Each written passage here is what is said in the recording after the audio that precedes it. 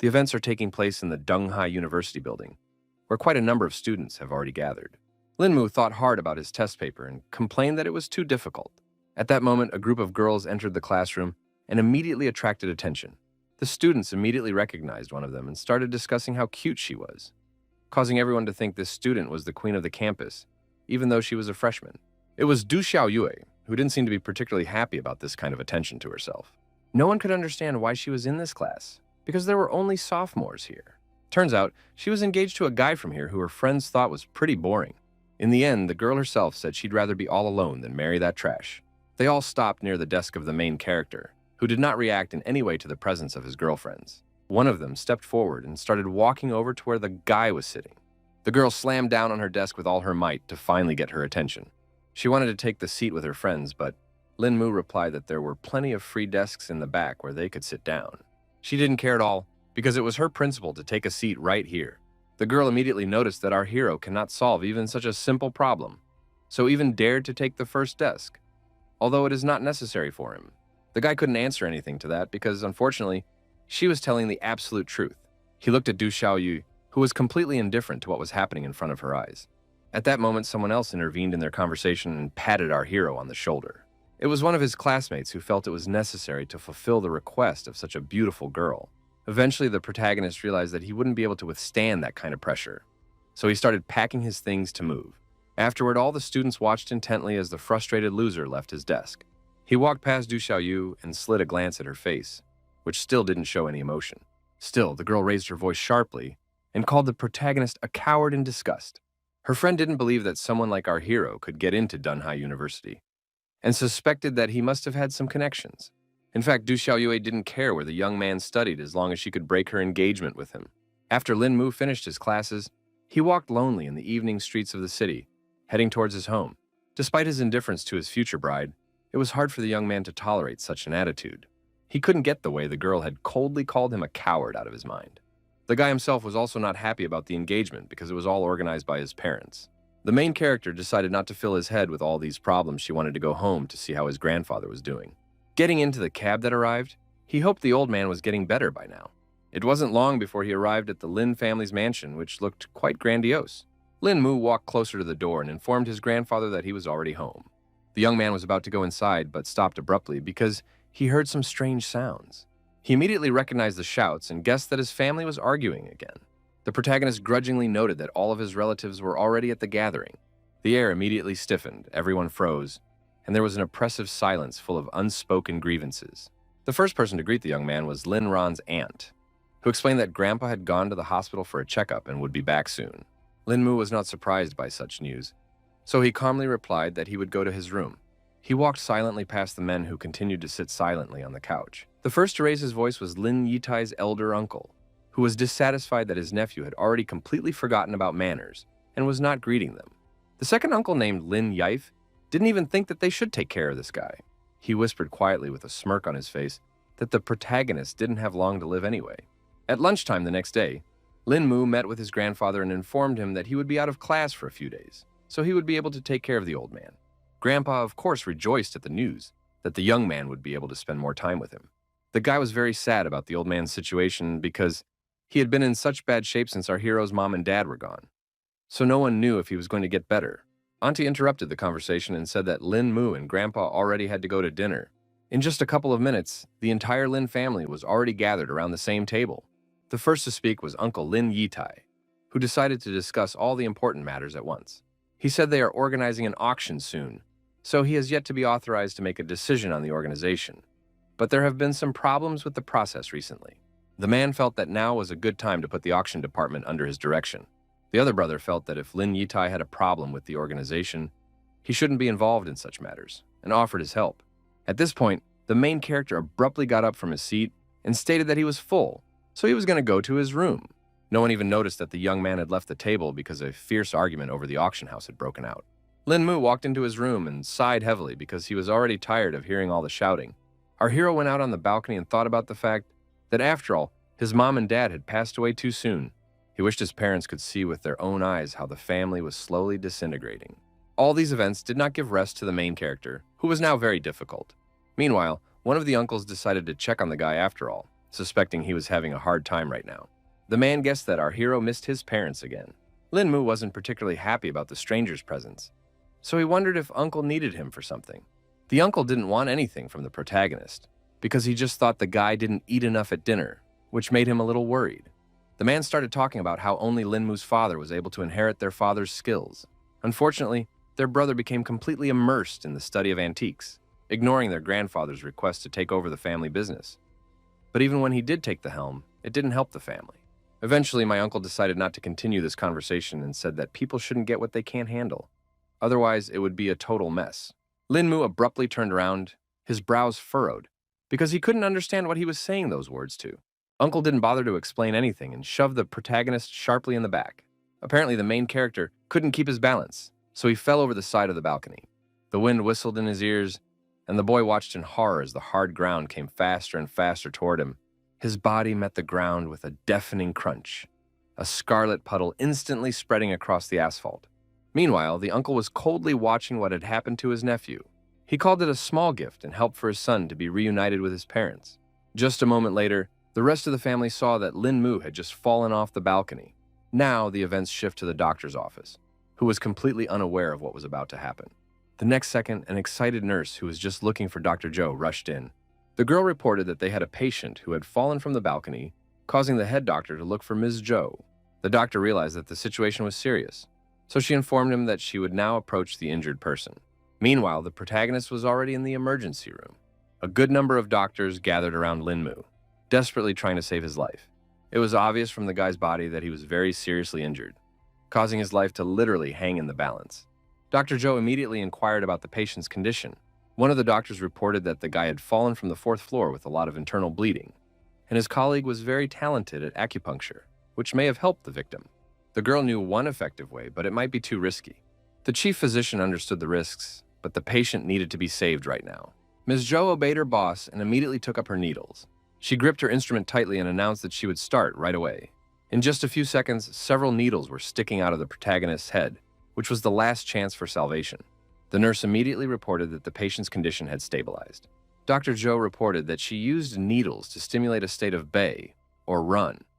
But if this continued for a long time, the young man's brain would simply die, so she left the rest to her colleagues. The doctors were more likely to perform the surgery to seize the moment as soon as possible. Suddenly, they noticed that the patient's heart rate had risen sharply above normal. The head doctor immediately began to suspect that Dr. Joe's technique didn't help after all. He too shouted for his assistants to get the defibrillator ready for emergencies. Metal plates pressed against his chest, and there was the sharp sound of a 200-watt discharge. The guy's body immediately shuddered violently from such an electrifying discharge. The doctor monitored the patient's vitals, but none of this was helping. So the doctors decided to increase the charge to 300 watts.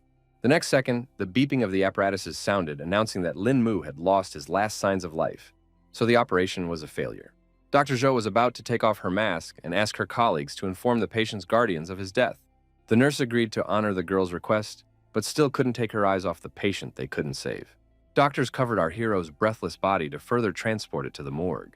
After that, they left the operating room to take care of the rest of the issues. All the hospital staff definitely didn't suspect that at this moment, some kind of dark sphere appeared above Linmu's body. The next moment, a glowing spark of light appeared in the room and seemed to be looking specifically for our hero.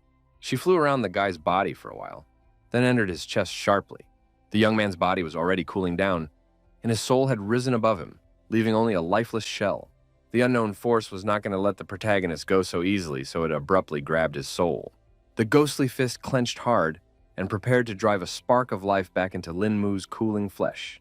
When the arm completely disappeared, the main character's body slowly flew up and now began to literally float above the operating table.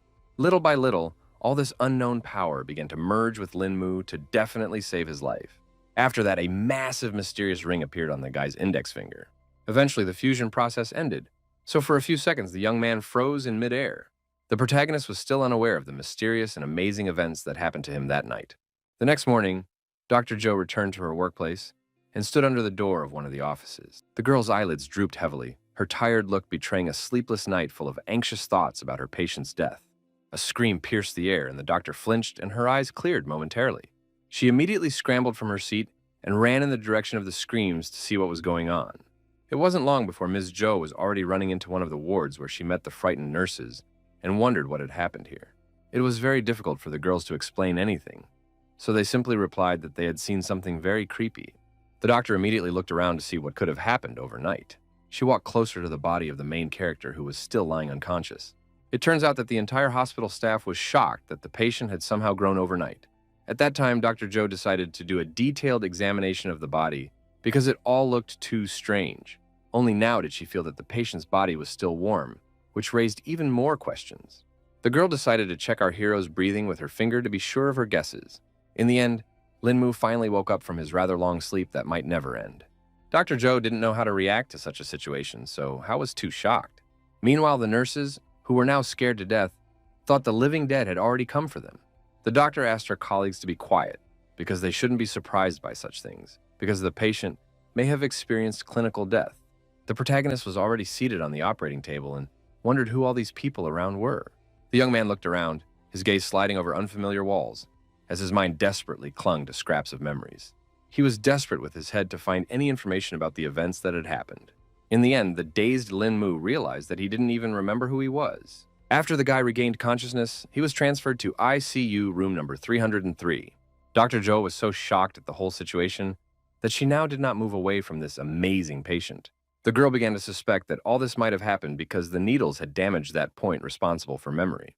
She speculated that the damage done might have been so severe that they had literally forgotten their own name. The doctor asked our hero not to worry, because she was sure that sooner or later his memories would return. The girl informed him that Lin Mu could press a button and a nurse would come to him if he needed anything.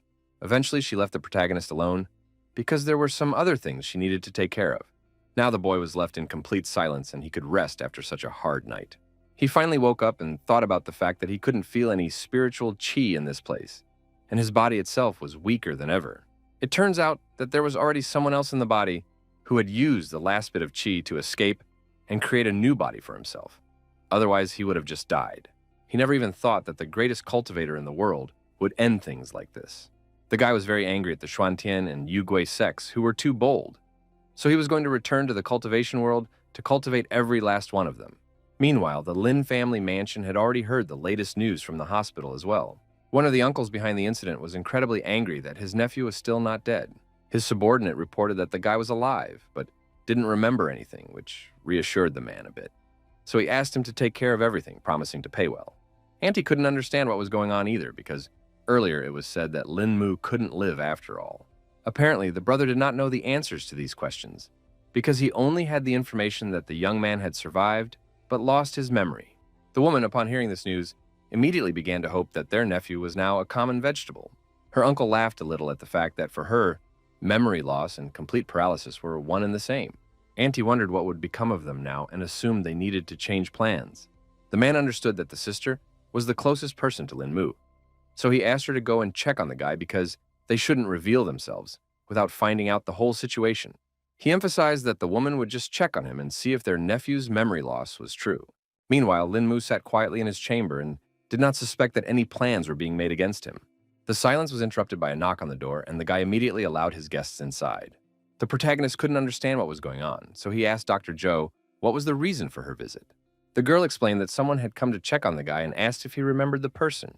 Lin Mu, pointing at the bandage on his head, emphasized again that in his condition he couldn't remember anyone. The aunt pretended to be hurt by these words, but the young man simply apologized and informed her that he didn't remember her at all. She asked her nephew not to bother and advised him to get more rest to get better quickly, promising that she would stop by some other time. She also asked the doctor how come the guy looked different for some reason. The girl explained that our hero's face was damaged because of the fall, so they had to do a little surgery. The aunt thanked the doctors for their help and asked them to take care of her nephew. In fact, in her mind, she was already rejoicing that Lin Mu had indeed forgotten everything. A few days later, the guy was still sitting in his room trying to find some information about this world. Our hero learned that in this world, the human race had only existed for 5,000 years, but somehow its spiritual chi was too weak. Thanks to the book he had found, he was finally starting to figure out little by little what this place was all about.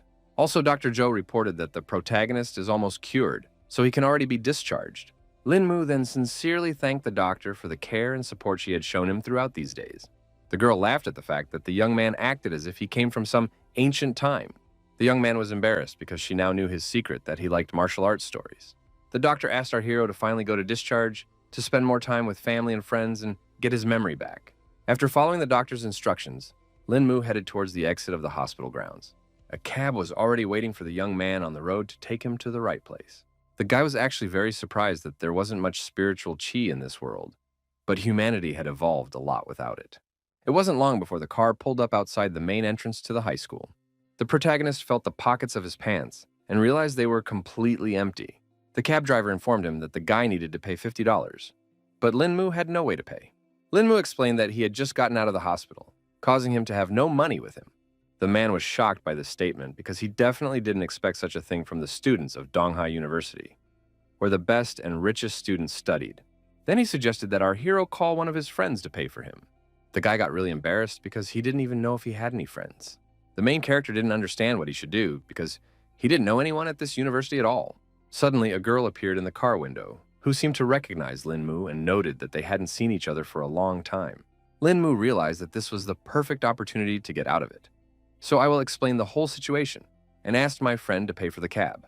The girl didn't mind helping and thought her friend was in the hospital because he was having plastic surgery. The protagonist asked her to pay first so he could get out of the car and explain the whole situation normally. They walked around the university campus together, after which Lin Mu explained how he had gotten to the hospital. The guy also mentioned that he fell from the balcony of his own house, which seemed particularly odd against the backdrop of everything else. Hearing that he didn't remember anything, the girl immediately realized that he had forgotten not only the events, but also herself. The protagonist was immediately embarrassed and apologized for the fact that he couldn't even remember his longtime girlfriend. She then inquired if the doctors had told her about some way to bring back Lin Mu's memories. The guy hadn't heard of anything like this, but he also hoped he could get his memory back. The girl noted with sadness in her voice that memory loss might not be a bad option because sometimes even she wanted to forget everything. At this moment, they met up with Du Xiaoyue, who was accompanied by her girlfriends as usual. The girl averted her gaze from the protagonist, who caused her nothing but disgust. For a split second, her gaze still fell on the guy's face, causing her to immediately notice the change in Lin Mu. Du Xiaoyu immediately thought that our hero had managed to get some plastic surgery.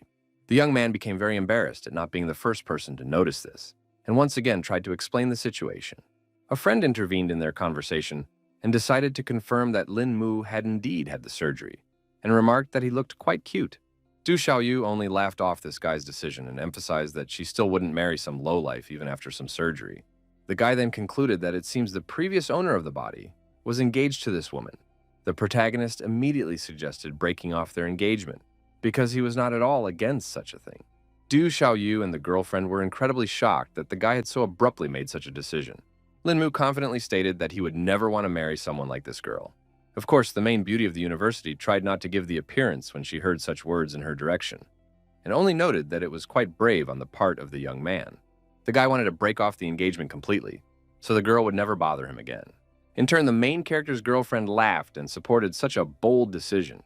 Lin Mu was very dissatisfied with this kind of attitude, so he now hoped that he would never meet Du Xiaoyu again. The girl could not take her eyes off the guy, whom she had previously considered a loser, because she had not expected such a drastic change. Meanwhile, the girlfriend was very happy for our hero, who finally accomplished his little revenge. Now the guy learned that before his memory loss, he was a weak and depressed man who was easily bullied and humiliated by everyone. The girl emphasized that each time it was not just intimidation, but a real shame. The protagonist realized that Du Xiaoyue had wanted to break off the engagement all along on her own, and he just let her go for nothing. The friend thought that this girl was unworthy of more, so she wondered what Lin Mu would do next. She thought the guy was already regretting his decision, since his fiancée was the queen of the university, but in fact, he didn't care at all. The girl decided to end this conversation and asked our hero to stay away from Du Xiaoyue next time. She also promised to show the guy the way to his class, because it was pretty clear he didn't even remember that. Along the way, someone threw a sharp dart toward our heroes, which stopped right near the girl's eye. It turned out that her friend had a practiced reaction, so she had no trouble catching it with 2 fingers. It was Chen Hao, who had been told many times by the girl not to play darts in class so as not to hurt his classmates. The guy was really scared because he had pissed off Tang Beibei, who was also the headman, and promised that it wouldn't happen again. In turn, the girl emphasized that her classmates' skills are not that good, so he can't show off in public. She decided to use the dart she was able to catch and demonstrate how to do it properly. In the end, Tan Beibei hit right into the very target with astonishing accuracy, leaving no chance of a miss. The protagonist was also surprised by this accuracy and noted that it was similar to the level of the foundation dimension.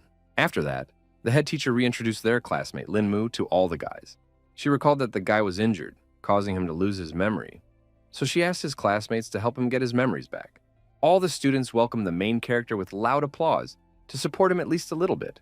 The protagonist noticed that this Tang Beibei wasn't such a bad person, and she was also quite popular in her class. Lin Mu's introduction was suddenly interrupted by a knock on the study door.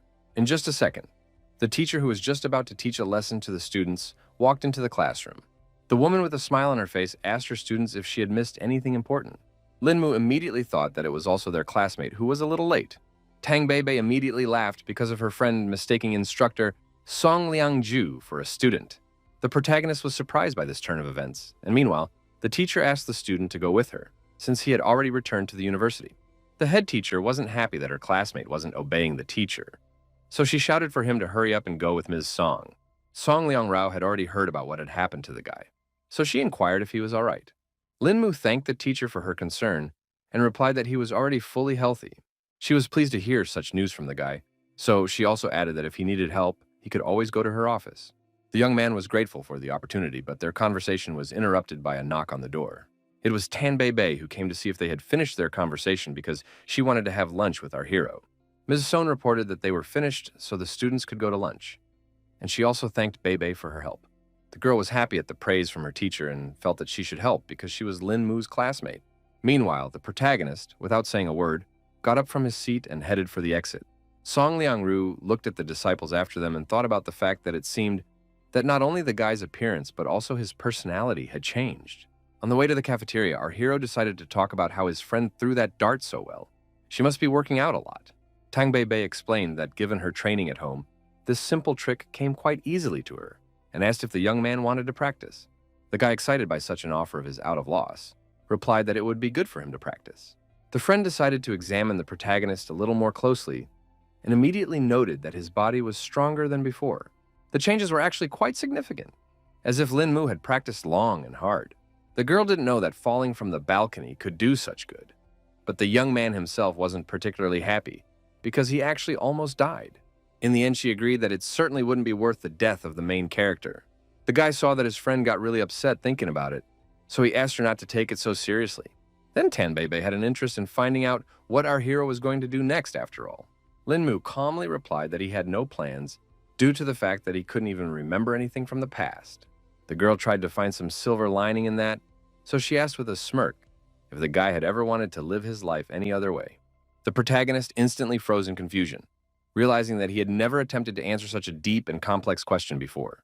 Tang Beibei revealed that the past Lin Mu was an introverted weakling who couldn't stand up for himself, and people like Du Xiao constantly bullied him.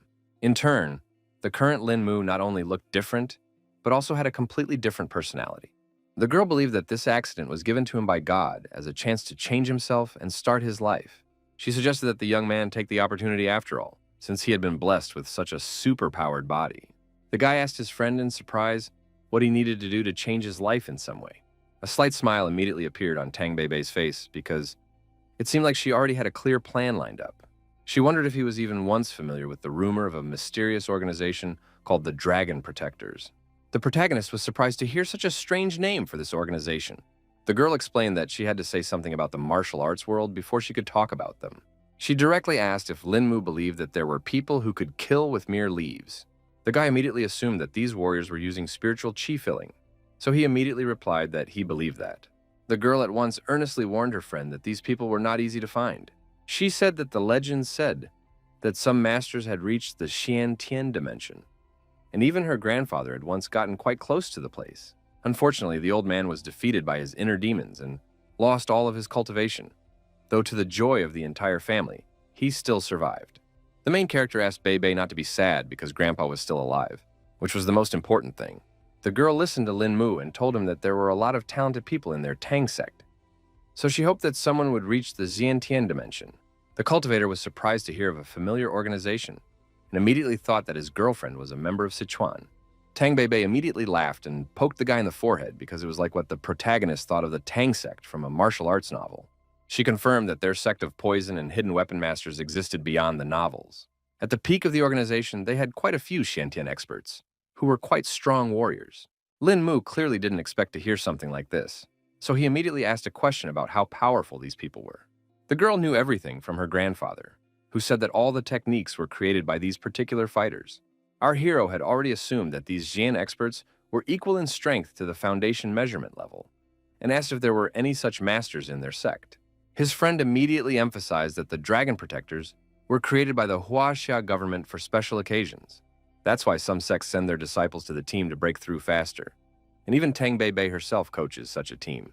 The protagonist started to have a bit of hesitation because he wasn't sure if he could join the team if he wasn't in a cult. The girl reassured him that the young man's potential, combined with good training, would allow him to be no weaker than their recruits, and asked if he wanted to join the Dragon Defenders. For a while, Linmu wondered if he should make such a spontaneous decision. In the end, the brave man firmly stated that he wanted to live another life after all. That was the end of their conversation, and the events continued deep into the night. The protagonist had already found himself outside the large building of Tenglong Corporation. In fact, the young man was surprised that the organization's bazaar was right in the middle of the city. Tanbebe didn't see it as a problem because it's the right place to house an important agency for the government. Plus, if there's any urgency, you need to respond as quickly as possible. The guy realized that he had said something somewhat stupid, so he confirmed that his friend was right after all. Quite soon, they were already inside the Tenglong Corporation building and headed towards the elevator to go to the upper floors. Our hero, having seen the enormous scale, ascertained that this was the base of the organization. Meanwhile, the girl pulled out her card to confirm her identity. She swiped the document across the elevator panel, as it could only be used with special identification. After a second, a notification appeared on the screen that the download of the required files had started. Tang Bei began to input the necessary information, while simultaneously explaining that the Tenglong Corporation was just a disguise. She asked the protagonist to just wait a bit to see the true extent of it. The cultivator was not yet familiar with such technology, so he was startled when the elevator began to plummet downward. A second later, the bell rang to let them know that they had already arrived at the right floor.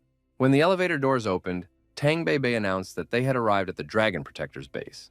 It turned out that under the ground, there was a not insignificant room where a large number of employees of the organization worked. The girl wasted no time and immediately took her friend to the office of one of the leaders of the Dragon Defenders. The man sensed someone else's presence, so he immediately awakened from his sleep. He, surprised at the unexpected visit, immediately asked what Bei was doing here at such a late hour. Meanwhile, our hero had managed to see the glow of spiritual qi from this old man. So it looked like he had broken through the Foundation dimension straight into the energy gathering dimension. But at the same time, the guy realized that this warrior was still far away from Xiantian's dimension. Then Tang Bei explained to Uncle Yang that she had brought him a rare martial arts genius, a person of extraordinary talent that one would not find among thousands of masters. The man was unhappy that the girl was making such a joke when introducing her boyfriend, and emphasized that it was too late for him to learn martial arts. She immediately explained that it wasn't her boyfriend and suggested that the leader check out the main character's skills on her own. Uncle Yang couldn't refuse Sweet Bei, so he decided to believe her words after all. He stepped toward the young man, placed his hand confidently on his shoulder, and gazed intently into his face. In the end, the man was greatly surprised because in him, the guy had a pretty strong body, even though he didn't have any martial arts skills. Tang Bei rejoiced because her words were confirmed and also added that Lin Mu used to be an ordinary guy before, but after the fall, his body had become many times stronger. Uncle Yan's eyes widened in amazement because it all sounded literally impossible. The guy himself didn't really understand much of anything either because the hospital had tried everything, but never figured out the reasons for these changes. The leader of the organization understood that our hero already knew about the Dragon Protectors, so he immediately offered him to join the organization. And Lin Mu did not hesitate and agreed. The man said that the young man has to pass a test before becoming part of the team, and when he does join, it won't be so easy to leave them. The protagonist had already heard all this from his girlfriend before coming here, so he had already made up his mind long ago and wanted to join them. Uncle Yan was happy with this answer, so he immediately said that he would start preparing for the test and was confident that with his talent, Lin Mu would be able to pass all the prepared tests. He handed the guy a book that described a breath-holding technique and asked the newcomer to burn it as soon as he read it, because leaking the information would not be tolerated.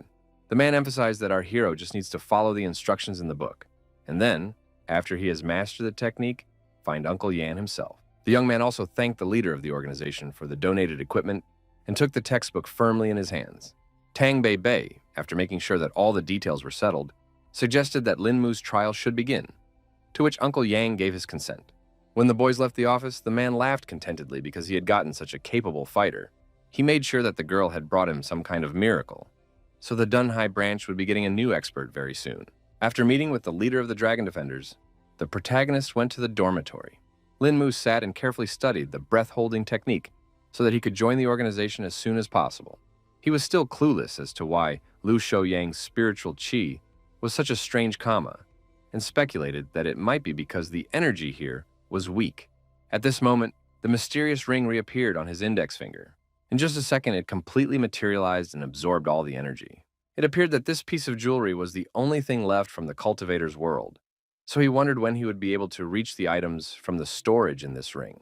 In the end, the guy decided to go look for information about it in the library world as soon as the sun came up. The protagonist followed his plan, and from the very morning, he was already in the right place. With a heavy stack of books in his hands, he sank down at the nearest vacant table and began flipping through the pages, searching the texts for the information he needed. The silence was suddenly broken by an extraneous sound, causing the young man to flinch and tear himself away from the book. It turns out it was Du Xiaoyue who was unhappy because some other guy was hitting on her. The girl coldly warned Van Don to leave her alone, adding contemptuously that his family money did not make him of any importance in her eyes. The young man still wouldn't back down because he realized that they were one culpigate and perfect for each other. Du Xiaoyue was displeased that he had such a high opinion of himself and emphasized that the Wang family would never pass on to him. After that, the girl, after making it clear that she wasn't interested at all, turned around and walked away from Wang Dong. The guy was so annoying that he kept pestering her and made fun of the fact that she was engaged to some loser from the Lin family as well. Everyone had already heard about Lin Mu being a complete lowlife, so Wang Dong felt that he couldn't be with such a beauty. It was actually quite difficult for the girl to contain her emotions being around such an unpleasant person. Meanwhile, the main character wasn't paying attention at all to what was going on between these two. Wang Dong saw that his competitor was here, so he decided to pester Lin Mu himself. The guy still continued to pretend he couldn't see or hear anything and wasn't about to take a break from his book. The bully was very pleased that our hero lacked any manners. He took a decisive step toward the young man and, looking intently into his eyes, asked him if he had a problem, since he so persistently avoided even a simple glance in his direction. Our hero didn't even know if he knew this person, so he just asked what Wang Dong wanted. Then the guy started threatening Lin Mu to hurry up and break the engagement with Du Xiaoyue. In turn, the young man himself said that they had already canceled everything, so the girl's affairs no longer interested him. The bully turned around in surprise and asked Du Xiaoyu herself if it was true. The beauty herself decided to take advantage of the situation and quietly, idly lied that it wasn't like that at all. The guy couldn't stand the fact that the protagonist seemed to have lied to him, so he snatched the book from his hands with anger. From surprise, the young man let the textbook out of his hands and it crashed to the floor with a clatter. Wang Dong was very angry that the young man dared to cheat him and promised that he would definitely pay for it. Lin Mu was not at all afraid of such a development, so he just indifferently hummed in response. The protagonist did not tolerate such an attitude to himself, so he sharply grabbed the guy who still could not get behind him. He asked with a serious look what Wang Dong was going to do in such a case. The brave man did not trifle and decided to teach the bully a lesson who could not answer him. The bully, who was in fact a pathetic weakling, flopped clumsily to the floor. Wang Dong forcefully tried to stand up after the protagonist had taught him such a cruel lesson. Lin Mu, not satisfied with the humiliation he had already inflicted, kicked him with cold cruelty and then roughly stepped on his chest. The protagonist, after disarming his opponent, turned around to talk to Du Xiaoyue. Ono directly asked if the girl still really needed this engagement. The girl emphasized again that it was absolutely not her wish, but it was too difficult to go against the will of the old men of their families. In fact, Lin Mu hadn't even thought about the fact that Du Xiaoyue would annoy him so much before. The guy then turned to Van Don, who seemed to hear everything perfectly, and explained that, technically, they were engaged, so the guy had better stay away. Meanwhile, the bully raised his voice and asked if the main character knew who he was. The guy didn't care about this at all, so he pressed down on Wang Dong with even more force. Daredevil immediately howled in pain and now begged our hero to let him go, promising to just walk away. In the end, Lin Mu still let the kid go and immediately ordered him to disappear from his sight. The self-confident guy certainly did not tolerate such humiliation before, so silently left the library, without responding to our hero in any way. That resentment had sunk too deep, so he was already making plans on how to get back at the brave man who had acted so inappropriately. Meanwhile, there was a loud clamor around because no one expected to see such a fight in the university library. One of the students was very unhappy that someone allowed himself to make noise and fight in such a place. The main character immediately apologized and tried to lie that some student had just bumped into the table. He tried to remedy the situation and began to put the furniture back in its place. In turn, Du Xiaoyu noted that the young man had indeed changed, because he would never have done such a thing before. Lin Mu himself thought that this might be for the best, because he would have a lot less problems now. The girl, despite her dislike for her fiancé, warned him that Wang Dong was the kind of person who was eternally vengeful. The protagonist only smiled slightly upon hearing this information and thanked her for the warning. He turned next and his gaze fell on the very book the bully had snatched from his hands. A line immediately caught my eye that spoke of someone having to finish what they started in case the enemies returned. The guy thought about the fact that he had already learned the technique, so now it would be worth it to find Liu Shouyang and get something new. It is evening and the events are transferred to the Wang family home, where another scandal is already brewing. His father was unhappy that none of his subordinates were able to bring him useful information, even though he was paying well and had already been waiting for a whole week. All the staff members were saying that Lin Mu was only a weakling and a coward, but the problem was that he was somehow able to break the young master's arm. They universally reported seeing the guy like this before, when he was a completely different person. The head of the family was interested when he heard about the sudden change in their purpose. One of the subordinates said that they bribed someone from the servants at the Lin family's house, who said that after the incident, the young man lost his memory and became like this, and even stopped showing up at home. Mr. Wang was going to act decisively, so he ordered his fighters to bring this guy in no matter what. All the guards lined up in a row and unanimously accepted the order. The old man wasn't going to be afraid of some loser Lin Mu just because of his family, because he had personally wronged him. The next morning, the protagonist, not suspecting that the hunt for him had already begun, came to the university as usual. Lin Mu still began to feel the tense atmosphere around him, which suggested that something was wrong after all. Suddenly, his path was blocked by some small van that looked rather suspicious. The next moment, a group of hooligans came out of there, specifically looking for our hero.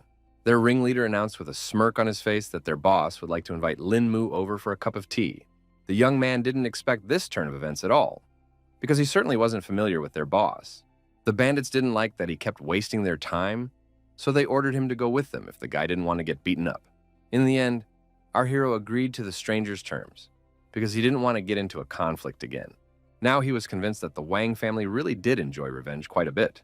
In fact, Lin Mu wasn't afraid at all and thought that it was even for the best because he didn't mind participating in something like this. It wasn't long before Mr. Wang was informed that the man he needed had arrived on the scene. The man, exhaling smoke from his cigar, ordered his subordinates to bring the young man to him. The guards silently turned on the spot and headed out to do their boss's bidding. A few minutes passed and there was a knock on the door, whereupon the gentleman asked the guest to enter. It was obviously Lin Mu, accompanied by quite a number of guards. The man immediately inquired if the guy knew what he had interfered in, but the man pretended he had absolutely no idea. The head of the family then decided to give a little clue and said that Wang Dong was his son.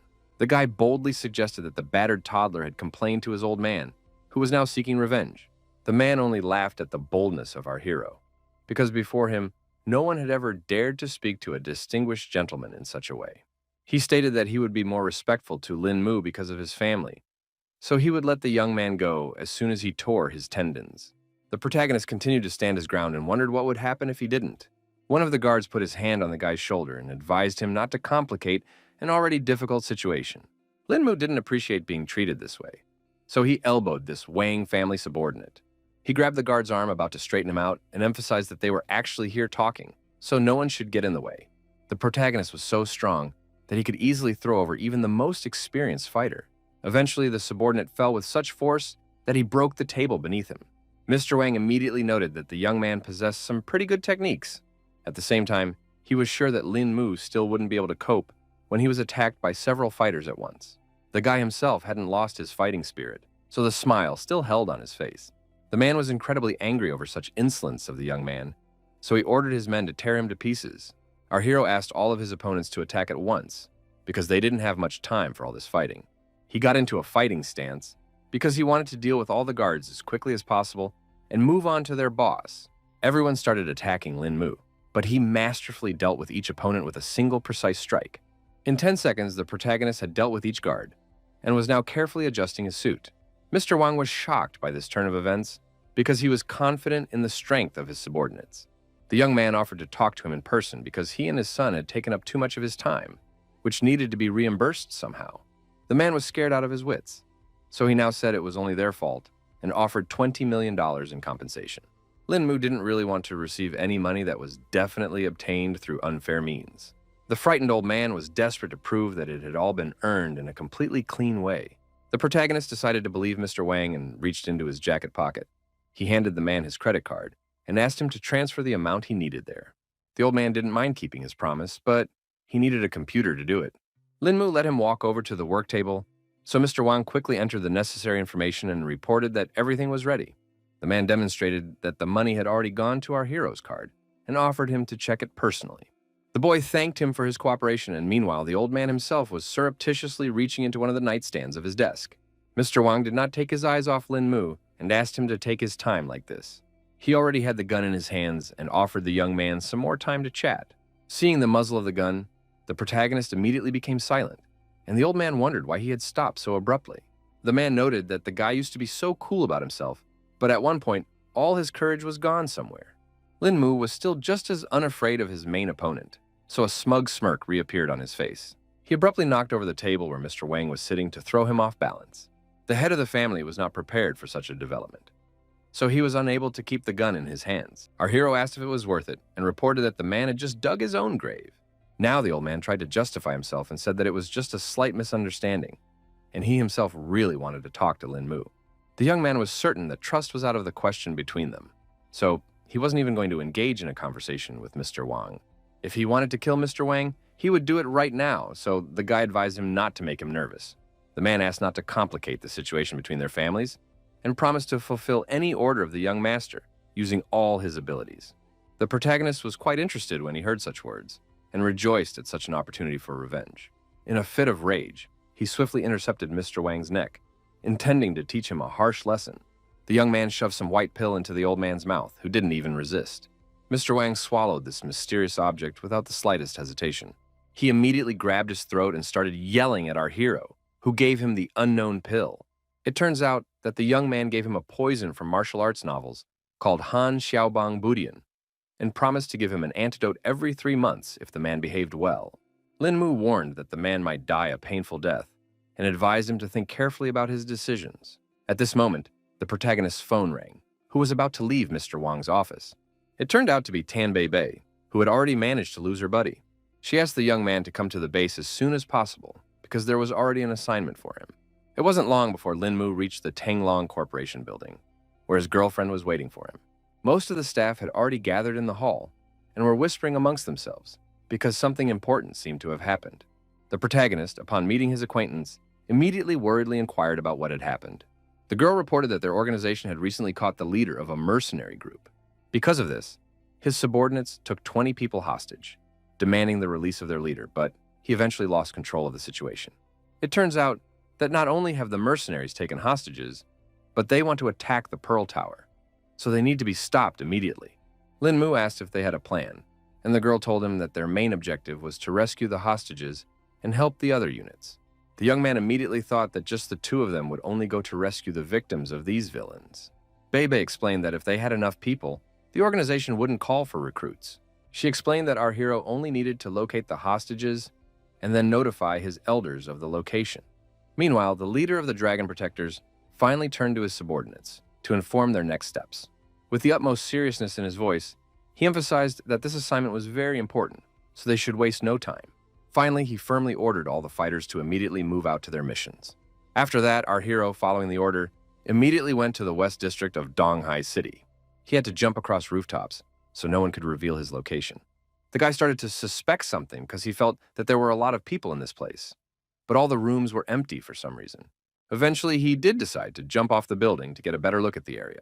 Lin Mu hid near one of the windows to get a better look at what was going on inside. He could see that there were lights on inside the building, but he still couldn't make out any people.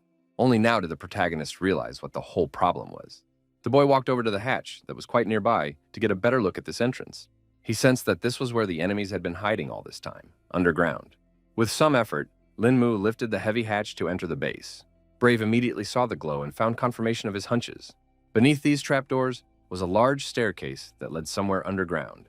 All this time, a guard was standing near the entrance, looking around carefully to make sure no stranger was missed. Suddenly, the fighter heard someone's footsteps behind them, though they weren't expecting any visitors. As a result, all he saw was a pair of legs that was rapidly flying straight at his head. Lin Mu managed to masterfully produce a grab of his first opponent using his legs. The guard tried to call for someone to help him, but the guy squeezed his neck so hard it was pretty hard to do. The opponent helplessly wheezed, unable to even move as Lin Mu's iron grip tightened on his throat. The enemy helplessly collapsed to the ground like a hamstring, and Lin Mu gracefully stepped off him, landing softly beside him.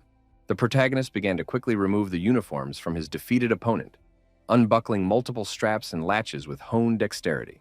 He quickly changed his clothes, and now he was no different from the guards here, because his uniform fit him like a uniform and his mask concealed his face. Lin Mu didn't waste any time and went to the boss room to report that they had something going on at the base and lure out the main target. A pumped-up giant immediately appeared from behind the door and inquired as to what had happened. Our hero watched the actions of the boss closely and tried to think of something to answer one of the bandits. Meanwhile, the leader was already reaching for his gun, because he was beginning to suspect that there was something wrong with this guard. Lin Mu reacted to his movements and immediately grabbed his hand to snatch his weapon. The boss was not an easy man to deal with, so he quickly regrouped and tried to hit him with his knee. In turn, the young man himself also managed to see his opponent's attack and countered in time. The bandit's leg fractured with a crack, because Lin Mu's body was much stronger than one would have guessed at first glance. The fighter let out a heartbreaking scream, after which his body twisted in unbearable pain. He fell to the ground with a thud and clutched at his broken leg, still holding the gun tightly in his other hand. The gang leader immediately pointed a gun at the protagonist and fearfully asked who he was. This guy immediately pointed a weapon at Lin Mu and demanded to give his name, but he was not intimidated and continued to remain silent. The young man realized that he couldn't deal with this thug that easily, so he hit him once more with his knee. Apparently, there was no way the bandit could block this attack due to his serious wounds and severe pain. His consciousness went out like a burned-out light bulb, and his body collapsed to the ground, finally out of the fight. The protagonist looked around and realized that all the hostages were just in this room. In the corner of the room, his gaze caught on two shabby bags without any identifying marks. The boy quickly approached the suspicious items and didn't hesitate to unzip the zipper to see what lurked inside. Turns out there was a mountain of money hiding inside them all along. Lin Mu was shocked that these people had stolen so much money, which was also all in cash. A new idea immediately popped into the guy's head because he realized that the hostages didn't know who he was yet. He zipped up the zippers, gripped the handles of his bags tightly, and raced away, realizing that now he could easily get rich. One of the girls didn't seem particularly pleased that the protagonist had done such a thing. She suspected that Lin Mu had killed the other guy just to take all the money for himself. Beauty was also quite bright, so she noticed one interesting thing right away. The girl noticed that our hero left a gun on the floor, which could have been her chansom. She skillfully performed a few somersaults and quickly grabbed the weapon in her hands. Undaunted, the brave hostage pointed her weapon at Lin Mu and ordered him not to move. Our hero only sighed heavily because now he realized that he would not be able to leave this place so easily. He immediately explained that he was not here to bully the hostages and allowed them to walk from here. The girl understood his motives, but as a police officer, she can't let the villain escape. So she ordered the guy to drop the bags and put his hands behind his head. Then Lin Mu was not confused and offered to split the loot in half, pretending that they had not seen each other in this place. The hostage still wasn't going to give up that easily, so once again she repeated her order to put the bags down or she would shoot. The protagonist realized that the jokes with this officer were short, so he threw all the money on the floor. Meanwhile, the girl turned to one of the hostages and asked him to take off his belt to tie the hands of the villain. At the same time, the young man sat down on the floor and already pretended to be resigned to his fate. Obviously, our hero had already come up with a new plan, so he was just waiting for the right moment to attack. It only took one precise movement for him to stop the man who was about to tie him up. In just a second, Lin Mu had already turned around in such a way that he was able to use the hostage as a live account. Eventually, the guy managed to knock him over in a way that knocked the officer off his feet. Without wasting a second, the experienced fighter ran up to the girl to snatch the gun from her hands. He emphasized that the hostage did not need to do that and asked her to go back to the corner and sit still. The officer realized that she had no other choice, so she complied with Lin Mu's order, who only grudgingly hummed. The protagonist realized that he had solved all the problems, so he headed for the exit again with 2 bags of money in his hands. Before finally leaving the enemy base, he decided to strip off all his uniforms. At the same time, the guard's body was still lying breathlessly at the entrance of this huge basement. A satisfied smile immediately appeared on the guy's face because he was able to successfully complete his first mission.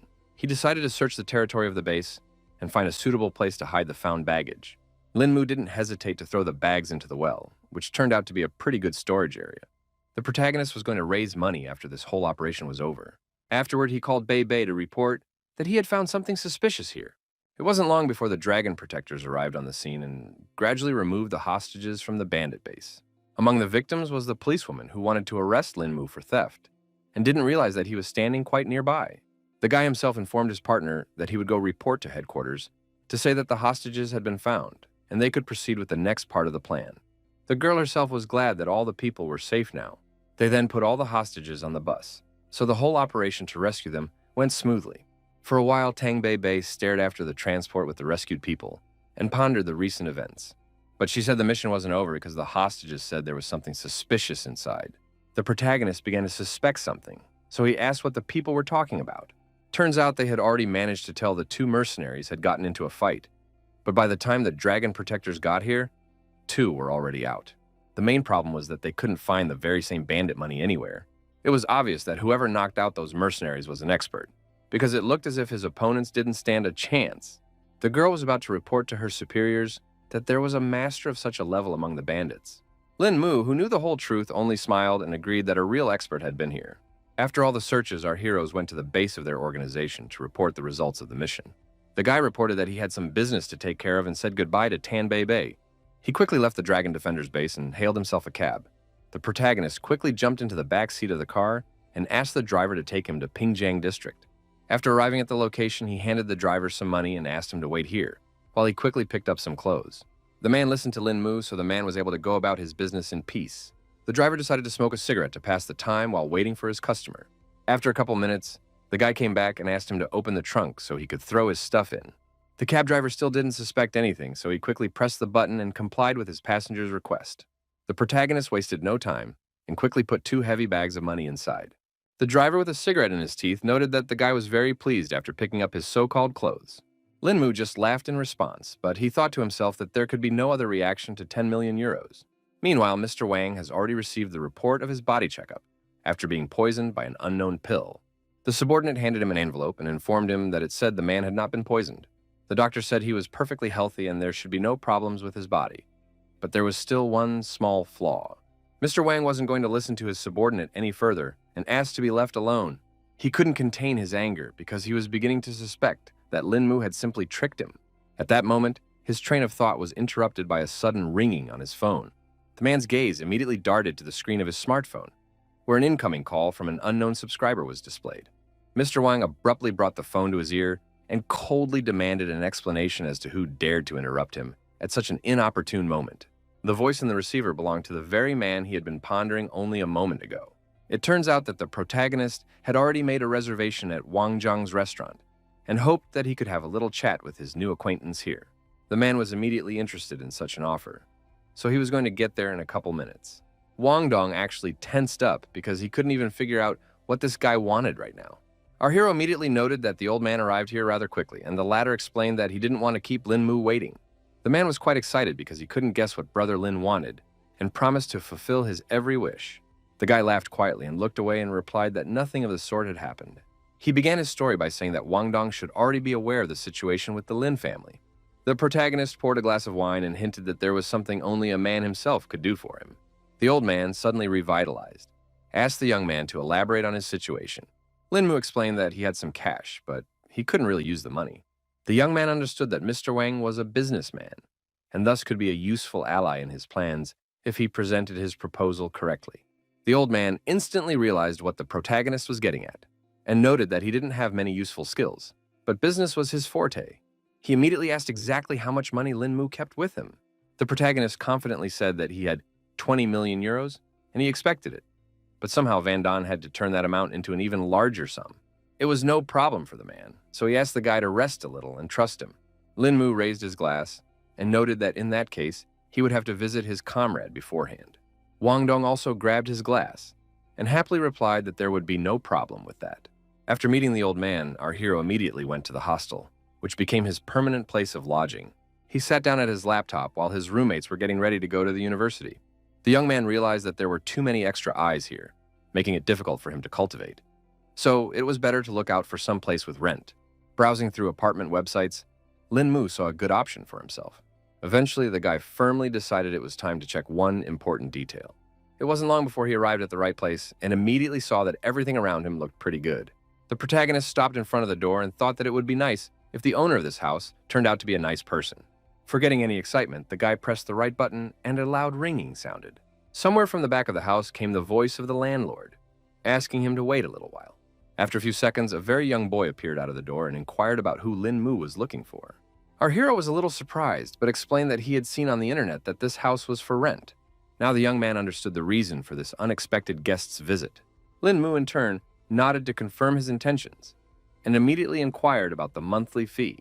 The owner decided not to discuss all the details on the street, and offered the guy to go inside and look around, and then talk about the price.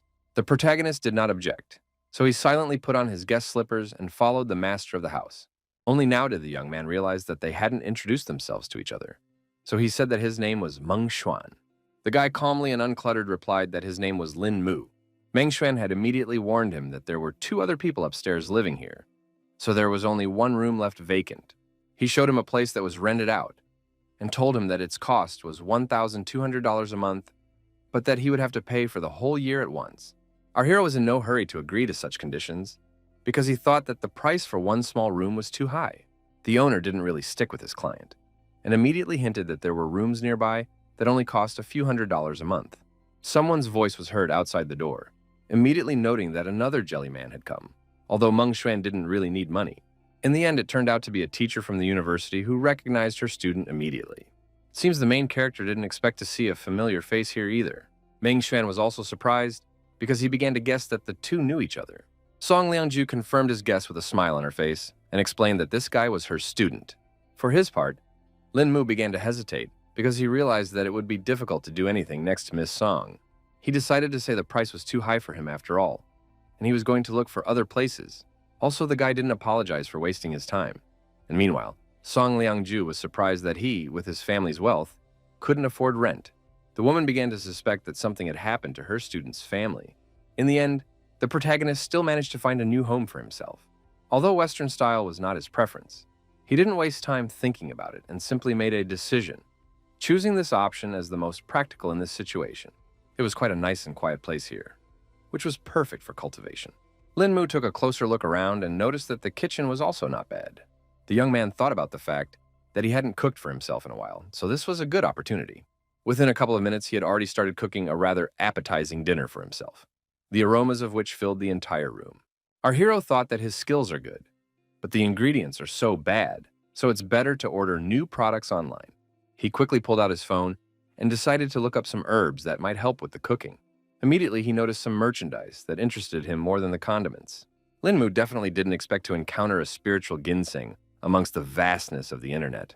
The guy was sure that this root was perfect for him, so he didn't hesitate long to buy it. He noticed that the seller was located in Nangu, but distance didn't matter when it came to such a rare and high-quality item that was worth any effort. In the end, the protagonist had to use an airline to get to the seller. The boy thought about his first time on an airplane and wondered what the experience was like on board. On the way, he suddenly remembered the ticket and, pausing for a moment, reached into his pocket to see exactly where his seat was. The protagonist already had an electronic version of the ticket, so he was able to see all the information on his phone. He was glad to have the whole company behind him because the bank had the airplane and everything else ready for him. Luo Biyun, who belonged to Hao Yue Corp, was already seated on board.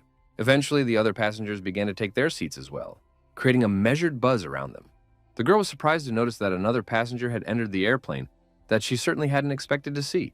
She was sure the entire airplane was entirely at their company's disposal, but that turned out not to be the case.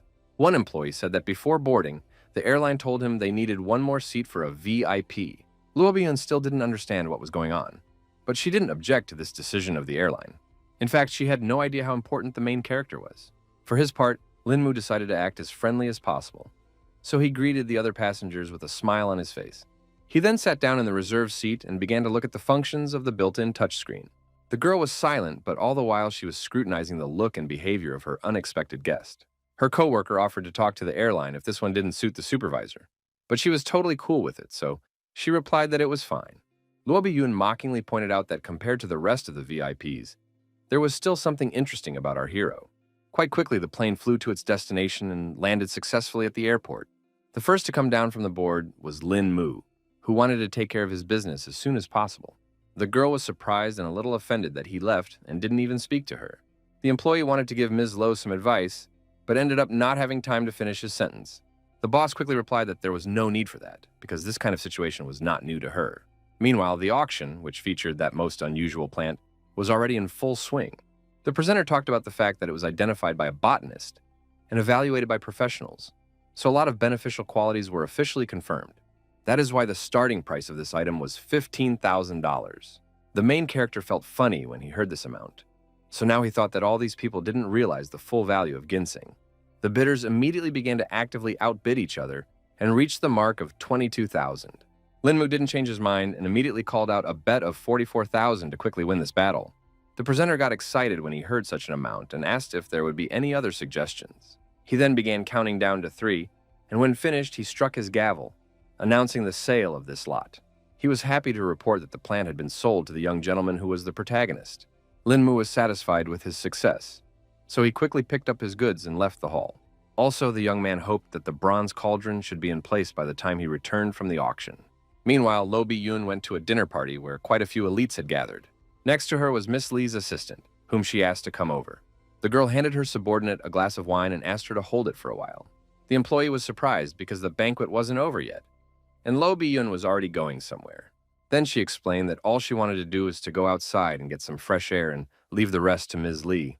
Eventually, the girl settled into her car and rejoiced that she was finally free. At the same time, he realized that this freedom was only an illusion and could not be 100%. The bodyguards were still following Luo Bi-yoon, but she realized that it was all just for her own safety, although having 5 special forces was overkill. Suddenly, some plan had formed in the girl's mind, so a sly grin immediately appeared on her face. She decided to throw the guards off her tail while she had the chance, so she hit the gas pedal with all her might. The bodyguards immediately realized what their ward was up to and rushed after her as quickly as possible. The cars immediately moved from their seats and with all speed and flew after the unruly Luo Bi-yoon. In turn, the girl herself realized that her cunning plan hadn't worked after all.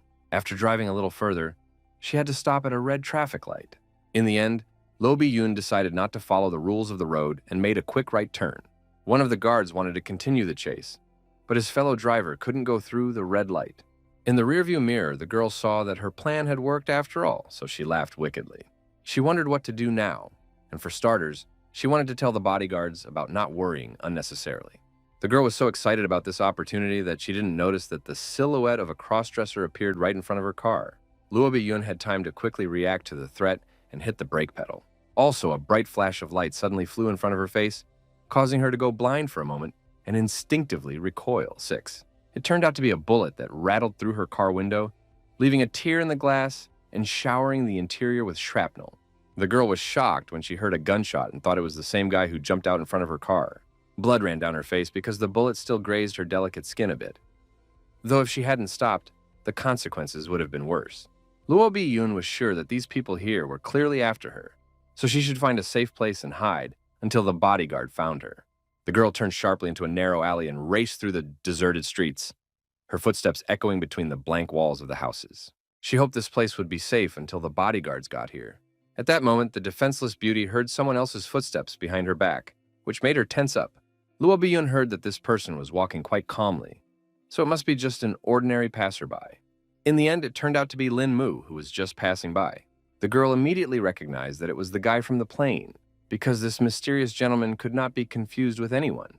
She immediately grabbed the familiar man's hand and asked him to wait, because it was her only hope.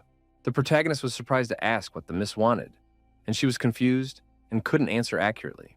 In turn, the guy decided to make a joke and hinted that he did not need the services of a woman of easy behavior. Luo Bi-yoon was greatly angered when she heard such words from a young man who was interested in her. The girl felt a hot wave of shame wash over her as she realized what a ridiculous misunderstanding had just occurred.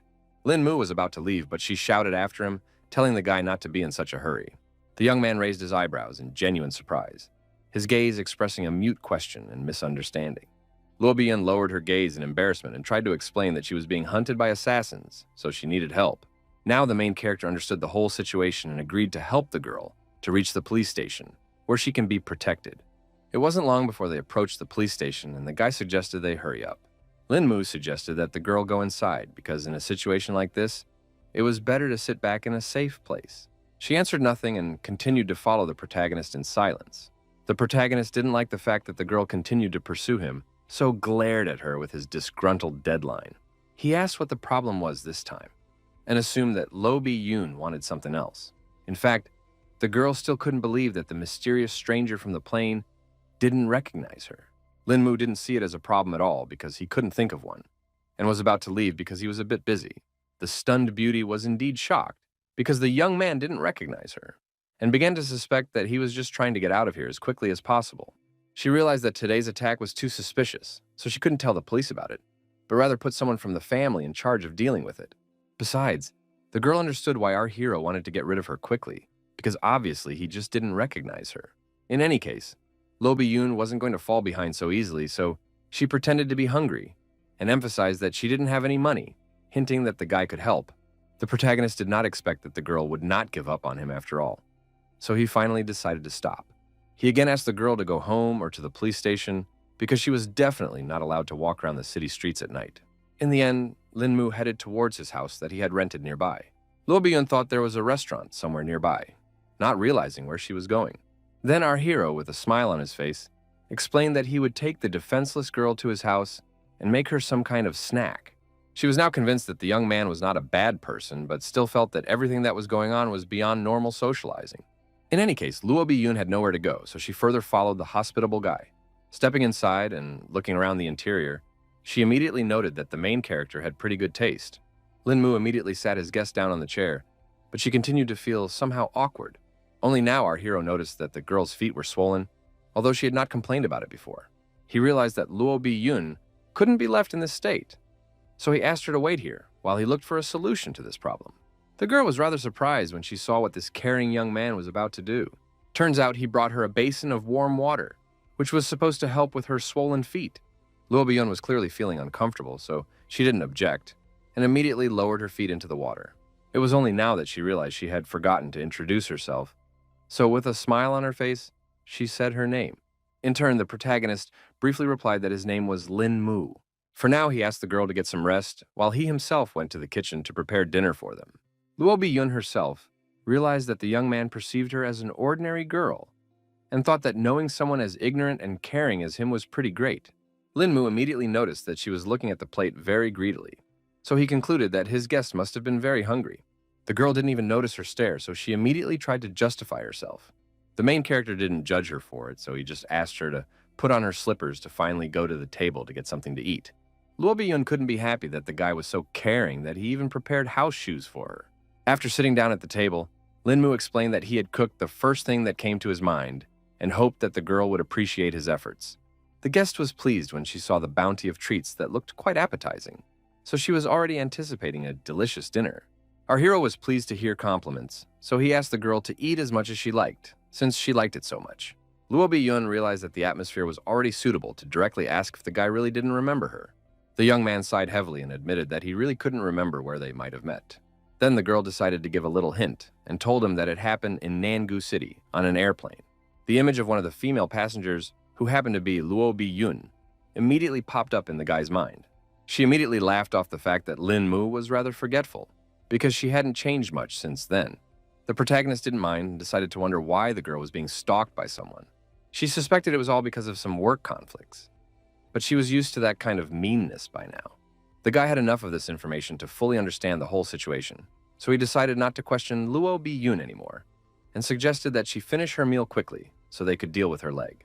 After that, the girl herself also decided to end this conversation and continued her meal. After eating dinner, they went straight to examining the leg, and the main character immediately warned that they would need to be a little patient because it might hurt a little. Lin-moo was rubbing the place where his leg had been kicked, where by then a rather large bruise had already appeared. Luo Bi-yoon became very embarrassed because it all seemed rather strange, since they almost didn't know each other. Fortunately, the girl earned just a sprain, so her health was not in any danger, but it was still complicated by the fact that it was on the girl's leg. If not taken care of in time, the wound might affect Luo Bi-yoon's walking, so our hero was willing to help, but it would all be too painful. The victim had already prepared herself to endure this pain, and the guy set about treating her. She was greatly surprised because she didn't feel any pain in the end, and thought that the main character was a professional doctor.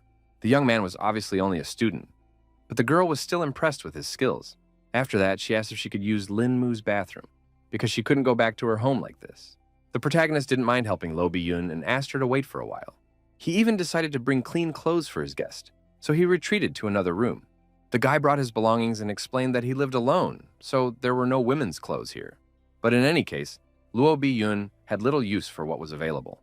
The girl had not expected such hospitality at all, and thanked Lin Mu for all this help. After that, she went to the bathroom, and the main character also brought her slippers and left them by the door so she wouldn't slip. After making sure the guest had everything they needed, the guy was finally able to mind his own business for a bit. The protagonist sat down on the couch and began to consider the spiritual ginseng that he had managed to snatch at the auction. He came to the conclusion that it was about time he figured out how to use this artifact. His musings were abruptly cut short when there was a persistent knock at the door. It was Luo Bi-yun, who had already finished all the water procedures and changed her clothes, so she was feeling quite fresh. The guy was a little stunned because he didn't expect the girl to be so suited to his clothes. The girl gave an embarrassed laugh and wondered what it was that was on the table. The protagonist briefly explained that it was just a medicinal herb that he was going to make a cure with. Luo Bi-yun was greatly surprised because she couldn't understand why such a young and healthy guy needed some medicinal herbs. Lin Mu pretended as if he had a weak body since childhood, so he had been using different medicines all his life. The girl immediately wanted to help because she knew some pretty good doctors, and suggested that the young man consult them. Apparently, he refused and explained that Chinese medicine would only worsen the situation, and Western doctors would definitely not help. The guy noticed that it was already quite late, so he suggested that Luo Bi-yun stay at his house because it was quite unsafe to get home alone. She did not refuse such an offer and immediately went to the guest room, advising the protagonist to go to bed soon too, to get a good night's rest. Finally, the young man turned toward the door and said goodnight to her in a quiet, calm voice. The next day, everyone woke up early in the morning to go about their business. The protagonist quickly got up from his bed and got ready to leave the house, but noticed that there were already 2 pairs of slippers near the door. He remained standing there, slightly puzzled, not expecting the girl to leave him so suddenly and even at such an early hour. At that moment, he smelled something pleasant, so he immediately went inside to see what it was. On the table in front of him, he saw a freshly cooked breakfast, and immediately noted that all this was not a cheap treat. Taking a closer look, Lin Mu noticed that there was a small note under one of the plates. It turned out that it was Luo Bi-yun who left her number and explained that she had some business that caused her to have to leave so early. But she still wanted to thank her for her help and made a small breakfast. The protagonist quickly sat down at the table to appreciate the girl's efforts and thanked her aloud for all of this, despite the fact that he was here all alone. Cutting off a small piece, the guy stabbed it on his fork and put the food in his mouth. In fact, Lin Mu hadn't even expected that this entire breakfast would turn out to be so delicious. He had no idea at all that his new acquaintance had such good cooking skills. Finished with his morning snack, the protagonist decided to start making the medicine. In one of the lockers was a special cauldron that was meant for just such things.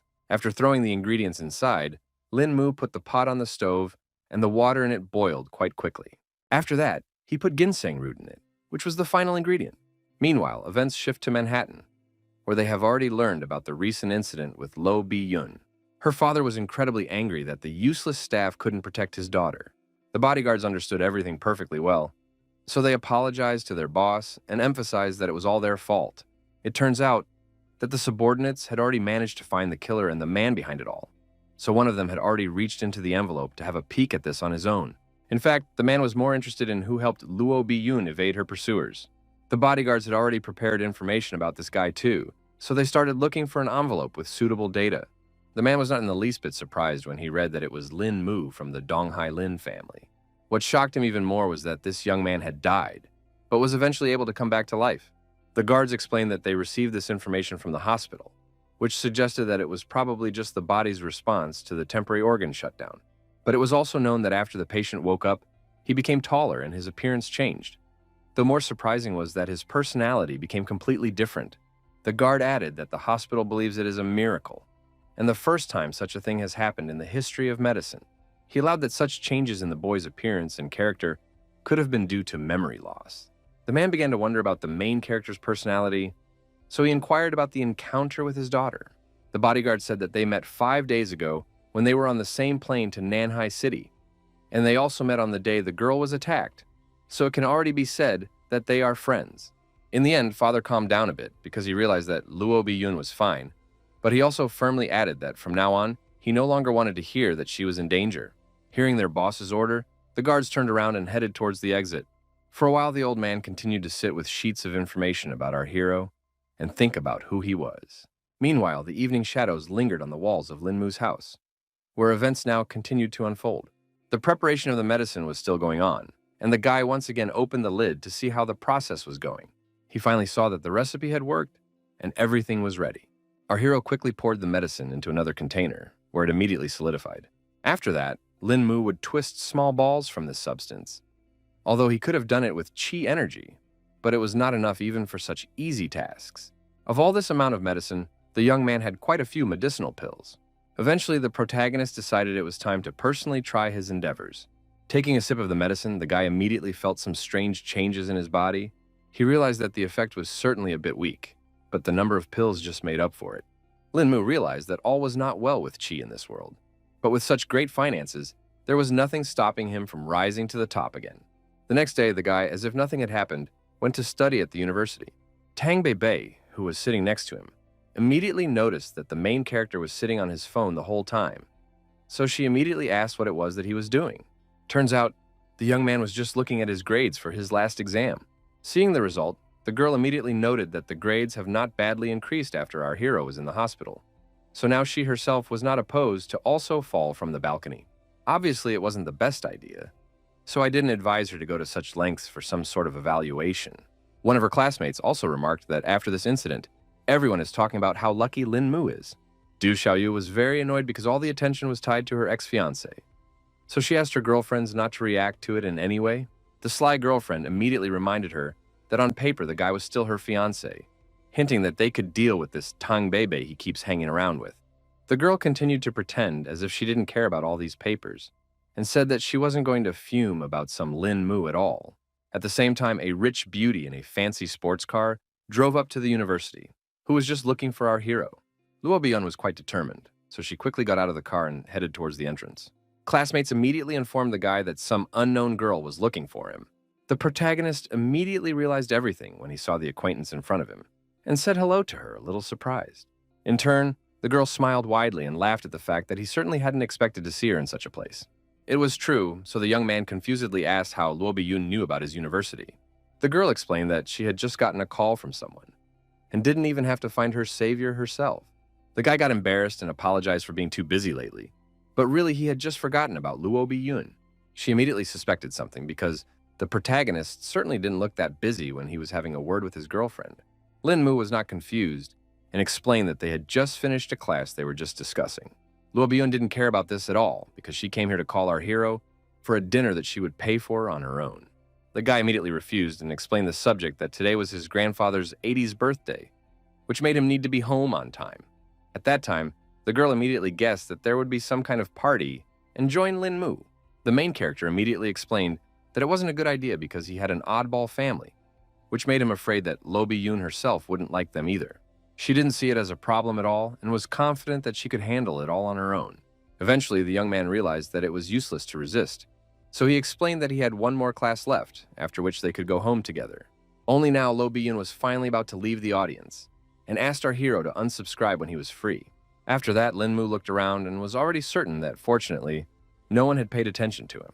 It turned out that everything was not like that because all classmates were already actively discussing the fact that the guy had a girl and so beautiful. The protagonist realized that the situation was too dire, so he decided to quickly run out of the auditorium to avoid answering all those stupid questions. He decided to go to the vending machine and grab a small snack for himself. Glad that he managed to escape in time, because otherwise he wouldn't know how to explain this whole situation. Suddenly, Tang Bei appeared behind his back, who was displeased that her friend had left without saying a single word. In fact, the guy didn't even have anything to say because he had only seen this girl twice, so they were just acquaintances. He said that the first time he and Luo Biyun met on an airplane and didn't even talk then, and the second time he met her in an alley near his house and saved her from some murders. The friend did not believe the words of the protagonist at all, because it was too strange due to the fact that the girl, after 2 meetings, personally came for him. She joked that Luo Biyun could thank the savior with marriage, but the hero was against it, because the girl is from a famous family and such a thing is simply impossible. Tang Bei still saw no other reason for the girl to perfectly come to see the young man and act so friendly. The protagonist couldn't understand at all why his girlfriend cared so much about someone he knew. She immediately became very embarrassed and tried to explain that she was just worried about Lin Mu, because she was afraid that the pretty girl just might have deceived him. The guy immediately emphasized that he wasn't some infant who could be so easily fooled. He suggested that we finally go back to the auditorium because classes were about to start. Tang Bei was really annoyed that the main character was just trying to run away from her question, so she didn't get any normal answer. Meanwhile, the rest of the classmates continued to actively discuss the mysterious situation that had occurred during this break. Du Xiaoyu's friend still couldn't calm down because that girl directly approached Lin Mu and said that she was going to come to his grandfather's birthday party, which looked quite impertinent. The girl still continued to remain calm because she didn't want to show that she had any feelings for the head hero. Her friend couldn't believe that she wasn't even going to lift a finger despite some girl coming to Lin Mu's house. Du Xiaoyu wasn't going to do anything because now she had nothing to do with this guy, and besides, they were going to break the engagement anyway. The friends still thought it was like spitting in the girl's face because their breakup was still unconfirmed. In the end, Du Xiaoyue just asked her friends to calm down because it wasn't long before the teacher was going to come. After class, all the students quickly went out of the university to rest after a hard day's work. No sooner had the protagonist far away from the educational institution than someone beeped. It was Luo B. Yun, who was going to pick up the young man in her car from the beginning, so she waited for him at the exit. She also inquired if the guy had seen the car, because she wanted him to be the one behind the wheel. The protagonist didn't mind taking advantage of such an opportunity, so he quickly agreed. Eventually, the girl asked him to drive because she didn't know the road to his house at all. Quickly switching places, Lin Mu quickly pressed the gas pedal, and the car abruptly roared forward. Meanwhile, Luo Biyun, for some reason, abruptly leaned over and started scrutinizing something. Turns out the girl was rubbing the very leg she twisted the night they met the main character. Lin Mu immediately noticed that something was wrong, so he asked her about the condition of this bruise. Luo Biyun calmly replied that she was perfectly fine, and it was just a small sore from the heels. Then, the main character offered her to wear normal shoes, but the girl immediately refused because everything looked much prettier on heels and her legs seemed longer. He didn't understand at all this attitude of girls who suffered so much for the sake of some beauty. Luo Biyun explained, a little embarrassed, that normally she wouldn't wear such shoes, but today was a special day. The young man didn't understand the hint from her side at all, so he didn't react to those words at all. It wasn't long before they reached the Seven Ling Mansion, where all the relatives had already gathered to celebrate the birthday. The butler was overjoyed when he saw that young Master Mu had finally returned to their home. The protagonist said a brief hello to him, but was in no hurry to explain who he had come here with. The bewildered Uncle Chung had to inquire on his own who this girl was. The guy eventually explained that it was his friend named Lo Bi Yun, who he also decided to take to his grandfather's birthday party. The old man didn't object, so he welcomed Ms. Luo into their family's mansion with hospitality. The guy wasn't in much of a hurry to go in because he thought about what had happened here the last time he'd been home. He was looking at the balcony from which he had fallen off for unknown reasons, and afterward ended up in the hospital, where some rather mysterious changes in his body had taken place. Lo Biyun immediately noticed that the protagonist was behaving strangely, so she asked what was wrong with him. The guy smiled to show that everything was fine and offered to hurry inside. Inside, they were greeted by a huge crowd of people chatting carefree about life. The girl walked confidently forward and immediately noted that the protagonist had quite a large home. Meanwhile, the other family members had already noticed that Lin Mu hadn't come here alone, but they couldn't figure out who his companion resembled. Eventually, some of the guests began to realize that it was the Luo family's madam herself. The man tensed up when he realized that the Luo family that owned Haoyu Corp was present here, and couldn't at all assume how his nephew would meet such a person. It turned out that Du Xiaoyue was also here, who was surprised when she realized that her fiancé was with Luo Bi Yun. The family members who wanted to get rid of the protagonist tensed up when they found out about his connection with the Lo family. They began to suspect that all their hard work would now go down the drain because of the interference of such powerful people. The first to decide to speak was the aunt, who pretended that she was glad to see her nephew. She wondered why on earth the guy had walked into their party so late. Lin Mu briefly explained that he had a class, after which he had come here as fast as he could. After the guy's explanation, the woman went straight to greeting the Luo family representative because she never thought that the girl would come to their father's 80th birthday party. Luo Biyun was embarrassed by this politeness and explained that she didn't come here as a representative of Haoyu Corp, but as a friend of Lin Mu. The aunt explained that regardless of any reason, their family was happy for the girl's visit. The protagonist interrupted their amiable conversations and wondered where Grandpa was because he still hadn't seen him. The woman suspected that after the incident, he had forgotten that his grandfather had been diagnosed with Alzheimer's disease, so the head of the family was no longer able to attend such events.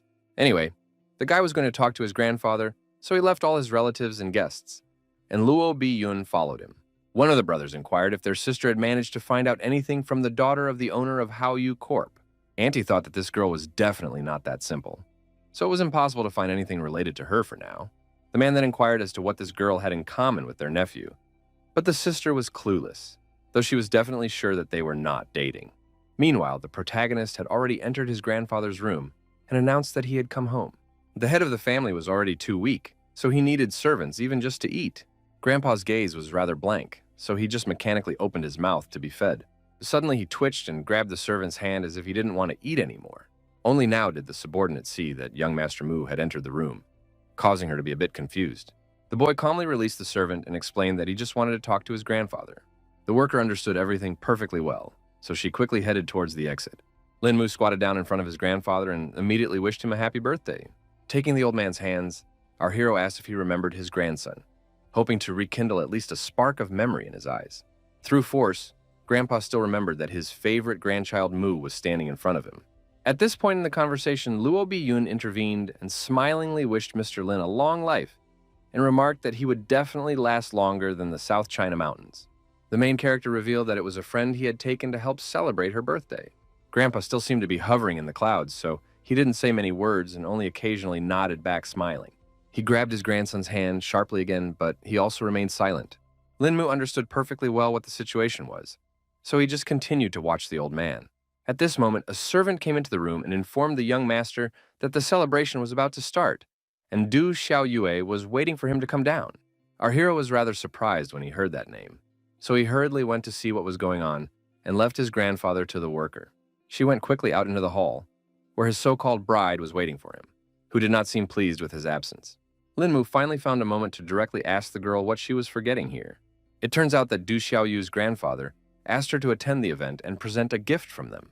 She summoned her assistant, who held up a vase that looked very expensive, and briefly introduced the gift from the Du family. It was an authentic flower-painted vase from the period of Chinese Emperor Yongjin.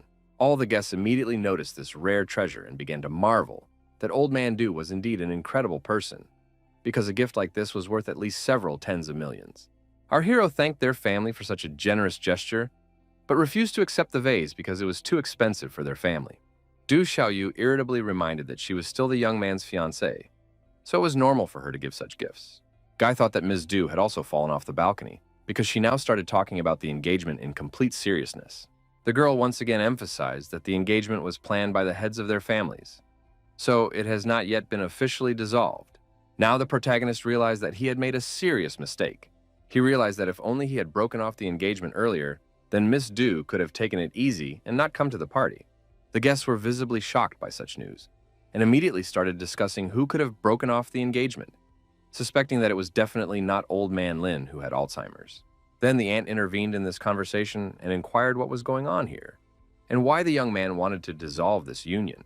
Our hero explained without any nerves that Miss Du thinks he's too bad for her, which is why she's asked him many times to break off the engagement.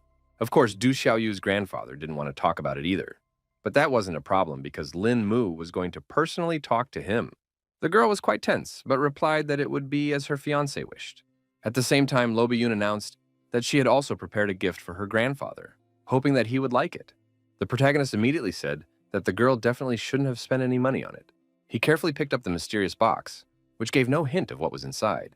The guest was eagerly watching the young man, because she was eager to see the reaction to what she had prepared for the birthday boy. In the end, Lin Mu still opened the wooden box and saw a ring in front of him that was made of a green gemstone. The guy's eye was trained on this sort of thing, so he immediately recognized it for what it was. The girl still decided to explain on her own and revealed that it was a ring made from the best jade called Qiyue Yang. Du Xiaoyu noted that the stone was pretty good, but in any case, they couldn't be sure that the ring was real. Luo Bi-yun realized that she had a keen eye that could determine the quality of the jade so easily. The girl still thought that the ring must be real because it was unlikely that anyone would dare to deceive the Luo family. Du Xiaoyu decided to finally leave her rival alone and congratulated Grandpa Lin on such an incredible gift. The protagonist, despite the tense situation, smiled and thanked the guests for being so generous. He eventually accepted the gift from Du's family on behalf of his grandfather, but warned that next time he would come to discuss breaking off the engagement, and she shouldn't waste any more time on such events. Du Xiaoyu was clearly irritated by the situation, her lips tightly pressed together, and she only nodded briefly in response, showing that she had no intention of continuing this conversation. The aunt finally intervened, who couldn't understand how her nephew could make such decisions on his own. The guy explained that nothing would work out between them, even if you do it through force.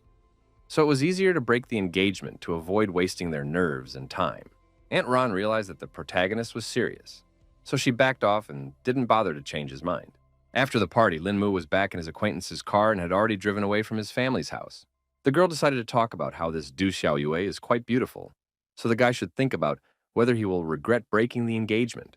The protagonist didn't see this as a problem because his fiancée doesn't want to waste time on him, so her beauty and intelligence no longer matter. Luo Biyun still suggested that he stay with the girl longer to find out her feelings, and maybe then his feelings wouldn't change. But in any case, Lin Mu wasn't burning with the desire to marry her specifically, so he refused. Also, the lad, glancing at his companion, added that he was not the kind of man who would pursue something that did not belong to him, leaving behind what was at his fingertips. The girl laughed and noted that Lin Mu had a boneless tongue since he spoke of such things so easily. It wasn't long before she informed young Master Mu that they had arrived at the right place. Our hero quickly jumped out of the car and started actively typing something into his phone. The next second, there was a ringing notification sound from Luo Biyun's phone. Lin Mu handed her his phone number and asked her to call if the girl needed help again. Luo Biyun said goodbye to the protagonist with a smile on her face, showing with all her appearance how much she appreciated this meeting and how happy she was about the circumstances. She then quickly drove off in the direction of her home, so the young man didn't even have time to respond. Lin Mu was in no hurry to go inside and began to actively dig through the pocket of his jacket. Turns out his grandfather handed him a note telling him not to worry about him, because the old man was only pretending to have Alzheimer's, so he wouldn't have to mess around with all the family members fighting over the inheritance. The protagonist did not expect that the head of their family had come up with such a cunning plan for himself. The next day, the guy immediately went to the Du family's resort to solve his main problem. He was met at the entrance to the liner by two guards who were in no particular hurry to let the stranger into their master's territory. The guy explained that he was from the Lin family, asking to be let through so he could talk to Grandpa Du. The guard immediately informed his other colleagues that the young man was alone. Eventually, they allowed our hero to pass and informed him that an elderly master was already waiting for him inside. Smiling, Lin Mu thanked the guards for the opportunity to talk to their inflammation. He quickly walked up the steps that led to the Du family's huge liner. There were already quite a few people resting by the pool. Among them was Grandpa Du himself, whom the guy was looking for. The old man, who was lounging on a chaise longue and sunbathing, said hello to the protagonist and wondered why he was looking for him. Lin Mu was going to state everything briefly, so he immediately asked if the master was close to his granddaughter Du Xiao Yue. Grandpa immediately tensed up because he thought something had happened to the girl. The young man tried to calm him down because nothing much was going on and told him directly that she just wasn't very happy with the engagement. Mr. Du accounts that it was quite normal for children to quarrel, so he asked Lin Mu not to take it all seriously. The protagonist still thought that they were simple people. So if Du Xiao Yue didn't want it, he wasn't going to waste her time anymore. One of the Du family was displeased with the kid's audacity, since he decided to make such a cocky decision on his own. Grandfather immediately intervened in this conflict and ordered the man to shut up and not speak to Lin Mu in such a tone. All the guests on the liner immediately fell silent because they did not expect the head of the family to be so tough. In the end, the old man once again questioned whether the boy had really come here specifically to break off the engagement. The protagonist confidently confirmed his intentions and emphasized that after this, he and Du Xiaoyue would become mere strangers. Mr. Du, realizing the futility of further resistance, sighed heavily and finally agreed to dissolve the alliance. The guy thanked him for the opportunity and promised to take all the blame, so he was about to leave so as not to take up any more of the old man's time. He quickly turned around and dryly said goodbye to the entire Du family, who definitely didn't expect this turn of events. No one could understand why the master had let this breakup happen so quietly, and they were afraid that rumors about it would spread quickly. Was unhappy that someone was trying to oppose his decision because it definitely didn't concern the ordinary family members. And besides, he would know about all their dealings with the Luo family. The man believed that the Luo family was much stronger than the Lin family, so if Xiao Yue married any of them, it would help their family quite a bit. Mr. Du himself also understood all of this, so when the engagement had already been broken off, there was no point in hiding anything. Meanwhile, the protagonist went downtown after meeting his former father-in-law. In the middle of a busy street, Lin Mu was lucky enough to meet his teacher, Miss Song. The young man was happy about this coincidence, so he decided to help the teacher carry her bags. The girl rejoiced at this sudden good fortune and was not averse to handing over the burden to her apprentice. Lin Mu immediately noticed that she was carrying some sort of gift, so he decided to inquire about who was having a birthday. It turned out that Song Liangju herself was having the celebration, so the protagonist thought she was going to celebrate alone. The teacher dismissed his speculation because she wanted to get together with her neighbors. So she invited our hero to this celebration as well. The young man didn't seem to have expected such a suggestion from Ms. Song at all, so he was confused and didn't know how to answer. Suddenly, Li Guanzhui, who was accompanied by his bodyguards, intervened in their conversation. He couldn't understand how Song Liangju could be so bored on her birthday, so he suggested that she throw a real celebration. The girl calmly replied that there was no need for that, because she had already found herself some people to celebrate the day with. Li Guangyu suspected she was talking about her friend Zixi, so he offered to take her along, and added that birthdays are very important in Korea. Song Liangju wasn't going to fall for his silly tricks, because she was Chinese and she wasn't interested in Korean traditions. At that moment, she turned around and saw that one of the guards had already blocked her way. The girl tensed up when she saw such maneuvers, and asked Li Guanzhui what it all meant. Her acquaintance only grinned enigmatically, leaving this agitated question unanswered. He had been searching for Song Liangru for a very long time, and had put a lot of effort into it. So now he couldn't understand why she wouldn't give him any chance. It was hard for the guy to believe that she was going to choose some weakling over him. The protagonist was outraged that he was also involved in this fight, even though it didn't concern him in any way. And Song Liangru herself said that compared to Lin Mu, Li Guangju was just trash. The cocky suitor wasn't going to give up anyway, because the only reason he was putting up with all this was because he liked the girl. He asked our hero not to dream of any relationship because it's as if Song Liangju will just dump him as soon as she no longer needs him. The girl was unhappy that her acquaintance was behaving so inappropriately and asked him to stop slandering her. The guy didn't see any problem at all with her words because he was sure that she would definitely ditch Lin Mu sooner or later. Song Liangru asked her acquaintance to leave amicably because otherwise she wouldn't let him get away with such a prank. Li Guangju stood with an arrogant grin because he was sure that the girl definitely couldn't beat him. The girl could not stand it and tried to hit her acquaintance, but he managed to dodge in time. The young man liked that kind of fervor, so he suggested that the beauty try again so he could give her a couple tips. Now the main character realized that it's not so easy to be a good guy because he just helped to carry things, and in the end he already got into some trouble. One of the bodyguards decided that they didn't need to waste any more time on some weakling and attacked Lin Mu. The protagonist expected such a development, so he carefully watched the movements of his opponent. Eventually, the guy managed to react in time, so he successfully punched his opponent right in the face. Even such an experienced fighter could not resist the strength of our hero, so he fell to the floor without strength. His comrade flew after him as well, whom Lin Mu also neutralized with one precise strike. In the end, the young man remained unharmed, while all his opponents were lying helplessly on the ground. Song Liangrao didn't expect to see such a turn of events, so she fearfully asked if our hero was fine.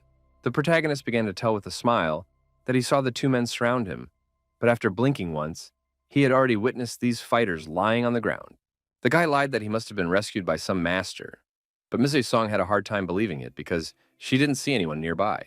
In any case, she was happy for Lin Mu being fine, so any details didn't bother her. At this moment, the bald bodyguard tried to stand up and report that the person who beat them up was definitely the young man himself. Our hero did not want to reveal his skills, so with all his might he stepped on the hand of the defeated opponent, so that he did not say too much. Meanwhile, Song Liangju asked the guy to hurry up and leave this place because her mood had gotten really bad because of all these people. In turn, Li Guangju wasn't going to let them go so easily because Lin Mu dared to injure his men. The girl was sure that his bodyguards were injured through no fault of their own, so she suggested that her acquaintance look for the master who had done all this to them. The guy despised professionals because they only knew how to hide like rats and wanted to see if he could find someone to save them again. The protagonist felt that the situation was starting to heat up, so he tensely looked at Li Guangju, who was in no way able to keep up with them. Song Liangju sensed this tension and immediately stopped her disciple because his potential opponent was too dangerous, as he had already won many taekwondo competitions and was quite strong. Meanwhile, Li Guangju kept trying to hurt our hero, calling him a lowlife who can only hide behind his skirt. The protagonist couldn't afford to stand on the sidelines because that way he would lose his dignity, so he was going to play a little game with his opponent. He turned to Li Guangyu with confidence in his voice and offered to see what he was capable of. The guy himself was glad that Lin Mu had the courage to accept such a challenge. Lin Mu wanted to get this whole conflict over with quickly and see if his opponent's words matched his real abilities. Li Guangju didn't wait any longer and accelerated sharply to suddenly attack our hero. He felt that now the protagonist should just beg for mercy, because Lin Mu simply wouldn't be able to resist his incredible strength. Song Liangru realized that there was no way she could help her student, so she remained standing back and simply asked him to be careful. The guy could already see that his opponent was not at all like some other weakling. In any case, The protagonist thought that Li Guangzhu was hoping in vain if he really thought that this fight would be so easy, but the guy was still absolutely confident in his strength. So he continued to attack Lin Mu, who had managed to dodge so far. Eventually, the protagonist managed to block even a strong leg kick and keep his balance. An interested smirk appeared on Li Guangzhu's face because he didn't expect the young man to even be able to block his turning kick. He paused for a while and wondered what the protagonist was going to do now, because he was definitely not in a particularly favorable situation. Song Liangro could clearly see how strong the blow was, so now she wasn't sure if her disciple was fine. Li Guangzhu himself was surprised by this outcome because he could have calmly broken the board with his punches, but the protagonist somehow managed to withstand. Meanwhile, Lin Mu replied that he was fine, but he didn't even expect his opponent to be this good. The teacher noticed that the young man was holding up quite well, so she asked him when he had managed to become so strong, and he told her that it was after he was discharged, when he realized his weakness. Li Guangzhu decided to take advantage of the guy being distracted by the conversation and tried to attack him a second time. It seems that the protagonist had long been prepared for this turn of events, so he put his two hands forward. His opponent immediately noticed this maneuver on his part and thought the guy would try to grab his leg. He simply couldn't let Lin Mu do something like this, so a solution to the problem had to be found right here and now. The guy in flight changed his attacking foot, trying to attack the protagonist from the side he didn't have time to defend. Song Liangro was not too scared because she thought that Lin Mu had come to an end. The guy actually had a very good reaction, so even in such a desperate situation, he managed to dodge. Eventually, he managed to put his plan into action and successfully grabbed his overconfident opponent's leg. Lin Mu was very angry at this guy, so he decided to teach him a lesson for being so impertinent. He twisted Song Liangru's foot with all his might and then heard a rather unpleasant crunch, feeling this unbearable pain. Even such a strong fighter shrilly screamed. Lastly, the protagonist advised Li Guangzhu not to try to make moves he couldn't do, because it would only make him look like a complete fool. Those were his last words, after which he walked over to Ms. Sleep, and together they walked away from the humiliated weakling. When they were back on the main street, the teacher admitted that she had not expected this turn of events. She marveled that Lin Mu had gotten so strong in just a few months, and our hero said it was all just for his health. Song Liangru had been haunted by the feeling that she was talking to a completely different person the entire time, adding that the guy had only gotten better. She immediately remembered that her roommate was also very good at martial arts. The protagonist guessed that Ms. Song was talking about Zixi, who Li Guangzhu had mentioned earlier. Then the teacher decided to reveal that her friend has been practicing since she was a child. So she uses the sword as if it were an extension of her arm. The guy realized that she was quite good, so he inquired about what such professionals did. But Song Liangzhu didn't know any details.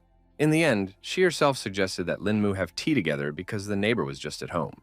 The protagonist declined because he still had some business to attend to and wished them a good time. The guy said goodbye and was about to leave, but Song Liangru lastly told him to make sure to stop by next time. Lin Mu was calmly walking through the streets of the city when he heard the sounds of a chase behind him. It turns out that some thief had dared to steal a bag in broad daylight and was now trying to escape prosecution. The villain wasn't going to give up so easily, so he yelled for everyone to disperse and give him his way. He tried to quickly run across the road, in the middle of which a police car had just stopped. A female law enforcement officer immediately jumped out of the car and attempted to apprehend the man who was so desperately trying to flee the scene of his crime. The thief tried to jump over the fence, but in the end his foot slipped unsuccessfully. As a result, he fell to the ground and dropped with a clatter the very bag he was so eager to steal. The policewoman immediately jumped over the fence so as not to miss the opportunity to capture the villain. She emphasized in a cold, stern voice that any resistance was futile. The thief unhappily clucked his tongue because he realized he had no more avenue of retreat. Eventually, the man pulled a knife from his pocket and began threatening the girl who tried to restrain him. The police officer ordered him to stop resisting because assaulting an officer is a serious offense. The man thought he wasn't a thief until he was caught, so he could do whatever he wanted. But backup was on the way, so it would be hard for him to evade the police. The officer said that if he did surrender voluntarily, she would pretend that the offender had not assaulted her. The girl wasn't going to give up so easily anyway, so the girl could only dream of such a thing. She realized that the situation with this intruder was too complicated, so he was leaving her no other choice. The policewoman was about to apprehend the bandit, but he started waving his knife at her to stop her from approaching. The girl acted quite professionally, so she quickly grabbed the thief by the arm and immobilized him. As she pawed and laid the man on the ground, she emphasized that he had a choice before that. She asked why the whole situation was made more complicated, because now the violator had earned himself another non-compliance with the law. Suddenly, someone else put his foot down on the policewoman and emphasized that it was better for the woman to stay out of these matters. The police officer then immediately realized that someone had come to the aid of the bandit. She had pretty good physical fitness, so she managed to dodge in time. Now the policewoman understood that it was this gangster organization that had it all together. One of the men said that there are some things you should just turn a blind eye to, so a girl better not seriously look for trouble on her day off. She, as a police officer, was outraged by this sort of thing because she couldn't just let criminals go. The bandit was annoyed that the girl was so stubborn, so he decided to deal with her. The policewoman was able to dodge the first blow, and then realized something was wrong. She stumbled helplessly against the fence and realized she had nowhere else to dodge. Meanwhile, the bandit had already pulled out a knife and rushed towards the girl to finish her off sooner. At this point, someone stopped the villain and pointed out that everyone makes mistakes, so you should forgive them if possible. It turned out to be the protagonist who felt that there was no need to resort to sacrifice during a routine robbery. In the end, the bandit agreed with him and decided to forgive the girl this time, emphasizing that she should stay out of other people's business next time. Lin Mu was glad that he had solved this problem so easily. Staring at the departing bandits, the guy didn't even notice that the police officer had already handcuffed him. The protagonist couldn't understand at all what it was all about, and the girl explained that he needed to fully realize what he had just done. The guy still didn't see the problem either because all he wanted to do was help a cop who was in trouble. In turn, the girl absolutely refused to believe that Lin Mu was not familiar with these criminals. The protagonist was annoyed by this attitude towards him because he really saw these people for the first time, but still didn't trust because the bandits obeyed him so easily. Lin Mu still didn't understand anything because he was sure that the bandits had only left because they wouldn't be able to defeat him in a fight. The policewoman was not at all sure that the young man could defeat 3 robbers, so she was still going to take him to the station and write a report to clear up the whole situation. The guy began to realize that the situation was quite serious, so he got nervous because he still had a considerable amount of important plans left, which were literally destroyed in a second. At that moment, another police car pulled up beside them, from where another officer got out and immediately recognized Officer Wang. The young man realized that she was the one calling for backup and saw that his colleague had managed to handle the perpetrator herself. Then the girl explained that it wasn't the same robber, but there were suspicions that this particular guy might have been an acquaintance of the bandits. The officer agreed to help her and take the perpetrator to the station himself, and Ms. Wang herself was to return to the office. At this point, the policewoman was a little embarrassed because she still needed help getting into the car because she had managed to twist her ankle during the contraction. Putting our hero in the car, the guy quickly rushed to help his coworker. He immediately noted that the girl was rather clumsy, tried to explain that things had accidentally gotten out of hand. Suddenly, Ms. Wang froze in place because she saw something shocking. It turned out that Lin Mu had managed to get out of the handcuffs, so he was no longer in the car. Now the police officers began to doubt that the protagonist was an ordinary man. In turn, the guy himself was thinking that he shouldn't have been prying after all, when he heard someone call out to him. The protagonist was greatly surprised because he saw that it was Ms. Sleep, who should have been home a long time ago. The girl explained that she had forgotten to buy some condiments, so she went out to get them, and suggested that Lin Mu take a walk together and then come over to visit with her friend. In the end, he agreed because it was the best choice for hiding from the police. Pretty soon, they had already gone to the store and returned home, where Zixi was already waiting for them. Surprised that they had managed so easily, one of the girls remarked that Song Liangju had found such a cool seasoning and asked what the name of this beautiful young man was. Another friend asked Zixi not to be so persistent because she might scare away such a handsome man. The main character said hello and said with a smile that he was glad to have this meeting. The girls couldn't wait any longer, so they asked their friend to introduce them as soon as possible, before she finally introduced Lin Mu, briefly calling him her disciple. Zixi guessed that this young man was the teacher's favorite since she had invited him home. Song Liangru then revealed that this guy had helped her teach Li Guangyu a lesson, so she called him over to thank him for such a favor. One of the girls was surprised by this fact because she still didn't know that Lin Guanzhui had taken up again. Zixi asked if she could call our hero Amu, and said that their acquaintance, although he was a scoundrel, but in battle he knew no equal. The protagonist took a seat next to him and noted that his abilities were definitely not comparable to the very girl he had already heard a lot about. Zixi guessed that her friend had already told her about her powers, because otherwise the guy himself hadn't guessed about her powers. She also hinted that an acquaintance of theirs named Meng Xuan was currently abroad, so they had a spare room in the house. Lin Mu definitely didn't expect to be asked to move so quickly, but he had already found a place to live, so there was no need for him to do so. The girl still offered to let our hero take the room downstairs and help all the others move things upstairs if needed. Song Liangju agreed with her friends and asked the guy to stay here to live and help each other. Since the girlfriends were so insistent, the protagonist decided to accept their sudden offer. He had been warned right away that the second floor was for girls only, so it was forbidden to enter without permission. Also, the guy should clean up after himself and always wash the dishes if they eat together. Lin Mu was starting to get tense with so many rules, but Zixi explained that there weren't that many and asked her new neighbor to listen carefully to all the details. Eventually, the girl finished listing all the rules and suggested we finally get to the celebration. Everyone remembered that they had gathered at this place to celebrate Song Liangju's birthday. 2 days later, the guy had already realized that it was pretty difficult with girls, and going shopping already seemed like a hassle. After a while, the protagonist was finally able to pack all the packages into the trunk of his car. At this moment, someone behind his back rejoiced at such an unexpected encounter. So Lin Mu turned around in surprise. Turns out it was the same policewoman who was already jingling the handcuffs in her hands. The young man noted confusedly that he really hadn't expected to meet the officer. At this point, the protagonist found a way to get away from the police officer and pretended that there was something amazing behind her back. The policewoman was very inattentive and fell for such a stupid ploy from Lin Mu. It turned out that the guy had already disappeared somewhere, so the girl shouted indignantly to the whole street. At the last second, she noticed the protagonist trying to flee the scene on his bike. The policewoman quickly sat down in her squad car and set off in pursuit of Lin Mu, who was driving quite fast. For her part, Song Liangru couldn't understand where Lin Mu had disappeared to so suddenly. At that moment, a cute couple was walking down the sidewalk, completely unaware of what was in store for them. A girl was walking with her lover and carelessly telling some life story when someone whizzed by nearby. She couldn't figure out what it was, and then she noticed that her ice cream had gone somewhere. They further witnessed a police car chasing this unknown object at full speed. The guy couldn't understand at all what was going on, because he had never witnessed a bicycle being chased by the police before. Meanwhile, the protagonist was highly annoyed that this female police officer was so stubborn and restless. He also realized that at this rate, the tires on his vehicle wouldn't last long. Lin Mu realized that he needed to look for alternative ways to retreat, and saw an inconspicuous alley nearby that was suitable for this.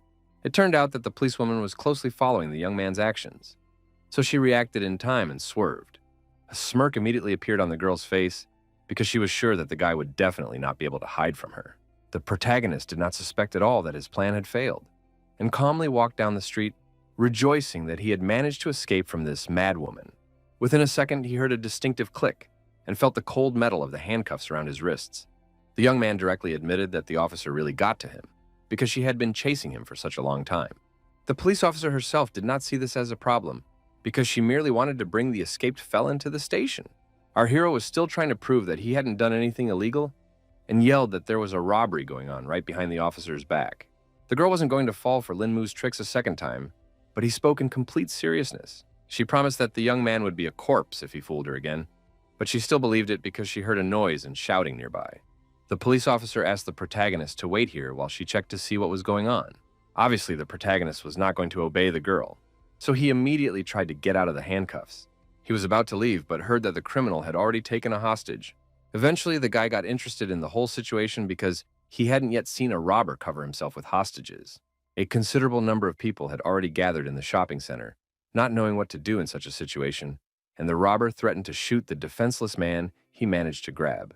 As the protagonist got closer, he saw that the robber had captured a policeman, but people in the crowd told him that he used to have a little girl in his hands, with whom this brave girl had switched. Lin Mu was surprised because he didn't expect that the officer had such a good heart that she sacrificed herself for the child. The policewoman continued to keep her cool and ordered Lan Zidong to stop because he was already surrounded. The man was not going to give up and ordered everyone to fail and prepare a car for him because otherwise his hostage would die. The protagonist began to get annoyed with the whole situation because there was too much noise from this criminal. Suddenly, he just plopped down on the floor right in the middle of the crowd, causing the bandit to immediately look away from voicing his conditions. Lin Mu didn't bother to explain anything and carefully fixed his hair before continuing with his plan. The policewoman was shocked when she saw the guy and asked him to get out of here as soon as possible because it was too dangerous. It turns out that our hero decided to pretend that he had always been a fan of Brother Lan and wanted to give him some sort of gift. At this moment, a woman in the crowd indignantly shouted that Lin Mu had stolen her bag. The young man paid no attention to her and continued to talk about how the bandit was his idol, and ever since he was a kid, he wanted to be like him. The officer was incredibly angry at the fact that the protagonist was behaving in such a manner, and now she was sure that nothing good could be expected from him. Lin Mu roughly gagged the girl and emphasized that he was now talking to Brother Lan, so she had no right to interfere in the conversation. The man started to get stressed out by our hero's nonsense, so he asked to get him a car and offered to talk when they left the scene. The guy quickly started running errands from the thug and remembered that the policewoman's car was just parked somewhere nearby. Eventually, he took his time going outside and reported that there was a sniper nearby. The criminal was shocked by this information and once again questioned what the protagonist had just said.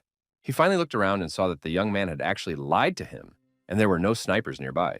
Meanwhile, the main character took the opportunity that he had distracted the bandit and threw me his bag.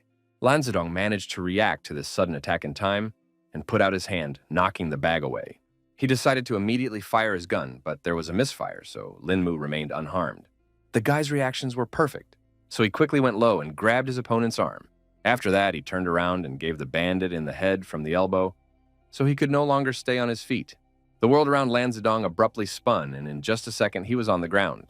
Our hero then promptly clobbered the criminal, who now promised to finish him off at the first opportunity. In turn, the policewoman was already too angry, so she declared that she had had enough today and was going to deal with this annoying intruder right here and now. The protagonist turned to her and asked her to give the purse to the lady he had managed to rob because his hands were full for the time being. The girl didn't mind and quickly began to gather up all the things that were scattered around. Lan Zedong, who had already been received by the two police officers, was incredibly angry at being treated in this manner, so he was already thinking of a revenge plan. An hour later, Lin Mu had already returned home to his new roommates, who were completely unaware of what had happened to him. He was met at the doorstep by Song Liangju, who immediately asked where the guy had disappeared to so suddenly. The protagonist sighed heavily and replied that he just didn't want to talk about it because he hadn't had much luck lately. The girls still did not calm down because they were worried about the fate of their friend. Well, the one explained that nothing special had happened to him. As he walked further along, the young man noticed that his friend was watching some concert on TV, and they told him that they really wanted to go there, but tickets were very hard to get. At this moment, Zixi noticed that the protagonist had finally returned, wondering if he was going to apologize for his sudden disappearance. Lin Mu was well aware that he had no choice, so he promised to definitely redeem himself. He asked his acquaintances to wait a little while he stepped away to make one important call. The girls were surprised that our hero had just returned and he had some problems again, but the guy promised to tell everything later. Zixi was no longer sure that this young man was an ordinary student because he was acting too mysterious. Song Liangju agreed with her friend and noted that he seemed too masculine for his years, but the girl thought that wasn't his only oddity. As it turned out, the guy had already made arrangements for Yao Xianxian's concert and hoped his girlfriends had free time for him in 3 days. Zixi was overjoyed at this news and wondered how he had managed to get tickets. The protagonist didn't give details about Old Man Wang helping him, and briefly explained that he had some connections. The next day, the whole company went to an establishment to grab a bite to eat together. Lin Mu immediately noticed that this place was suspiciously quiet today. In turn, the friends were surprised that their acquaintance also came to the cafeteria today. The girl immediately felt someone else's gaze on her, so she turned sharply towards the company of friends. Suddenly, the protagonist looked closer and felt that there was chi energy lurking in her chest, which literally shocked him. The guy definitely didn't expect to meet another cultivator in a place like this. Zixi thought that he had such an eye for the girl because of her beauty, and the man confirmed it, adding that aside from all that, the stranger was rather calm. The girl didn't seem to like this description of this mysterious beauty, so she stepped on Lin Mu's foot with all her might. The young man did not expect to feel such a sharp pain at all, so he asked fearfully why he deserved such a punishment. Zixi irritably explained that it was as if our hero's eyes were already starting to pop out, and asked him to hurry up and get them something to eat. Lin Mu began to guess that this girl had somehow hurt his friend, but she didn't want to say anything. Song Lingju also said that she didn't know anything about this stranger, so our hero was only left to get lost in his speculation. In fact, the teacher thought that the young man had managed to fall in love with her at first sight. Lin Mu then explained that this girl just seemed somehow familiar to him, and there was also some special aura around her. Ms. Song was not impressed by all these words at all, so she only sighed unhappily. The protagonist realized that the situation was heating up, so he quickly took out the front row seat tickets for Yao Xianxian's concert tonight from his pocket. The girls quickly grabbed their gift and forgave the young man this time after all. A smile immediately appeared on Song Liangju's face, and she promised to take all her friends to the concert after class. It wasn't long before they arrived at the venue, where a good number of fans had gathered. The girls didn't expect Lin Mu to get such fancy places for them at all. They all admired Yao Xianxian because it felt like there were only more than 1,000 police officers patrolling the concert here. To Zixi, this fact was obvious because this singer was a real star. Of the entire crowd, only our hero had no idea whose concert they were attending. At that second, the very girl whose exit everyone had been waiting for appeared on the stage. She greeted all her fans with a smile and said that she was very happy to perform here in Dunhai. At the same time, everyone in the audience was actively supporting their idol and shouting their love for her.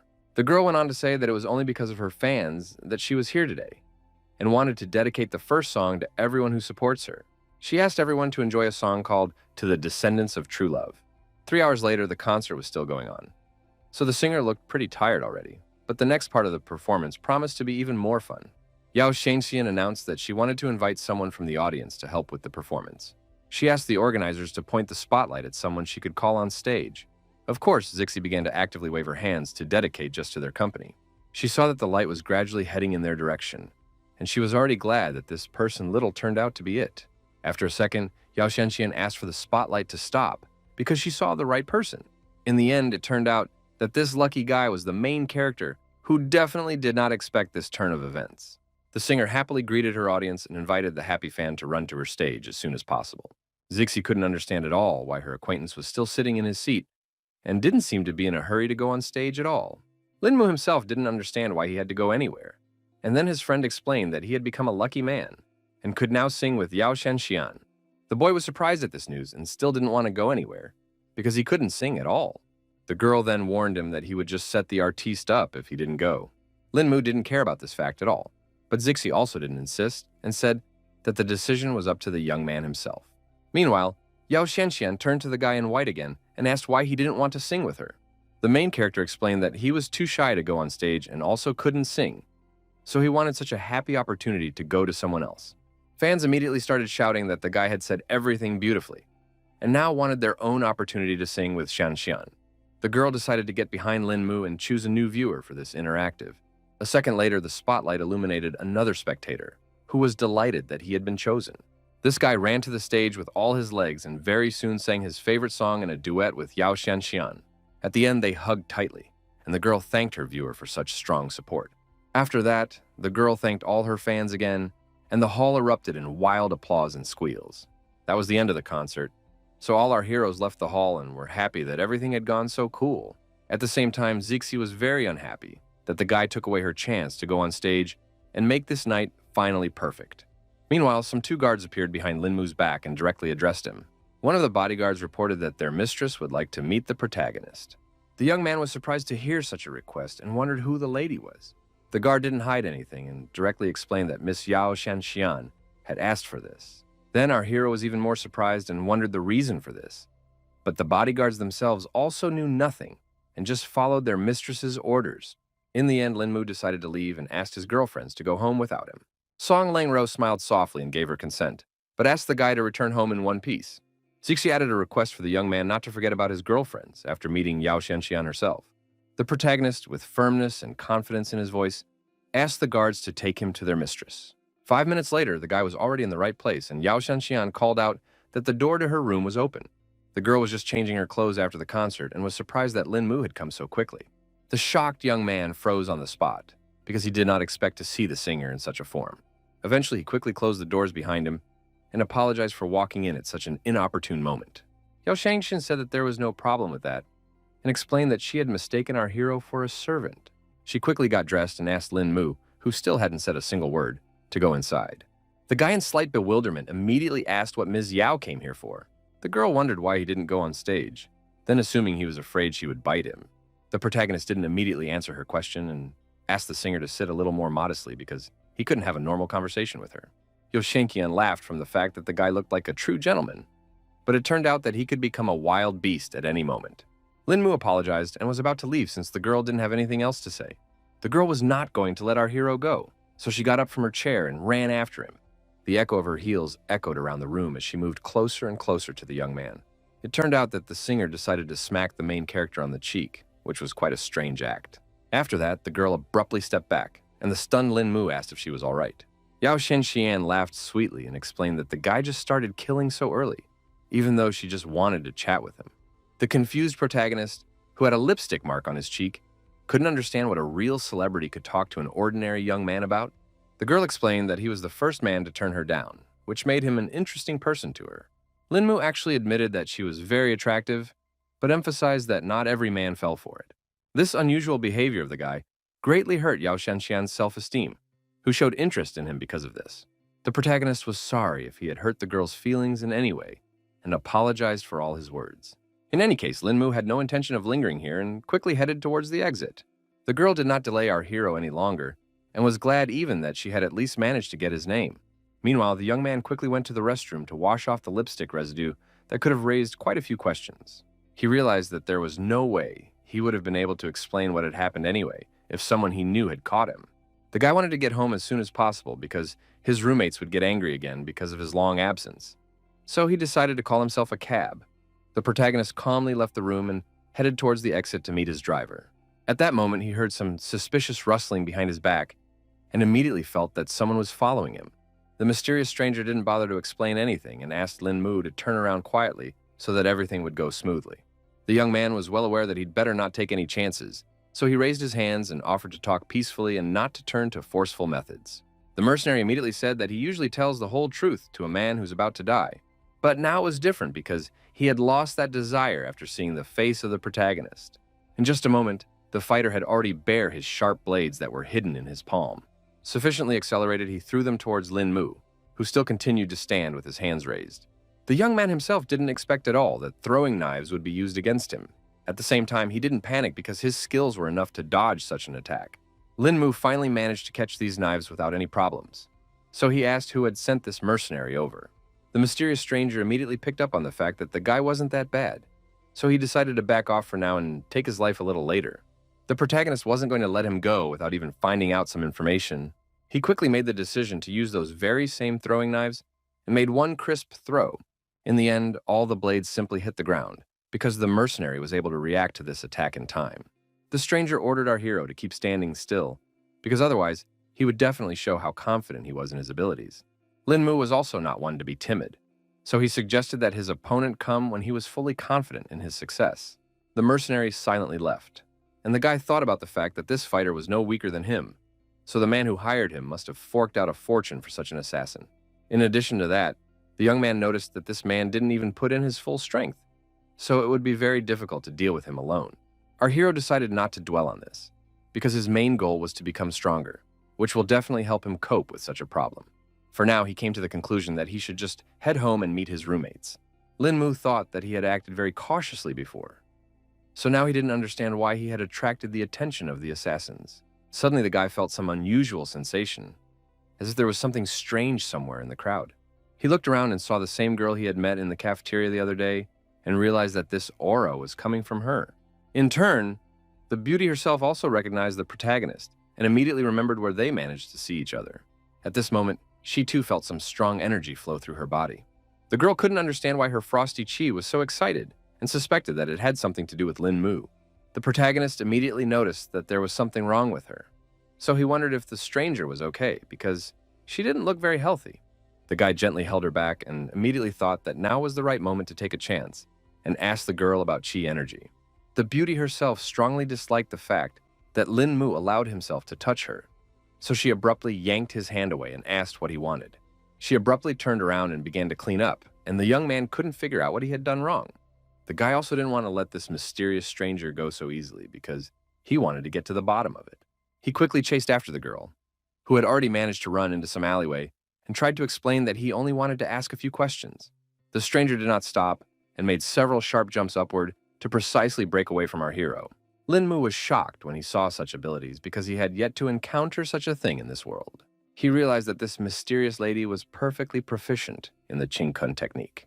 In just a few seconds, the girl had already made a few more leaps between the walls of the building and was somewhere on the roof, and Lin Mu was mesmerized by her honed and graceful movements. The protagonist immediately sped up because he realized that he couldn't fall behind his goal. Eventually, the guy realized that it was unfortunate that he had missed out on such a nimble girl. It was only now that the guy stopped to catch his breath and saw that he was in some unfamiliar place. His first clue was given to him by the ringing of the bells of a temple that stood nearby.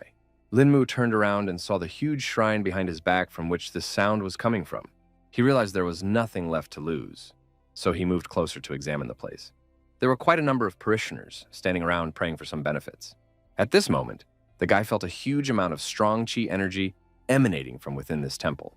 He saw that there was an old man sitting in the middle of the shrine meditating, and he marveled even more at the place. The The protagonist instantly felt the Buddhist's golden aura that filled the entire space around him.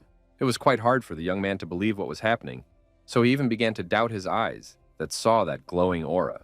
The first to speak was the old man himself, who explained that this was the site of the Buddha's temple.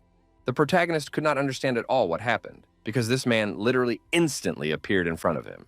The old man noted that the guy had been standing there for an hour, which made him decide to ask what he could do to help a visitor to their temple. Lin Mu greeted the great monk in their reply and explained that he was just a little lost in thought. At the same time, the guy was thinking about the fact that this kind old man had the aura of a non-mortal, and was surprised that this was the energy that would attract him. The monk, sensing that our hero had a good heart, asked him not to worry and to follow him. The young man realized that this was the perfect opportunity to learn new details, so he didn't resist and followed the old man. He decided to ask the monk what this place was, and the monk told him that this was where he meditated for Buddhist enlightenment. The protagonist was surprised that he was able to get to a place like this, so everything around him felt like some kind of dream. The guy even managed to see the real appearance of the legendary Buddha, which was definitely not possible for an ordinary person. Meanwhile, the saint decided to approach Lin Mu and directly told him that the latter had heavy sins lying on his soul, but there was some set of techniques that could help in his cultivation. Lin Mu was very happy to have this opportunity, so he thanked the Buddha. A second later, a bright flash appeared in Amitabh's fingers that held his immensely powerful energy. The next moment, that clot of holy power crashed right into the forehead of the protagonist. The great monarch himself did not expect at all that the Buddha would decide to bestow his great power on this young man. Of course, the old man did not question the deeds of the great Buddha Amitabha, so he continued to pray to him. Now the events are brought a day forward and continue in the same powerful temple. It turned out that the protagonist fell asleep right within the walls of this shrine, and is now terrified to wake up from a strange dream. Lin Mu thought that all these events had just woken him up, and was now even more stunned. At the same time, he felt a fierce headache and realized that it definitely arose from cognition and spiritual energy. Stepping outside, the young man realized that it was already morning, and concluded that he had been in this place all night. The great monarch immediately appeared behind him and greeted his guest. Lin Mu immediately bowed low and thanked the master for such a generous gift. The old man explained that kindness has no limits, and hoped the young man would treasure the knowledge he had received from the Buddha. The protagonist recognized that he has learned a lot, so he will definitely use the skills he has learned. At noon, he was at Dunhai University, where the class in which students were to study derivatives had already begun. The guy himself was very distracted because he couldn't stop thinking about the fact that the temple he had been to yesterday was known for its seals that ward off bad luck. He also now agreed that kindness and respect for everyone, it turns out, is not gratuitous. However, unfortunately, the technique obtained was still too powerful for the young man because he didn't have enough spiritual chi energy for it yet. At the same time, our hero was sure that this knowledge would still definitely be useful to him. He had already managed to reach the spirit accumulation stage, and it was much faster than he had expected, because it was expected to take a year or more. Thanks to the chi that the young man had when he was reborn, he didn't have to exert any effort to pass the foundation formation realm. Now, after obtaining this technique, Lin Mu immediately jumped to the spirit accumulation stage, causing everything to go as normal. Moving to the spirit gathering stage, a warrior would already become several times stronger than he was at the peak of the foundation formation realm, so the guy was already excited. The protagonist was so pleased with his good fortune that he couldn't contain his emotions and chuckled quietly. It was only now that the young man realized that he was actually sitting on a steam, so he should at least restrain himself a little. The teacher noticed the fact that Lin Mu was laughing from his subject for some reason, but the guy didn't bother to explain anything and just apologized for his behavior. After class, the guy went outside and hit the wall with all his might to blow off some steam. Our hero was angry with himself because he was now happy about even some small thing, which definitely didn't match the name of the strongest cultivator. At this moment, some strange feeling that was already familiar to him came over Lin Mu again. The young man immediately guessed that it must have been the same girl. Eventually, he started looking for her among the crowd and saw a familiar silhouette on the busy street. The protagonist concluded that after reaching the spirit gathering stage, he could easily sense her presence from such a distance, and was certain that there was definitely something wrong with this beauty. The girl herself was unhappy about this encounter because she thought that Lin Mu was purposely pursuing her. The guy decided to explain everything peacefully and to start by getting to know the mysterious stranger he was interested in. Our hero said that for some unknown reason, when he and the girl got close, their chi reacted strangely to each other and asked if she wanted to find out the cause of this phenomenon herself. The beauty was in no hurry to introduce herself and noted that the young man was as ignorant as she was. but she also realized that it was no good if things continued like this. She asked Linmu to follow her to a quiet place where they could check what was causing their chi to react like this. They had to walk through the woods for half an hour, and then the girl reported that they were already there. The protagonist stopped as if on cue and asked what they were going to do now, but his companion had no ideas either. The guy decided to crouch down on the ground and try to connect their chi to see what could come out of it. The beauty herself had no other plans, so she agreed to the young man's proposal. She crouched down next to her and began to meditate, focusing on her breath to connect her energy with the main character's aura. Linmu instantly felt their chi interacting much more strongly than expected. The girl also noted this oddity because her ice ki was now much purer than usual. In turn, our hero felt that not only her partner's aura was being cleansed, but his own as well. At the same time, the guy couldn't figure out what technique the girl was practicing because there was something cool about it. After a while, they stopped meditating, feeling that their chi had indeed become purer. The girl with a smile on her face immediately noted that her frosty chi now seemed so strong. Only now did Linmu realize why her aura felt so cold, and he assumed that something more awaited them because this kind of fusion practice could help them both.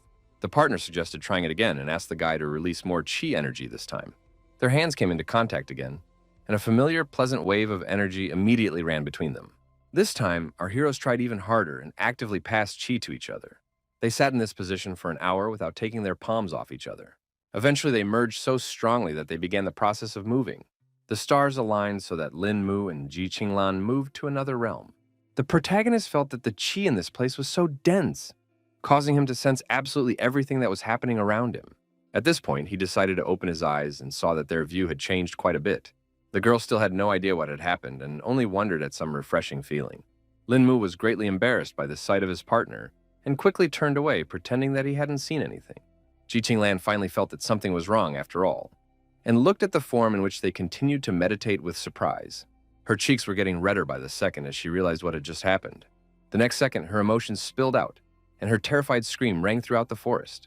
When they finally got dressed, the main character was immediately slapped, even though it wasn't even his fault for the whole incident. Linmu only now realized that everything was really happening, even though it seemed like it was just a sweet dream.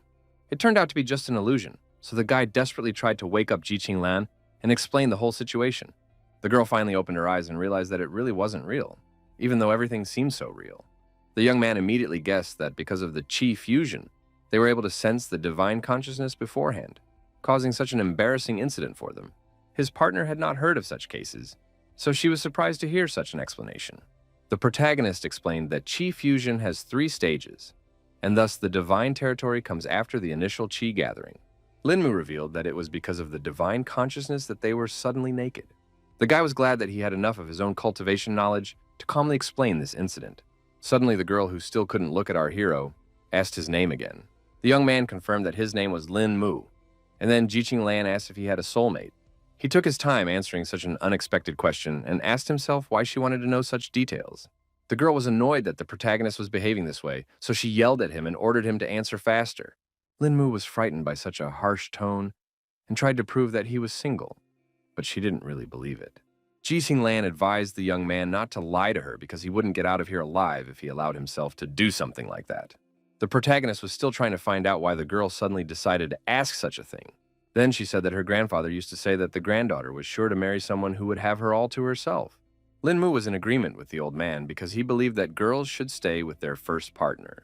The next moment, the guy realized that Ji Qinglan was going to marry him, even though there was still nothing between them. Now the girl sounded like a real demon and said in a commanding tone that now our hero must take responsibility for her, for he had seen her body and taken her innocence. The young man desperately tried to prove that it was just an illusion created by the divine consciousness, so it didn't count. The girl insisted on her own anyway, because she was sure that what he saw through that illusion was more real than what he was seeing with his own eyes. She emphasized that there was also a divine territory master in their family. So she had seen the notes left behind with her own eyes, and Lin Mu realized that he wouldn't be able to lie. Ji Qinglan wasn't going to listen to any compromise because she wanted the protagonist to marry her. The guy realized that marriage was a very serious thing and was afraid that they just might not be right for each other. The beauty again repeated her grandfather's words about marriage, which made our hero instantly petrified because he realized he was doomed. Lin Mu agreed that the grandfather had taught his granddaughter many things and wondered what else the girl had learned from him. At that time, Ji Qinglan said that the old man said that she shouldn't get married too early so she should wait until graduation, and until then, she should be nice and find common ground with her boyfriend. Protagonist Hello relieved because he thought she would insist on getting married right today. After that, the girl disappeared in the middle of the forest, so Lin Mu had to return home alone. The guy was starting to get annoyed with all these worldly problems, so he decided to think about how to reach the initial peace stage more quickly. At this moment, he suddenly felt someone rushing over with all his might, and he suspected that it might be the same assassin. Turns out it was just some running stranger asking to make way for him. There were only a few meters left to the protagonist, but the man was still rushing at full speed, not intending to stop. At the last moment, the boy managed to dodge, and was glad that they weren't after him after all. Lin Mu thought that this stranger was performing short-distance running and was in a big hurry to go somewhere. Next, our hero noticed that this fugitive was being followed by a policewoman he already knew. He still didn't suspect anything untoward was going on here, so he assumed the girl was just running a sprint. The young man reflected on the fact that being an officer is really hard because you have to do a run every day. Lin Mu noted that that guy was running harder, and only now realized that there was something very strange about him. He sensed that there was something rather intimidating in this stranger's gaze. Digging into his memories, our hero realized that such a look is often found in his homeworld in the strongest fighters. The protagonist realized that this stranger's strength wasn't as good as a cultivation master, but he also exuded a lust for killing. Putting all these puzzles together in his head, Lin Mu eyed him that the policewoman was actually chasing the criminal. At that instant, the guy heard the sounds of gunshots and realized that this was too bad. He realized that he had just missed the culprit, and now blamed himself for his inattention. Lin Mu snapped out of his seat and ran as fast as possible in the direction where the gunshots were coming from. He ran into the alley and saw that the policewoman was already lying on the floor, and the perpetrator was holding a gun in his hands. The man shouted that this crappy girl wouldn't even spare her life to catch him. The girl was bleeding, but still conscious because she was still lucky. Lin Mu was scared for her fate, so he immediately ran over to help in any way he could. Our hero carefully lifted the policewoman up to look where the bullet had hit. After examining the girl's body, the guy realized that the wound had gone straight to the heart, which was quite dangerous. He realized that according to the condition and the bleeding, the bullet just had to have passed by a vital organ. So it was the best situation from the worst, but still not that optimistic. The young man reassured the girl and promised that she would be all right, causing a spark of hope to appear in her eyes. The policewoman asked the protagonist to leave the place and not to risk his life, but he was not going to leave her in trouble, and the guy asked to cover the wound firmly with his hand. She couldn't understand what Lin Mu, who was walking unarmed towards a dangerous criminal with a gun, was going to do. The girl thought that our hero was completely crazy if he went to such risky steps for the sake of some stranger. The villain laughed at the fact that Lin Mu was building himself up as a noble hero and wasn't afraid to die at all. He thought the young man had watched too many action movies, so he decided to show him the harsh reality. The man didn't hesitate any longer and shot straight at the protagonist. The perpetrator was surprised because after a second, he saw that for some unknown reason he was unable to hit the target. It was still a moment before he realized with horror that the ammunition in the gun had run out. The villain now doubted that Lin Mu was a mere human because he managed to dodge the bullet so easily. The protagonist didn't bother to explain anything and punched his helpless opponent in the stomach with all his might. The man immediately coughed up blood and was unable to resist such a strong attack. In the end, he unconsciously fell to the ground, but Lin Mu was confident that the criminal would stay alive. While still dealing with the villain, the young man remembered about the policewoman who was on the verge of life and death. He ran up to the girl again and saw that she had lost consciousness due to heavy blood loss. To monitor the condition of the victim, the protagonist immediately guessed to check her pulse. Lin Mu felt that the throbbing was very weak, so the girl should be taken to the hospital as soon as possible before it was too late. Everything was successful, so when the policewoman regained consciousness, our hero recounted all the events in colors. The guy didn't want to tell about his abilities, so he lied that a man in his underwear came to their rescue and hit the criminal in the chest with all his might and saved their lives. The injured girl laughed when she heard the description of their rescuer and asked if he had a red cape. She wasn't going to believe this obvious lie because it all sounded like a superhero movie. The policewoman already wanted to threaten Lin Mu for daring to lie, but she felt pain and coughed, so the guy asked her not to speak anymore so as not to worsen her condition. In fact, the protagonist did not expect that in this world there are also so-called superheroes, and thought that the girl had already burned him. He rejoiced that he had managed to bring one good thing after all, and took out the prepared pills from his pocket. The guy held out his medicine to Ms. Wang and asked her to hurry up and eat it. The girl was in no hurry to eat some unknown pill, so Lin Mu asked her not to worry and promised that he wasn't going to do any harm. In the end, the policewoman decided to trust our hero. but emphasized that he dare not even think of such a thing. At that moment, a doctor entered the room and announced that Wang's relatives had come to check on the patient. The protagonist immediately realized everything, so he was already about to leave this place to stay out of the way. The girl said goodbye and thanked him for the medicine, and Linmu said that he would visit the officer again in a few days. The parents were very worried and panicked, asking the doctor if everything was okay with their beloved daughter. The girl asked them not to worry and informed them that Wang was already safe so they could check on her. Meanwhile, our hero decided to say goodbye to Dr. Joe as well. The doctor wasn't going to let the guy go so easily, but he couldn't understand what was wrong. It turns out that the girl had managed to see that he had given the patient some medicine. So now, she wanted to know what it was. She thought it was outrageous because, seriously, ill patients shouldn't be allowed to eat anything. The protagonist asked Dr. Joe not to worry about it and lied that it was just vitamin C. In fact, he gave Officer Wang a purifying medicine that has a miraculous effect on injuries. The young man didn't explain any further and warned the girl that he would return to the hospital in a few days. Once again, the girl made sure that the person in front of her was not the previous Lin Mu, and now wanted to know if it was also the same one.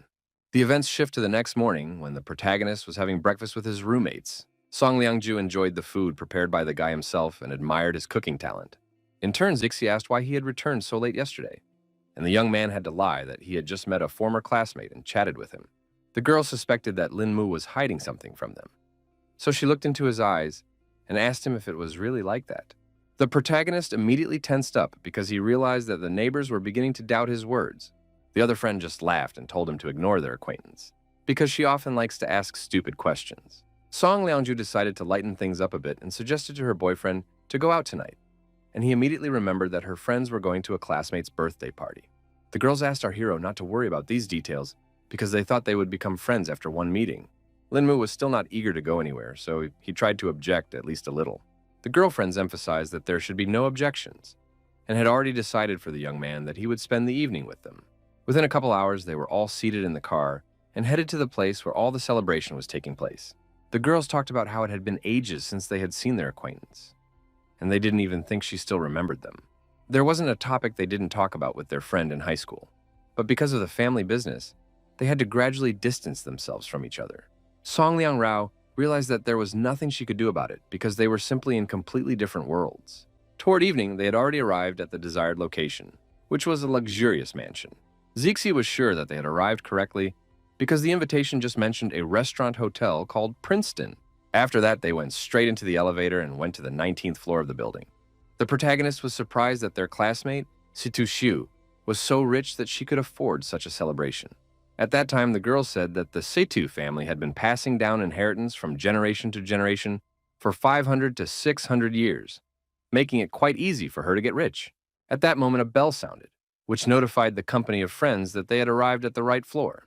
It was quite lively inside, and the guests Zero were actively discussing various topics, creating a noisy environment around them. Now, the protagonist agreed that this was indeed a noble family, because just for the birthday party, so many people came.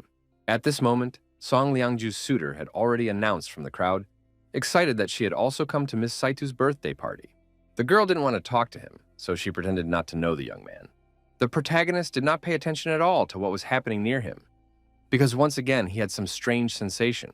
At this moment, he sensed the true king's aura and couldn't believe that there really was a person here who could exude such a strong energy. Eventually, the guy looked around, and among the crowd, he found the very girl who was emitting that aura.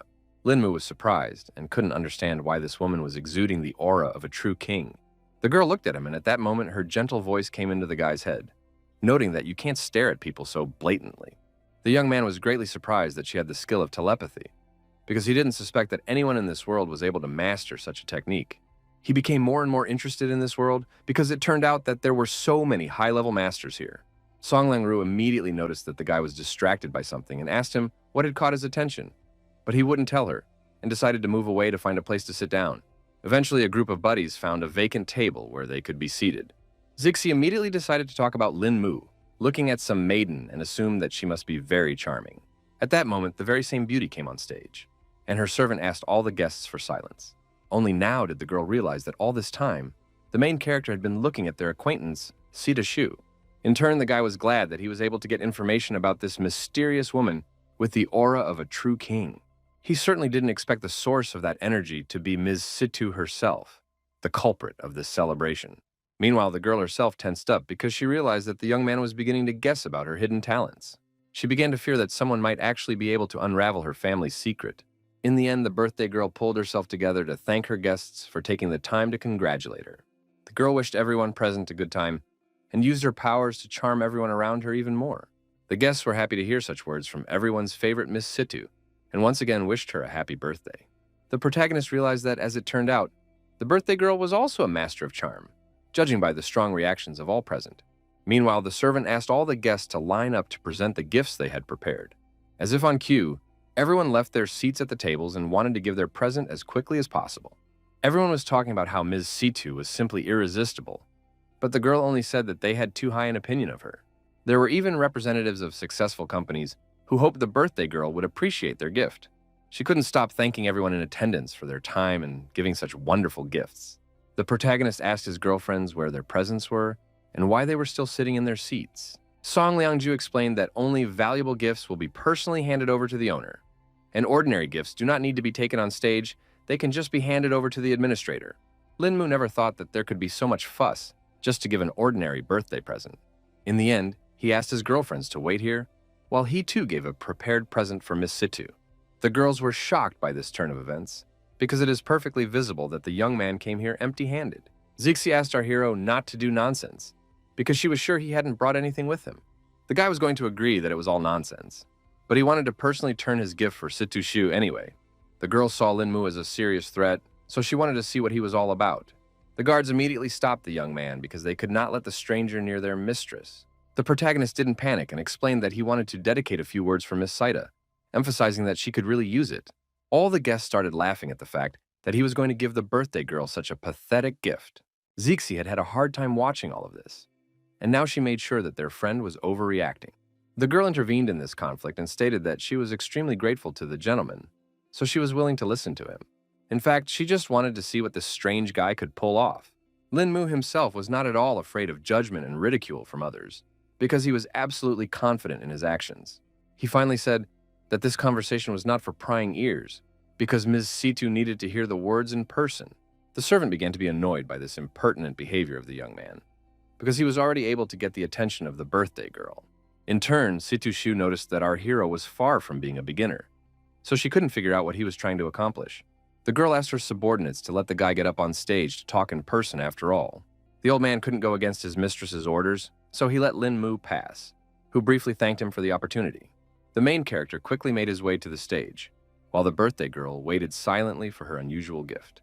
The guy was so reluctant for anyone to hear his words that he quietly whispered the intended message in his ear.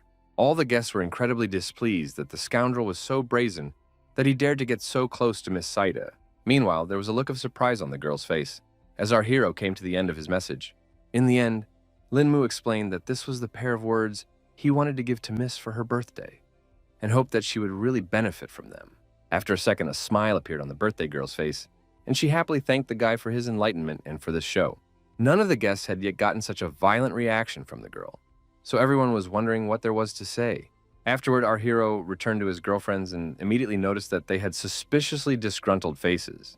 A flustered Song Ling-ju explained that the guy scared them to death, causing them to become very worried about him. Zixi was already thinking that he was going to put on some kind of show here, which definitely wouldn't end well. Linmu immediately apologized to the girls for making them worry. At this point, the birthday girl herself came up to them and said hello to all her friends. Situ Shu immediately noted that this guy who was able to surprise her with his present was their buddy, so she immediately asked to introduce our hero. Linmu immediately stood up from his seat to get to know the girl better. After that, they both folded their hands in a welcoming gesture and exchanged pleasantries. Zixi couldn't understand why they were doing this and joked that her friends were portraying martial artists from the movies. The main character didn't even know how to respond to that, because it was literally true. So he blanched for a few seconds. The girl just laughed off the joke and noted that her friend remained just as funny. After saying goodbye to her friends, she went straight to the Saitu family estate, where she met up with her father. The old man turned to his daughter and immediately asked if she had a good time at her holiday banquet. The girl replied briefly that all had gone well and went straight to the subject she wished to discuss with the head of the family.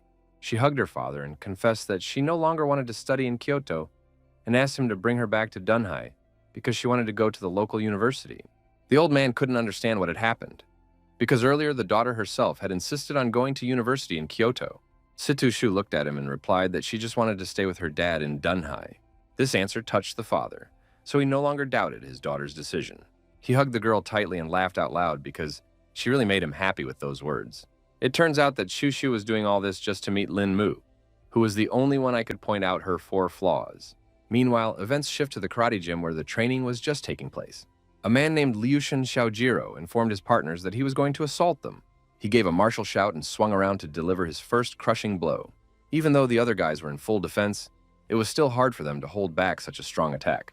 The man's partners were flying in different directions because they simply couldn't stay on their feet. In the next second, Liushin Xiaojiro swung his leg and declared that he wasn't done with this fight yet.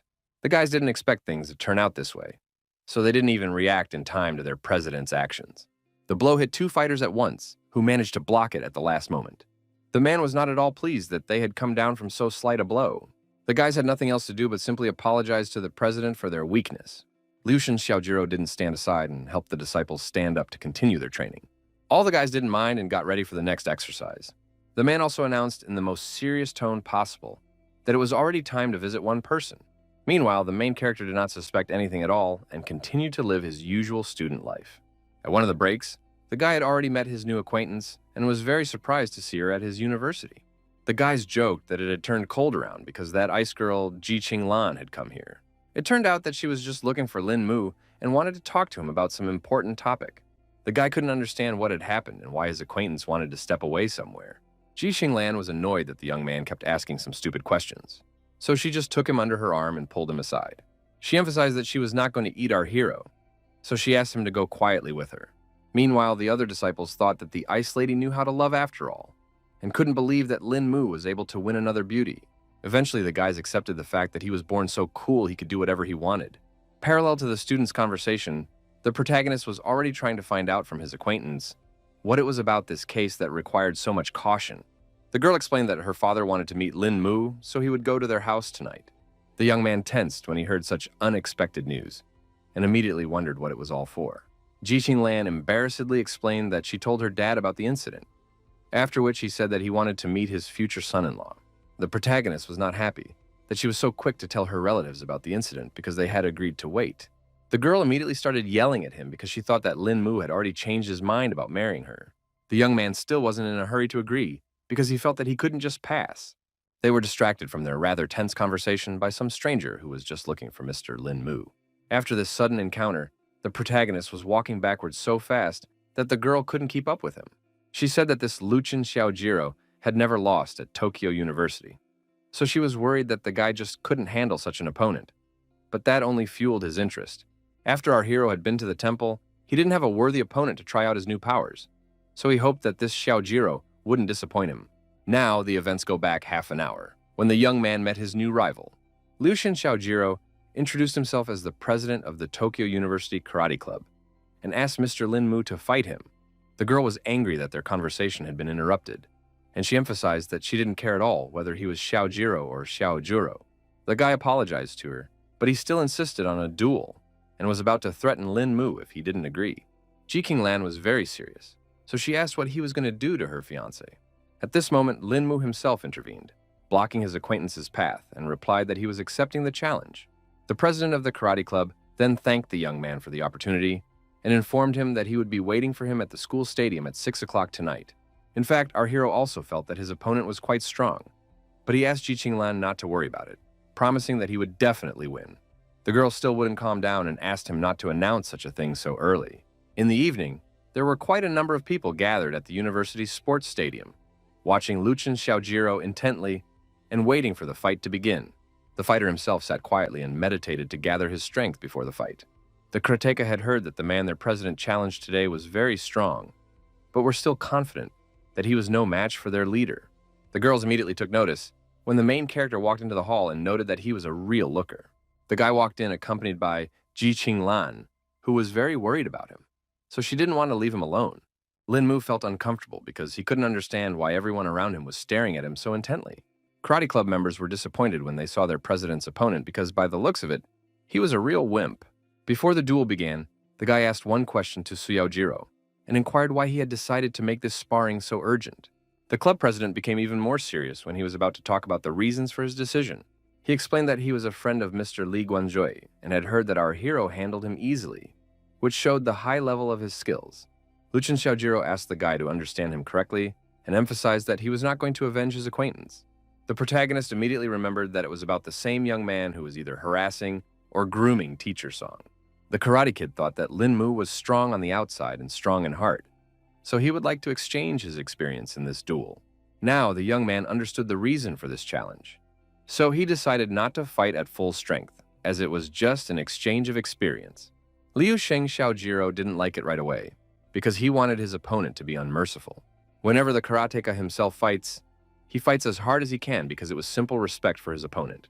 The protagonist heard his opponent and agreed to exchange experiences in this fight. The club president immediately got into a fighting stance and asked the young man to attack first. In the end, he struck first, and this attack was very accurate and fast. Lin Mu was shocked that his opponent was so strong, so he didn't even immediately react to the blow. At the last moment, the young man was still able to dodge his opponent's lightning-fast fist. Now, our hero had verified that this Xiaojiro was indeed much stronger than Li Wanzhui, whom he had dealt with quite easily.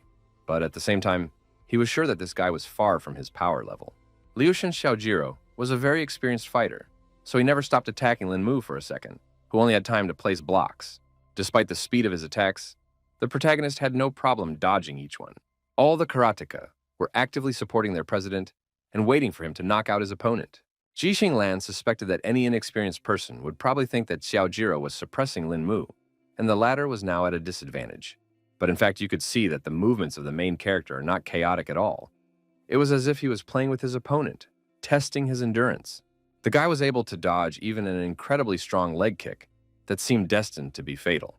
He did agree that it was pretty close after all, because the karateka almost managed to hit him. At this moment, Liu Shen Xiaojiro finally stopped, because his strength was running out and his breathing was starting to hit a snag. He couldn't understand why Master Lin Mu was only defending himself and assumed that the guy was looking down on him. Our hero got embarrassed and apologized, explaining that he was scrutinizing his opponent's techniques, causing him to forget that they were actually competing. The club president was surprised that the youngster has enough time to learn his techniques while concurrently being on defense. Meanwhile, Lin Mu got into a fighting stance and announced that he was going to attack his opponent. Lucien Xiaojiro, despite his fatigue, prepared to take this blow. He didn't even have time to finish the sentence when he felt a hard push right in his stomach. The Karate Kid couldn't understand why our hero stopped and didn't continue his attack. Lin Mu ended up attacking his opponent so hard that he literally flew the air. Lucien Xiaojiro couldn't do anything about it, so he fell to the floor with a rumble and shame. None of the audience could understand what had just happened because they only had time to see our hero appear in front of the president of the karate club. Ji Qinglan was also shocked by such an amazing speed of her future fiancé. The Karate Kid himself couldn't understand what had just happened either, and now tried to get to his feet. He realized he had been careless in this battle comma, and gathered his last strength to finally get up. Our hero was surprised that his opponent could no longer get up, even though he had only released a small amount of chi. Now the guy was disappointed because actually in this fight, he wanted to test his accumulated power. But now, there was no such opportunity. For his part, Liushin Xiaojiro was not going to give up, even though he had already realized the gap between himself and Master Lin Mu. The Karate Kid's fighting spirit was still at an all-time high, so he confidently shouted that he wouldn't give up so easily. The protagonist was surprised that his fighting spirit had suddenly risen, but was sure that it was all useless. Xiaojiro was already about to deliver another crushing blow and finally wanted to hit his opponent. He was sure that this time he was bound to achieve his goal. The fighter made one accurate lunge forward, but ended up feeling like he hit nothing. The Karate Kid was shocked by this turn of events and couldn't understand how this was even possible. It turned out that the main character had just grabbed him by the shoulder, so now Xiaojiro couldn't figure out what kind of person he was. Lin Mu replied briefly that he was the same person as his rival, but he was just studying at Dunhai University. The young man decided he was going to act tough, so he apologized to his opponent. Grabbing the Karate Kid firmly by the shoulder, our hero tossed him aside in a sharp motion. After that, Liushin Xiaojiro's head hit the floor with a thud, and now definitely could not continue this fight. The president of the karate club made sure that the protagonist definitely had inhuman strength.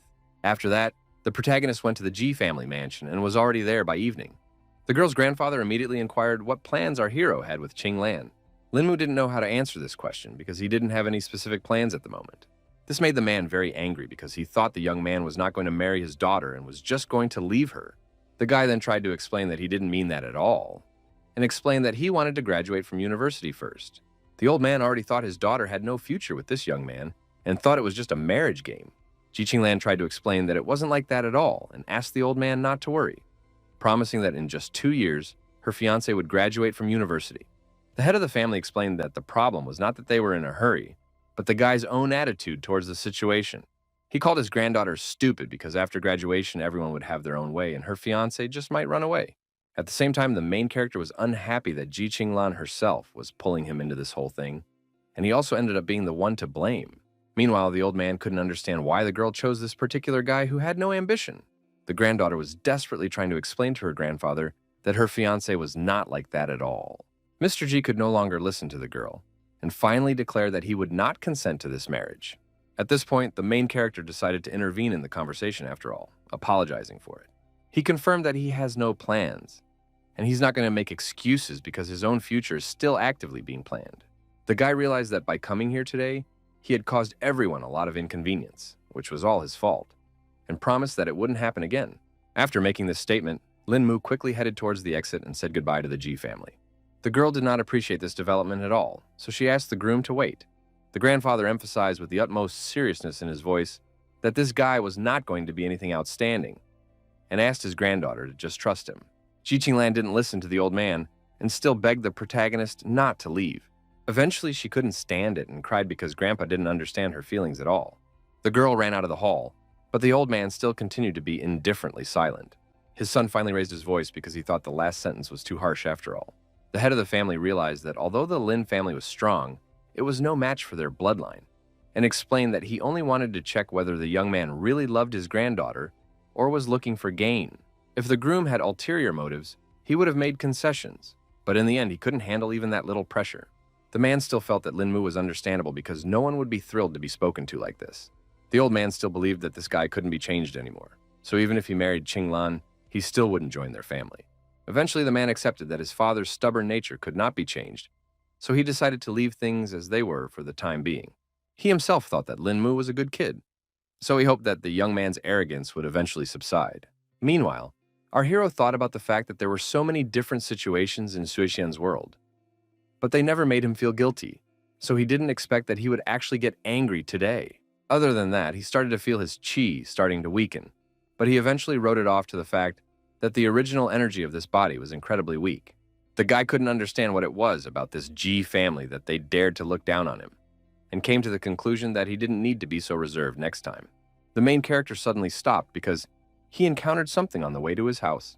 Turns out some guy ran out at him, holding his head and begging Six to save him.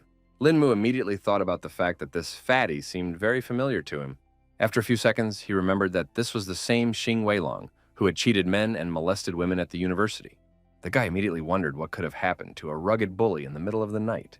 The frightened bully tried to catch his breath and rejoiced that he was able to meet his acquaintance. It turned out that he was being chased by a horde of angry bandits who wanted to take his life right here and now.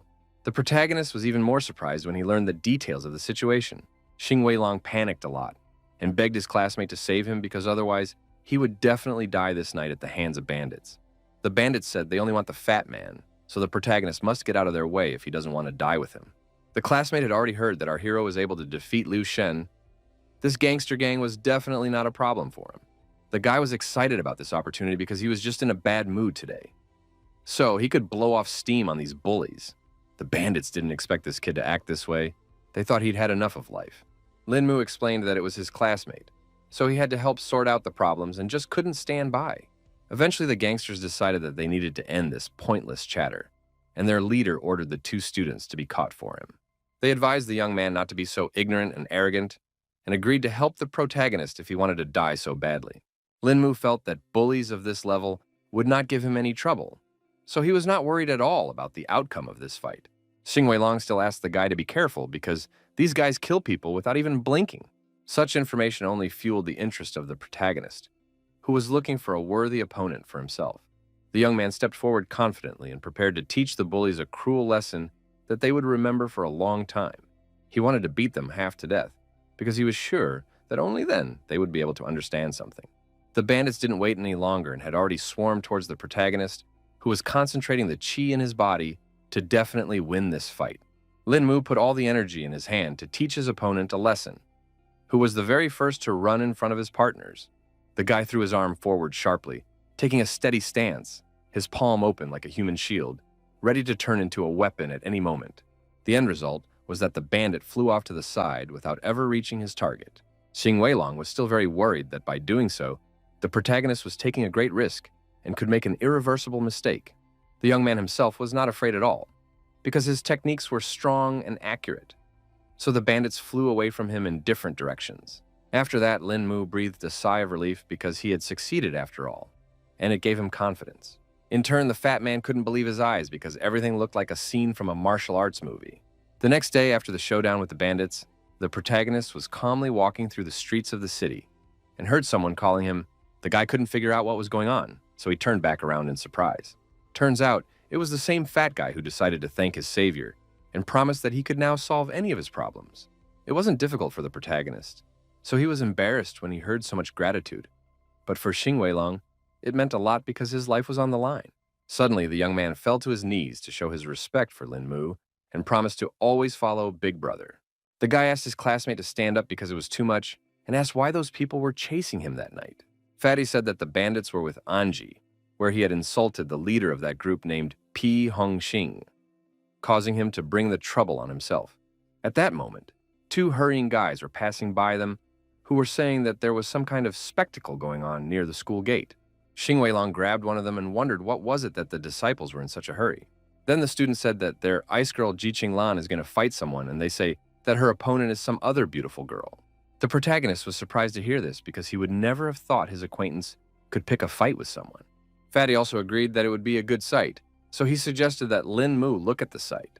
The guy replied briefly that he was in no mood at all to engage in such entertainment, so he asked his classmate to go there alone. Xing Weilong realized that our hero didn't have any important things to do anyway, and this way he would at least have some fun, so he dragged him along with him. Lin Mu had no choice left, so he asked his friend to at least not drag him because he could walk on his own. None of the students could figure out what had happened because the two girls had been tensely standing opposite each other for a long time. Everyone around them already wanted to see a real fight, so they began to whip up their opponents. At this moment, the protagonist and his escort, in the form of Xin Weilong, began to make their way through the crowd. In the end, Lin Mu saw that Ji Qinglan's opponent was the familiar Sister Situ. The girl herself also didn't seem to expect to meet the protagonist here, so she turned around sharply when she heard a familiar voice. The guy immediately inquired why his acquaintance had come to this university. Situ Shu completely forgot about her rival in a couple of seconds, because she wanted to say hello to our hero. Everyone around was shocked when they realized that even this girl was familiar with the protagonist and couldn't understand why he was familiar with all the beauties around. Ji Qinglan immediately approached the guy and asked him to be careful because she didn't trust her rival at all. It turns out that Situ Shu was asking about Lin Mu's whereabouts, causing the girl to suspect that she had some kind of score to settle with him.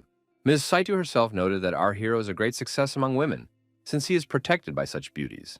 The guy tried to explain to Qinglan that they were acquainted with this girl, who wasn't a bad person at all.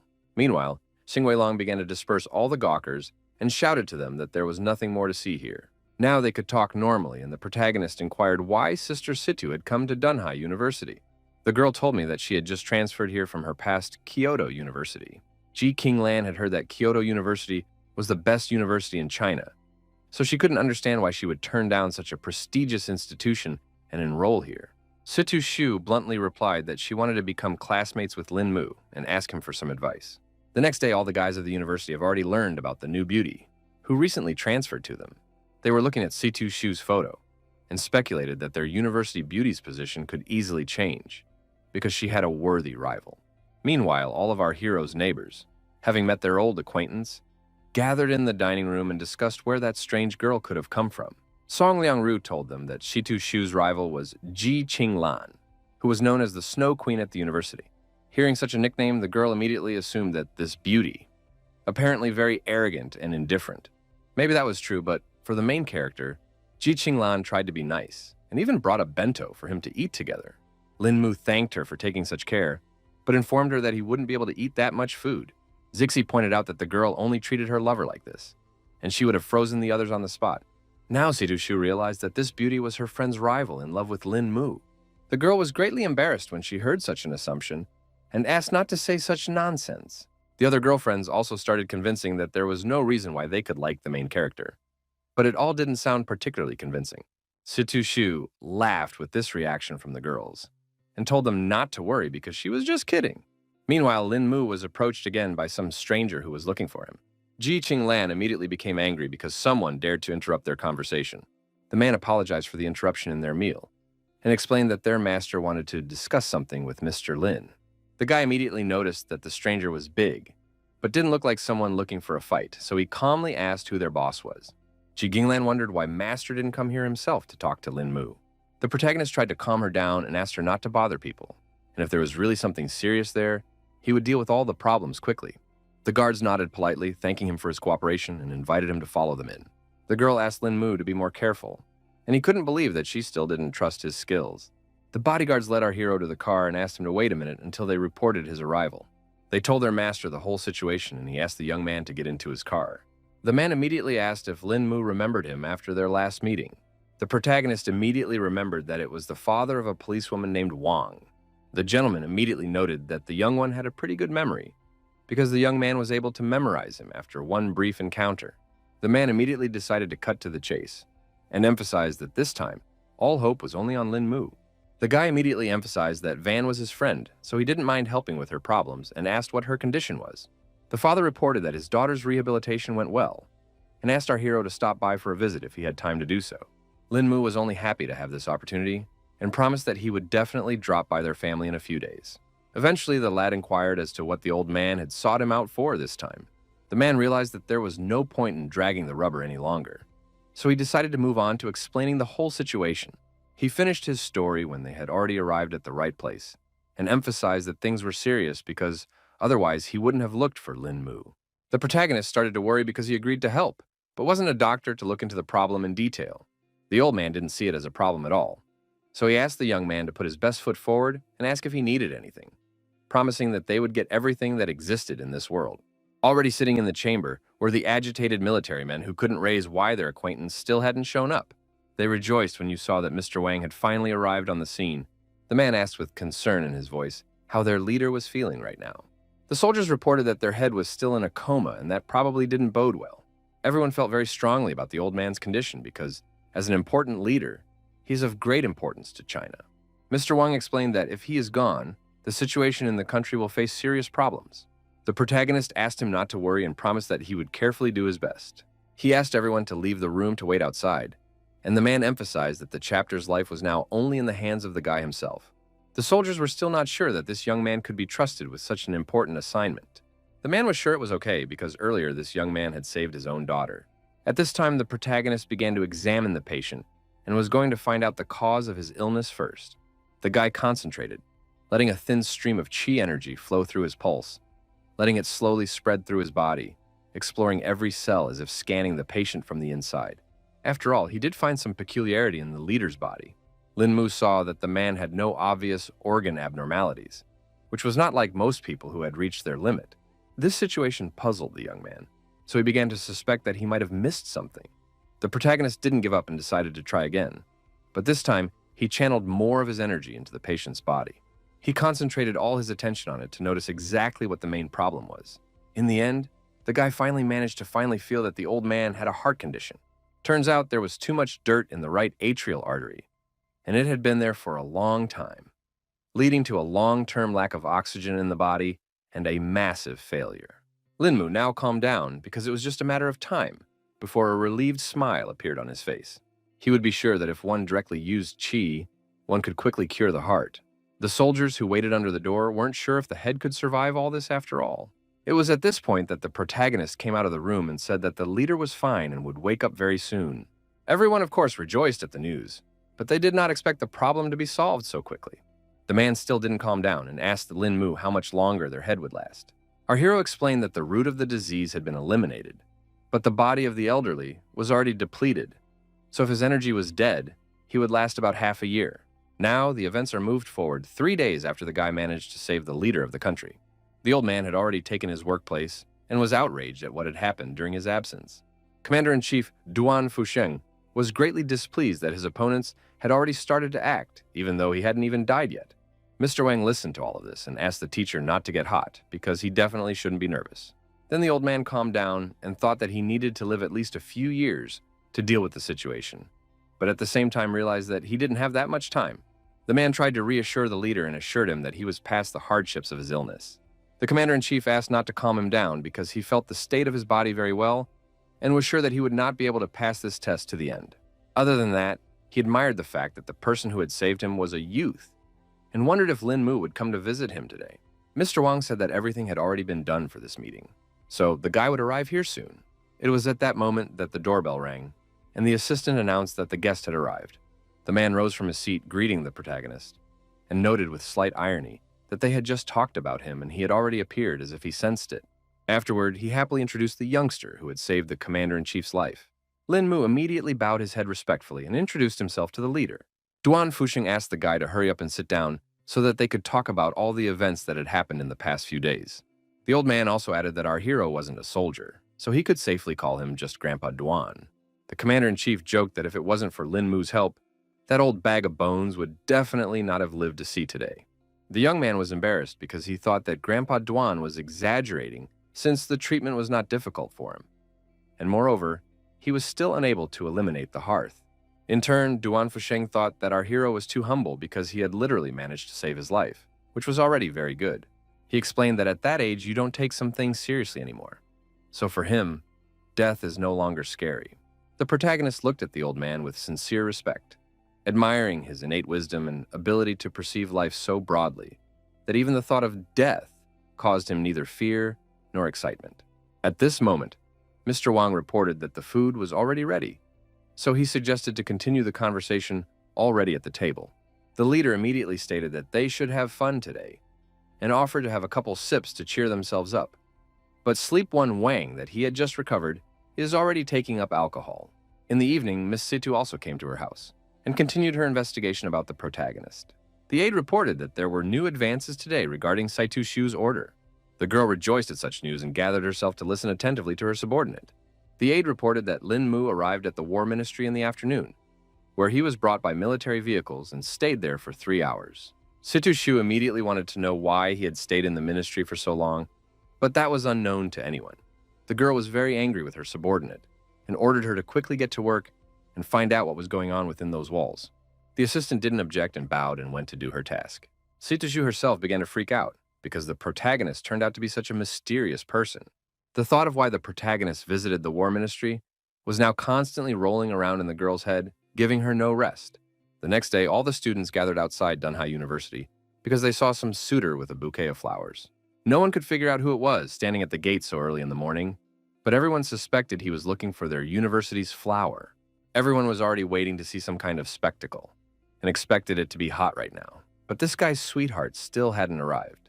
Next, the students saw the latest model Lamborghini stopped near the entrance and couldn't even guess who it was. It turned out to be Situ Shu, who had yet to realize what was happening at the university gates. Seeing the huge crowd, the girl couldn't understand why everyone was gathered at the entrance so early today. The guy, noticing the girl he wanted, instantly became animated, clutched the bouquet tighter, and rushed towards her. Situ Shu was greatly surprised when she realized that it was her acquaintance named Yan Lanshi. She couldn't understand how he ended up here. The guy explained that he couldn't leave the girl and hoped she would like these oriental blue roses. She was very pleased with the attention from her suitor and thanked him for such a sudden gift. The young man wondered why Saitu Shu suddenly switched to Dunhai University and didn't even warn him about this decision.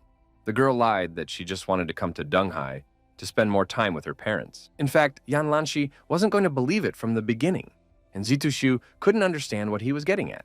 He could bet it was because of one guy, and he turned around because the man was just walking nearby. The girl opened her eyes wide. Her lips parted for a moment in surprise, for her acquaintance had just pointed out the real reason for her transition. Just at that moment, the protagonist was walking down the street, and his new associate Xing Wei Long was walking beside him. The guy pointed out that there was a very intimate conversation between Situ Shu and this guy at her birthday party, and asked what it was that he said to her. Mrs. Situ's eyes flashed with rage at the fact that her acquaintance dared to pry into her private affairs. Yan Lanshi recalled that the girl was actually his fiancée, so it was normal for him to ask about such things. The girl felt that even if she were to be a wife, she should not inform him of such things. The groom frowned, his gaze becoming intense and suspicious, because he began to suspect that Lin Mu liked Situ Shu. Eventually, the girl herself confirmed it, so she asked the guy not to hit on her anymore to make everyone feel comfortable. Yan Lanshi froze in place, His eyes widened in shock, and his voice trembled as he questioned whether she realized the full weight of the words she had just spoken. Situ Shu could no longer tolerate her former fiancé, and eventually directly replied that she wasn't joking at all. At the same time, the protagonist and Xing Weilong came closer and saw that something strange was happening near the gate. Linmu was surprised to see such feminine qi emanating from this guy because this was the first time he had seen something like this. Fatty immediately noticed the sudden change of mood of his comrade because he suddenly became cheerful for some reason. The protagonist didn't bother to explain the reason for his joy and wanted to leave this place. But Xing Weilong didn't want to go because the fun wasn't over yet. Yan Lanchi was incredibly angry that this guy dared to even look at his woman. He wasn't going to give Lin Mu any chance because he dared to fight for his fiancée. In the evening of the same day, the protagonist couldn't figure out where the fatty had brought him because it all looked rather mysterious. Xing Weilong asked his comrade to calm down because it wouldn't be long before he would find out all the details. At the entrance of the place, they were met by two guards who opened in sync and kindly greeted their guests. The guy eventually assumed that a friend had decided to bring him to some charity dinner. Lin Mu would never have guessed that his comrade was interested in charity projects. The fat man proudly announced that this was not just a charity dinner and said that it wouldn't be long before our hero found out everything. They walked a little further, and at that moment, the protagonist felt some strange sensation on his hand. The main character couldn't understand what was happening because a ring from the past world suddenly appeared on his hand. Xing Weilong immediately noticed that something strange was happening because his comrade had turned pale for no reason. The young man tried to hide his hand and asked if there was a restroom, lying that he must have eaten something wrong. The fatty replied that the restroom was in front, and then Lin Mu asked him to wait here for a few minutes. The protagonist quickly ran into one of the available booths and tried to somehow solve the problem with the ring that had suddenly appeared. The guy examined his hand carefully and tried to figure out what could have triggered it. Lin Mu realized that the ring wanted to break free, and if he didn't suppress it, the consequences could be unimaginable. To obtain this talisman, he almost died in the cultivation world, so there shouldn't be any more mistakes here. Suddenly, the protagonist heard some familiar female voice directly addressing him. It turned out that it was Situ Shu who had unknownly appeared here. Our hero nervously clutched the hand with the ring and emphasized that it was actually the men's room. The girl didn't see it as a problem because there was no one here, and was also surprised that Lin Mu had decided to take an interest in charity. Lin Mu in turn explained that the fatty had brought him here, and also asked if Miss Situ had any important business here. She did not explain the reason for her visit for this evening, and immediately said that that man in the morning misunderstood their relationship with our hero. But the girl was going to deal with the situation. The guy immediately assumed that the guy outside the university gate was asking for his acquaintance's love. Situ Shu could no longer stand the fact that he was so blatantly pretending, because she was sure that he had also noticed Yan Lanchi's murderous aura. The protagonist agreed that he had captured this energy, but couldn't figure out what to do with the information.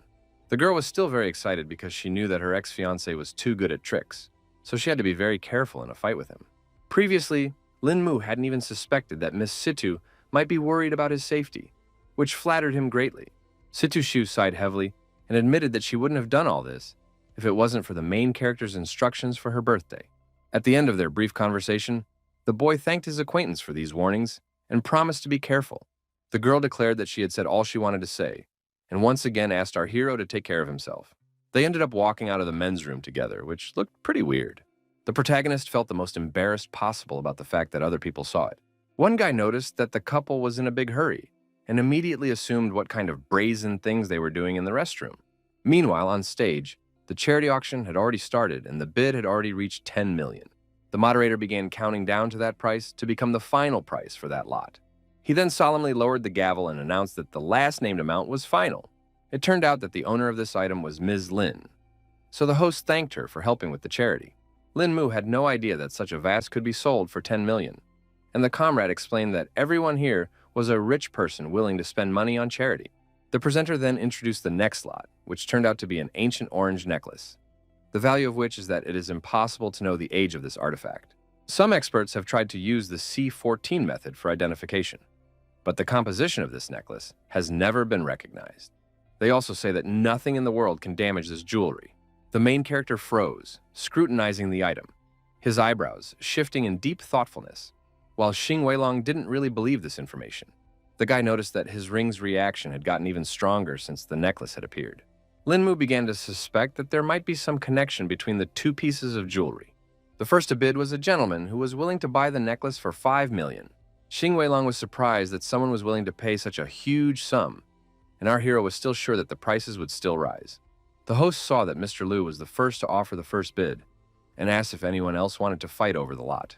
The next to enter the fray was a girl who offered 6 million for the necklace. In just a couple of seconds, the price had already risen to 15 million and wasn't going to stop. The fight for the artifact was also still not leaving Mr. Liu, who eventually raised the bid to 20 million. The presenter immediately turned to the other participants and asked if anyone had more to offer. Xing Weilong couldn't believe that someone would be willing to give such money for a stupid necklace. But our hero realized that it was all going to charity. At this point, some old man in the audience offered 50 million for such a precious lot. Everyone was shocked that their opponent had raised the bet so dramatically to such a fabulous amount. The host immediately asked if anyone was willing to outbid Mr. Ao. He immediately started counting down to 3 to close the bidding for the legendary necklace. The man banged his gavel again and thanked the victorious Ao Xiaolong for his contribution to their charitable cause. Xing Weilong reacted violently to the winner, so the protagonist guessed that his friend knew this person. The fatty whispered and explained that this person was the head of the Ao family and was an important figure, both in the light and in the shadows. He realized that if their family placed so much importance on this necklace, apparently it was far from ordinary. The protagonist only now remembered that there are 6 other treasures in the cultivation world, similar to his ring, and they are known as the ancient armor of immortality. He immediately guessed that this necklace might be part of that ancient armor, and he didn't expect it to appear in a place like this at all. At the same time, some of the participants of the Thanksgiving banquet were in the VIP room. One of them was Yan Lanshi, who still couldn't stop thinking about our hero daring to play with his jouer. At this moment, Lin Mu felt some strange chill down his back that was coming off his new rival. The assistant walked over to his master and asked if there were any new instructions for him. In fact, this guy named Qing Shi reeked of something coldly dangerous, due to his creepy appearance and skin as pale as snow. Yan Lanshi directly stated that he didn't want to see that boy in the white suit anymore. His subordinates immediately understood his master's instructions and promised that the young man would no longer see the sun tomorrow. The guy immediately emphasized that our hero had good skills and asked his assistant they underestimate the enemy and be careful. Qing Shi asked his master not to worry because he had never lost a battle yet. Meanwhile, the host announced that the charity dinner was over and thanked the guests for their support for the cause. Then the protagonist still decided to ask why the fat man guided him to this place. But the latter asked the guy to watch his words, because some people wanted to come but didn't have that opportunity. Xing Weilong said that he originally wanted to buy something too and ask his friend to help him with the staff. But something went wrong in the end. The guy explained that he only brought in 5 million and thought he had enough. But in the end, he didn't even get a chance to bet. He thought that the rich people from Dunghai were too capricious, which was the reason why the bidding was so tough. The young man was sure that spending 50 million on a necklace was too much, even if it was the best piece of jewelry in the world. The protagonist speculated that Ao Xiaolong might have bought this item as a gift for someone. In turn, the fat man began to suspect that the man might have helped someone by buying this expensive item. Suddenly, Lin Mu stated that he needed to urgently go somewhere and was about to leave his partner. Xing Weilong couldn't understand why there was such a rush, because he was actually going to invite our hero to dinner. The guy emphasized that this was a very important case, so he promised to accept the invitation next time. Lin Mu simply followed his feelings, which eventually led him to the underground parking lot.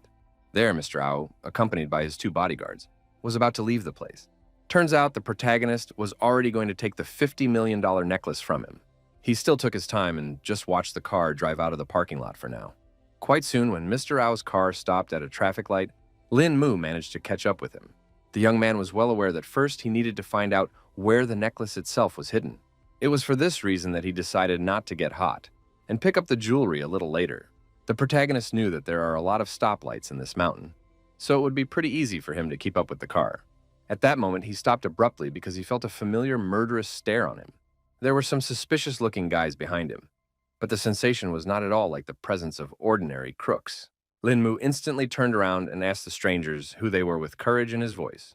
These mercenaries didn't bother to explain anything and already attacked their target in a second. The guy thought such a direct attack was too naive because he was easily able to dodge it. In fact, he definitely didn't expect that there were 3 more knives in the shadows that were ready to attack him from the other side. By the reaction of the protagonist, the bandits realized that they had managed to pull off their prearranged plan. Lin Mu carefully adjusted his tie and noted with a smile on his face that just a little bit more, and his opponents would have succeeded in injuring him, but that didn't happen. All the bandits shockingly froze in place because they couldn't understand how the guy managed to dodge all of their shadow blades. Suddenly, our hero noticed something flashed behind him, so he immediately reacted to the potential threat. It turns out that the professional mercenaries didn't wait any longer and decided to attack their target in a different way. The young man managed to capture his rival in time, and was displeased that his enemies were so dull and sneaky that they only ambushed him. Linmu only needed one precise strike to disarm this bandit who dared to attack him from behind. The mercenaries realized that they would not be able to resist such an opponent, so they decided to scatter. Meanwhile, the protagonist beat his opponent so badly that he literally flew into the air. In a second, he was already near the other mercenaries and noted that they were moving too slowly. The villains did not have time to react to the lightning-fast blows of the protagonist, so they just scattered in different directions. The remaining bandit saw that all of his partners had been knocked down in an instant and couldn't understand how the guy had managed to do it. In turn, the protagonist did not stand aside and had already decided to deal with the remaining mercenary. Suddenly, he felt he couldn't reach his opponent's body and hit an empty spot, even though he was sure he was hitting the exact target before he did so. The most mysterious bandit was already in a different place and was glad that he had such a good reaction. Our hero agreed that he was a jack of all trades, but this time, he wasn't going to make any more mistakes. At the decisive moment, his blow again passed through the void, his fist slicing only the air, and the bandit, like a ghost, remained unharmed. After a second, the mercenary leader raised his comrades and informed them that this guy was quite difficult to deal with, but he had already found a way to defeat him. Suddenly, all three of them vanished into thin air like smoke. So it was now impossible to know where they would appear in the next moment. Linmu hadn't encountered such a technique yet, so he still couldn't understand what kind of technique his opponents were using. After a closer look, the guy realized what he was dealing with. His opponents used air currents around his body in order to disrupt his opponent's thoughts, resulting in hallucinations. While our hero was in contemplation, the bandit saw that he was already open to attack and decided to make the first strike. In the end, the mercenaries walked through Linmu and were shocked at this turn of events. A smug smile immediately appeared on the young man's face because he guessed that this technique was made worse by anger, and these three had studied the technique too superficially to know that. The protagonist decided to use the knowledge he had gained and wondered why his opponents were hitting an empty space to enter them on emotion. The bandits were shocked that he had been able to guess the Shadow's technique and thought that the true blood of the elite flowed in him. The guy hadn't expected them to take him for their own so easily, so he decided to ask if they were being sent mercenaries to kill him too. Now the guys were afraid that they attacked some important person, so they asked our hero to return with them to solve this misunderstanding. But he refused because he still has a lot of important things to do. The leader of the group emphasized that they might be in trouble if Linmu didn't go along with them, and reported that a total of 9 assassins were sent on this mission. The young man asked not to worry about him because he believed that all these opponents were unlevel to him and was confident that he could defend himself on his own. Over all of this conversation from the roof of a neighboring building was Ching She, who seemed to have set up this whole operation. The man had not expected at all that the protagonist would learn the shadow technique so quickly and be able to deal with the first group of assassins so easily. Then, he licked his blade and began to prepare for the fact that he himself would need to show some real skills that the kid definitely couldn't handle. The protagonist immediately took off his seat and ran with all his might to catch up with Mr. Ao's car. The guy was already desperate because he realized that he had completely lost Shaolin's car and tried to think of another plan. Suddenly, an unknown force split the air in front of him, causing Linmu to have to stop. Of course, he didn't have time to react to such a lightning-fast attack, so he was badly injured. It turned out to be Ching Shi, who didn't even think that the guy wouldn't notice his first strike. The protagonist immediately felt that in front of him was a real expert, but he did not even guess that such a person would attack from ambush. The man coldly emphasized that he was a murderer, so he would do anything possible to achieve his goal. Meanwhile, Linmu had already fallen to the ground without strength and asked if Ching Shi had been following him since the fight with those mercenaries. The assassin confirmed his speculation and explained that because of the young man's strength, he had to strike from ambush, adding that he was only the second target to be killed in this manner. With his last strength, the protagonist asked him to tell his name because he wanted to know by whose hand he would die. Ching Shi was indeed about to leave, but stopped for a second after hearing his victim's request. The protagonist couldn't believe that the killer was so cold-blooded that he wasn't even going to fulfill the dying man's last request. Eventually, somewhere in the depths of the hitman found some humanity, so he gave his name. Linmu's strength was already running low, so he only said that he had memorized his assassin's name. After that, Ching Shi turned around and walked away, and the guy was left lying on the sidewalk in a pool of his own blood. Suddenly, he felt some movement behind his back and realized it wasn't that simple. It turned out that the protagonist was not going to die at all, and found the strength to continue the fierce fight. Linmu was surprised that the assassin managed to dodge his blow, even though this turn of events was literally unpredictable. He was sure that the attack was as stealthy as possible, and because of that he couldn't figure out how he could sense it and react in time. In turn, Qingxi was shocked that our hero was only pretending to be dead, even though he had received an accurate stabbing. Meanwhile, the guy wasted no time and re-attacked his opponent, who again managed to dodge. Lin Mu now began to feel that the mercenary had also perfected in the spiritual realm, and was a master who had opened the middle and lower dantian. Despite this level of strength, the protagonist was not afraid and decided that he would definitely not lose in this fight. Our hero shouted at the top of his voice that the only person who should die here and now was Qingxi himself. The assassin even started to panic a bit because the guy was injured so badly, but his punches were still very strong. In the next instant, Lin Mu still managed to break through his opponent's defense and shorten the distance as much as possible. He concentrated all the qi energy in his hand to make this strike fatal to the assassin. Qingxi was unable to resist such precision and speed, so he only cried out in pain. The protagonist put all of his power into the blow, so his opponent simply bent in half, scarlet spatters splashed from his mouth, and his eyes widened in shock. In the end, Qingxi collapsed to the ground without strength because even such a master could not resist Lin Mu. He was still able to talk for a while, so he asked the guy who he really was. The brave warrior himself was also holding on with his last strength, so with a trembling voice, he asked his defeated opponent to remember that he had been killed by Lin Mu. Qingxi still couldn't understand how things had turned out this way, because he was definitely sure that his knife had hit our hero. As he stepped away from the killer, the young man began to feel that the poison that was on the knife had already penetrated his heart and lungs. He couldn't believe that after going through such a fight, he would end up right here in the middle of the street. Eventually, the strength left Lin Mu's body, and he slumped to the ground without strength, regretting that he was not prepared for such a serious fight. His eyelids grew heavy and began to slowly close, but at the last moment the guy managed to see someone's feet right in front of his face. The events continue into the night of the same day, only now Lin Mu has entered the temple. Someone still managed to save Lin Mu, who had now regained consciousness but was still not feeling particularly well. At that moment, the girl who saved him was just praying for her late master. 10 years ago, when Yuner was very young, she accidentally injured an old man, causing him to pass away. Before his death, the old man said that saving the terminally ill was the main task of a healer. So if there was a chance to save the girl, he was ready to die without regrets. He asked his student to go on living and save more people who would need her help. The girl tearfully recalled how the master had adopted her, after which she had contracted a strange disease from which the old man himself had saved her. Each time after the operation, the master had aged little by little and sacrificed himself for Yuner's life. Now she was going to use a technique that would take a lot of work to master because it was quite difficult to control. The girl opened the box, which contained a set of needles and a note thanking her for living up to her title as a divine medic. Yuner continued to live her vocation, so she couldn't let our hero have any problems. She methodically inserted needles into his body, her fingers moving with surgical precision, and asked the guy not to give up and hold on to his life. Lin Mu's consciousness swam, the world around him blurred into murky patches, and a hoarse, painful groan escaped from his chest. The girl was very nervous because this secret technique consumes a lot of energy, and if things continued like this, she might not even survive. Dr. Zhou tried to cheer herself up to save the protagonist after all, but it was all too difficult for her. At that moment, she remembered that the master had treated her like a daughter since their first meeting, and had saved her at the cost of his life. It was for this reason that the girl decided that once she had made a firm decision, it was too late to chicken out. She finally went to her master and asked for some strength to finish this technique. Zhou Xiun remembered how the old man had taught her precision in acupuncture, and calmly continued to stick needles into her patient's body. She also kept the thought in her mind that each shot required skillful speed.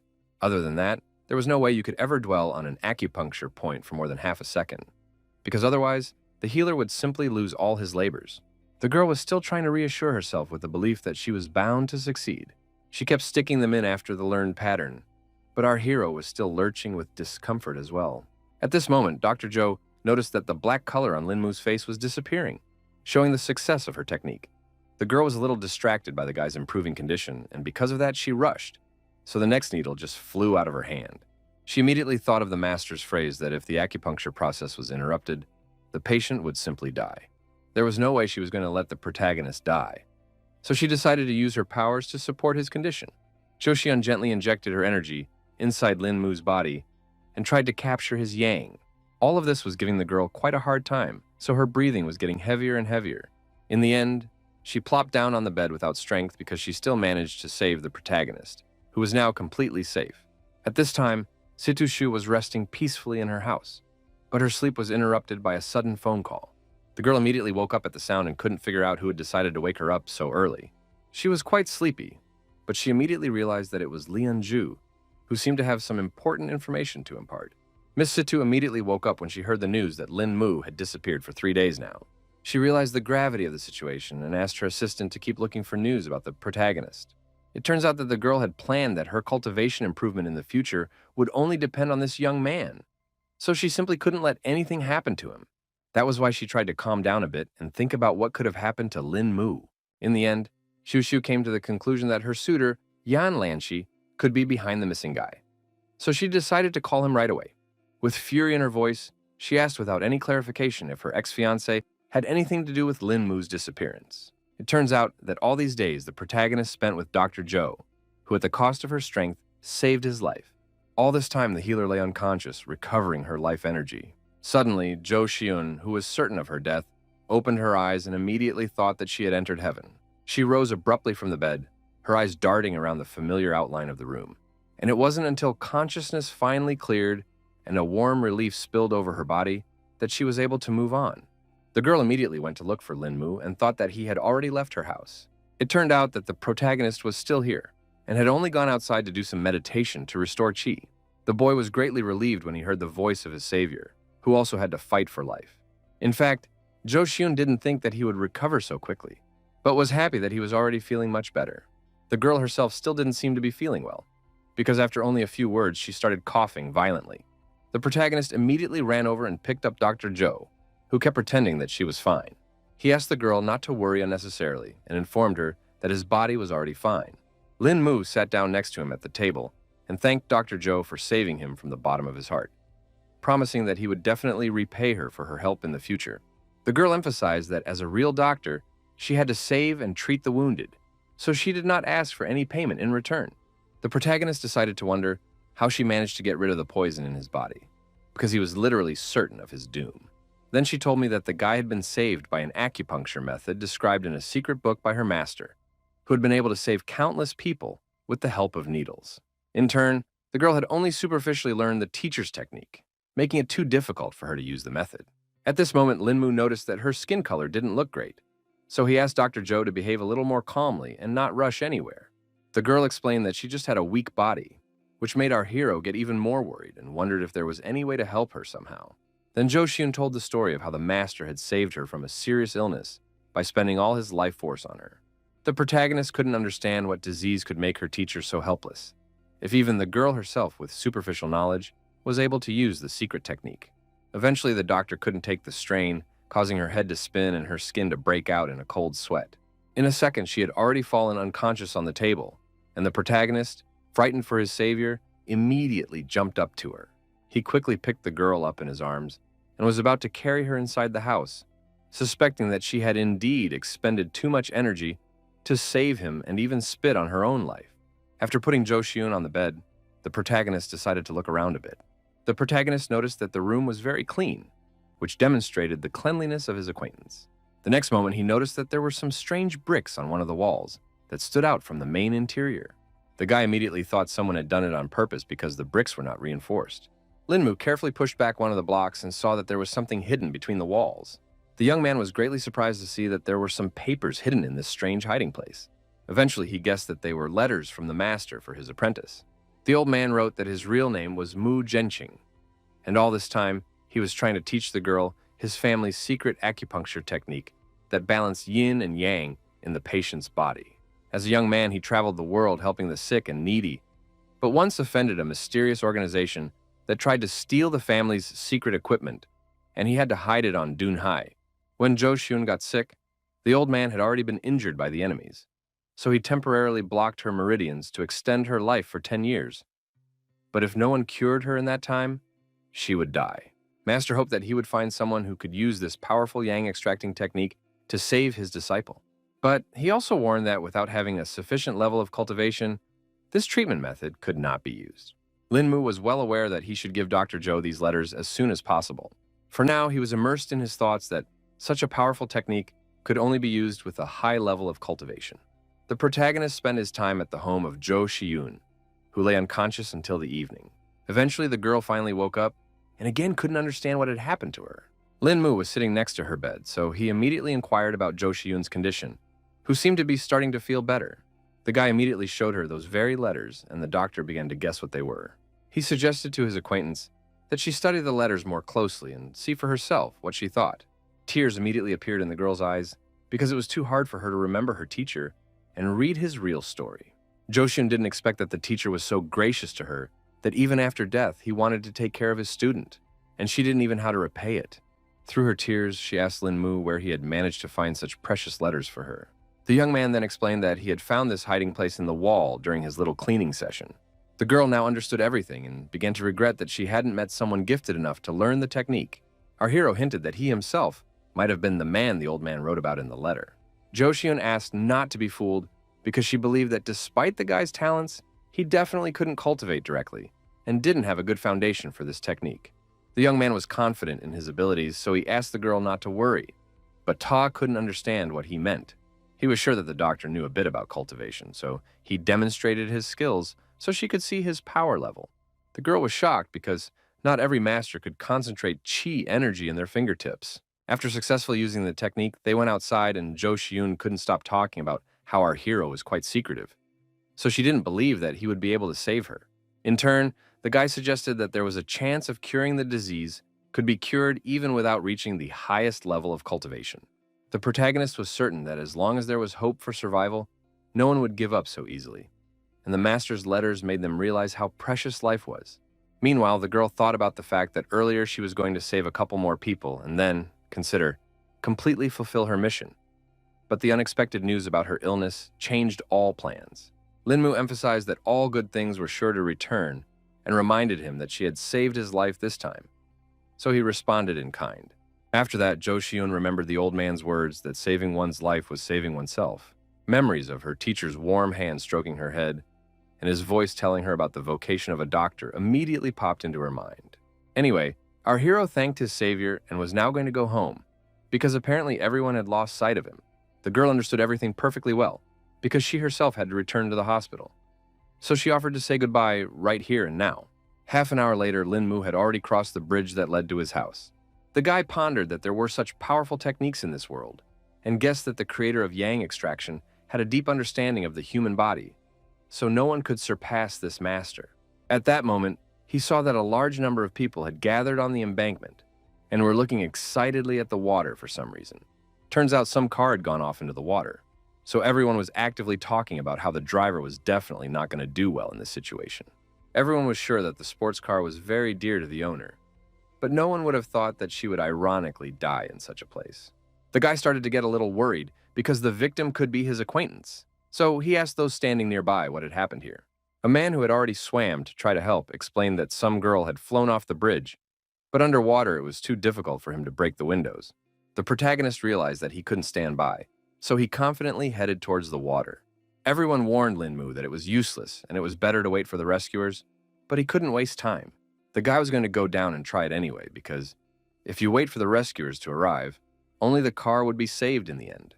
He didn't even bother to undress and quickly jumped into the water, despite all the risks to his own life. In an instant, he felt the coolness of the water and plunged to the bottom to find the victim. Our hero was glad that it was fairly shallow here, and looked carefully around to find the car. Eventually, he did manage to locate a red sports car, which immediately gave him hope. Mentally, Lin-mu asked the girl to hold on a little longer while he swam to her. It turned out that the young man's fears were justified and his acquaintance was behind the wheel. Luo Biyun was already unconscious after such a long time underwater, so she didn't even fight for her life. The main character was very strong, so he still had enough strength to break the car window. The guy agreed that the glass was very strong, suggesting that it might have been bulletproof. So it was no surprise that the average person couldn't break it.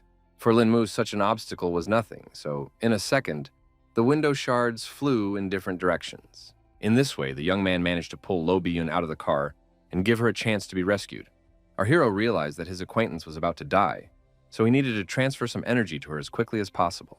The brave hero bent down and his lips touched the girl's pale lips to keep her from dying. The events are moved to a couple of minutes ago, when Lo Bi-yun fell into the water and began to think about what people live for out of hopelessness. She supposed everyone had different goals, and many wanted to glorify their family or create a profitable business. The water increasingly filled the interior of the car, and the girl realized that she had no chance of rescue, so she could not hold back the tears in her eyes. Bit by bit, she began to choke, but she still couldn't accept that she was going to die in such a ridiculous way. The next moment, she saw Lin Mu's image in front of her and couldn't believe that she had been thinking of this person in the last moments of her life. The girl woke up already on the shore, when the main character managed to pull her out of the water in time. Our hero was very happy when his acquaintance finally woke up, and all the people around with a sigh of relief, because they were also very worried about the victim. The girl couldn't understand what was going on around her, so she thought that she had already died, and Lin Mu was caught in the heavens with her. The young man calmly asked his acquaintance not to say such nonsense, and explained that he had managed to save her. Suddenly, Lo Bi-yun threw herself into the main character's arms because she had missed him for so long. Lin Mu was well aware that the girl needed support after such stress, so he tried to calm her down and explain that everything was already fine. Clinging to the guy even tighter, she decided to ask how he had managed to find the car at the bottom of the river. Then our hero told the story of how he saw this crowd of people gathered around the drowned car and asked how his acquaintance had gone into the water. The girl herself couldn't understand the reasons why this incident happened, because her car was suddenly out of control, which sounded rather suspicious. Lin Mu decided to take Luo Bi-yu to change her wet clothes and asked her to take her time if she still hadn't recovered. People accompanied them with raucous applause and compliments for the brave hero who was able to save a defenseless girl who was in such a dangerous situation. Events continue on the morning of the same day as students slowly began to gather at Dunhai University. Jo Xian was trying to find our hero and was very worried because not long ago his phone was working. Now it was out of range. At this moment, Lin Mu's neighbors appeared on the horizon, who had already heard about the other girl who was looking for him. Dr. Zhou confirmed it and guessed that her savior's friends were in front of her. Song Liangju asked what the stranger was looking for the guy for, and immediately told her that he hadn't returned home for several days, so even his friends didn't know where he was. The girl confessed that these few days I was at her house and left only this morning. Obviously, all the girlfriends were shocked when they found out that their neighbor had been at some hottie's house all these days. Jo Xian immediately said that a few days ago, the guy was seriously injured, so the girl saved him and left him with her for a few days to rest and recover his strength. Zixi was even more frightened when she heard that Lin Mu had managed to get into some kind of trouble. The girl revealed that she had already heard that the main character had been attacked by an assassin named Qing Shi. Now, for the neighbors, everything fell into place, because the young man never disappeared without saying goodbye. Jo Xian still wasn't calm about the fact that the young man still hadn't shown up, and was afraid that something had happened to him on the way to the university. Meanwhile, at Mr. Yang's house, they had already received new information from the spy. The aide informed he that Qing Shi, sent to kill Lin Mu, had failed his task, and that young man had already returned home. The man thought that it was all a complete outrage, because this assassin was too strong a cultivator. The servant asked Yan Zhongqing not to be angry because it was only some youngster. The old man agreed that it was easy to say such a thing, so he suggested to his subordinate to go actually eliminate this Lin Mu. The aide immediately panicked, emphasizing that he didn't dare perform such a task, so it was better to assign it to an assassin. In the end, the Lord ordered that only Pai should go this time, who definitely shouldn't relax, since it was now known that their opponent was an unusual child.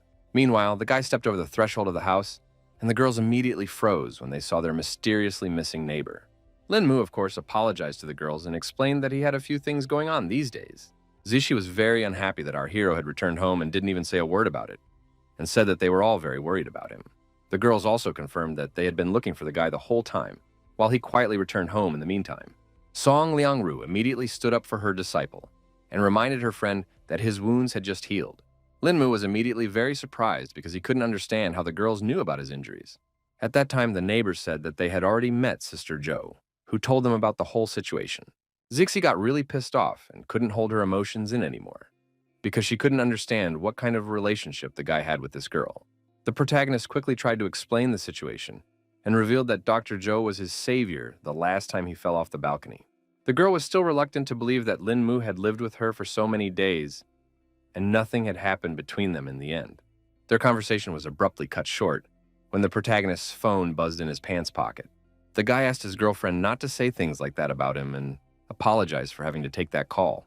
It turned out to be Dr. Zhou, who was finally able to reach Lin Mu, who appeared to have gotten his phone wet, after which it was simply repaired. The girls couldn't watch this because they were very jealous of the guy for this mysterious stranger. So they started parodying their conversation. Suddenly, the protagonist heard that something strange was happening to his acquaintance, because only her screams could be heard in the tube. An unfamiliar voice informed him that the guy needed to immediately come to the third floor of Yinghuang Chaoji if he didn't want something to happen to Zhou Xiyun. The protagonist was scared for Dr. Zhao and tried to find out who he was talking to, but it was too late because the call ended. After such a strange call, the guy stared silently at his phone and now couldn't figure out what he should do next. Song Liang Rao saw that he was very agitated and inquired about what had happened to Zhou Xiyun. Lin Mu assumed that Dr. Zhou had been kidnapped, so there was an urgent need to rush out to rescue her. The girls were in no hurry to let our hero go, because they were afraid that it was all a set-up trap. So first, it was better to report the incident to the police. The young man stopped his roommates because there was no way they could report this to anyone else, as then the kidnappers would not be ceremonious with Dr. Zhou. After only half an hour, the protagonist arrived at the place where a guard was already waiting for him. Lin Mu looked around and verified that Yingchuan Kaoje was here. The guard at the entrance was in no hurry to let some young man through and first asked if he had an appointment here. The young man was in a great hurry, which made him angry at this bodyguard and informed him that he had come here to meet their boss. The man still didn't miss the cocky young man and asked who he even was, because not everyone could just barge in on their boss. Then our hero decided to demonstrate his strength and grabbed the guard by the arm, explaining that the boss himself asked to come here. Eventually, the bodyguard had to take our hero to his boss, not understanding where this strange guy even came from. He knocked gently on the boss's office door and announced that he had a visitor. Inside, our hero was waiting for the massive figure of a bald bandit, which immediately caught his eye against the background of a fragile bound doctoress. The girl's eyes were full of fear, for she feared not only for her life, but for the safety of the young man himself. Lin Mu was now certain that his acquaintance had indeed been kidnapped, so the situation was very serious. The guy didn't care at all what the kidnappers' goals were, so he asked the bandits to let Zhou Xiyun go first, after which they could talk. The leader of the group rejoiced when he finally saw this famous, insufferable person, which turned out to be an ordinary good-looking kid. So now he will be able to get easy money. Meanwhile, bodyguards began to quickly surround the protagonist to take him hostage as well. The young man said with confidence in his voice that he didn't want to simply waste his time, so he asked all the opponents to attack him at the same time. The fighters were angered that Lin Mu appeared so brazen, so they were going to show them their strength. Before the head of the guard could finish, he heard muffled blows, which caused him to freeze on the spot, because he had not expected such a rapid development of the event. It turned out that everyone who dared to attack the protagonist was already lying helplessly around him and screaming in pain. The remaining guards were incredibly startled by this turn, and didn't even have time to consider what Lin Mu had just done.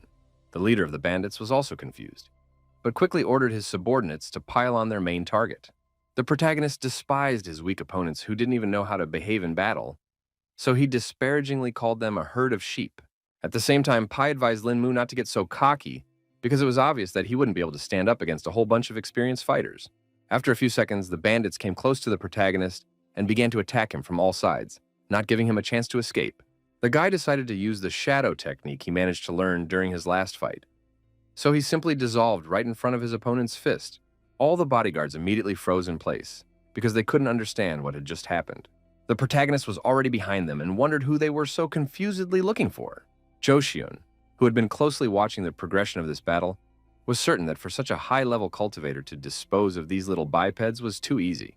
The girl's guesses turned out to be pure truth, because the guards only had time to get punched in the face by Lin Mu. Our hero was very disappointed that his opponents could not withstand even one blow and immediately fell unconscious. After dealing with all the bandits, he went up to the girl to free her from the ropes and apologized to her for being late. Pai realized that he had suffered a crushing defeat, and now he couldn't understand how some youngster had managed to wipe out all of his subordinates. Meanwhile, Lin Mu laughed off the fact that all the guards were too weak and suggested that their leader should definitely be stronger.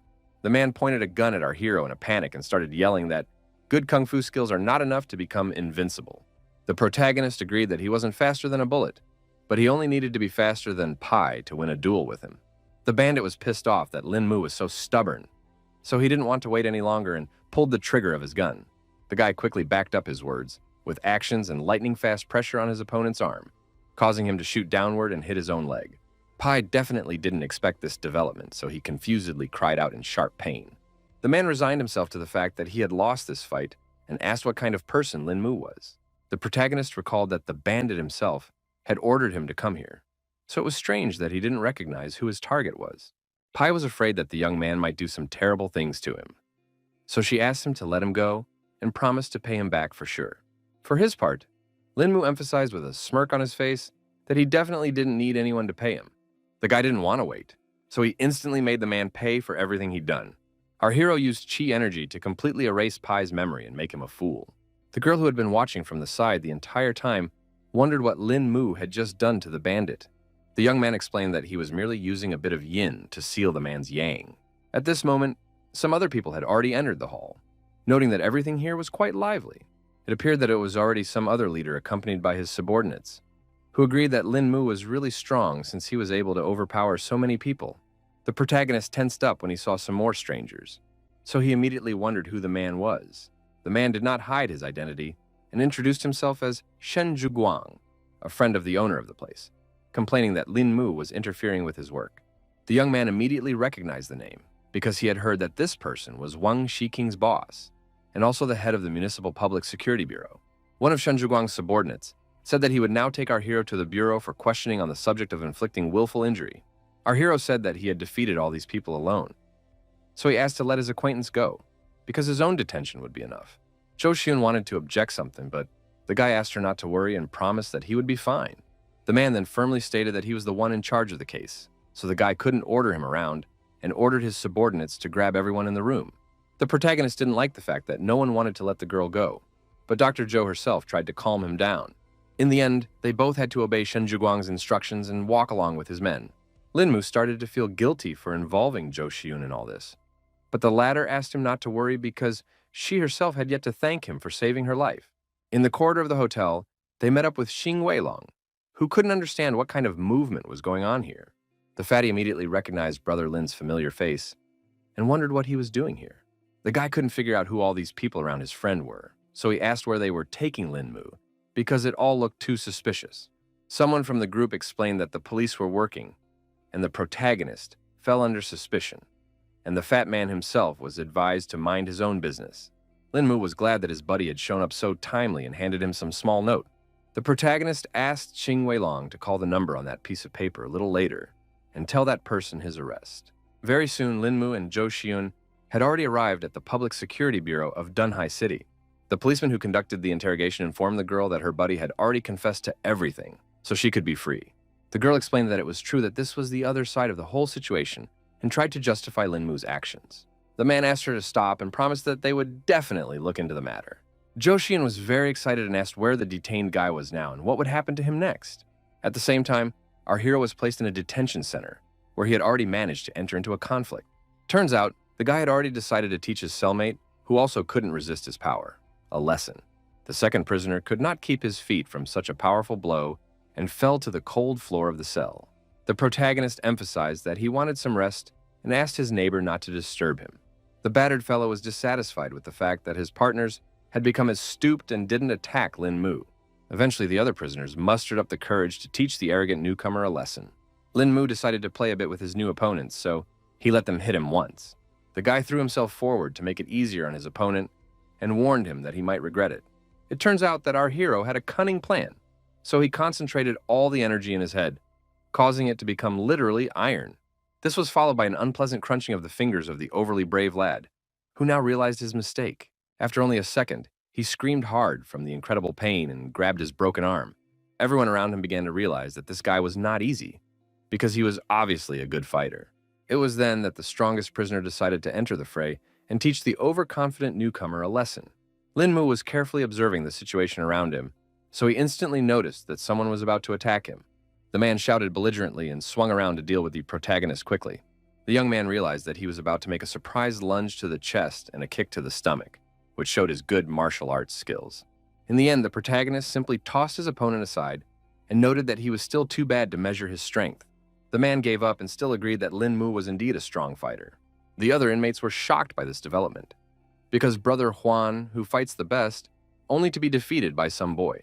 Meanwhile, Shen Zhiguang, who was sitting quietly in his office, was already being told off for grabbing Lin Mu. The man was confused because he was sure he was acting according to all the rules and regulations because this guy hurt people. The boss couldn't understand the officialdom and informed his subordinate that the man was someone they could touch. The policeman started to worry that the Yan family might get angry if they let this guy go, and the chief realized that it was all this family's shenanigans. In the end, the boss informed him that if anything even happened to Lin Mu, not even the 10 Yan families would save his subordinate's head. The police chief didn't even know how to respond to these threats, because he realized that the matter was serious. He finally found the strength to reach out to Mr. Lee, but all he heard in response was a humming tone. The man realized that Central Bureau Chief Lee himself had called him to let this person go, and now he was afraid to imagine what kind of power Lin Mu finally possessed. He quickly jumped up from his seat and ordered Xiao Liu to quickly go to the detention center. The subordinate tried to find out what was so serious, but the boss wouldn't explain the whole situation and said that this time, the Yan family had seriously screwed them over. At the same time, the assistant informed Mr. Yan that he had already completed his assignment. He said that the Central Bureau Chief called Shen Zhuguang, after which Li Yaozhong released the protagonist from detention. The old man didn't expect at all that Li Yaozhong might be familiar with their target, which ruined all plans. The man explained that they were strangers to each other because they had only had one phone conversation before Shen Zhuguang was ordered released. The master had not expected at all that someone was capable of giving orders to Li Yaozhong, and now wanted to know who was trying to protect Lin Mu. The aide was unable to get any data because their conversation was encrypted, and if they tried to decrypt that information, they might be detected. The man didn't care about that at all, because they can't back down anymore and must finally deal with the protagonist. He's ordered to contact the Black Spikes and place an order to kill the guy, because they sure can't let him get away this time. The events moved to the Dunhai Public Security Bureau, where Lin Mu had already come out, and the police officers tried to explain that it was all just a misunderstanding. Shen Zhuguang was more than a little frightened, so now parsed the guy to not take it all to heart. The protagonist once again asked if he could go, and the policeman, bowing his head, confirmed it. At that moment, the young man heard that someone was already waiting for him outside the detention center and rejoiced at his release. It turned out to be Xing Weilong, who had already heard that his buddy was doing well, so he came to get him. The guy offered to celebrate our hero's release and wanted to do it at the Hilton, which made Lin Mu begin to suspect that the fat man was up to something since he was so generous. Xing Weilong admitted that it was only his pleasure to do something nice for Brother Lin. 30 minutes later, they had already arrived at the Hilton Hotel, where the fat man wanted to come. They were greeted by several staff members at once, who escorted guests to their table. As they sat down in their seats, Xing Weilong asked the protagonist to look at the menu and choose a seta that he liked. The young man explained that he wasn't very good at picking out food, so he entrusted this task to his buddy. The fat man chuckled and warned our hero that he had only himself to blame if he didn't like something. When he opened the menu, his appetite whetted even more, so his order consisted of foie gras with caviar, crab and curry sauce, and steamed lobster. Meanwhile, Lin Mu asked where the restroom was here, and the waitress agreed to take him there. Our hero thanked the hotel employee for such a high level of service and followed her. The girl stopped in the hallway and explained that the restroom was up ahead on the left side. At the same time, there was a meeting with Yao Shenxian in another room at the hotel to discuss the lead role for a new movie with her. The girl had already read the script and liked it quite a bit, and she had no questions about the contract, so she wanted to know who would be the lead actor in this movie. The director said they haven't yet chosen the person who will be her partner, so he asked if she had any recommendations. Based on the contents of the script, Yao Shenxian thought that it would be better if they put a newcomer in the lead role, and she just had such a person in mind, but she wasn't sure if he would be interested. Another team member expressed interest in this solution and asked who it was. The girl said that she met the guy at her concert and tried to invite him on stage to sing together, but he declined, which was pretty awkward.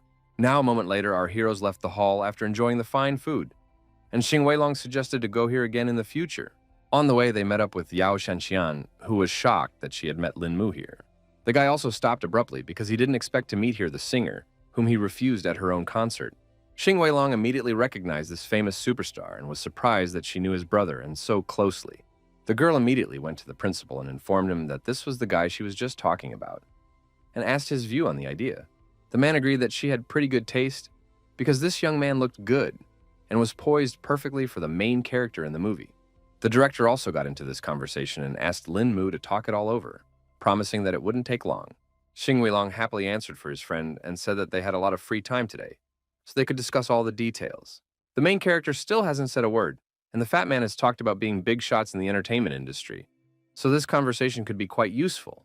In the end, Lin Mu agreed with his buddy, although he wasn't particularly burning to go to this meeting.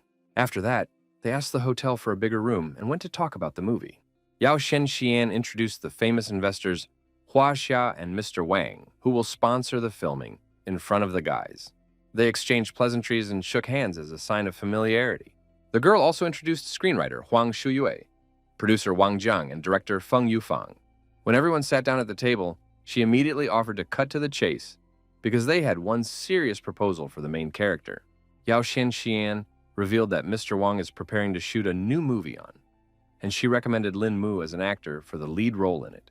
Xing Weilong couldn't believe his ears when he heard that his friend was being offered to star in a movie, even as a lead actor.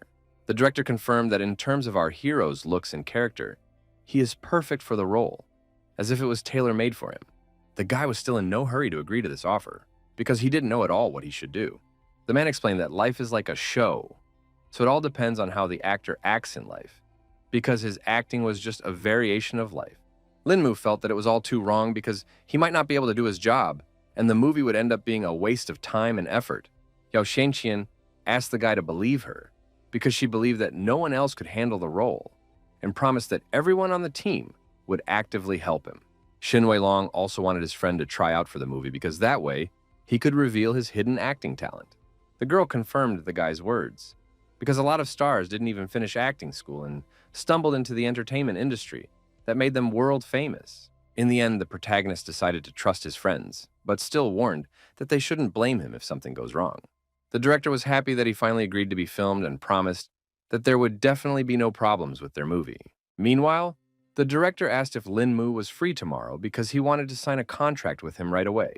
The protagonist wasn't against it yet, so he asked what time it was convenient for them to meet. The director handed him his business card and asked him to come to the given address at about 10 o'clock in the afternoon. Lin Mu thanked the movie team for believing in him and promised tomorrow he would be in the right place at the right time.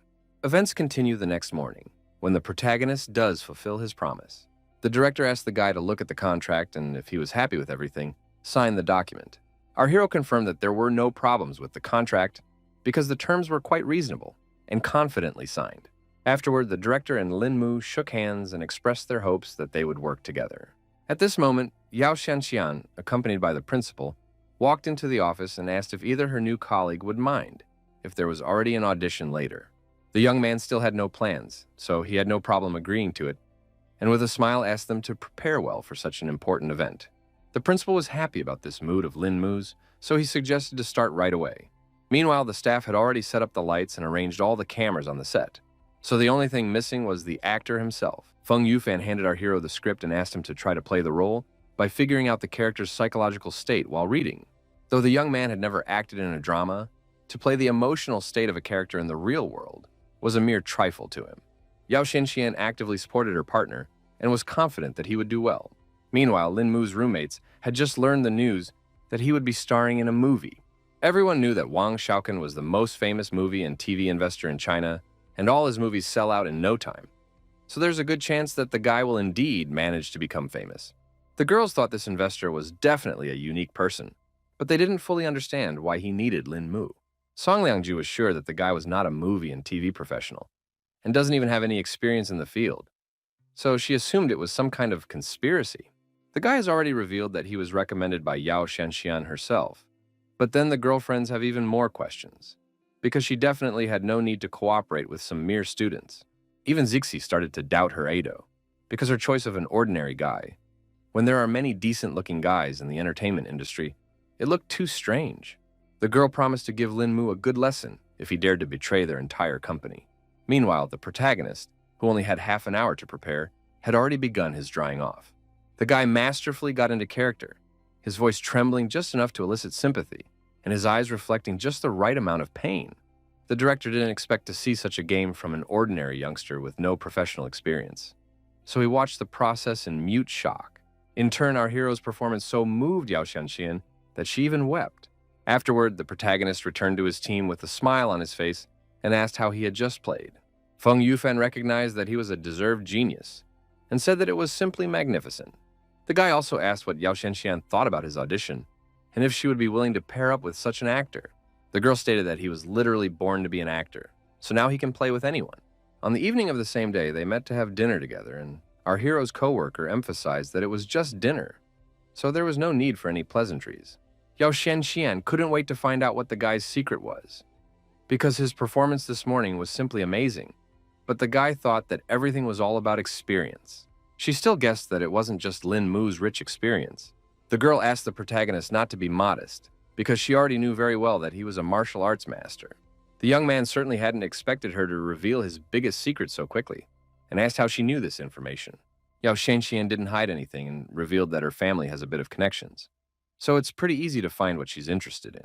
She also said that the young man is now quite famous because that case involving the Central Security Bureau has already put him on the radar of many influential families. The main character didn't even expect such attention to himself, so he was really flattered. At the same time, he wondered if it was only because he had only asked Xing Weilong to call Bao Lunten, not expecting that his influence seemed so strong. The girl continued to talk about their currently powerful families were in confusion, guessing who was actually behind Lin Mu's back. The guy tried to pretend that these people were really making a lot of things up and emphasized that he was just a student with no one behind him. Yao Shenxian still suspected that it was all lies, because otherwise, the young man wouldn't have forced Yao Jun to obey the order and let the people go. The main character was surprised because he had never heard the name Li Yao Zhong, and immediately asked the girl who it was. Then she jumped up from her seat because this man was literally everyone again. The young man was surprised at this violent reaction and asked if he really should know this individual.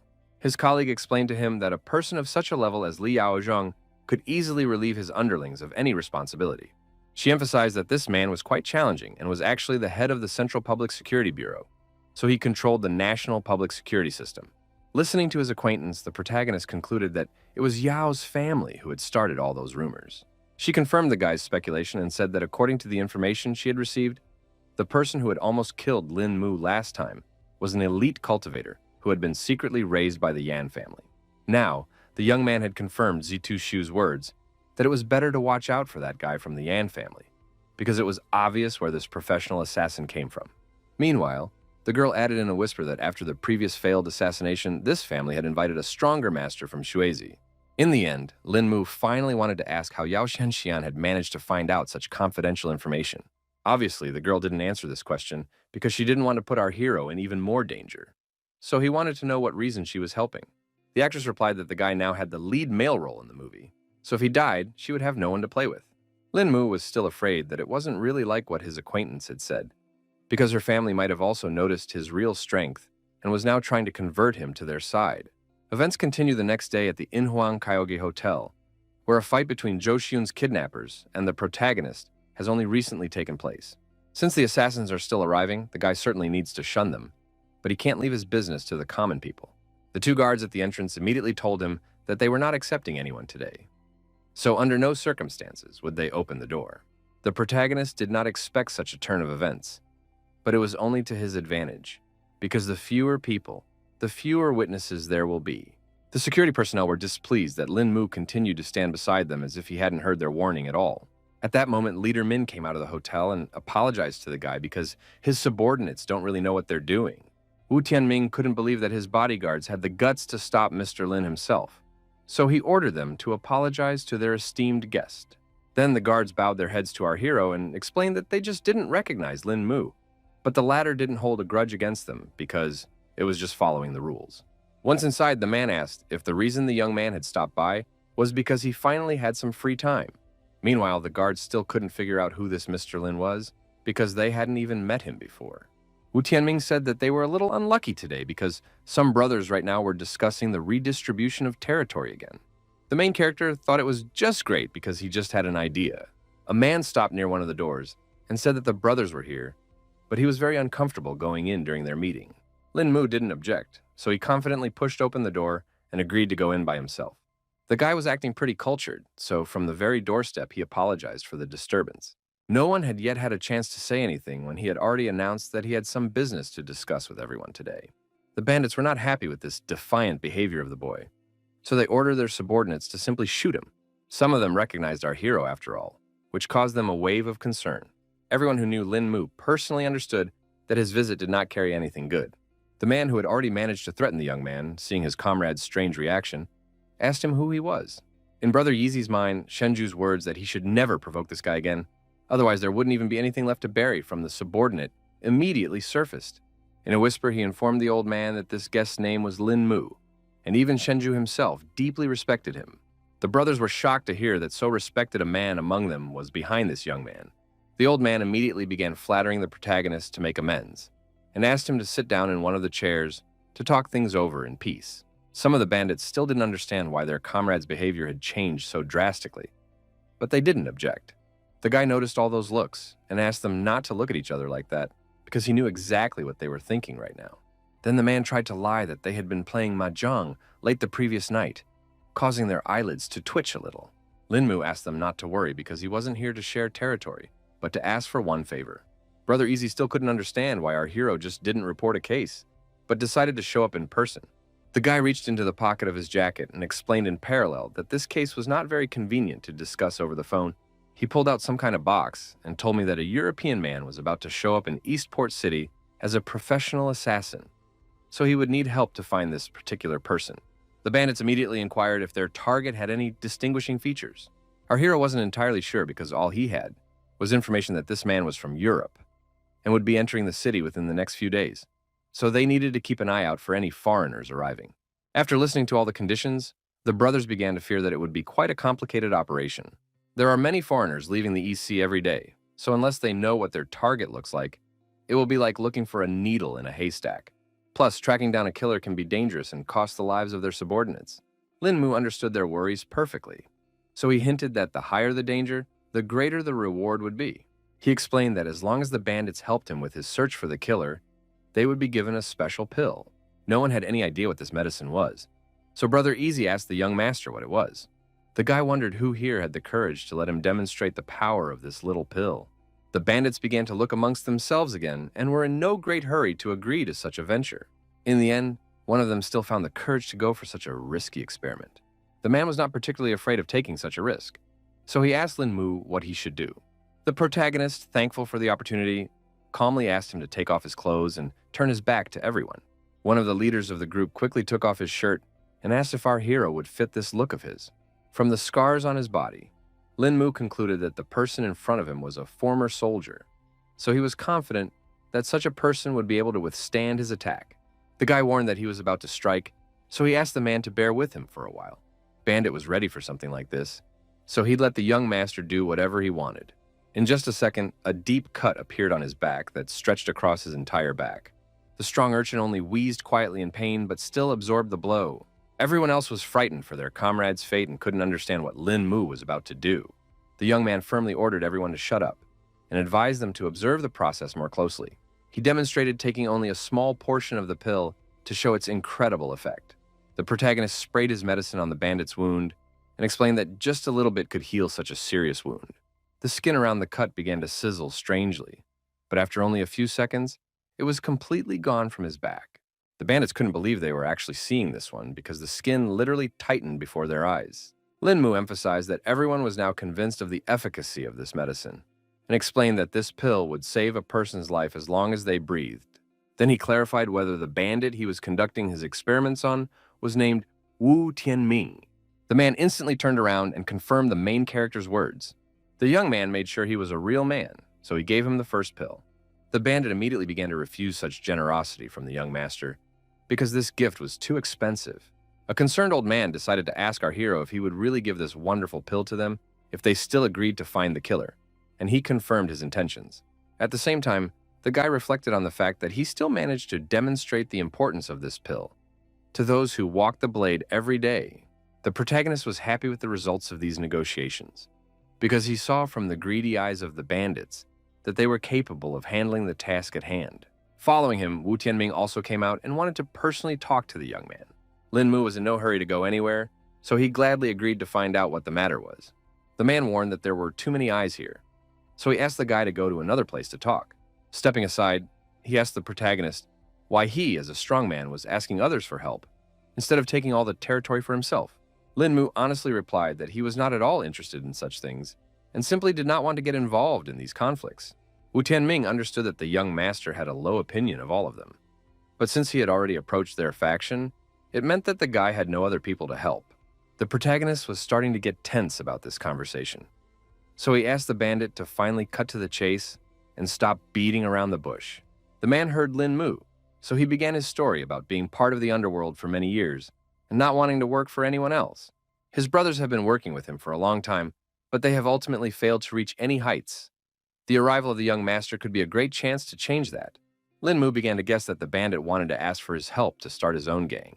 Wu Tianming confirmed his intentions and hoped that Mr. Lin would support their team from behind the scenes during the leadership battle. But the guy reiterated again that he didn't want to get involved in all of this. The bandit still tried to explain that the guy was deluded because he wouldn't have to do anything, and he himself wanted to deal with his rivals in his own way. Now our hero has guessed that he only wants to use his name to intimidate him. But until he clarifies it himself, no one will know the truth. In the end, the young man recognized that Wu Tianming had earned his respect, and since he didn't need to do anything to help, he wouldn't mind. Of course, the man rejoiced at such news and thanked the young gentleman for his help. The guy was about to leave, but before he did, he emphasized that he still had to stay clean and asked to only look for him if there was an important reason. Wu Tianming did not object to such conditions and once again thanked our hero for helping him with his case. Lin Mu had already returned home deep into the night when all of his female neighbors were already home as well. At the entrance, he immediately changed into his house slippers and informed the girls that he was finally back. The girlfriends were sitting in the living room, so they immediately wondered why the protagonist came home so late. Lin Mu quickly oriented himself and lied that he went to see his friends after the audition, and when he came to his senses, it was already so late. Zishi forgot about all the worries after hearing this, because she guessed that the young man had managed to get his part after all. Our hero confirmed her speculation and explained that all he had to do was wait for a call from the company. The girl immediately hugged him tightly and started yelling about how she believed in his strength from the beginning, happy that her idol had great taste. The others were not happy that their friend had changed so quickly because she had said completely different things this afternoon. Zixi asked the guy not to listen to Xuanrong and promised that she would teach Yao Xianxian a lesson if she just wanted to play around with Lin Mu. The main character reassured the girl and emphasized that her favorite singer just wants to do her job well. Her friend didn't expect that after just one day of acquaintance, Lin Mu would already side with her college and defend her. She was very upset because the young man's heart had already been stolen, so they no longer had any chance in front of the real Adol. The plot then develops on Green Lotus Mountain, which was completely covered by a dense forest. Yan Lanqi arrived here, excited to have a long-awaited meeting with Ling Sheng, who had long since arrived at the place. The longtime acquaintances hugged each other tightly, because it had been quite a while since they had seen each other. Hong Ling Sheng even began to doubt his orientation, because he didn't expect that he would miss his buddy so much. Yan Lanqi suspected that the guy might not have missed him, but the one good thing he had. In the end, the young man decided to introduce Lin Tiannan, with whom he had come here from the capital to rest for a while. He called his acquaintance an incredible guy, which made him shy and asked him not to flatter him. Yan Lanqi emphasized that there was no need to be modest here, because he knew at a glance that this guy was someone important. Ling Sheng wanted to end all this talk and climb up the mountain, because he had wanted to try the fragrant abode's charl for a long time. The young man realized that the guests were tired from the road, so he offered to follow him. In just a few minutes, they were already at the top of the Green Lotus Mountain, where the fragrant abode was located. Ling Xing talked about how the teas of the fragrant abode had been heard by everyone in the East Sea, so Brother Tiannan was very lucky today. On the way, they were met by a beautiful girl in national dress and asked if the guests were here to taste their famous tea. The guys confirmed their intentions, and then the girl asked to follow her. Almost all the tables in the hall were occupied because the place was quite popular. Everyone around enjoyed drinking this drink, marveling at its wonderful flavor. Tiannan, seeing the happy faces of the visitors, was even more eager to try this tea. After that, they sat down at one of the tables, and the waitress asked what kind of tea the guests wanted to try today. At this moment, another female employee came over to their table and immediately recognized young Master Hong and Ling Sheng. It turned out to be the owner of the fragrant abode named Shu Yu, who was also overjoyed by the unexpected encounter. Ling Xing noted that it had already been a while since their last meeting, and the girl was still young and beautiful. The owner said her acquaintances were very nice conversationalists, so she wanted to have a little chat with them while they brought tea. When they finished their visit to the abode and went outside, Tiannan immediately noted that he had seen something interesting while they were sitting in this establishment. The guy agreed that the tea at this establishment was good, but not as good as its owner. Yan Lanqi didn't expect that their new friend had such a sharp mind, because he was quickly able to understand the cunning workings of this establishment. Now Tiannan couldn't forget the curves of her attractive body and the queen's demeanor, which was a rarity now. Ling Xing definitely didn't expect his buddy to fall for Sister Yu's beauty so easily. The young man didn't hide anything and admitted that he couldn't stop thinking about Tiannan's stunning figure. Ling Xing decided to change the topic because it was quite rare for them to meet like this, so he suggested finding another place to sit, and Yan Lanchi immediately came up with some idea in his mind. At that moment, a car passed near them at full speed, which obviously caught their attention. The car then whizzed into a vacant parking space, and the driver rejoiced at such good fortune.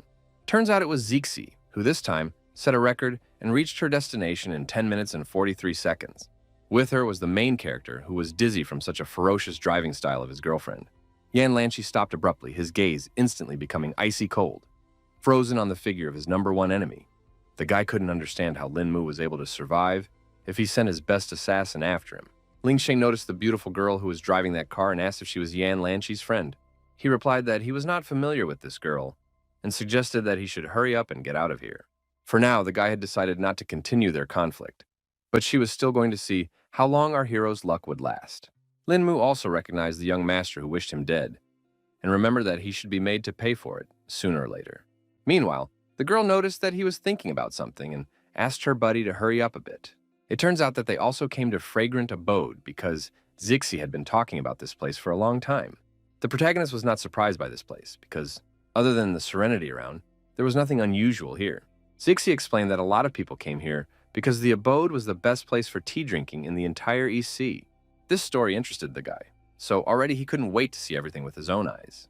The same girl at the entrance recognized Miss E immediately and greeted the guests to seat them at a free table.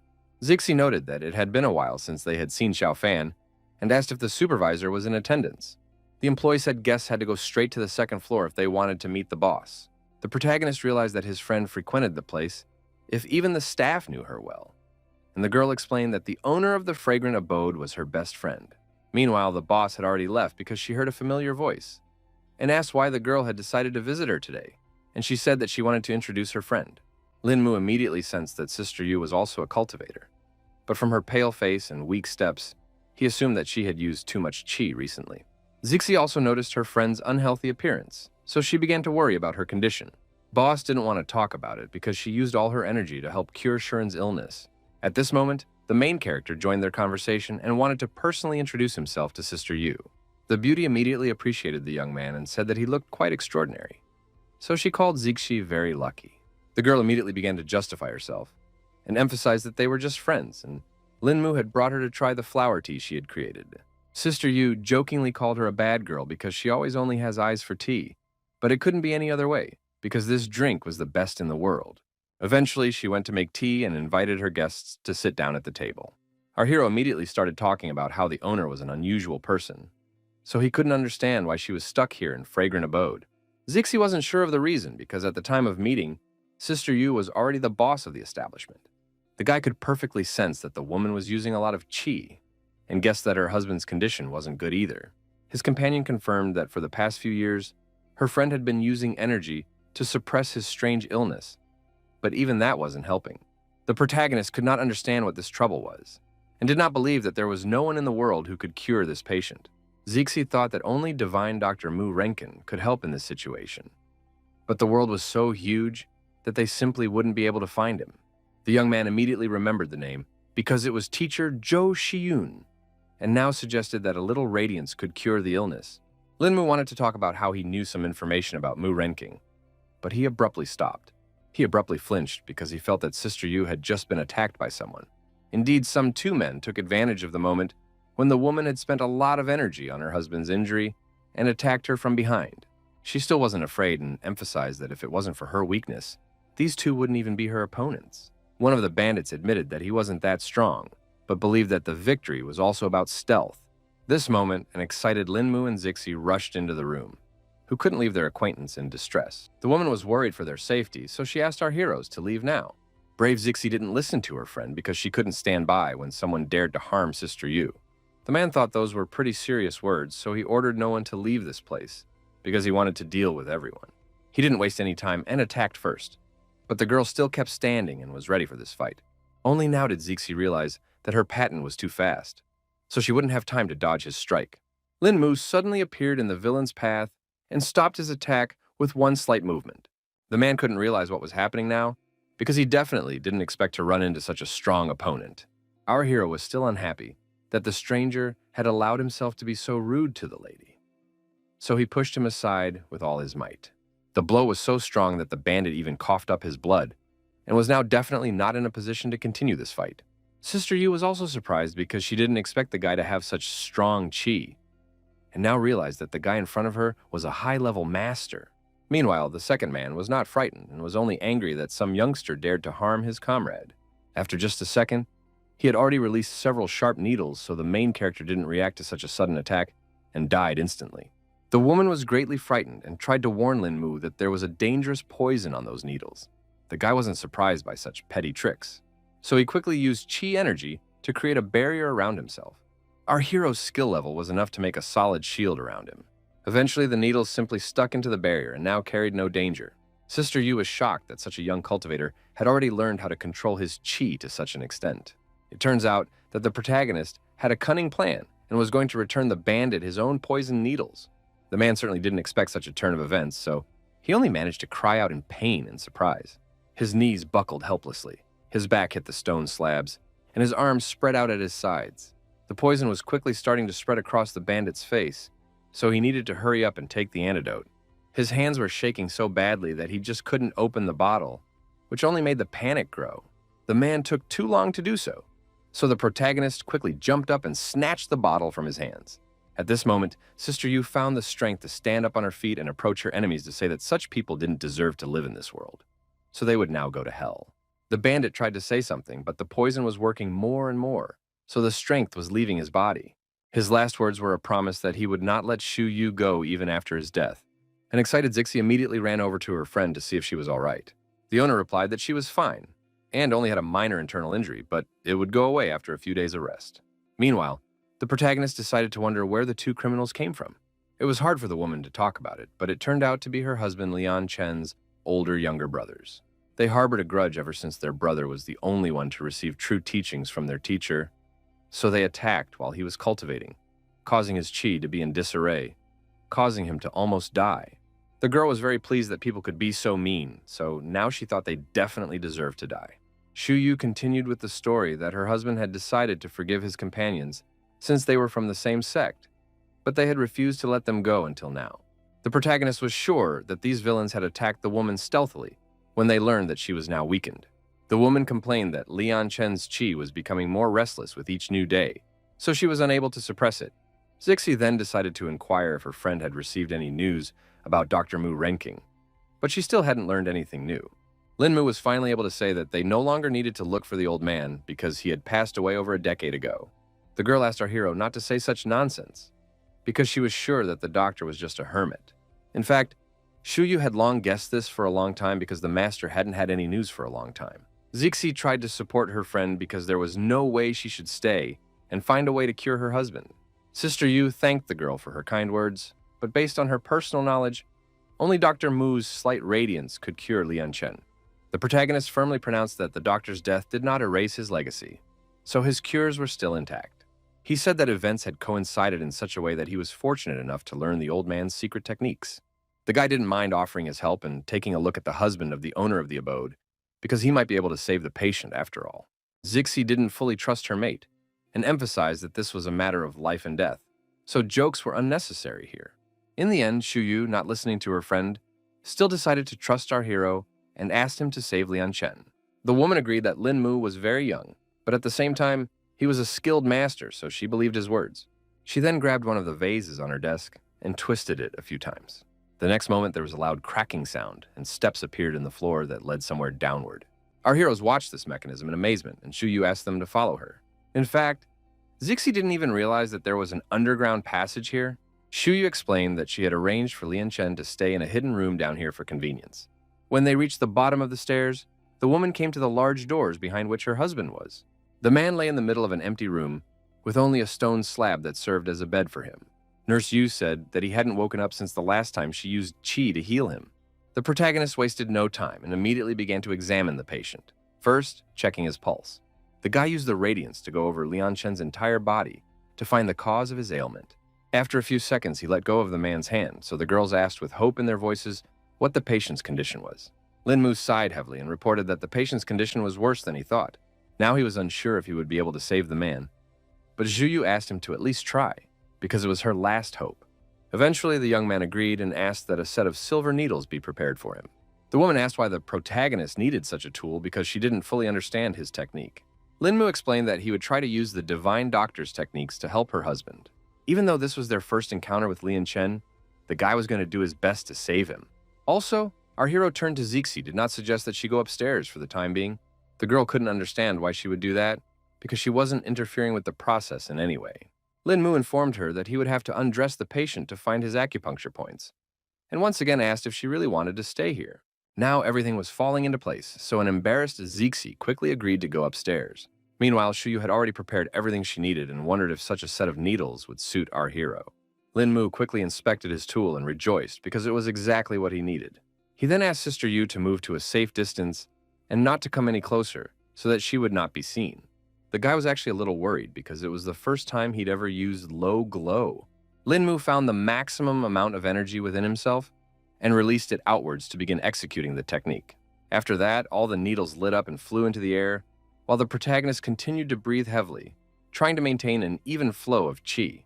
Shu Yu couldn't believe her eyes when she personally saw the performance of this rare technique. The glowing needles were literally hovering in the air.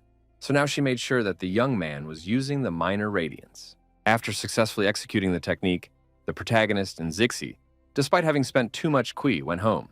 The girl was very worried about Lin Mu because he had used up too much qi by curing Sister Yu's husband. The young man did look unwell, but he still said he was fine because, to him, this help was a good deed, for which it was not a pity to try for. Then Zixi thanked our hero again for this invaluable help, which had cost him his health. Lin Mu wanted to say something else, but he didn't have time because something terrible happened. Nothing foreshadowed trouble when a bullet hit our hero in the chest, and the guy and the girl did not even see where the threat came from. There was no way the protagonist could react to such a sudden attack, so he fell to his knees and began to bleed. The young man guessed that his enemies realized that this was the perfect time to attack him. Zixi didn't expect them to meet such sneaky bastards, and started looking around to see where they were hiding. She analyzed the situation and immediately realized that there was a sniper sitting somewhere that was able to hit Lin Mu from such a distance. The girl was well aware that she needed to check on her mate's condition sooner rather than later, and get him out of here as quickly as possible. She finally began to panic because she saw that the bullet had gone through near her shoulder blade and exited through her chest, a millimeter from her heart. Zixi concentrated all her energy, her palms emitting a warm golden glow, and lay on the guy's wound. She's managed to stop the bleeding through acupuncture points. So our hero only needs to hold out a little while they make it to the nearest hospitals. Quite soon, they had already reached the first city hospital of East Sea City. Lin Mu was immediately sent to intensive care and hooked up to life support machines. Doctors were trying to start surgery as soon as possible because the patient was losing too much blood. The girl tearfully watched all of this and begged the doctors to save the injured Lin Mu. Jo Xun, who had already prepared for the operation, promised that she would do her best that you once again save the protagonist. The guy had been operated on for 5 hours, but it still didn't work, so the doctors kept trying. Finally, Dr. Zhou saw that the patient's blood pressure heartbeat had returned to normal. Other doctors also reported that the surgery was successful and they did a great job. Everyone started praising Zhou Xiun, but the girl herself thought that all of this only happened because of teamwork. She informed her co-workers that she wanted to follow up on the patient's condition some more, and the rest of us could rest for now. The girl saw that our hero was already awake and immediately asked why he was so careless. The young man said that it was an accident because he had spent a lot of qi when he was practicing acupuncture to save someone, and that was when he lost his guard and was attacked. The doctor was surprised to hear that Lin Mu had time to learn acupuncture techniques. The protagonist explained that Zixi's friend was such a he during cultivation, causing his qi to become unstable. Joxian then inquired about the technique he had used, and the guy admitted that he had applied the celestial star cloud from the minor radiance. The girl recognized it as high-level acupuncture, and it looked like our hero's mastery of the small glow would surprise even her. Lin Mu noted that it was all thanks to his acquaintance's instructions, which was why he was able to master the technique so quickly.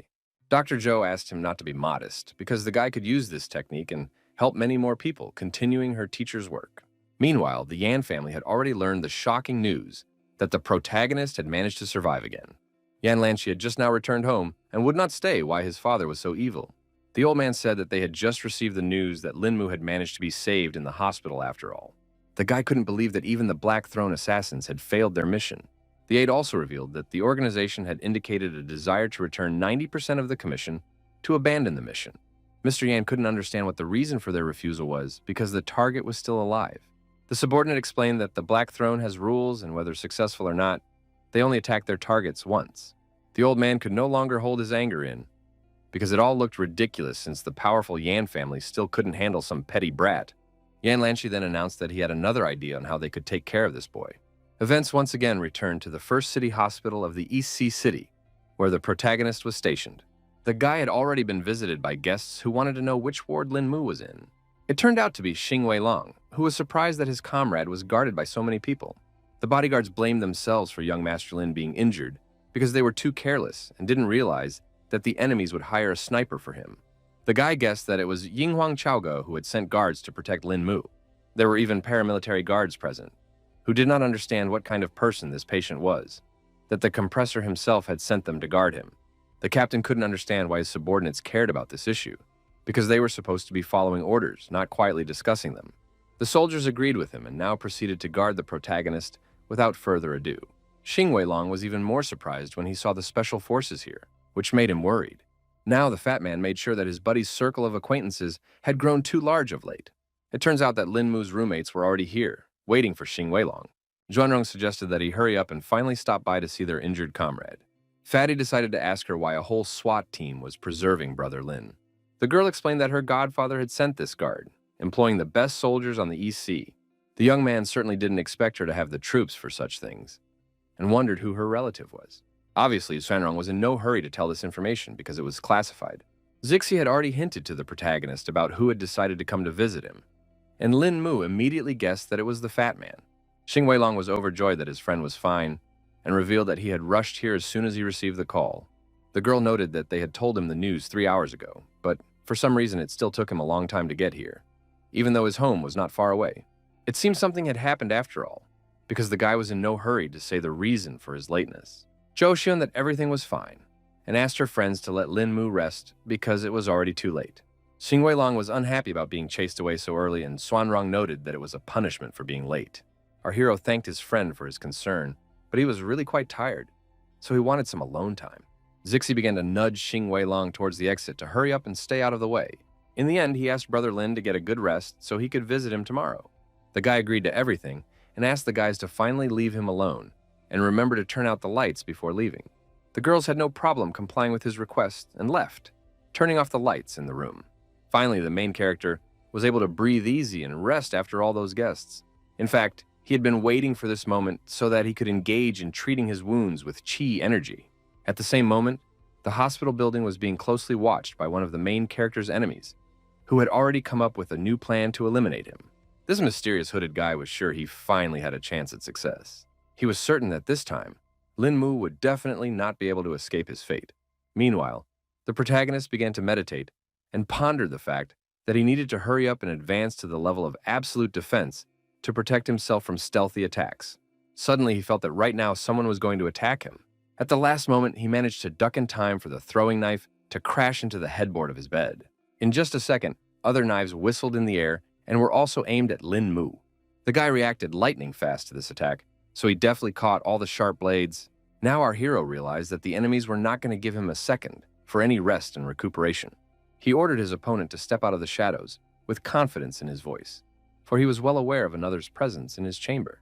The stranger at the window finally spoke and noted that Lin Mu, despite his serious wounds, still hadn't lost his agility. The guy already recognized the man, so he noticed that so little time had passed since their recent encounter, and his opponent's skills had grown considerably. It turned out to be the same strange young man they had met outside the school. Lin Mu emphasized that if it wasn't for his injuries, the guy wouldn't have even come close to him. But the assassin simply couldn't let the moment pass while his target was injured. The killer was very serious, so he promised that this night the protagonist would definitely die. In turn, the guy calmly and firmly replied that it was definitely not yet a fact. He was still just as quick and agile, so he quickly jumped off his bed. The protagonist realized that he needed to act, so he had already come up with another plan to defend himself against his rival. Lin Mu used the sheet from his bed to stop the assassin's next attack and take cover from the sharp knives. The guy got cocky and asked if his opponent had any other tricks, trying to get him emotional. At that moment, he saw the scarlet stain on his shirt and realized that because of all the sudden movements, his wound was starting to bleed. The assassin only rejoiced at this because his target was growing weaker and weaker and promised to ease that pain.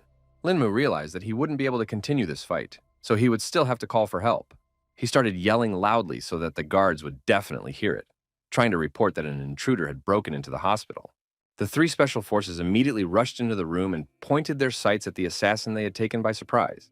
The boy sighed heavily because he guessed from the beginning that this was going to be very difficult. Meanwhile, the soldiers did not wait and opened fire with their automatic rifles, but the intruder cleverly dodged all the bullets.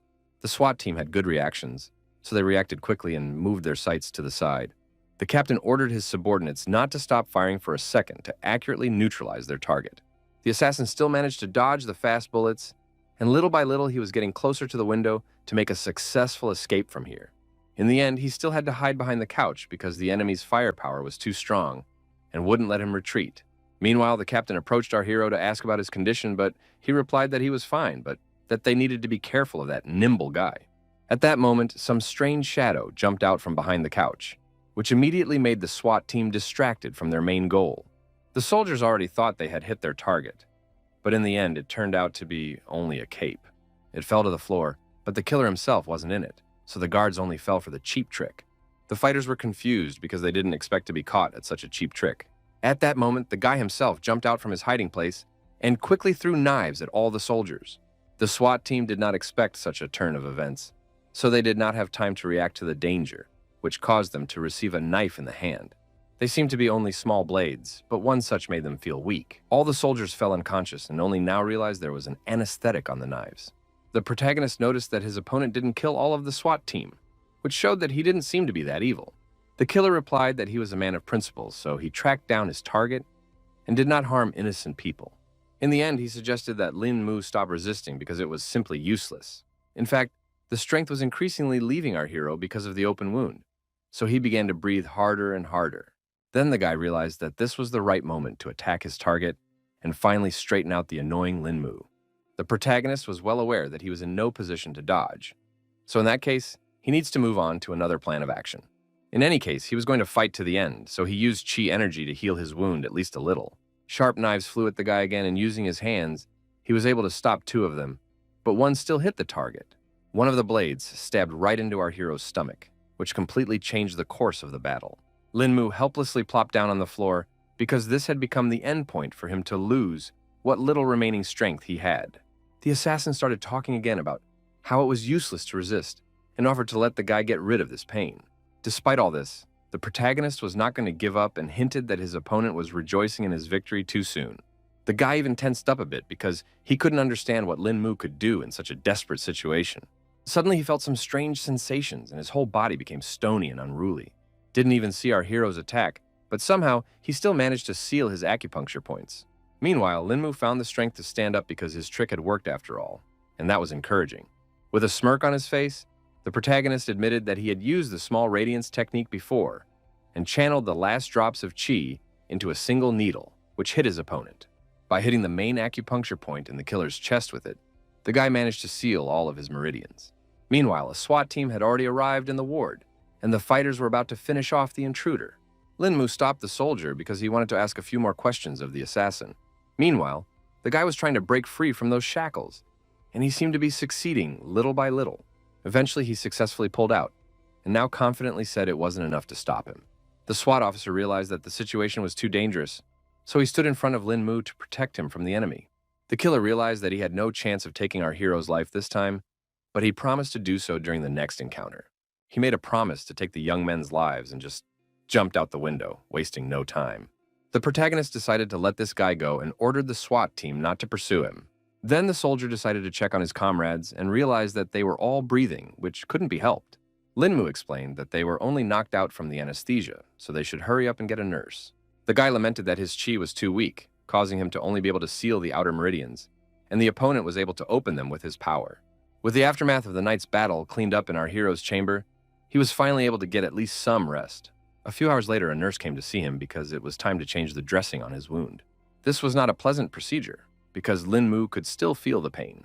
The girl was worried about it, so she apologized for the inconvenience.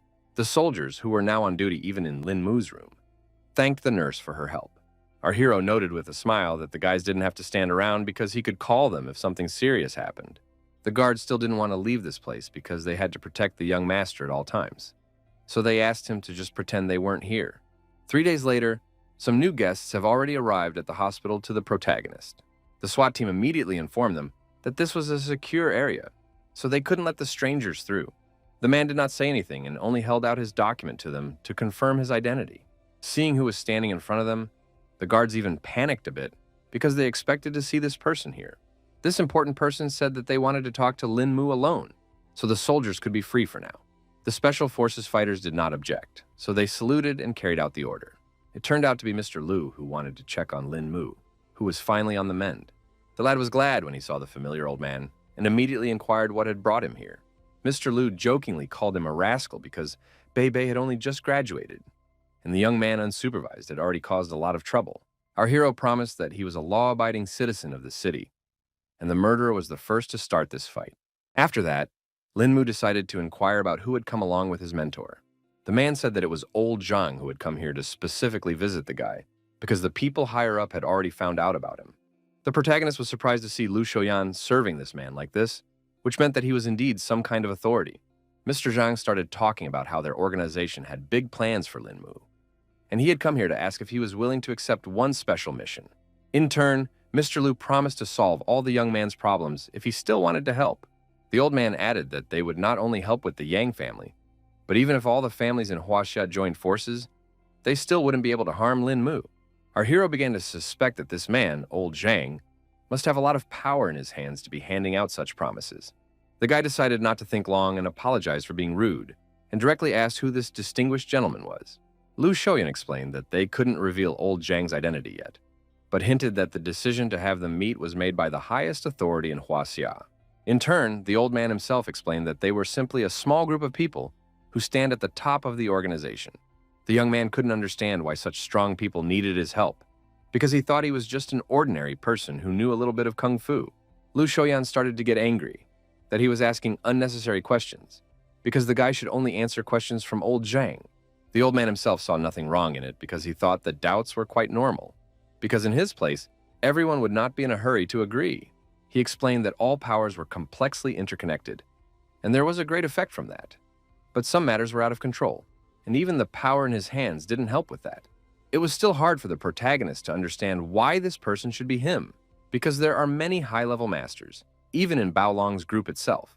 The man explained that everyone in the group is not clean hands, so they can't fully trust them. In the end, the old man said that Lin Mu could contact Shuyan at any time after thinking over his decision.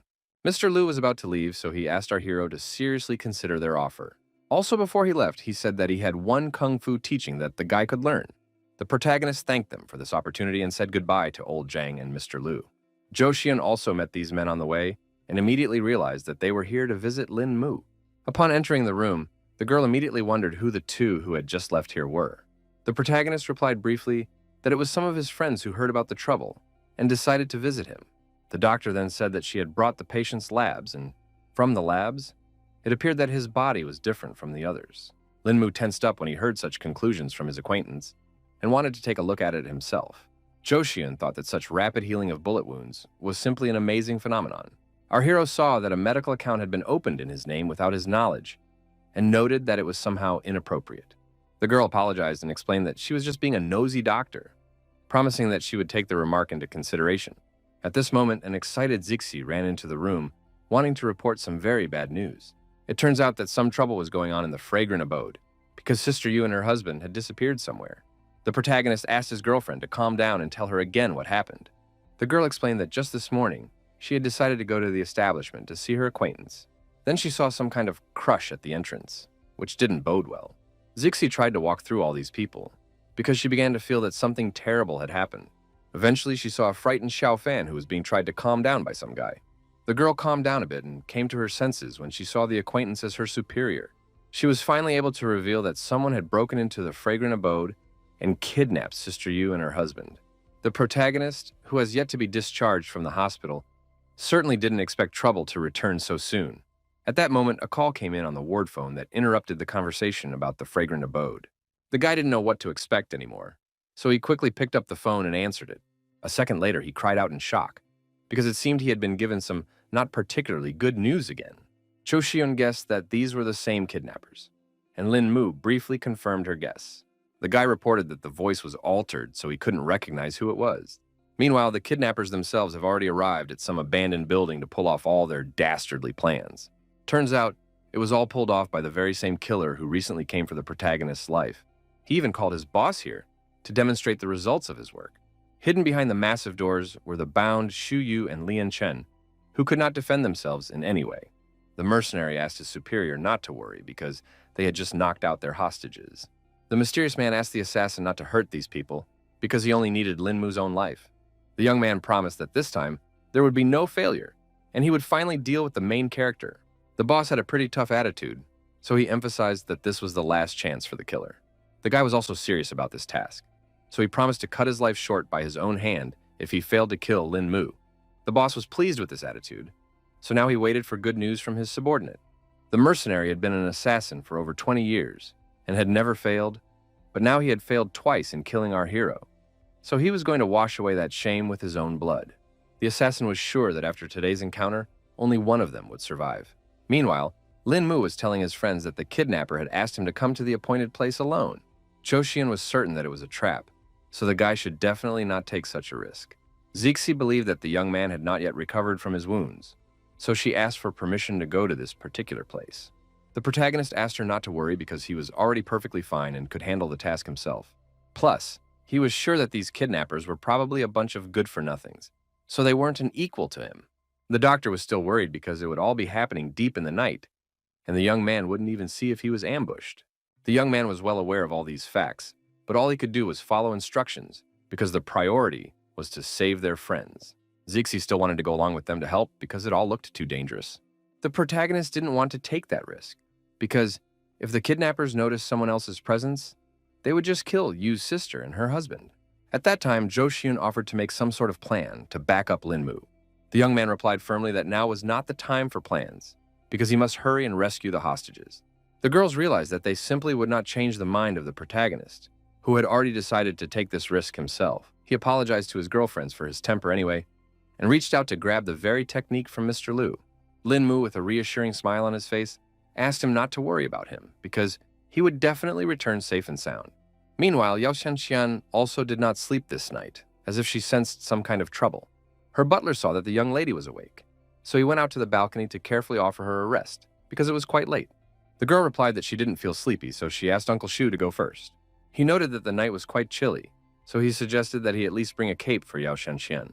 The girl did not listen to her assistant, because she saw Lin Mu, who had come to meet the kidnappers.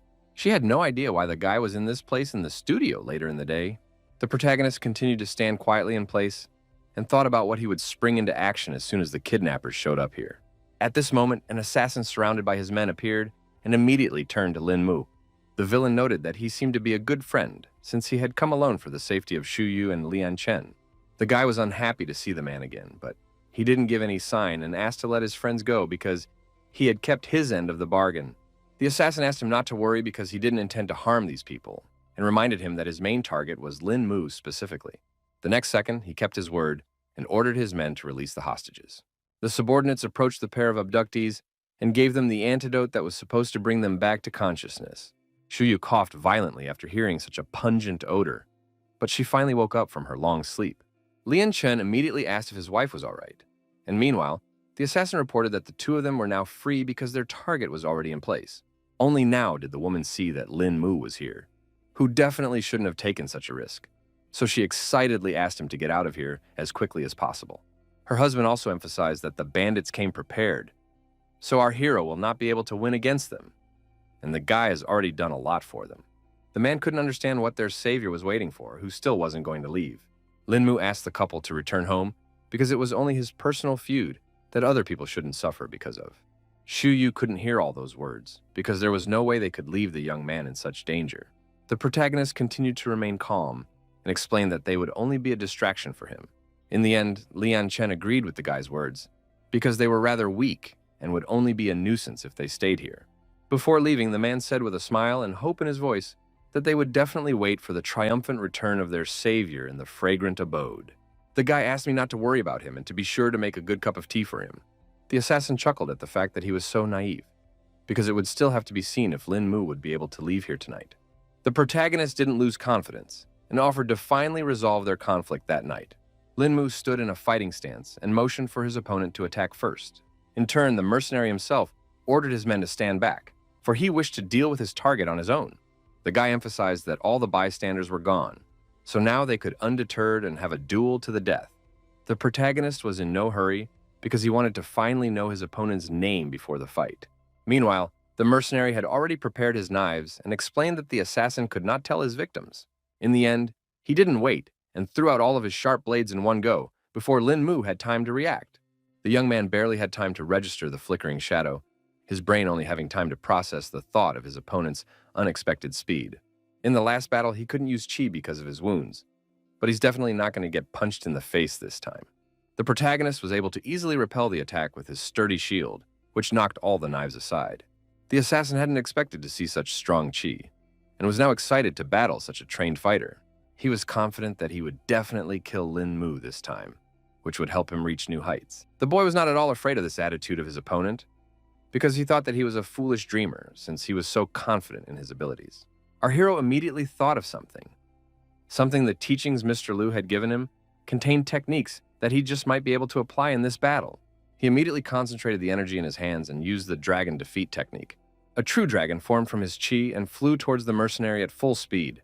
The assassin hadn't seen such a technique before, so he was surprised to see such a technique from Lin Mu. In the end, he couldn't resist such a powerful attack and now tried to dodge the dragon. Only now did the guy realize that it was a strike called 18 Dragon Palms. At the same time, the protagonist realized that he could not underestimate his opponent, so he chased him out to the end.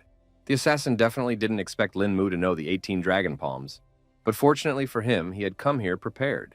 The guy saw the syringe in his opponent's hands and realized he was going to use steroids. The mercenary wasted no time and quickly injected himself with a booster injection to definitely defeat our hero. He confirmed Lin Mu's speculation and explained that he would be able to increase his strength for a short time, so the young man should already be preparing for his death. The assassin, tossing the syringe aside, suggested that the protagonist should now attack first. Now he slowly straightened up to his full height and declared that the time for games was over, and now everyone would see the true power he had been hiding until now. The protagonist couldn't believe that his opponent was willing to harm his body just to achieve his goal. The mercenary emphasized that he didn't want to do it, but after all the defeats, he simply had no choice. Today, his future depended on him killing Lin Mu, so he had to take such drastic steps. The assassin's eyes lit up with rage, and he quickly shortened the distance to accurately hit the protagonist. Lin Mu realized that the opponent had started to actively attack. Therefore, one must come up with some plan of action to stop. Meanwhile, the mercenary was already using the flower rain technique, and the guy could see that he was getting faster and faster. Our hero advised the caller to stop wasting his energy on flying daggers, because it wouldn't help him anyway. Lin Mu also stopped restraining herself and used her dragon shield to accurately defend against this powerful attack. Thus, the sharp blades simply shattered against this energy barrier and no longer carried any danger. The assassin realized that this technique didn't work, because eventually the protagonist managed to block all of his attacks. Only now did he realize that he could no longer rely on his daggers in this fight. Suddenly, a dragon's head, with its mouth open, appeared near his face, appearing literally out of nowhere. In the end, Lin Mu decided to use the spiritual dragon to knock the confused opponent off his feet. The blow hit the mercenary with monstrous force, and his body was thrown a few meters away like a rag doll. Now the protagonist was sure that his opponent had finally lost this fierce battle. The killer, even though his mouth was filled with blood, tried to say that he still wasn't giving up. In the end, the guy couldn't even say a few words because of the pain, and Lin Mu suggested that he should finally give up because all his internal organs were damaged, and it was impossible to continue fighting in such a condition. The opponent accepted his defeat after all, so he asked our hero to finish him off to end this torment. The young man promised to save his life if the killer would tell him who was behind it all. The mercenary didn't see the point of this, because the boss wouldn't just let him go because of this failure, and thought that Lin Mu himself should have guessed who was hunting him.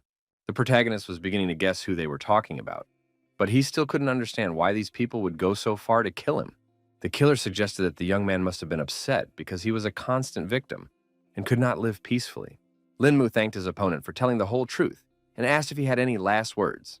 The guy reached into his jacket pocket and asked that upon his death, the flying dagger teachings be passed on to his younger sister.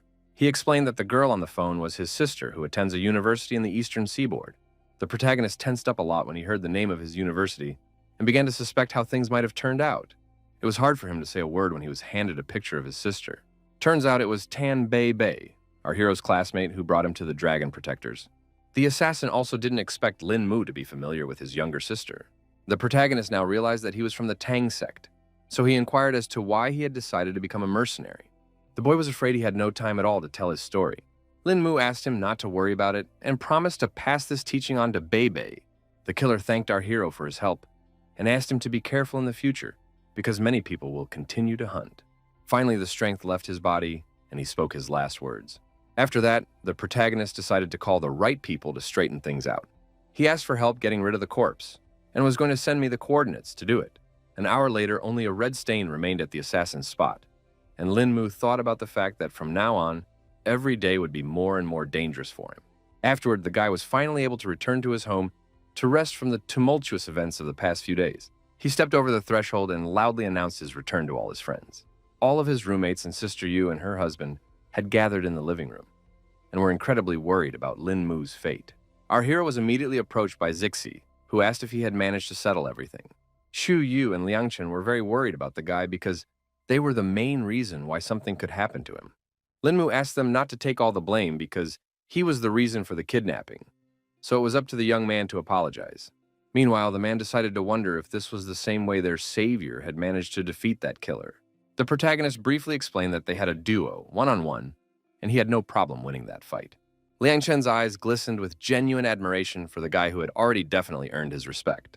Xu Yu realized that it was already over, and noted that they now owed a dinner at the Fragrant Abode to thank everyone for their help. Afterward, all the girlfriends escorted their guests out and asked them to be careful on their way home. Song Liang Rao immediately noticed that the guy was very depressed for some reason, and suggested that he tell him everything. Our hero told us that he was worried that life was too unpredictable, and that killer turned out to be his girlfriend's brother. Zixi, hearing such terrible news, asked how things could have turned out this way. In fact, the young man began to guess that it was his family that was behind all these events. The girl couldn't believe it when she heard such shocking assumptions of the main character. The protagonist explained that he had already moved on from his family's internal conflicts, but they still wouldn't let him go, so now he had to forget about any mercy. He also believed that his relatives were to blame for his parents' deaths, so he needed to investigate the whole situation. At this moment, someone decided to call Lin Mu, which seemed rather strange because it was already deep in the night. The protagonist frowned, slowly bringing the phone to his ear, his voice sounding wary, for a call at this late hour clearly didn't bode well. It turned out to be Lo Bi-yun, who was in tears asking the young man to come to her. Lin Mu quickly arrived at the Luo family's house where his acquaintance was now.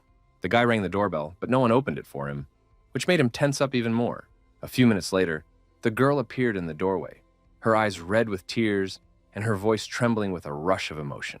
She immediately threw herself into the main character's arms and was glad that he had come to her after all.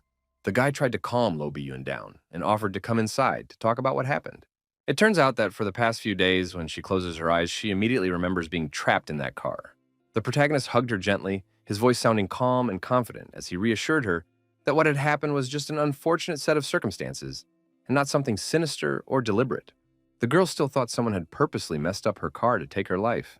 Lin Mu began to suspect that these were the people who had harassed the girl last time as well. Luo Bi-yun shook her head because she wasn't sure how it all happened. The young man promised that he would protect her because he now realized that the girl was in the same situation as himself. She asked the main character to stay the night because she was too scared to stay by herself. The guy didn't mind because he didn't want to go anywhere anyway and agreed to keep him company. After that, they laid down on the bed together and Lo Bi-yun started talking about how she felt safe around her boyfriend. The protagonist decided to find out some more information and asked the girl if it was true that Haoyun Corporation started its rise during World War II. Lo Bi-yun said that when the war spread to Asia and China, her family produced and sold weapons to supply the military to expand their business.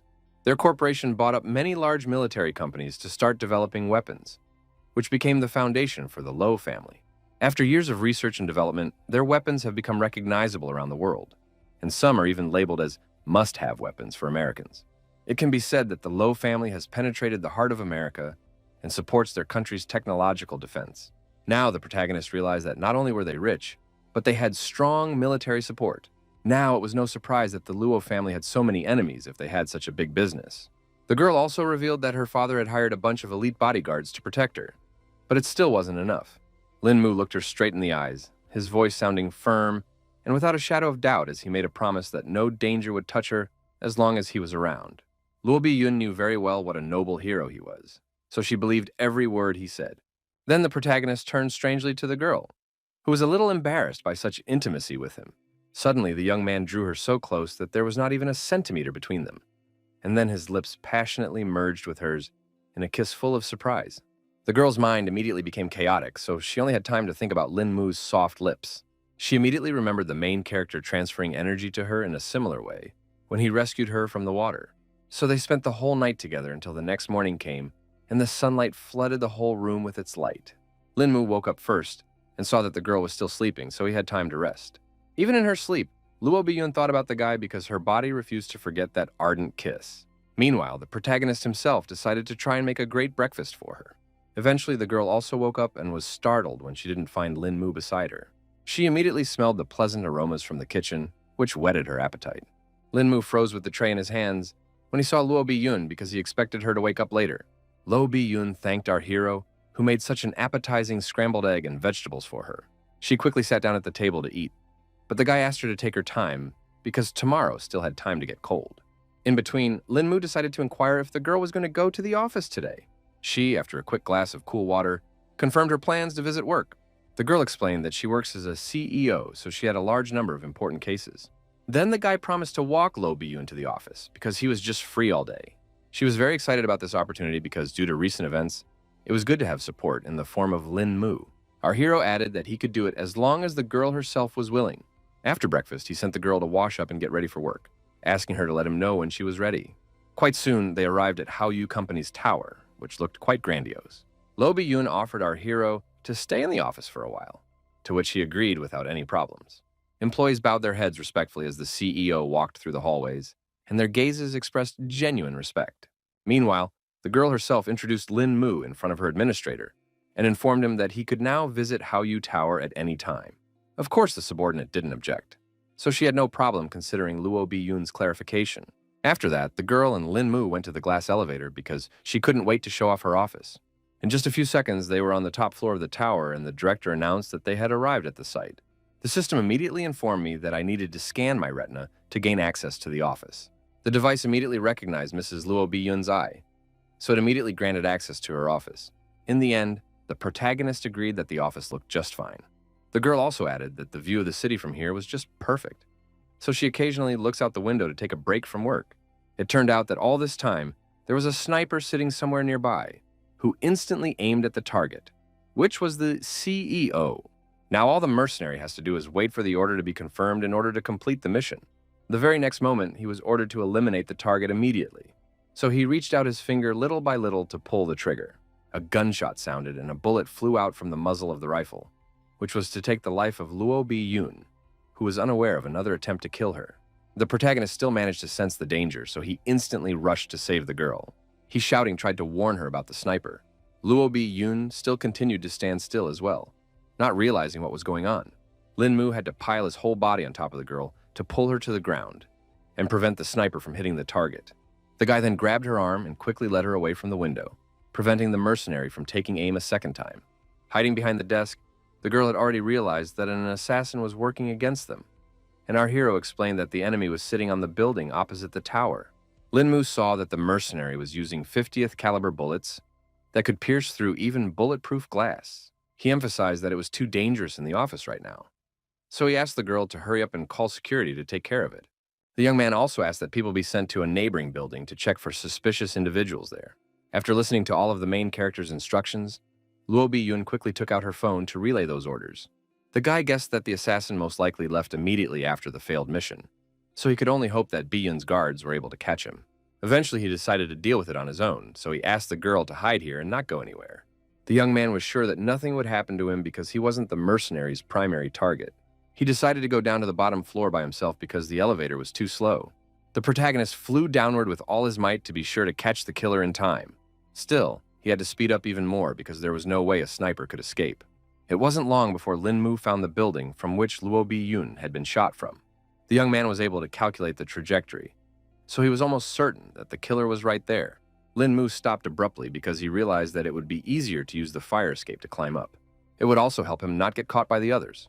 so the mercenary would definitely not have time to escape from here.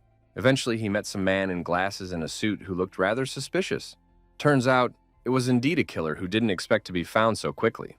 The mercenary didn't wait and quickly pulled out a gun, pointing it at Lin Mu and firing a shot. After a second, the protagonist seemed to vaporize, so the killer was a bit confused. The next moment, something unknown shot through the leg of a man who had not expected such a sudden attack. The assassin shuddered and a heartbreaking scream escaped his throat, as pain as sharp as a red-hot blade pierced his leg. Meanwhile, Lin Mu was behind the mercenary's back and turned him off with one precise strike. The guy immediately saw that the sniper hadn't brought his sniper weapon with him. He quickly went to the roof of the building because it was obvious the gear was left here. Our hero confirmed his hunch, because there was a Barrett M82A1 sniper rifle standing there. Lin Mu immediately called his friend to inform her of the killer's capture and ask her to send her men. It wasn't long before the guy was already back in the office, which was already filled with security after such a serious incident. Luo Biyun had already released her subordinates and informed them that Lin Mu would now be here for her safety. The bodyguards still felt it wasn't a good idea to trust strangers so easily after everything that had been going on lately. The girl was very angry because they were treating Lin Mu like this, which was not the first time he had saved her life. The guards eventually admitted that they had seriously let their boss down this time. Lin Mu did not stand aside and suddenly appeared in front of the girl as if he had teleported from one place to another. The bodyguards didn't even have time to blink when they already saw the figure of the young man in front of them. It turns out that the main character wanted to protect the bodyguards because he believed that all people can make mistakes. Everyone was shocked that Lin Mu was so fast and appeared in front of Miss before they noticed. The girl irritably asked what her delinquent subordinates were waiting for and ordered them to go check on the assassin immediately. The bodyguards immediately came to their senses and quickly accepted their superior's orders. They bowed their heads synchronously to Mr. Lin, their voices merging in a respectful statement, placing the young mistress under his responsibility as a jewel requiring special treatment. The protagonist understood everything perfectly and also allowed the guards to go back to their regular jobs. When Lin Mu and Luo Biyun were alone, the girl thanked him again for saving her life.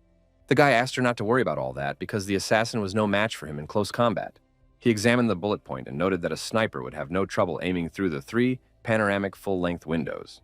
The CEO explained that this design takes aesthetics, light, and more into account, though they took measures against such occurrences during development by putting in bulletproof glass windows. In fact, the protagonist was puzzled by what happened because even bullets of 50 caliber cannot penetrate 2 layers of bulletproof glass. After taking a closer look at the hit spot, Lin Mu finally saw that there was something strange about it. The girl came closer because she was also curious about the details, and Lin Mu explained that the edges of the hole were too smooth, which was different from the normal action of a bullet. Luo Biyun also noticed that the edges looked like they had been burned through using high temperatures. The main character couldn't understand how this could happen, because it takes really intense heat to break through bulletproof glass. At that time, the girl said that there were such superpowers, and wanted to know Lin Mu's thoughts on the situation. The young man pretended not to know what she was talking about, and asked if she meant the very superhero movies. In reality, Luo Biyun believed that there were people in the world who could utilize such superpowers. She knew that most people are born with these skills, and when their powers are awakened, they gain incredible power. The protagonist noticed that the girl was talking about all this too confidently, as if she had met people like this. Turns out she'd seen something similar in Europe, where such craftsmen call themselves mutants. Lin Mu remarked that it all sounded quite interesting and asked if such people existed in Huaxia. The girl wasn't sure about it, but legends say that there are cultivators here who use qi to gain strength. In the end, Lin Mu made sure that this bullet hole was made by an assassin with superpowers. After learning such a serious fact, Luo Biyun decided that she should tell her father about this interesting street. The events are transferred to the police department of the East Sea City, where no one has yet suspected a serious incident. The chief of police was sitting in his office, humming something cheerful, until the sharp ringing of the office phone interrupted this carefree moment. The man was very unhappy that someone dared to call him at such a time. Commissioner Shen immediately calmed down when he heard the familiar voice of the esteemed Mr. Luo. He was surprised when he heard that something had happened in the village to the west, and immediately agreed to investigate the incident. The policeman thought these guys were fearless if they dared to attack the Luo family in broad daylight. The man began to get angry because the miscreants had definitely decided to throw a challenge to the police with their daring attack. He called his subordinates and informed them that right now they would all meet in the assembly hall. Events once again returned to Haoyu Tower, where so far all was calm. The girl told Lin Mu that she had already informed the police about everything, so they would help the Luo family with the investigation. The protagonist was still worried that the police wouldn't be able to handle the mutants, so he offered to personally handle it. Luo Bi-yun wasn't against it, but asked the guy to be careful and come back immediately if anything went wrong. Lin Mu didn't want the girl to worry unnecessarily, so he promised to do as she said. Bai-yun herself was in no hurry to let our hero go, so she asked him to stay a little longer. She quickly ran up to her lover and lightly smacked his lips before leaving, and Lin Mu didn't expect the girl to be so passionate. Luo Bi-yun was embarrassed after such a gesture, and said that she would now look forward to Lin Mu's return. The protagonist traveled to the western zone of East Sea City, where the very same Ye Mu village was located. He saw that it was just an ordinary village, so he didn't fully believe that mutants could be hiding here. The guy saw only children and old people in front of him, which didn't look suspicious at all. Nothing at all caught Lin Mu's eyes, so he continued to look around carefully. Eventually, his gaze settled on one building that stood out among the others. The guy realized that there weren't many people in the village, but for some reason, the diner was still open. The protagonist felt that there was something strange about this noodle shop, so he decided to look inside. He asked the owners if there was any food left, and they kindly invited him to sit down at a vacant table. Lin Mu didn't hesitate long and immediately ordered a bowl of yangchong fried egg. After just a couple of minutes, he had already been brought some cooked noodles that looked very appetizing. Taking a closer look, the young man immediately noticed that the noodles were actually poorly cooked. Looks like his hunch was right, and this noodle shop is not open for legitimate business. So we need to find out more about this place. After finishing his portion, the protagonist informed the owner that he had left the money for it on the table. Then the man asked our hero to wait a bit, because he hadn't given him his change yet. The change was a sharp blade that almost flew into Lin Mu a second later. The knife ended up crashing into the table behind the guy's back, who was able to dodge this attack. The man was greatly surprised to see that the youngster had managed to escape after all. The protagonist realized that his hunch was confirmed, so he asked the two who they even were. The woman also didn't stand still and tried to attack Lin Mu from the other side. She tried to slash the young man, but his reaction was perfect, so the knife flew a centimeter away from his body. The owner froze and was confused when she saw that she had missed after all. Lin Mu moved lightning fast behind her back, and his hands sharply pushed her forward. The woman's body was thrown back with such force that she flew several meters before collapsing heavily to the floor. The blow was so hard that she was bleeding profusely, and before she lost consciousness, she only had time to tell her comrade to run away from here. The man began to realize that the main character was too strong, so they simply couldn't stand up to such an opponent. Lin Mu was in no hurry to attack and emphasized that he had just come here for a portion of noodles. But for some reason, the owners decided to attack him. It turns out that the man and woman weren't the only ones hiding in the place, so the owner asked all of his other associates to flee the place. That's when loud footsteps were heard on the second floor of the diner by people who heard that something untoward was going on. The protagonist didn't even realize that there were some other people hiding upstairs. The guy was only distracted for a second, but the owner had already seized the opportunity and tried to escape. All the man could think about was that he needed to hurry up and meet his boss to report the incident at their diner. Of course, Lin Mu was much faster, so he deftly blocked all avenues of retreat. The owner was shocked at this speed and couldn't even guess how the young man had caught up with him so quickly. Meanwhile, the protagonist wasted no time and rushed forward, his fist whistling through the air and smashing into his opponent's jaw with such force that he didn't even have time to raise his hands to defend himself. The man was unable to stay on his feet and simply fell to the floor, so now also posed no danger. Lin Mu realized that by doing so, he had managed to uncover the mutant disguise in this village. Taking a closer look at the body of the defeated owner, our hero noticed that he was wearing an elastic mask. Meanwhile, all the runaways couldn't figure out what to do now because the noodle shop was left unprotected. The boss thought that the SWAT team had already found their trail, so they should get out of this village as soon as possible, so they definitely wouldn't be found. A subordinate reported that he had hidden some cars in a warehouse, so they could use them to escape. They all quickly ran to the hangar from where some overly suspicious sounds were already coming from. A deafening explosion broke the silence, the shockwave picking up the mutant and hurling him away from the door. None of them could figure out what was going on, and feared the SWAT team was already in place. The boss wasn't completely sure yet, so he asked his subordinates to calm down and wait a bit. Turns out it was just the main character who didn't look like a SWAT officer at all. The leader of the mutants thought they were just some brat and ordered his companions to kill him, not realizing what they were getting into. The subordinates instantly began to follow their boss's order and instantly swarmed towards Lin Mu, who was not at all afraid of such competition. A slight smirk appeared on Lin Mu's face because he was amused at the fact that some lowlifes were trying to kill him. He was easily able to dodge the first attack, so the first opponent just flew down. The other warrior immediately reacted to the mishap and rushed to his comrade's aid. The protagonist still remained calm and continued to stand still, waiting for his opponent's next attacks. The guy ended up bouncing high at the last moment, and his opponent was unable to do any damage. Muten definitely didn't expect this turn of events, so he didn't even know what to do in such a situation.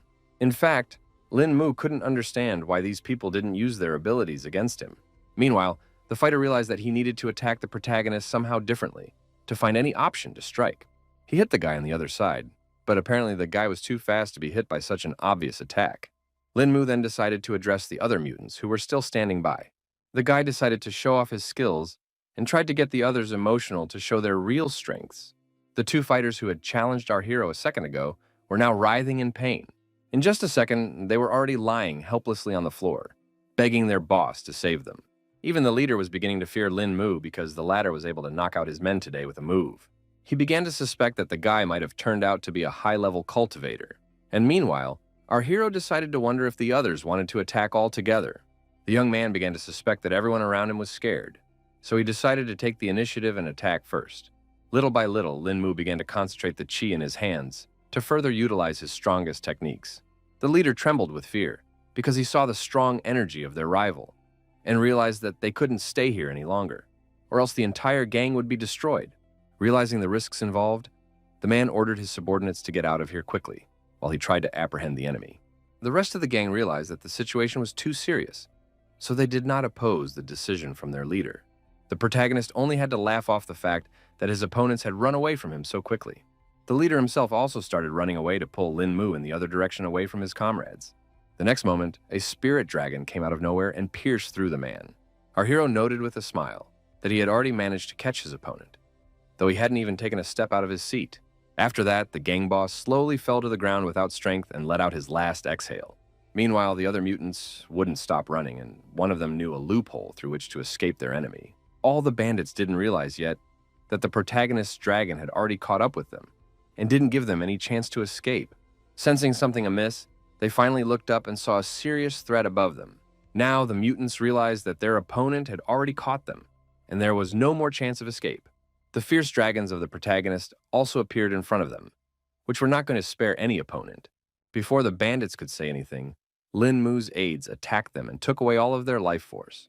The guy was finally able to exhale in peace because he was finally able to deal with all of his opponents. Suddenly, the protagonist saw that one of the mutants had managed to survive the attack after all, and was still standing on his feet, which was pretty amazing. The remaining gang member, holding on to his heart, asked Lin Mu who he even was. Lin Mu didn't bother to answer the question and thought about the fact that he had seen similar abilities before, so he guessed who this kid was. Meanwhile, the bandit stated that he no longer cared, that the organization had restricted the use of abilities and prepared to continue the fight. The protagonist was still unafraid and suggested his opponent attack first because he wanted to see the mutant's superpowers. His opponent would not miss such an opportunity, so he exhaled and gripped his blade tighter. Lin Mu continued to analyze his strength and noticed that it might be weak, but at the same time, it was very different from using chi. At this moment, the bandit dared after all and was the first to rush to attack, flashing his knife in the air. In fact, Lin Mu hadn't even expected his opponent to be so fast. But at the same time, this guy's movements were too simple, so the protagonist could calculate everything. After his first attack, the gang member began to realize that he still couldn't get his hands on the cultivator. At the same time, Lin Mu continued to calmly dodge all the attacks, because he wanted to better study the ability and realize that the mutant could even use its power through weapons. The guy tried one more time to strike at our hero, but it was literally impossible. At this moment, the young man noticed that his opponent's speed had increased again and wanted to see what the situation was with his strength. He made the decision to block the next attack with his hand to get a feel for how strong the bandit was. At that time, the protagonist only confirmed his speculation that his opponent's strength had also increased. At the same time, the remaining gang member was already rejoicing at the fact that his opponent didn't want to dodge in time. The boy froze for a moment, his eyes lighting up with determination because now was the right chance to finally achieve his goal. The protagonist began to notice that his opponent's speed was no longer increasing, which meant that he had reached his limit. Bandit continued his futile attempts to hit his opponent, but the latter dodged each blow without any problem. Eventually, Lin Mu had had enough of all this, because it was obvious that this kid couldn't get him. So he used his dragon to take his life force as well. The last mutant couldn't understand how this happened because he was sure of his success. Looking at his opponent's body, the young man immediately thought that it was all disappointing. But he finally had some understanding about these people with superpowers. Suddenly, he heard nearby commands for the soldiers who had already arrived for the sweep. Lin Mu realized that the special forces had already arrived on the scene and decided to leave the rest to them. Sirens sounded everywhere, and fighters detained everyone in their path, because now everyone in this village was a suspect. A little later, they saw that the whole gang was out, and now they couldn't figure out what had happened here. Commissioner Shen himself also arrived on the scene and immediately thought that someone had leaked their plans. Upon examining the bodies of the perpetrators, the man realized that they were still alive but were lying unconscious for the time being. Then he ordered the SWAT team to tie up all these people and take them to the station for interrogation. Meanwhile, the protagonist returned to Bi-yun after his little mission. The girl was very happy when she saw that Lin Mu had returned safe and sound. She wondered if the young man was okay after the fight with the mutants after all. The guy didn't bother to answer his lover's question and quickly picked her up in his arms, playfully suggesting that she check his condition herself. While the protagonist and Lo Bi-yun were having fun, the SWAT team brought all the detained mutants to the police station. They started questioning the staunchest bandit first and tried to find out who sent him here. Obviously, the guy couldn't reveal all the information about his organization that easily. One of the police officers decided they couldn't waste time on this, so he asked his colleague to bring a negotiator. The bandit immediately thought about the fact that this could be a chance for escape if only one staff member remained here. Meanwhile, the police officer turned to him and advised him to start talking because no one knows if the negotiator will be so kind. The mutant already had plans of his own, so he abruptly broke free of the handcuffs and lunged at the police officer. The officer definitely didn't expect this turn of events, so he couldn't do anything against this guy. The bandit had enough strength to squeeze the policeman's neck with a dead grip and stop his desperate attempts to call for help. Eventually, the life force left the man's eyes and his body collapsed in the mutant's arms. The apprehended intruder only laughed off the fact that the police tried to resist his force. He was confident in his skills, so he thought that Huaxia's police were simply useless against such skills. The guy believed that if the mutants didn't have the strength to protect themselves, they simply wouldn't be able to work for anyone else. He then began reading the cop's parameters, so he could make himself an elastic mask with his face on it and get out of the station with no problem. 2 minutes later, the bandit had completely changed his clothes and completely finished his disguise. Now the path for his escape was completely free, because no one would definitely suspect some sort of switch. At the same time, the protagonist was walking the streets of the city when he received a call from Bi-yun, who wanted to know if he would be having dinner with her tonight. The guy replied that he was a little busy right now, but promised to meet up after he was done with his business. Luo Bi-yun was still looking forward to his return because she wanted him to cook some delicious dish again. It turns out that Lin Mu couldn't come to his beloved for now because he had an important appointment with Mr. Lu.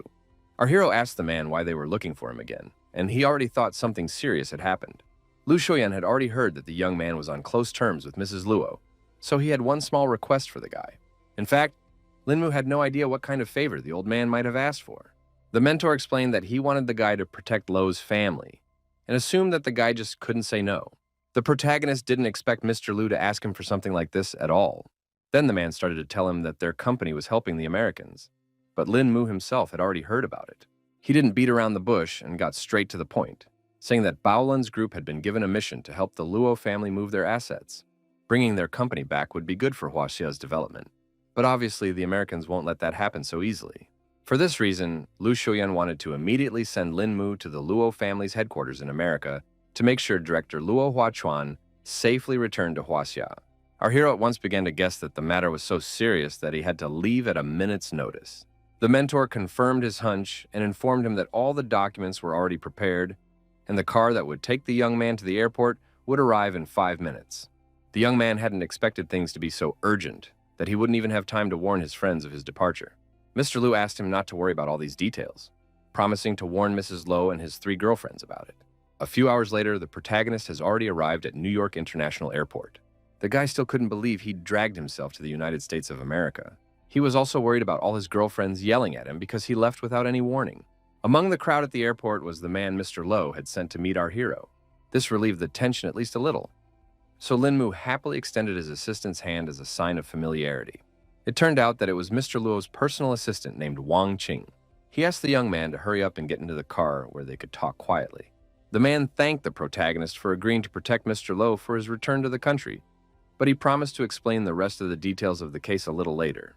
For his part, Lin Mu immediately promised that he would do his best to successfully protect Mr. Luo. So far, the assistant had only revealed that they were heading to Lo's estate, which was in Midtown Manhattan, so it would take about 30 minutes to get there. Upon arrival at the site, one could immediately appreciate the condition of the family that had such a gorgeous home. The assistant also introduced our hero to the butler who was to escort him to his private room. The old man was respectful of Linmu, and after bowing, he invited him to come inside. Meanwhile, the assistant went to the boss to inform him of the new bodyguard's arrival. But the old man still didn't trust an ordinary student who was called in for such a demanding job.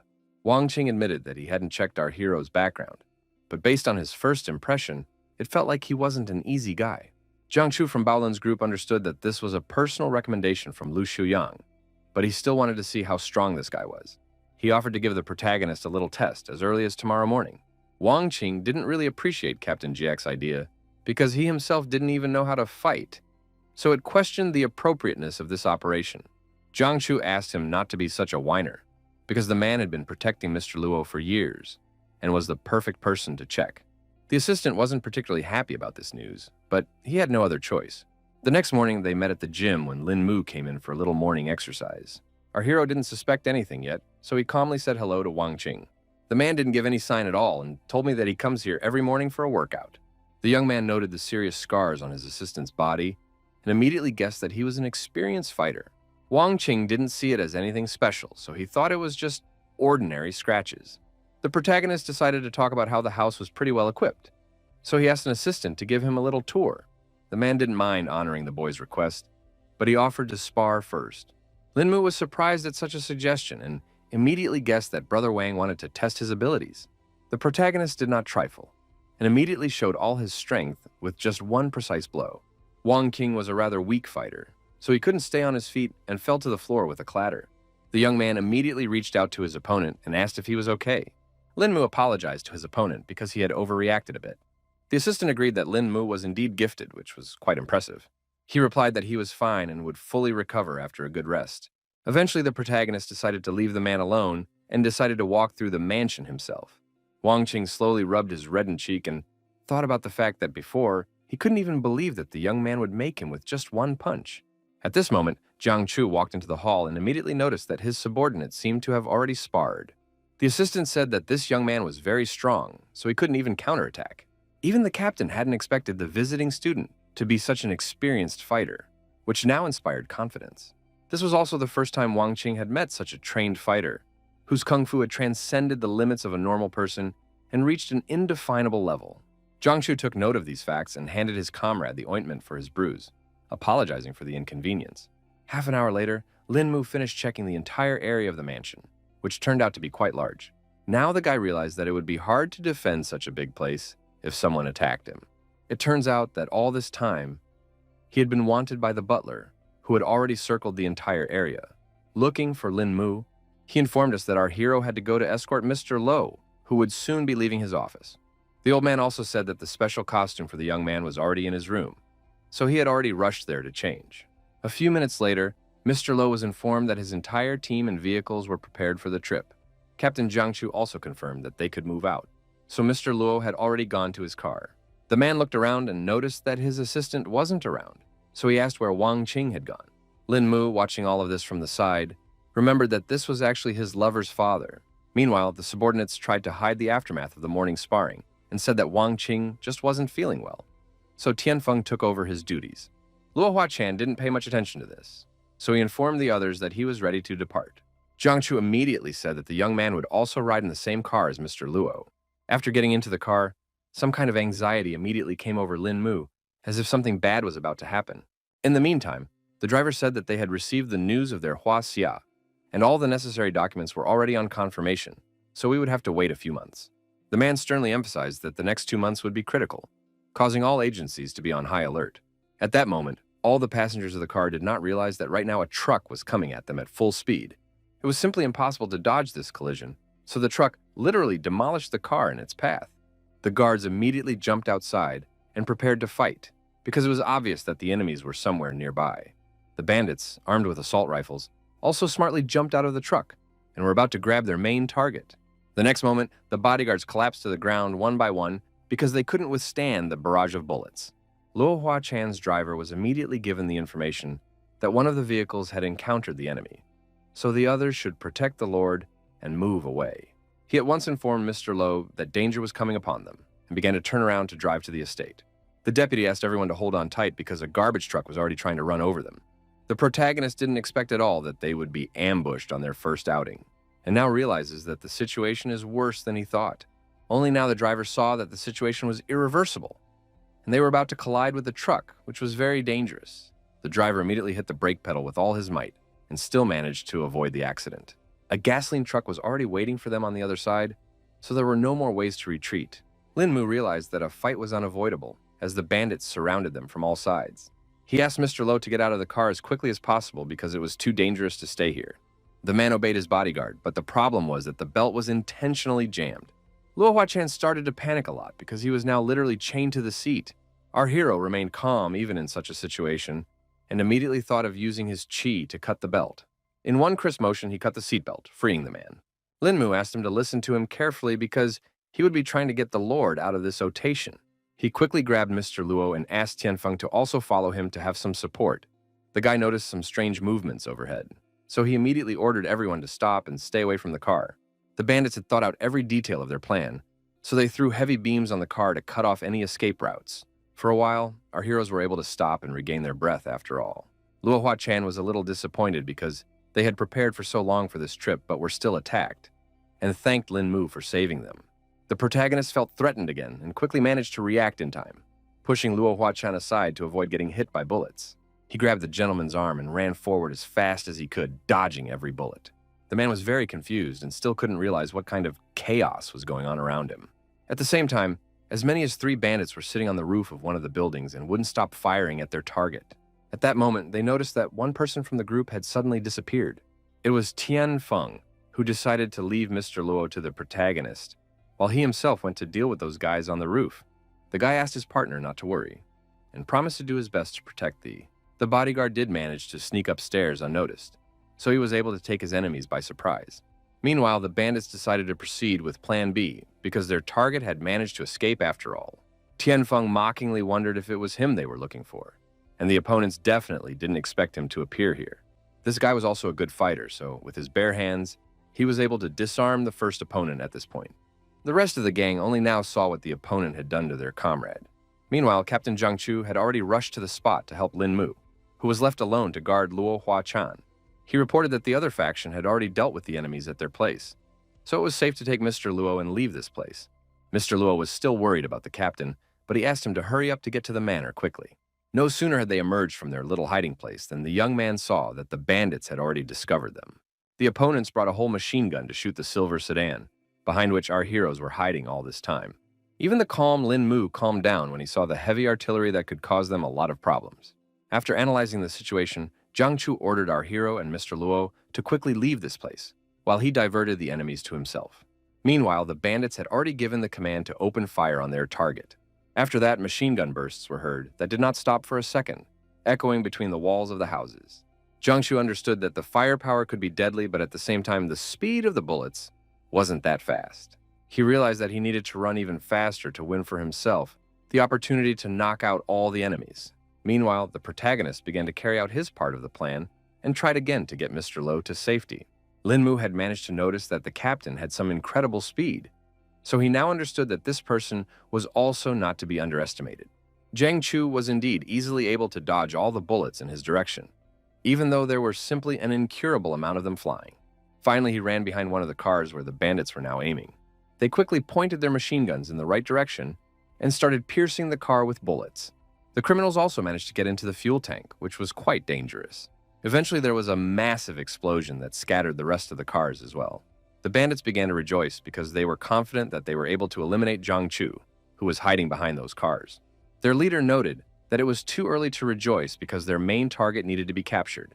Turns out, it wasn't that simple, because the captain was still alive and was even able to run to the enemy's truck to disarm them. No one had time to react to Zhang Chu's sudden appearance, so the first bandit quickly flew away from his precise strike. The enemy slumped to the floor without strength, and his comrades still couldn't understand how this could have happened. They thought it was simply impossible because they were certain that they had just recently slaughtered their opponent. Zhang Chu only laughed at the fact that some simple guys had tried to kill him with such a simple method. The captain didn't mince words and decided to demonstrate everything he was capable of. He moved so fast that his enemies didn't even have time to react. So now, one by one, they were flying away from his blows. The gang leader watched the scuffle from the sidelines and was not at all pleased with this development. It had only been a couple minutes, and his men had already lost this battle to Luo's subordinates. The man then decided to go to Plan B, which required him to call one person. He realized that the Luo family's guards were too strong, so only a group of mutants could help them in such a situation.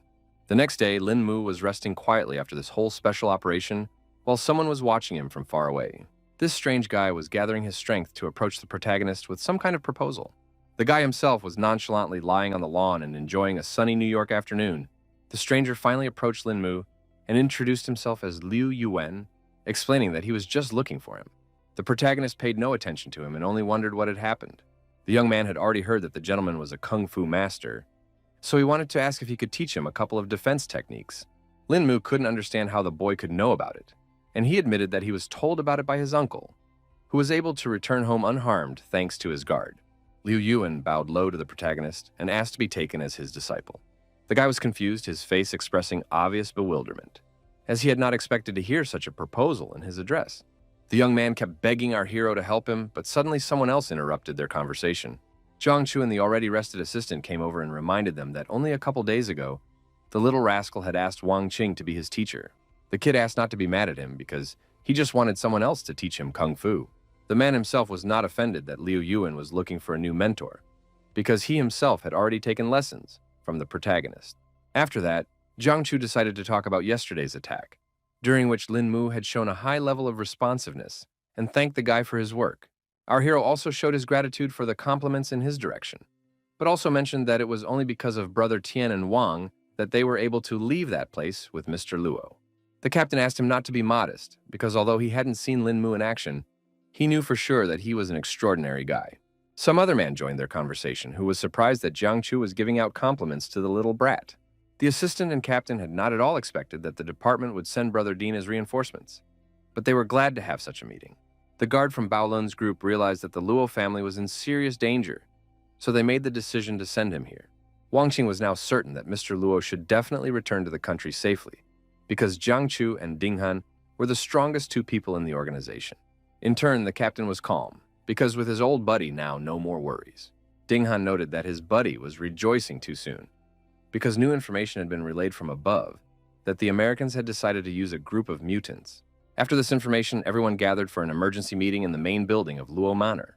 Everyone was well aware that yesterday's attack was a warning from the Americans, so for the time being it was better to abandon plans to return to the country.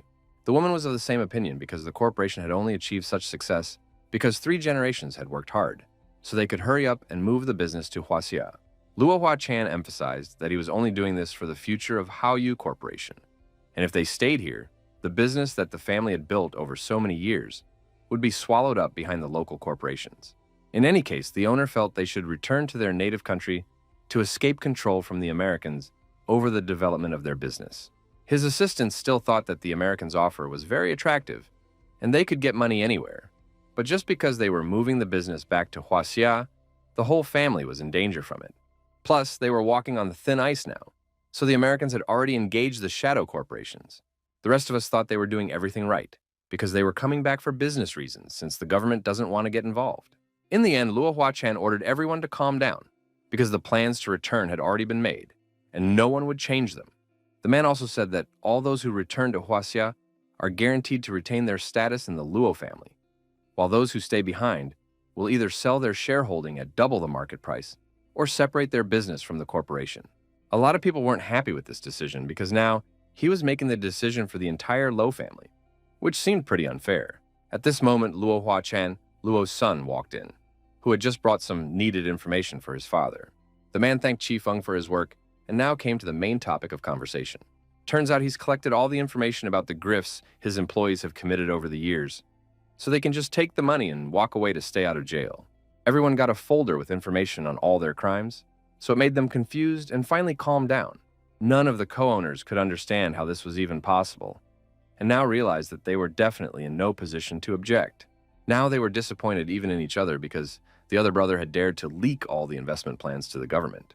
The man found no normal explanation and simply said he had no choice at that moment. It also turned out that they lost the bid for the high-speed rail project last year precisely because of the second brother. Everyone present froze in mute shock, unable to believe that he could so despicably betray their company which had always trusted him. The other brother jumped up from his seat and started yelling about how they had no right to accuse him because they each had some shady dealings behind their backs. The woman, after seeing all this information, decided that she would sell her shares, so her lawyers will send the contract tomorrow. Her coworkers didn't understand why she would do this, because you could continue to expand the business in New York. The sister explained that as a woman, she couldn't handle that much responsibility, so she would just use the money and move to Australia. Another brother stated that he did not want to return to Huaxia because he believed that his homes were here. Only one Luo Huachan's assistant agreed to return with him because he always stood by the boss's side. Lord Luo had had enough of this, so he thanked the fourth brother for his loyalty. When everyone had dispersed, the father turned to his son and explained that right now, the Luo family split was happening right before their eyes.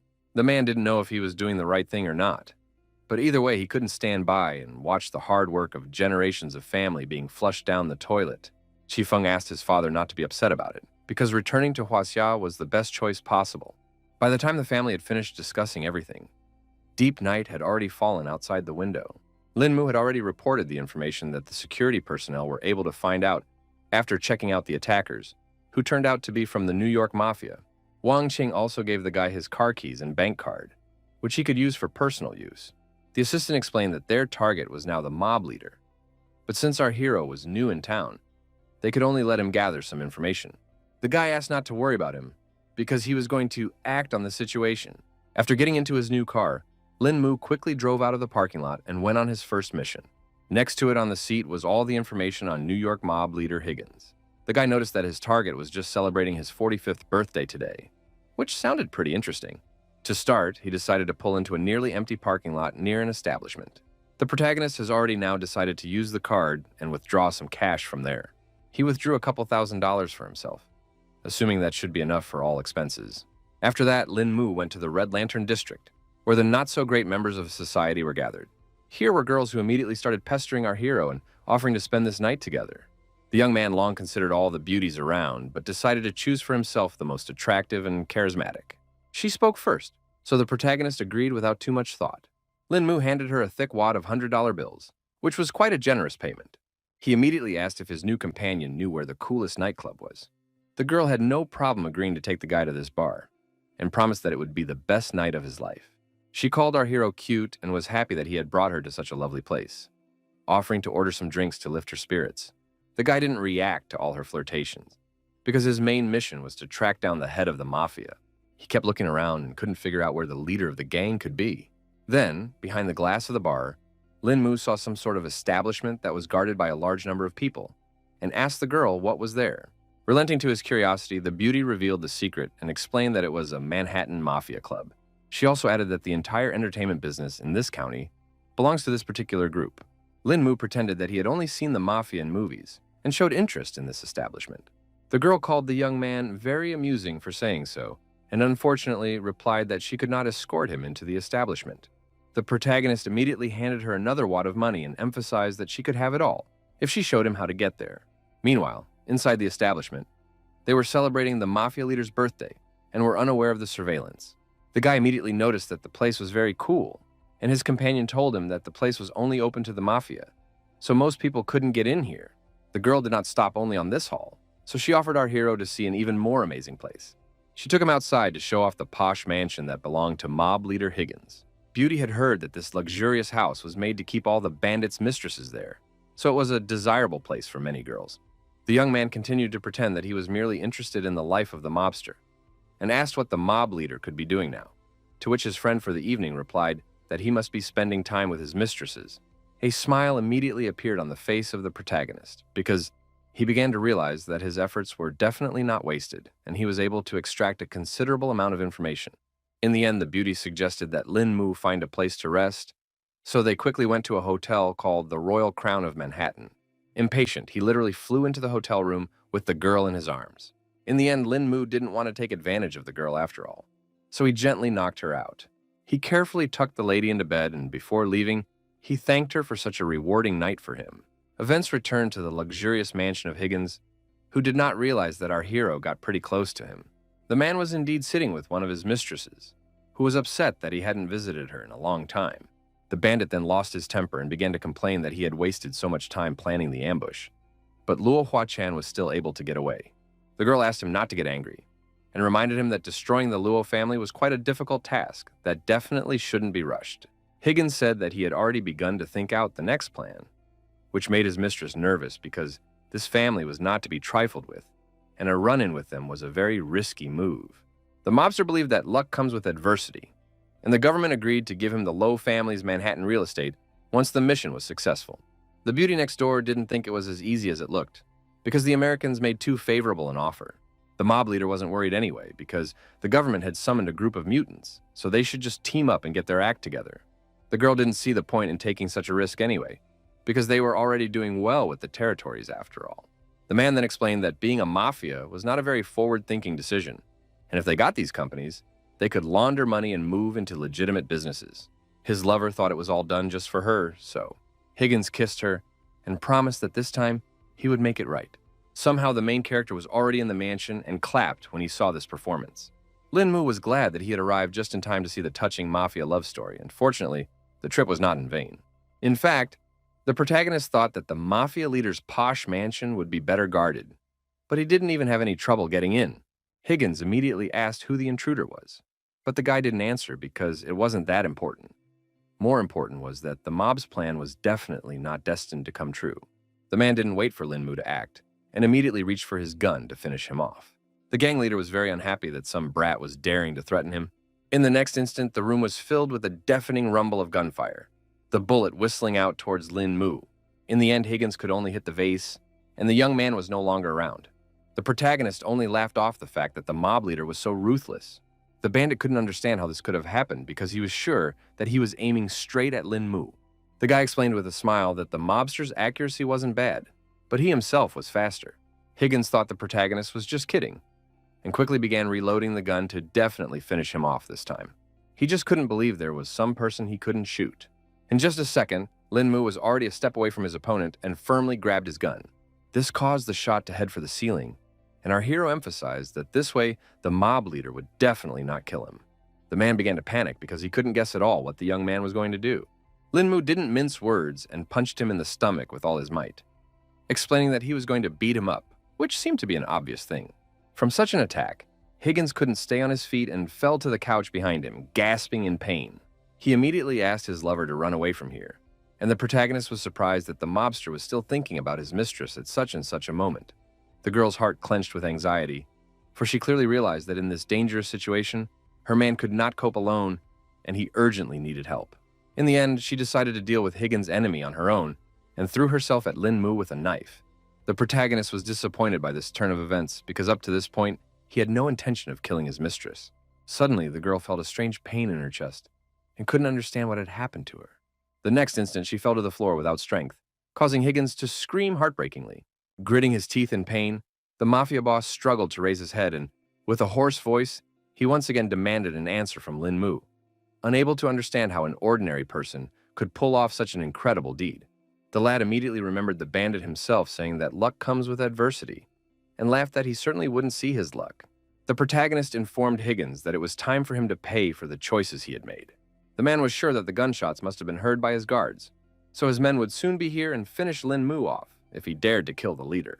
The young man called him too naive because he had already found a way to sneak in here, so getting out of the mansion wouldn't be difficult. He didn't talk pointlessly anymore and concentrated the chi in his finger. Our hero only needed one accurate shot to take the life of one of the main enemies of the Lowe family. The bodyguards only now came running into the room because they heard that something wrong was going on here. The boss and his mistress, who were sitting on the sofa as if nothing had happened, did not react in any way to the guards' treatment, which looked rather suspicious. Eventually, the subordinates saw that Higgins was dead and had a hard time realizing this shocking news. They immediately put Code Red into the plan and ordered all men up, requesting reinforcements to the mansion. For his part, Lin Mu didn't even think that everything would go so smoothly, and he would be able to get rid of such a serious problem without any problems. Only about the group of mutants, the guy still had doubts and suspected that they would not be so easy to kill. At that moment, the protagonist heard that there was some kind of conflict going on somewhere nearby. He immediately noticed someone's arrogant voice that seemed very familiar. It turned out to be Du Xiaoyue, who was accosted by some strange guys. One of them explained that their young master was sincerely inviting the girl to have fun with him, so she might as well just say yes. The lady thanked them for the invitation but declined because she had a bunch of other things to do, after which she needed to get home right away. The guys started to get behind her anyway and offered to personally walk her home.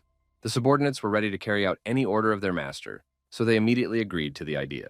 Du Xiaoyu irritatedly pointed out that she could reach it on her own and tried to break free again. Then the young gentleman laughed off the fact that the girl seemed to have it all wrong, because he wasn't exactly going to send her to her home. The girl asked confusedly what he meant, and began to suspect that she was going to have a hard time getting out of this situation.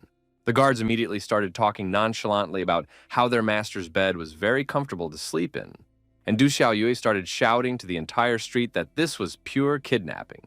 Finally, the main character decided to intervene in this conflict, because of which all the bullies were surprised, because they did not expect that someone would dare to go against them. The guy immediately emphasized that he wasn't going to ask nicely unless security right now let this girl go. Du Xiaoyu herself was shocked by Lin Mu's sudden appearance, and couldn't understand what he had forgotten in America. The young man only briefly noted that it had been a long time since they had seen his former fiancée. The guards were not going to give up so easily, so they advised our hero to get the hell out of here and mind his own business. The protagonist gave them another chance and repeatedly told them to finally let the girl go. The young master only laughed with Lin Mu, who was acting like a character from a movie, causing the guy's patience to run out. So he decided to forcefully deal with these rascals. The young man had just the right touch to teach the bullies a lesson and save his acquaintance. The bodyguard immediately crouched down in pain and started screaming, unable to resist Lin Mu. The cocky guy didn't expect our hero to deal with his subordinates so easily, taking advantage of the moment. The young man quickly grabbed Du Xiaoyu's hand and pulled her away from those rude bullies. Still, the young gentleman was not going to let our heroes go so easily and ordered them to stop. He believed that the man who injured his subordinate could not leave the scene so easily. The protagonist gently placed his hand on his shoulder and asked, with a note of menace, if he really thought so. In the end, Lin Mu gave him some advice and told him to fuck off right now, or else the guy would end up in a more deplorable state than his comrade. The noble brave's words had a quick effect on the young lord, so he had no problem escaping the development of the conflict. The guy wasn't at all pleased that he hadn't managed to get Du Xiaoyue, and his henchmen asked what they should do in such a case. Eventually, he ordered his men to teach our hero a lesson, but not to kill him. The guard took out a silenced pistol from his jacket and thought that it would help him defeat Lin Mu, not realizing who he was about to mess with. He took careful aim and decided to take one of his target's legs to start with. The next moment, a rather quiet gunshot sounded, which was hard to notice in the busy street. Obviously, the protagonist was ready for such a development. So in a second, it was as if he vanished into thin air. The guard couldn't understand how the guy was literally able to disappear right before his eyes. After a second, he realized that Lin Mu was right in front of him and had already grabbed his neck in cold blood, so it was already too late to act. The main character got even more pissed off because it's not on video when others attack from the back. The young man emphasized that even in this way it was impossible to injure him. Meanwhile, the bodyguard begged to be let go, but it was already too late because the lousy guys had managed to piss Lin Mu off badly and must now bear the consequences of their actions. From the powerful impact, the bodyguard flew several meters away and crashed into the side of a parked car with a thud. The collision caused an impressive dent in the car door. The young lord thought it was simply impossible because his guards were experienced fighters. The protagonist set a final warning for him and ordered him to stay away from his friends. The young man said that this was the end of the lesson, so he was going to leave with Du Xiaoyue. After that, they got into the car and Lin Mu asked where the girl was staying to take her to the hotel. She pointed to a map and explained that her neighborhood was 3 streets away. Our hero emphasized that the girl now needs to be more careful when he makes new friends, and Du Xiaoyue thanked him for saving her today. Finally, an acquaintance decided to inquire as to what the guy was doing here in New York. Lin Mu explained that a good friend of his had asked him to help with the trouble here. The girl noted that her ex-fiancé had changed so much, as if he had become a different person. She even had a moment when it seemed that the one standing in front of her was not Lin Mu. Our hero recalled that he almost died once, and after that, he decided to let things go and start living a new life. Du Xiaoyu agreed with his words and sincerely wished him good luck with his new life. The next day at the Low family mansion, they had already learned about the big incident in Manhattan the previous night. Jiang Chu still couldn't believe that someone had actually finished off Higgins in his own mansion. The assistant was also shocked when he heard that the mob leader who attacked Mr. Low was now dead. Ding Han confirmed that it was all true, even though the Higginma mansion was well guarded. Everyone wanted to know who the killer was, but the captain thought none of that mattered because he had definitely helped them take care of a big problem. The bodyguard then asked Wang Qing where Lin Mu had been last night, and the latter replied that he had sent the guy to test the strength of the mafia in Manhattan. Now, Jiang Chu began to suspect that the main character might have been the one behind the incident. The assistant couldn't understand how this was possible, because even the strongest fighter couldn't kill a mob boss in his own mansion. Dinghan felt that I should argue about it as well, so it was better to ask the guy directly. Meanwhile, the protagonist was once again relaxing on the lawn outside the mansion, and had no idea that his comrades had already uncovered him. The captain had guessed from the beginning that the young man would be found right here, and Lin Mu had already guessed that the news would spread rather quickly. Jiang Shu said that they would like to ask him something, and Lin Mu didn't mind answering all the questions. He asked him directly if our hero had anything to do with Higgins' murder last night. Lin Mu didn't want to reveal the whole truth, so he replied that he had walked around for a bit yesterday, but came back as if he hadn't found anything interesting. Dinghan still asked him not to act on his own, or else it would jeopardize their entire plan. The captain asked his comrade not to be so serious because it wasn't even Lin Mu.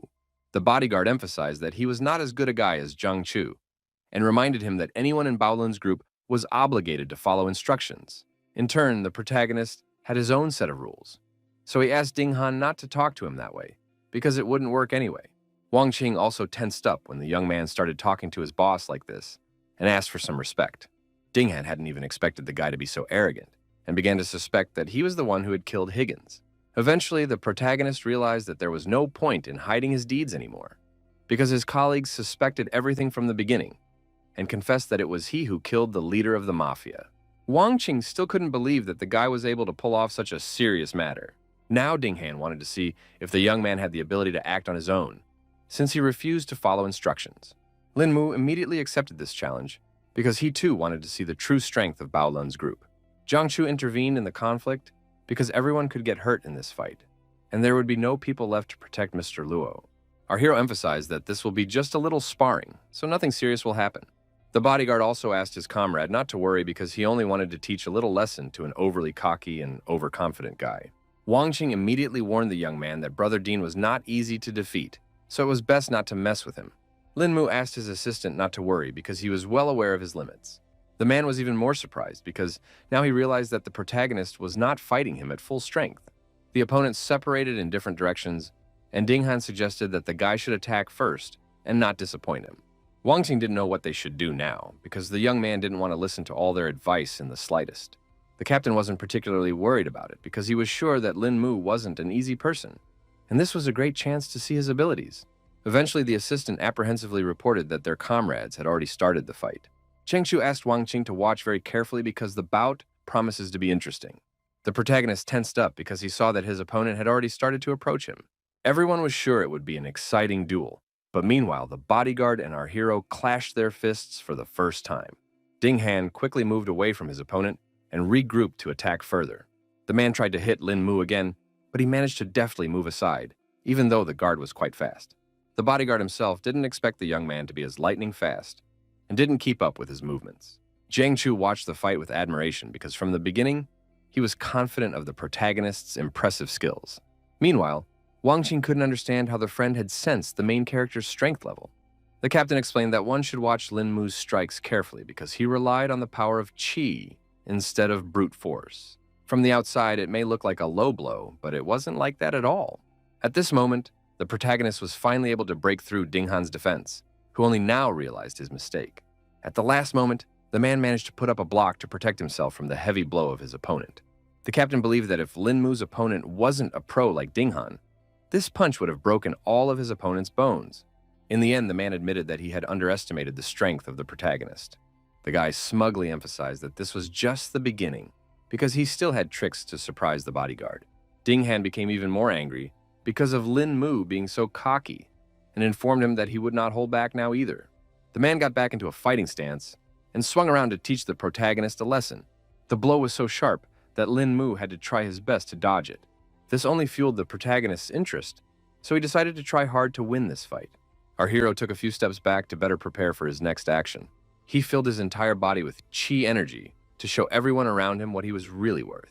Jiang Chu couldn't understand what kind of golden aura was flowing out from Lin Mu's body, and his partner was in mute shock. Now even Dinghan was surprised by the young man's training, because such fighters were rare, even in Bao Lun's group. Meanwhile, our hero did not wait for something and was the first to attack his opponent without giving him a single chance. The bodyguard saw that Lin Mu was now even faster, which only made this fight more difficult. Eventually, the man was unable to dodge such a swift attack and received his first blow. Ding Han felt his legs go under, and he began to slowly settle on the ground, unable to resist the inevitable. He realized that if things continued like this, his defeat would come sooner or later, so he needed to act very quickly. The man quickly regrouped and noted that the guy's punch was great, so he wants to see his other abilities.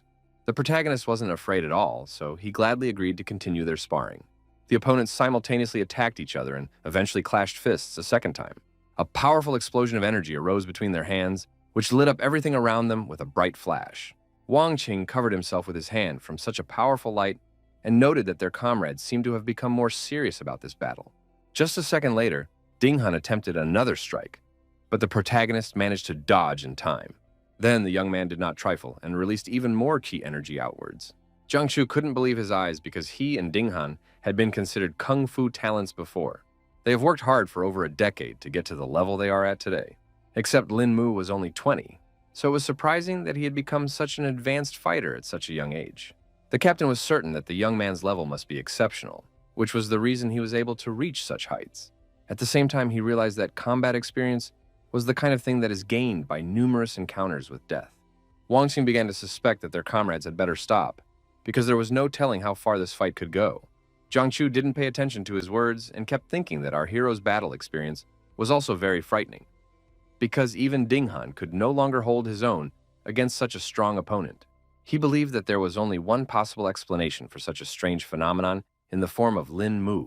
The man began to suspect that the main character might be the reincarnation of a seasoned kung fu master. In this way, the young man was able to inherit the knowledge and experience of his past life that made him invincible. Meanwhile, Ding Han once again missed a very strong punch that came straight to his face. After that, the man fell to the ground without strength, and our hero advised to finally admit defeat, and added that the bodyguard was indeed strong, but still could not defeat him. In the end, the opponent bitterly admitted that he had lost today after all.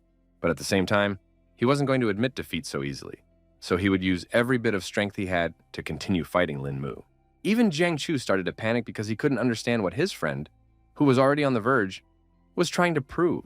The man wouldn't listen to him and found the strength to steal himself from the ground, because he hadn't had such a good fight in a long time.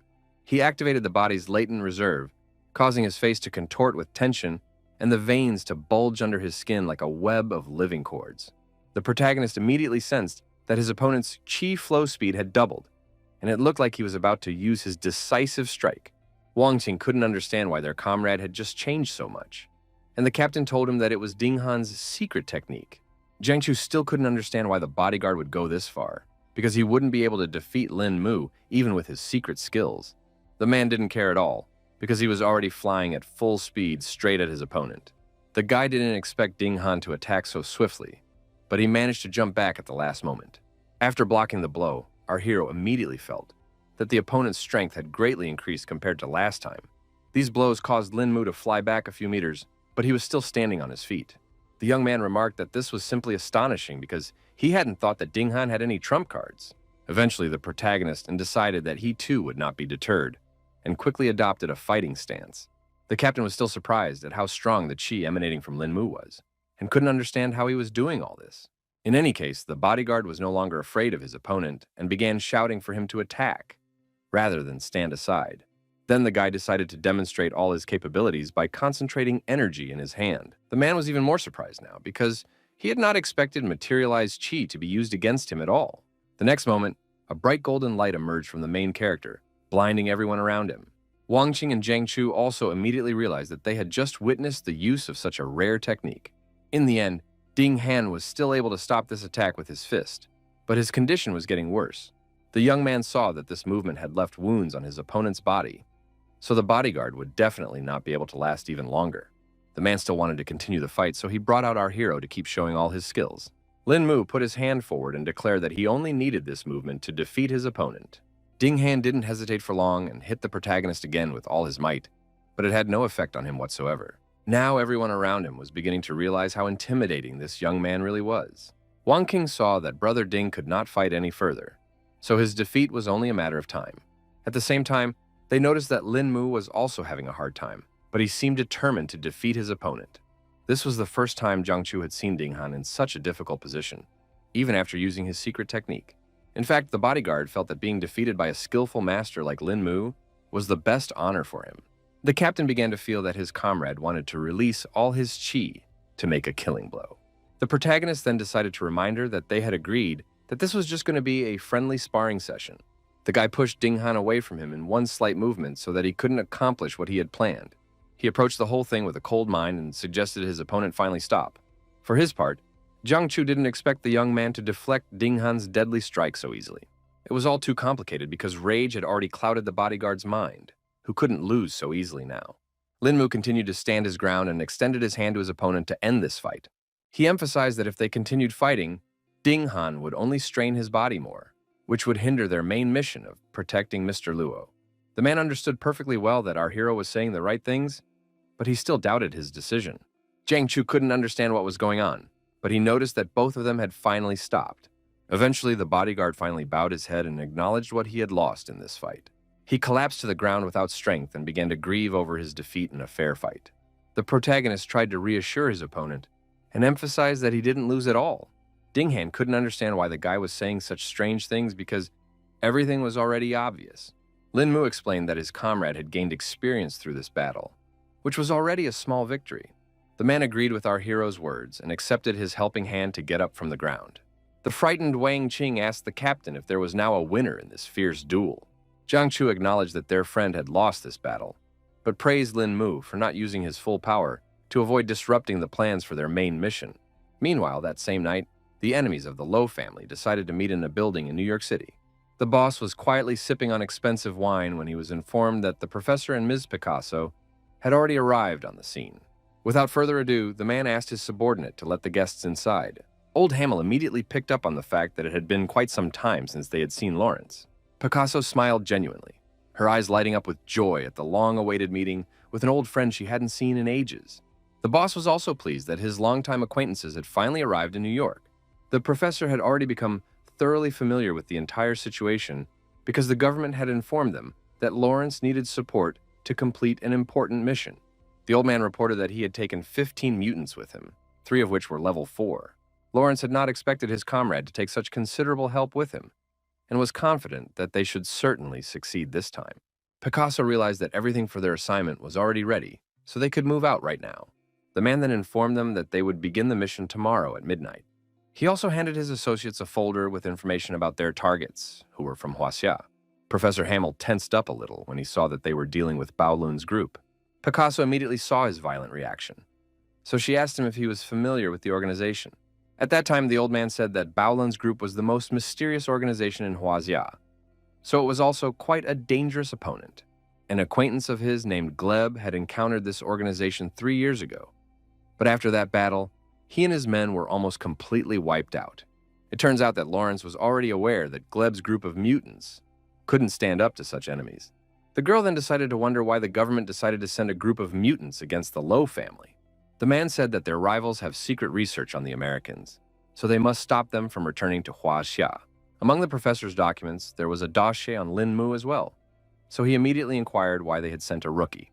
He immediately had a feeling that this young man was not as easy as he seemed, so they should be careful on this mission.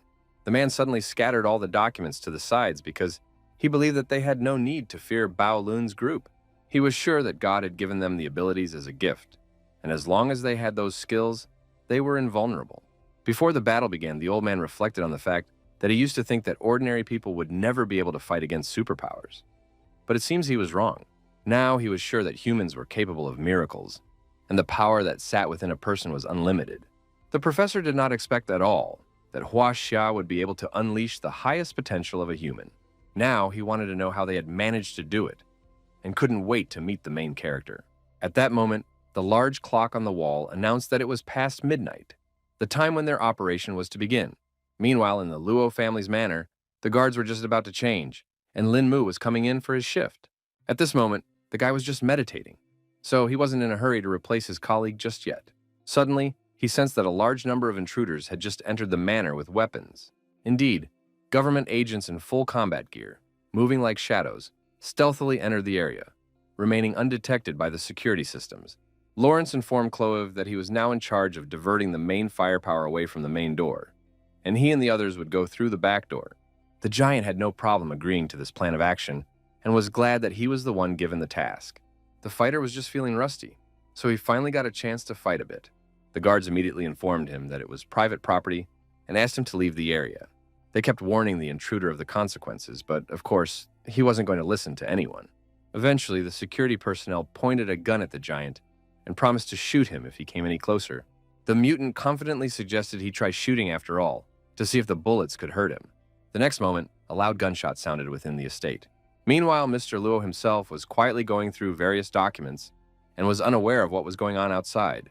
He finally began to suspect something when he heard the sounds of gunshots coming from outside.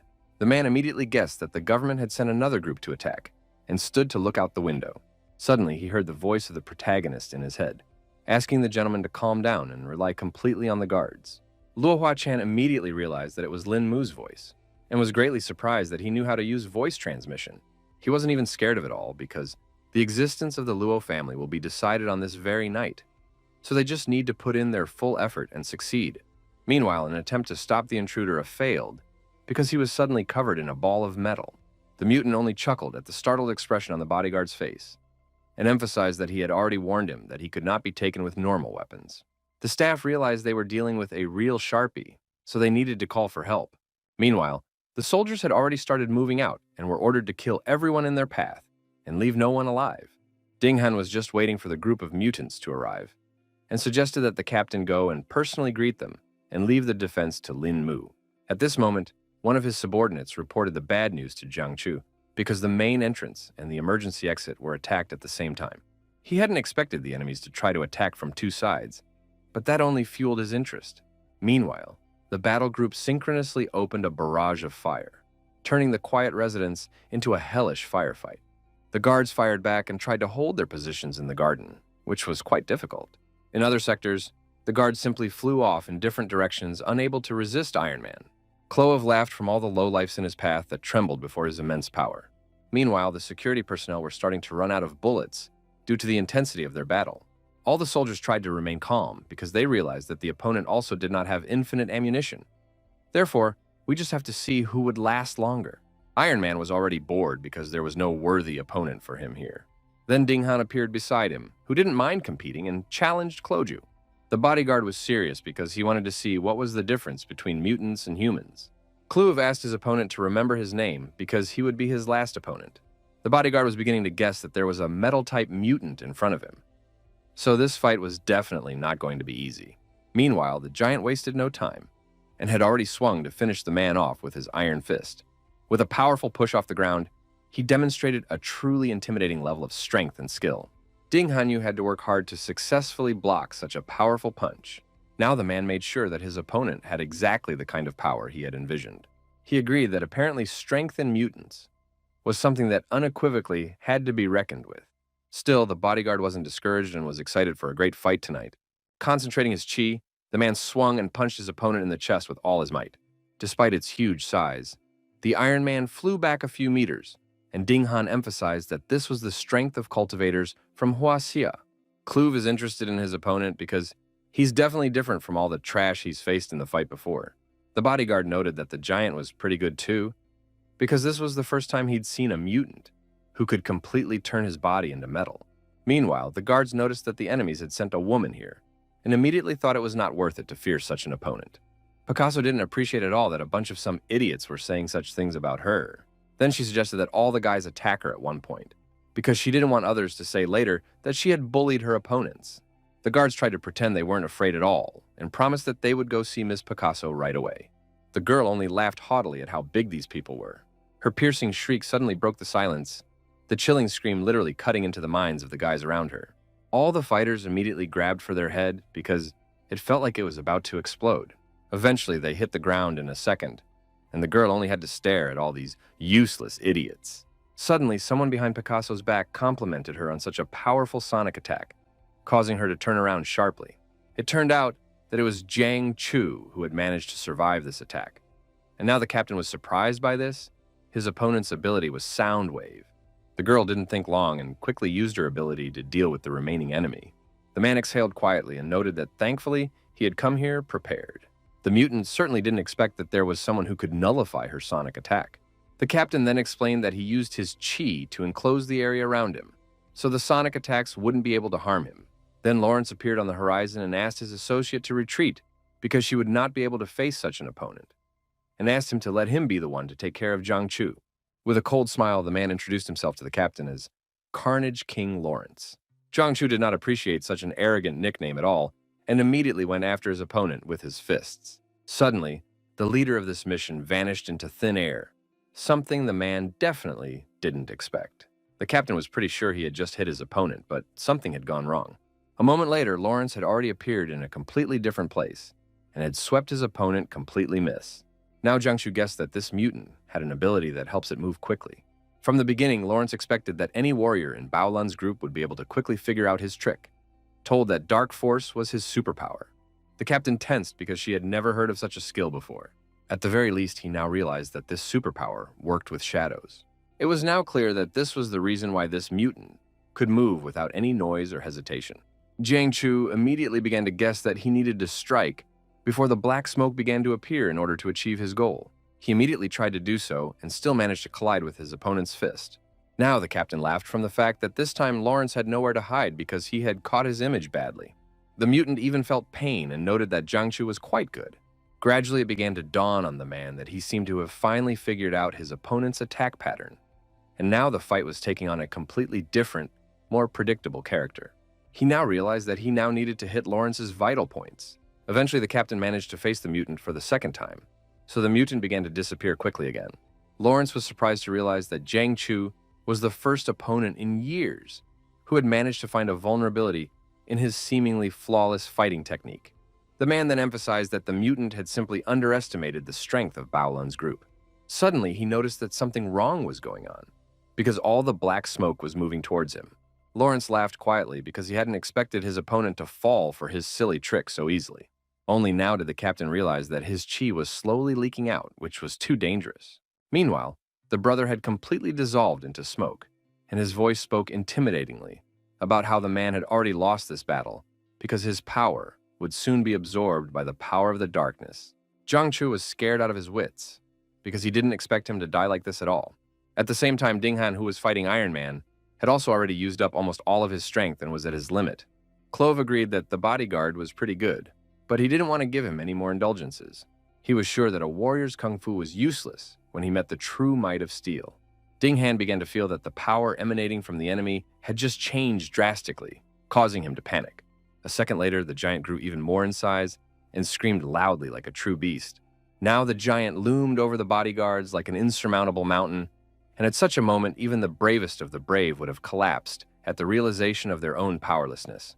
Iron Man ran at full speed at Ding Han, who was greatly confused in such a tense situation. It was still hard for the man to realize that his opponent had just shifted into another form. Eventually, Clove used a steel kick to finally finish off another enemy. Incredibly, Ding Han, gathering all his will into a fist, not only managed to set up a block against the crushing blow, but also stayed on his feet, showing unprecedented resilience. The man nonchalantly continued to hold up his steel fist, something that was definitely not possible for every person. Clove was only amused by the fact that an ordinary man was able to withstand his attack. Ding Han, despite the effort he made to block the punch, joked that it was just an ordinary fist, which didn't scare him at all. Then the giant chuckled and hinted that this was far from all he had prepared for this fight. Eventually, Iron Man used an even more powerful punch, unwinding his arm.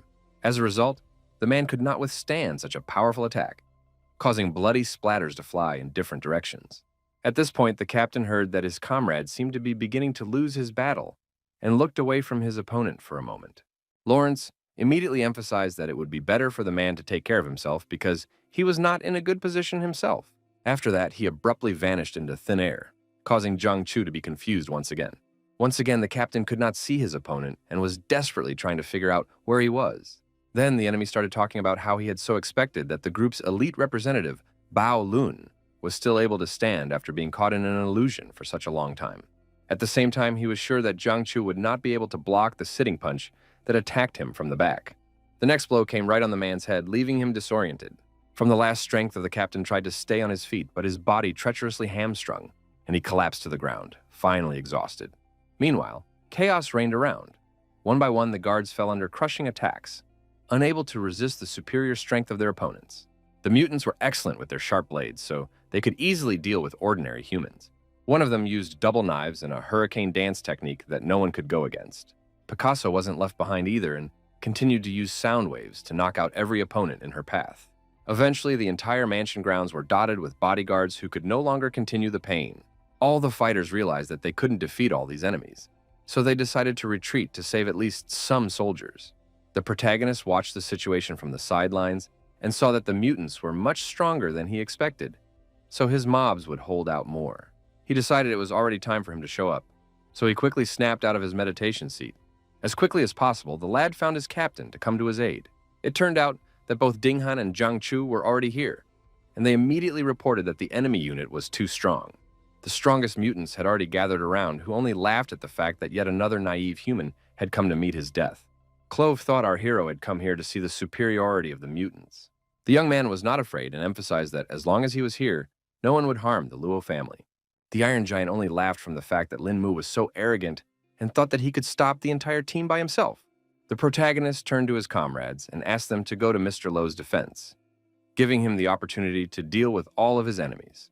The guy promised with confidence in his voice that he would be sure to get all that pesky trash out of their way. Lin Mu instantly concentrated, releasing a powerful stream of chi energy that enveloped his body with a shimmering radiance, ready for an instant attack. Even Clove didn't know what kind of strange power the protagonist used, so he was a bit scared because their opponent was unpredictable. Lawrence began to suspect that it might be a trap, so he asked his companion to be careful and retreat. Lin Mu uttered the words with icy clarity.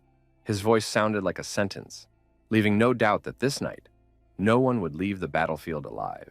Lightning seizing the moment, the guy quickly applied Dragon Defeat to be the first to attack his opponents. The mutants hadn't seen anything like this yet, so they couldn't figure out what this technique was.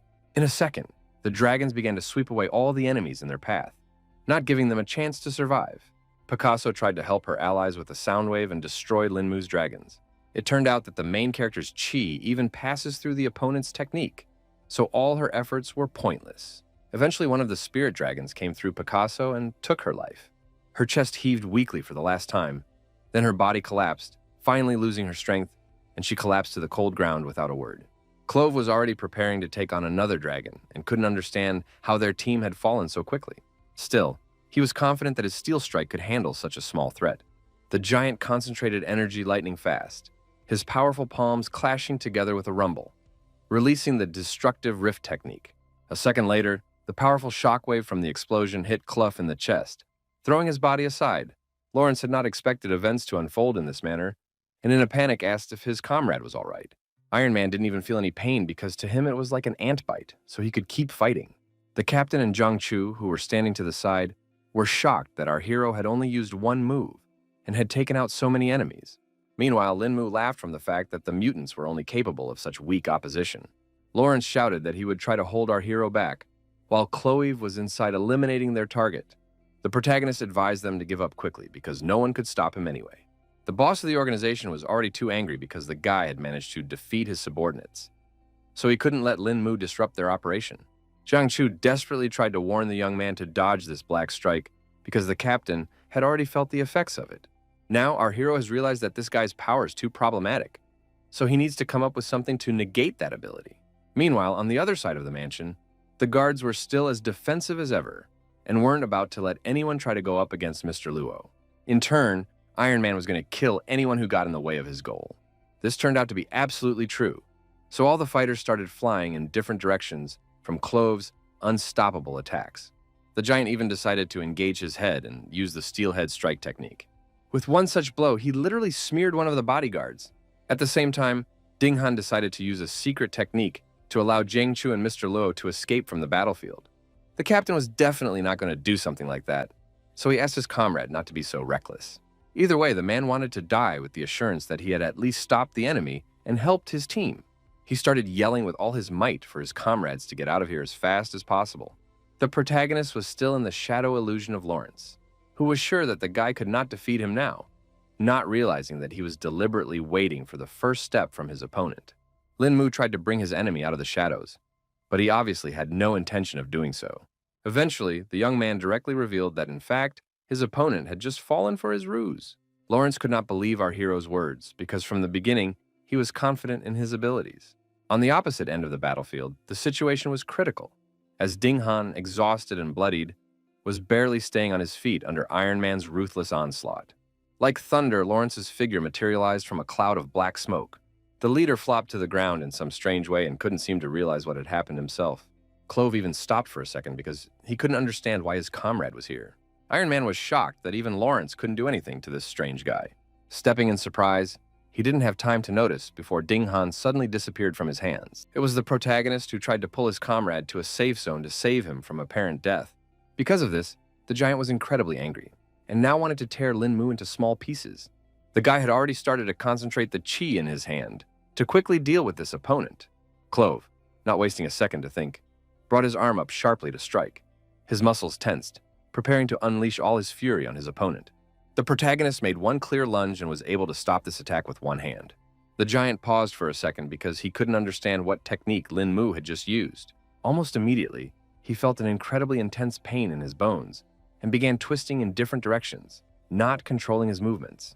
Our hero explained that even Iron Man has his weaknesses, because his ability strengthens muscles but doesn't act that way on bones. Clove believed that this was simply impossible because this power was given to him by God. In the end, he decided to show the young man his latest transformation because there was no other choice. The giant's muscles began to ripple unnaturally and his skin stretched unnaturally under the mutations. The protagonist immediately guessed that his opponent was using his muscles to unleash a wave attack. It seems like the situation is now such that the guy can't win unless he uses his full power. Lin Mu concentrated the chi in his hand again and tried to attack the giant a second time. At the same time, he decided to open the 7 main acupuncture points in his body and focus all his energy. Clove emphasized with confidence that the guy's kung fu was definitely not going to work for him now. He now used the invisible steel strike, but our hero counterattacked with the bone-dissolving strike. The giant let out a heartbreaking roar, his eyes widening in horror as he watched in horror as his own arm warped unnaturally. He felt as if his bone had been dissolved, and if this continued, the problem could spread throughout his body. The giant realized that he could have let something like this happen, so he simply ripped off his own arm. Clove struggled to catch his breath. Every movement was given to him through hellish pain, and his consciousness was clouded from being so badly wounded. He saw with his own eyes that all the bones in his right hand had literally turned to powder. The giant, who literally crumbled, asked our hero what he used to do such a trick. Lin Mu briefly explained that it was a special move from Huajia called the bone-dissolving punch. Despite his pride, Clove admitted that he had no idea that Huajia had such terrifying kung fu. The Iron Man began to melt little by little, and before he died, he said that he had underestimated the young man after all. Suddenly, behind the back of the protagonist appeared Lawrence, who was going to help his comrade to escape from here. In fact, the guy didn't even realize that the opponent's shadow power would recover so quickly. In the end, the leader took all of his subordinates away, and before leaving, he promised that he would definitely take revenge on Lin Mu. The protagonist wasn't particularly happy that their opponents were able to escape after all. The mansion grounds abruptly became quiet, so Jiang Chu was finally able to approach the guy and ask if he was fine after such a serious fight. Lin Mu, feeling completely fine, immediately requested the captain to check the condition of Brother Dean, who was much more injured. The bodyguard, who was sitting on the sidelines, asked his friends not to worry and promised that he would definitely see tomorrow. He first inquired where Mr. Luo was, and Jiang Chu assured him that they had taken him to a safe place. Ding Han remarked that it was a good thing because these mutants were so strong that he had almost parted with his life. He admitted that if it wasn't for the protagonist, their business would be really bad. The captain had heard that the dragon strike that Lin Mu used was a long-lost kung fu technique that required strong yang energy. It was known that anyone who mastered these long-lost techniques would surely become a legend.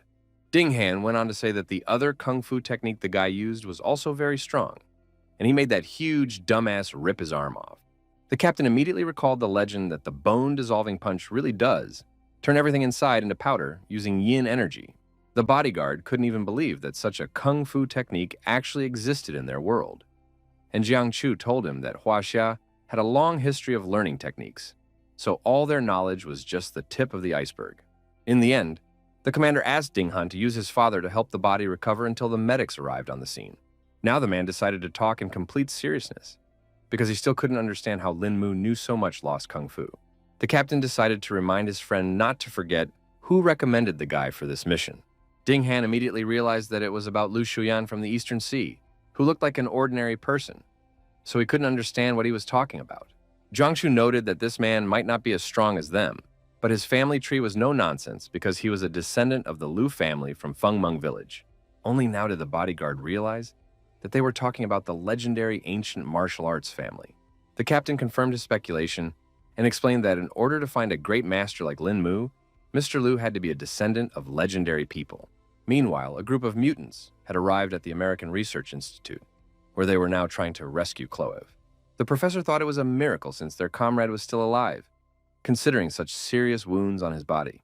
Lawrence told the old man that they were winning this fight until a young guy from Bao Lun's group came from somewhere and took them all down.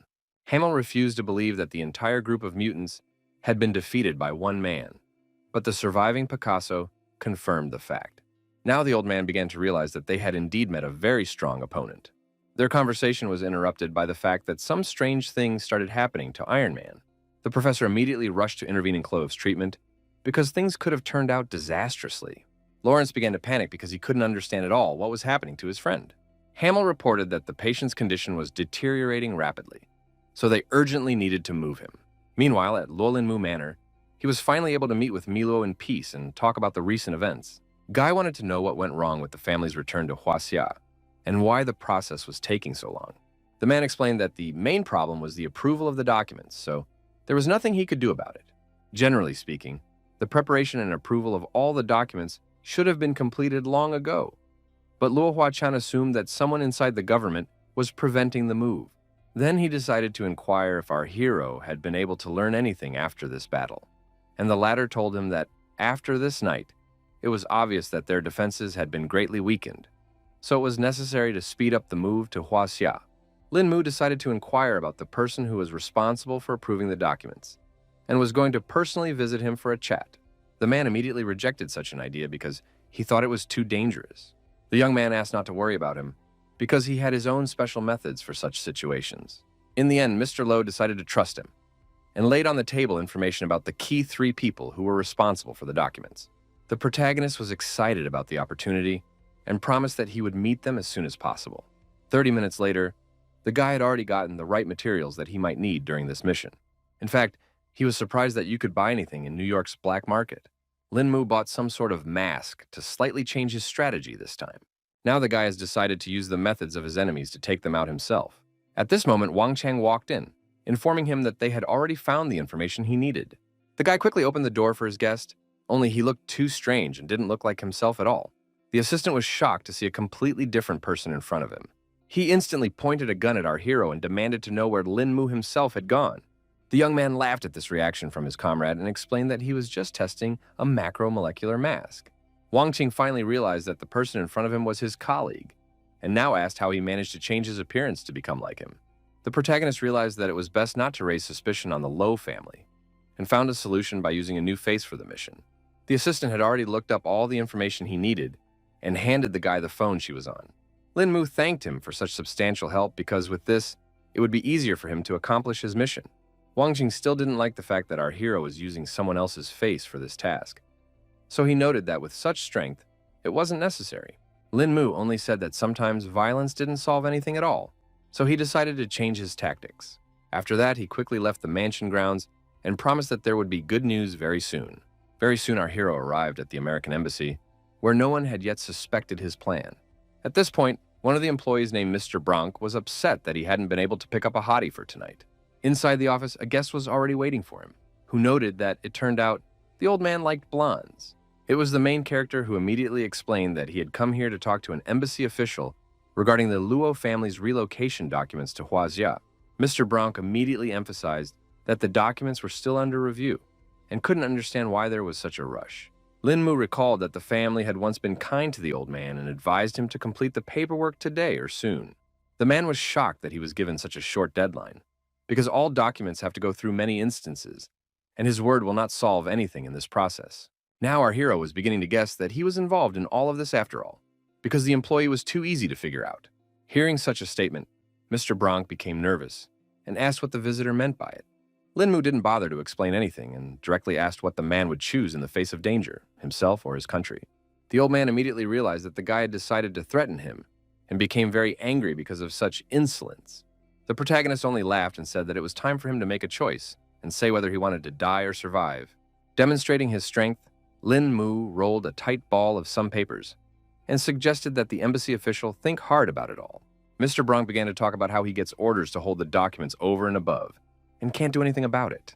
The main character immediately emphasized that he doesn't want to hear any excuses because the Low family has been following the law all along and doesn't deserve to be treated like this. Lin Mu's final trump card was a picture of the old man's family, which he clearly showed him.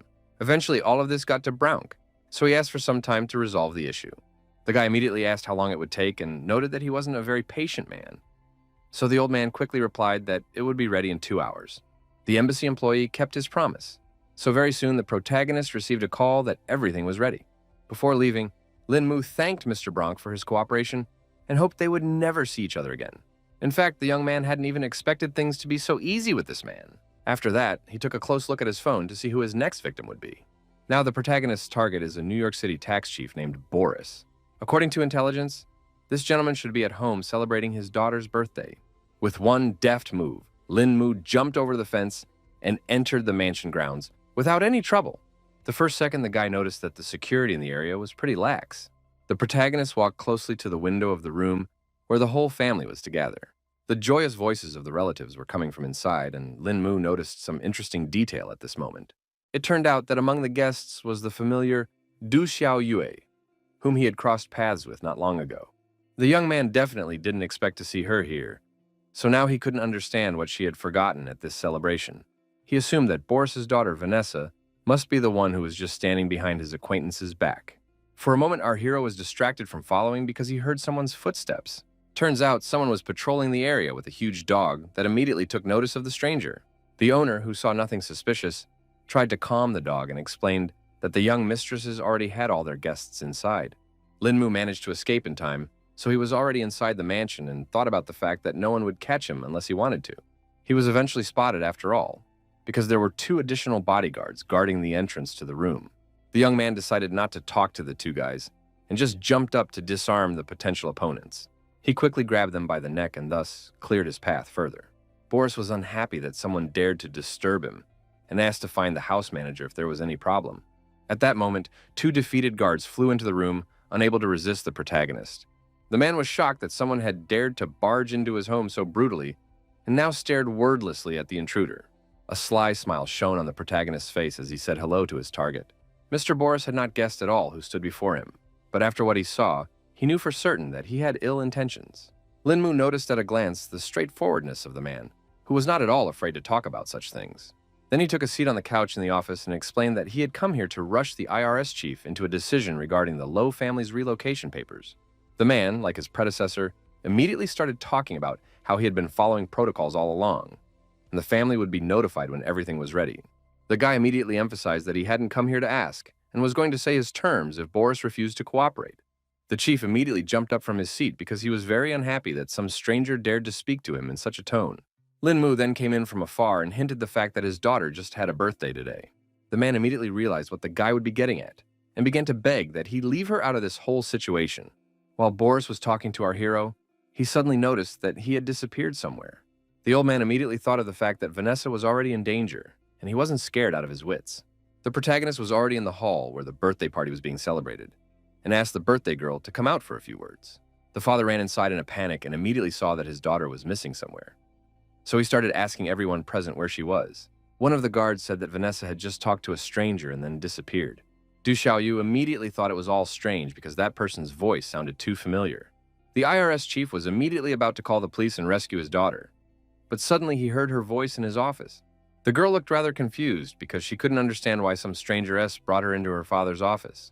For his part, Lin Mu emphasized that there was no point in calling the police because it would only cause Vanessa unnecessary trouble. Now Boris literally begged not to harm his daughter and promised to do whatever the strange stranger wanted.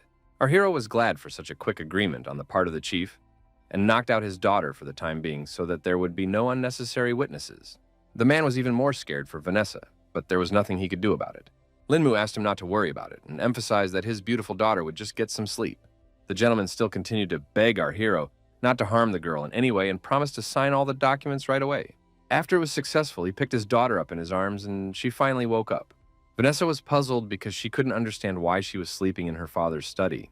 The frightened man only continued to say that everything was already fine and asked the girl to hurry up and come down to talk to the guests. Meanwhile, the turn had already reached the quality control inspector, Mr. Apperton, whose mansion Lin Mu had arrived at. The protagonist found it strange that apart from the attendants, there were no guards here at all. The young man thought that such an attitude towards security was not at all like a high-ranking official. Literally, there were no guards in the entire manor, so Lin Mu was already beginning to suspect that something had happened to Mr. Apperton. He began to think that his target could either be a high-ranking master or simply didn't live in this place. The main character even got a little lost in such a huge room and realized that he needed to see if the inspector was in the house. After a while, the guy noticed that the interior was the same everywhere here, so it was too hard to navigate. Lin Mu finally noticed a detail that could help him find his target after all. It turned out that Mr. Upperton would indeed be an experienced fighter, so he didn't need a personal guard. He spent his free time training, that's why our hero didn't manage to find him in the manor so quickly. The man was in the training room and was just beating a punching bag, practicing his punches. The protagonist didn't even expect that the man at the head of the Quality Control Bureau would turn out to be an undercover mutant. Mr. Apperton was surprised to hear the voice of some stranger who, moreover, had so quickly discovered his secret. Lin Mu didn't hesitate and immediately explained that he had come here on behalf of the Luo family to negotiate with the Quality Control Inspector. It turns out that Bronk had already managed to warn his colleague about the strange man. So the man was already going to straighten out our hero so that he would not provide any more problems. But also the inspector promised to sign and approve all the documents for the move if Lin Mu could defeat him. The guy realized he was dealing with a pretty outspoken person, so he didn't mind exchanging a few blows with him. The inspector had already heard that his opponent had defeated the entire mutant team with his own hands, so he was excited to be fighting someone like that. He decided to attack the protagonist first because he couldn't wait for such a good fight anymore. Lin Mu immediately noticed that his opponent had a strong punch, but he had no trouble returning the first attack. Mr. Upperton continued his furious attack, his fists raining down on his opponent in a hail, each blow more precise and powerful than the last, leaving no chance for respite. Our hero noticed that this mutant was just as strong as the ones he had already met in Low Manor. But it wasn't that simple because Lin Mu had a pretty good block and didn't miss a single hit. Eventually, the guy decided to stop putting up with all these attacks and teach his opponent a lesson in return. Their fists came together with a deafening rumble, generating an incredibly strong shockwave. As a result of the monstrous force of the collision, both fighters were thrown in opposite directions. Now, even the protagonist couldn't understand what was going on, because he felt that the opponent's strength had increased a lot from the past blows. Mr. Apperton was very happy about this opportunity, because he hadn't had such a good battle in a long time. And next, he was going to try out all new techniques on Lin Mu. The young man didn't startle because he himself couldn't wait for his opponent to show his full strength. The inspector decided to help him and was going to send our hero straight to hell with just one good punch. Apparently, the guy's reactions were so good that he had no problem dodging a direct hit. All of this only amused Mr. Apperton, so a smirk appeared on his face. Suddenly, his arm curved unnaturally, as if it were made of plasticine. The protagonist did not expect this turn of events at all, so he only watched as the fist was getting closer to his face with every second. At the decisive moment, Lin Mu lacked a fraction of a second, so a hard punch slammed into his jaw. Now the lad realized that his opponent's strength lay in controlling the position of his joints and muscles. He gently rubbed the abrasion on his cheek and said that he had no idea the man would turn out to be so arrogant. Mr. Apperton paid no attention to our hero's words, for he was already impatient to continue the fight. He didn't wait any longer and immediately delivered another crushing blow to the main character's head. After that, the mutants launched another series of attacks, causing Lin Mu to only have to stay in a block. In the end, the guy fell to the ground because he couldn't use chi and unleash his true abilities. He still found the strength to stand up after all, and emphasized that it seemed that normal combat techniques were useless against strong mutants. Upperton couldn't understand what our hero was talking about, and noticed that he looked somehow too whole after so many blows. Lin Mu still admitted that he used chi to protect his body, but he also recognized that his opponent had done a remarkable job of turning his strength into fighting skills. It turns out that the inspector hadn't heard of chi energy before, so now he was even more confused. The guy said that it was a type of strength that was gained through cultivation, and stated that it was now his turn to teach a lesson. The man himself was only too happy to see which was stronger, the main character's chi or his mutant powers. Lin Mu didn't trifle and gave his opponent a good punch to the face, so the latter didn't even have time to react. The crushing counterpunch threw Upperton across the room, after which his body dented into the wall with a deafening rumble. Now the inspector, who certainly did not expect such a turn of events, could not understand how the guy managed to achieve such speed. Our hero explained that this was what the chi effect was all about, and emphasized that he had only used a third of his power in the last strike. The man found this power too intimidating and recognized that the power of mutants was not that exceptional in this world. He finally conceded defeat and asked if Lin Mu had any other requests besides confirming the family's relocation documents. The young man replied briefly that this was his only request, and now hoped that the inspector would do his best to expedite the process. Pretty soon, Luo Manor had already learned some good news about their documents. The aide informed Mr. Lowe that the last document had already been signed, so they could finally move all the assets. The head of the family rejoiced at this marvelous fact, and couldn't believe that Lin Mu had managed to do such a great job. He asked his subordinate to send orders to everyone in the manor that they should gather for the long-awaited return to Huaxia. It wasn't long before all the staff successfully landed at the East Sea International Airport.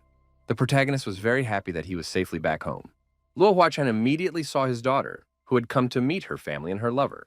Baiyan immediately ran up to her father, whom she hadn't seen for so long. The girl threw herself into Mr. Luo's arms because she was so worried about them getting back to Huaxia without any problems. With a slight smile, the man hugged his daughter, calling her silly, for he vowed never to leave her alone again from now on. Bai Yun, who was now crying with happiness, remembered to thank the young man who had protected her father. The main character emphasized that it wasn't just his merit, because the Lowe family came back thanks to everyone's hard work. Guy understood that Mr. Lowe and his daughter had some plans to be together, so he decided that everyone else would go from here first. The old man again thanked all the allies from Baolan's group for returning to Huaxia in one piece, and promised to help Lin Mu if needed. In farewell, the commander looked around at each warrior, demanding caution. After that, the other members of the group suggested that our hero first return to the Baolan base to report on the completed mission. 30 minutes later, they had already met with Mr. Liu and reported the completion of their special assignment. The man was overjoyed after hearing such wonderful news, and now he had no regrets in choosing Lin Mu to do so. He couldn't stop thanking the young man for being able to defeat so many mutants, including Lawrence, and bringing glory to the East Sea Division. The protagonist still thought that he was just lucky, as the opponent was indeed very strong. Lu Shoyan asked the guy not to be modest because he had already been told the entire course of the fight, and admitted that he hadn't expected Lin Mu to be so strong. Ding Han and Jiang Chu also confirmed that it was because of the protagonist that they survived and completed this mission. Anyway, the top of the group was very satisfied with the results of the mission, so a paid vacation in the East Sea was prepared for Jiang Chu and Ding Han. The bodyguard rejoiced at the opportunity and thanked the Lord for such care. Colleagues immediately thought of Fragrant Abode, a famous tea house in the East Sea, and decided to take the opportunity to come to the place. Meanwhile, Mr. Liu asked the protagonist to follow him, because they had a separate conversation.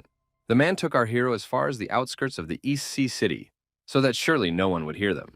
Lin Mu's experience was beginning to tell him that someone important he needed to protect might have already appeared. Lu Shoyan laughed off the main character's assumptions, and emphasized that there weren't many important people around. He continued to walk forward towards the mansion, and along the way a large number of servants greeted their master. The man asked his subordinate to call everyone and gather them in the main room. Meanwhile, Lin Mu noticed that everyone he had just met were all high-level cultivators, and there was also something else conspicuous about this place. When they had already gone inside, Mr. Liu turned to old Zhang and informed him that he had already brought Lin Mu. The old man was happy when he saw our hero, because they hadn't seen each other for a long time due to his long absence.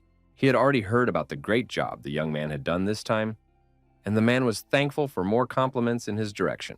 At the same time, all the servants in the house had already gathered into a huge group and were heading towards the main hall for the meeting. The subordinate reported to Mr. Liu that all the men had arrived at the site. They all quickly lined up in a straight line and indicated that they were awaiting any orders from their leaders. Old Zhang was pleased with this discipline and now suggested that he move on to the main business. Lu Shoyang said that the top leadership decided to set up a small group for special missions, as many conflicts, both internal and external, have erupted in the country in recent years. The codename of the band was Eye of the Tiger, signifying the transition from dark times to a bright future. Now, everyone here would become the first group of members of the Eye of the Dragon. Also, Lu Shoyan revealed that the main character will become the captain of Dragon Eye, though he didn't even agree to such a fate. From now on, all participants are required to listen to Captain Lin's orders without any question, and anyone who disobeys will be charged with treason. Lin Mu didn't expect to be given such a responsibility and wished that he had at least been given a hint before announcing something like this. The man explained that even the most experienced fighter could not be prepared for everything that might happen, and added that Lin Mu was now completely free to act. Meanwhile, the subordinates still had some questions because they didn't fully understand how Lin Mu was chosen to be the captain of this team. Mr. Lowe calmly explained that this guy had abilities beyond their comprehension and began to suspect that not everyone seemed to be okay with that choice. The warriors explained their disbelief by saying that none of them had sparred with Lin Mu to prove his strength and ability to be captain. Of course, Lu Shoyan was confident in the main character's strength, so he asked him to demonstrate his skills in front of his subordinates. The young man was well aware that everyone here were high-level cultivators and were skeptical of his abilities, so he didn't mind proving his level. Then he released his golden chi and asked everyone around him to carefully observe his actions. The fact that the energy surrounded the main character's body as if it were a shield was enough to surprise all the fighters. After that, the protagonist released a huge dragon, forming it from his chi. The powerful energy vortex emanating from Lin Mu swept all the subordinates off their feet. No one could understand what had just happened, and only thought about how frightening that aura was. The main character mockingly explained that the movement earlier was a welcome gift to them from the new captain. The fighters had now fully experienced Lin Mu's power, and now wanted to know what kind of technique it was. In turn, those who had heard some of the legends began to guess that it was the dragon defeat technique. The guy immediately noted that this fighter had a pretty good eye for recognizing this technique. Old Man Zhang had applauded the way our hero had knocked everyone down using just one move, and was now certain that he was indeed worthy of being the captain of the special team. Mr. Liu once again asked if there was anyone who disagreed with Lin Mu's appointment as captain, and suggested that those people step forward and challenge him to spar. After what they had seen, everyone was afraid to object in any way to such a powerful master. So now they just kept silent. The protagonist asked everyone to just trust him, and promised to lead his subordinates to the successful completion of missions, bringing glory for their country. Everyone now showed respect for their new leader, and obeyed him with one voice. In addition, Lin Mu promised to make an individualized plan to improve the cultivation of the soldiers, and do his best to ensure that everyone could freely possess their chi and their bodies. Such conditions, of course, interested all the fighters, so they thanked the captain for such an opportunity. The protagonist immediately decided to schedule a special training session that would take place early in the morning at the same location.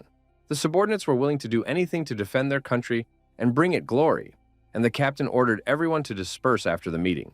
Without further ado, the fighters left to get a good night's rest before beginning serious training. Old Man Zhang decided to still talk to our hero, because he couldn't stop admiring his strength and character, which met all expectations. He felt confident knowing that this particular guy was the captain of the Dragon Eye.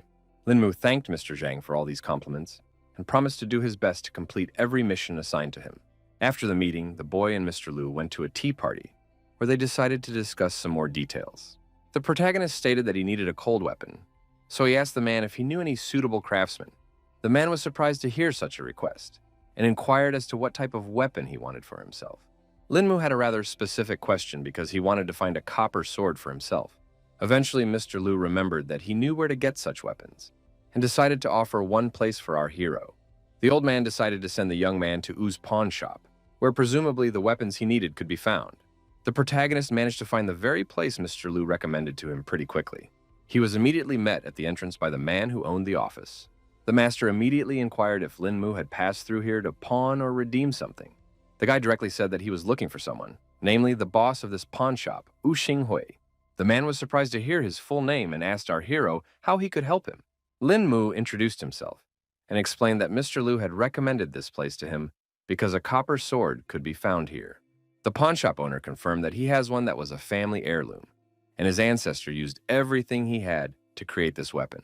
Their family were the descendants of OGZ, who was the very person who made the copper sword, was the second master blacksmith of the U family.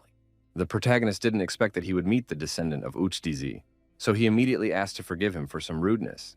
The man immediately emphasized that the descendants were not as gifted as their ancestors, so the blacksmithing skill had long since been forgotten, and Mr. U himself had merely become a pawn shop owner. In the end, he asked to follow him if Lin Mu still wanted to see that very copper sword. Wu Xinghui said that his ancestors had left instructions regarding this sword, so there was no need to pay money for it. Only one thing to do. The protagonist was interested in it because such a legend sounded quite interesting. The pawn shop owner explained that a person wishing to take the sword must first use it and carve 100 marks on this block of wood in one breath.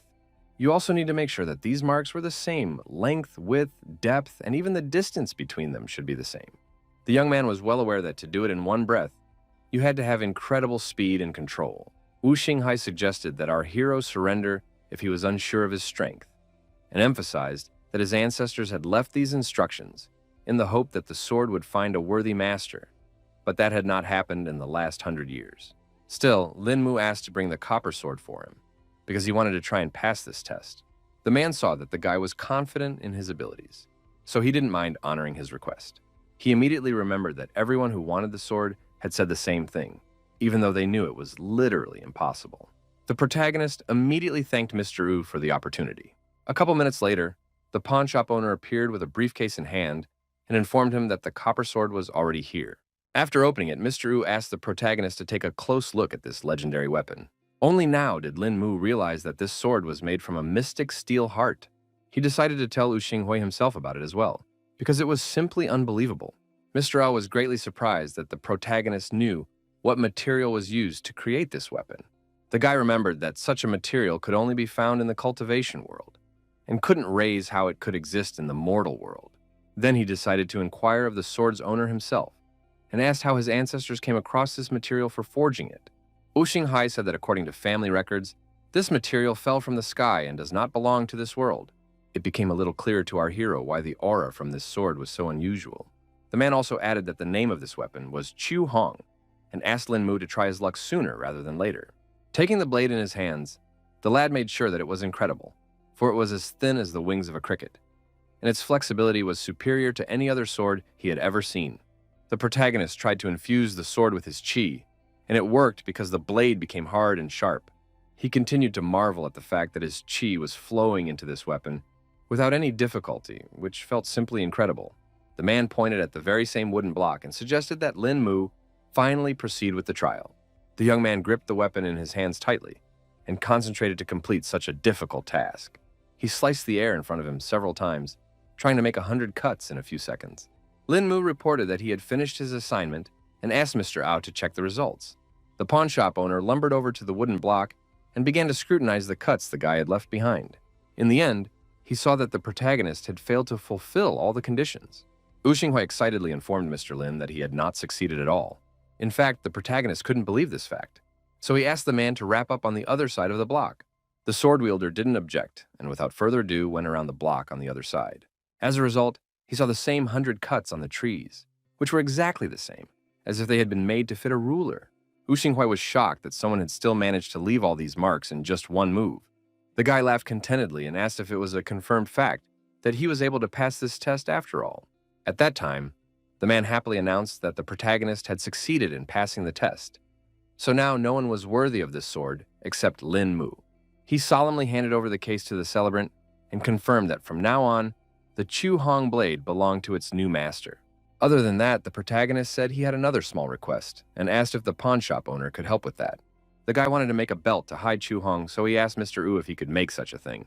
The old man admitted that his skills weren't as good as they used to be, but he wouldn't mind trying to take on the job. Our hero was happy that everything was working out this way, and gave Wu Xinghui his card, asking him to call when everything was ready. The man also said that he would make the belt as a gift because he was very happy that Chu Hong had finally found his worthy owner. The protagonist then took his new weapon and said goodbye to Mr. O until their next meeting. After that, Lin Mu chose an abandoned wasteland on the outskirts of the city where he could try out his new sword without interference. The guy once again concentrated enough chi to merge with the blade into one. In his thoughts, he turned to Chu Hong's sword and asked for a demonstration of his full strength. All with a few blows, the protagonist managed to chop a huge block of rocks into small pieces. The guy didn't even expect to find such an awesome sword in the mortal world, and thought it was only for the best because it could help in battle. The next day, Lin Mu decided to meet up with an acquaintance whom he hadn't been able to say goodbye to properly due to his departure to New York. Yao Shenxian had already heard that it was because of our hero that the Luo family was able to return to the country safely. News about how the guy defeated a whole group of mutants quickly spread through the city, so the girl already knew all the details. Lin Mu couldn't stop marveling at the Yao family who had access to all the classified information.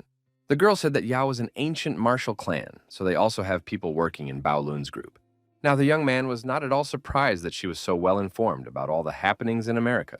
It turns out that our hero had some request for Yao Xianxian, so he held out a sheet with a list of herbs to her, asking for help in gathering them. The girl knew very well that these herbs were hard to find, so she immediately inquired why Lin Mu wanted to gather them. The fellow did not explain his plans in detail, and replied briefly that he wanted to do some pillorying. Yao Shenxian still kept up with him and asked what kind of pills he wanted to make. The protagonist continued to keep the secret and promised to tell everything when he had already made the cure. Eventually, an acquaintance agreed to help and was going to contact the family's alchemist to prepare all these ingredients. Linmu immediately thanked Yao Shenxian for helping him. Now the guy decided to inquire about the filming of the movie there. The girl said that they were flying to the capital to shoot some outdoor scenes and would be staying there for a couple of days, and asked if our hero would be free to keep her company. The boy's eyes lit up with delight because he was all for it, as he had wanted to visit the capital for a long time. Yao Shenxian decided to end their meeting because she still has to go back to the studio, and our hero offered to give her a ride to the right place. She refused help because she could get there on her own and quickly said goodbye to Lin Mu. Meanwhile, the protagonist decided to send a list of herbs to Ji Qinglan and Zhou Siyun so that they could help him as well. It was already evening when the boy returned to his home and began his usual training, learning the 13th movement of Tai Chi. He noticed that the movement was rather simple and gentle, so there was little belief that it would actually make a difference. The protagonist couldn't help but feel that he was making some kind of mistake, so he concentrated more on training. Eventually, he thought the mistake might lie in the materials Mr. Liu had given him, though it was literally impossible. The young man came to the conclusion that he should look at the manual again and study it carefully because he might have missed some detail.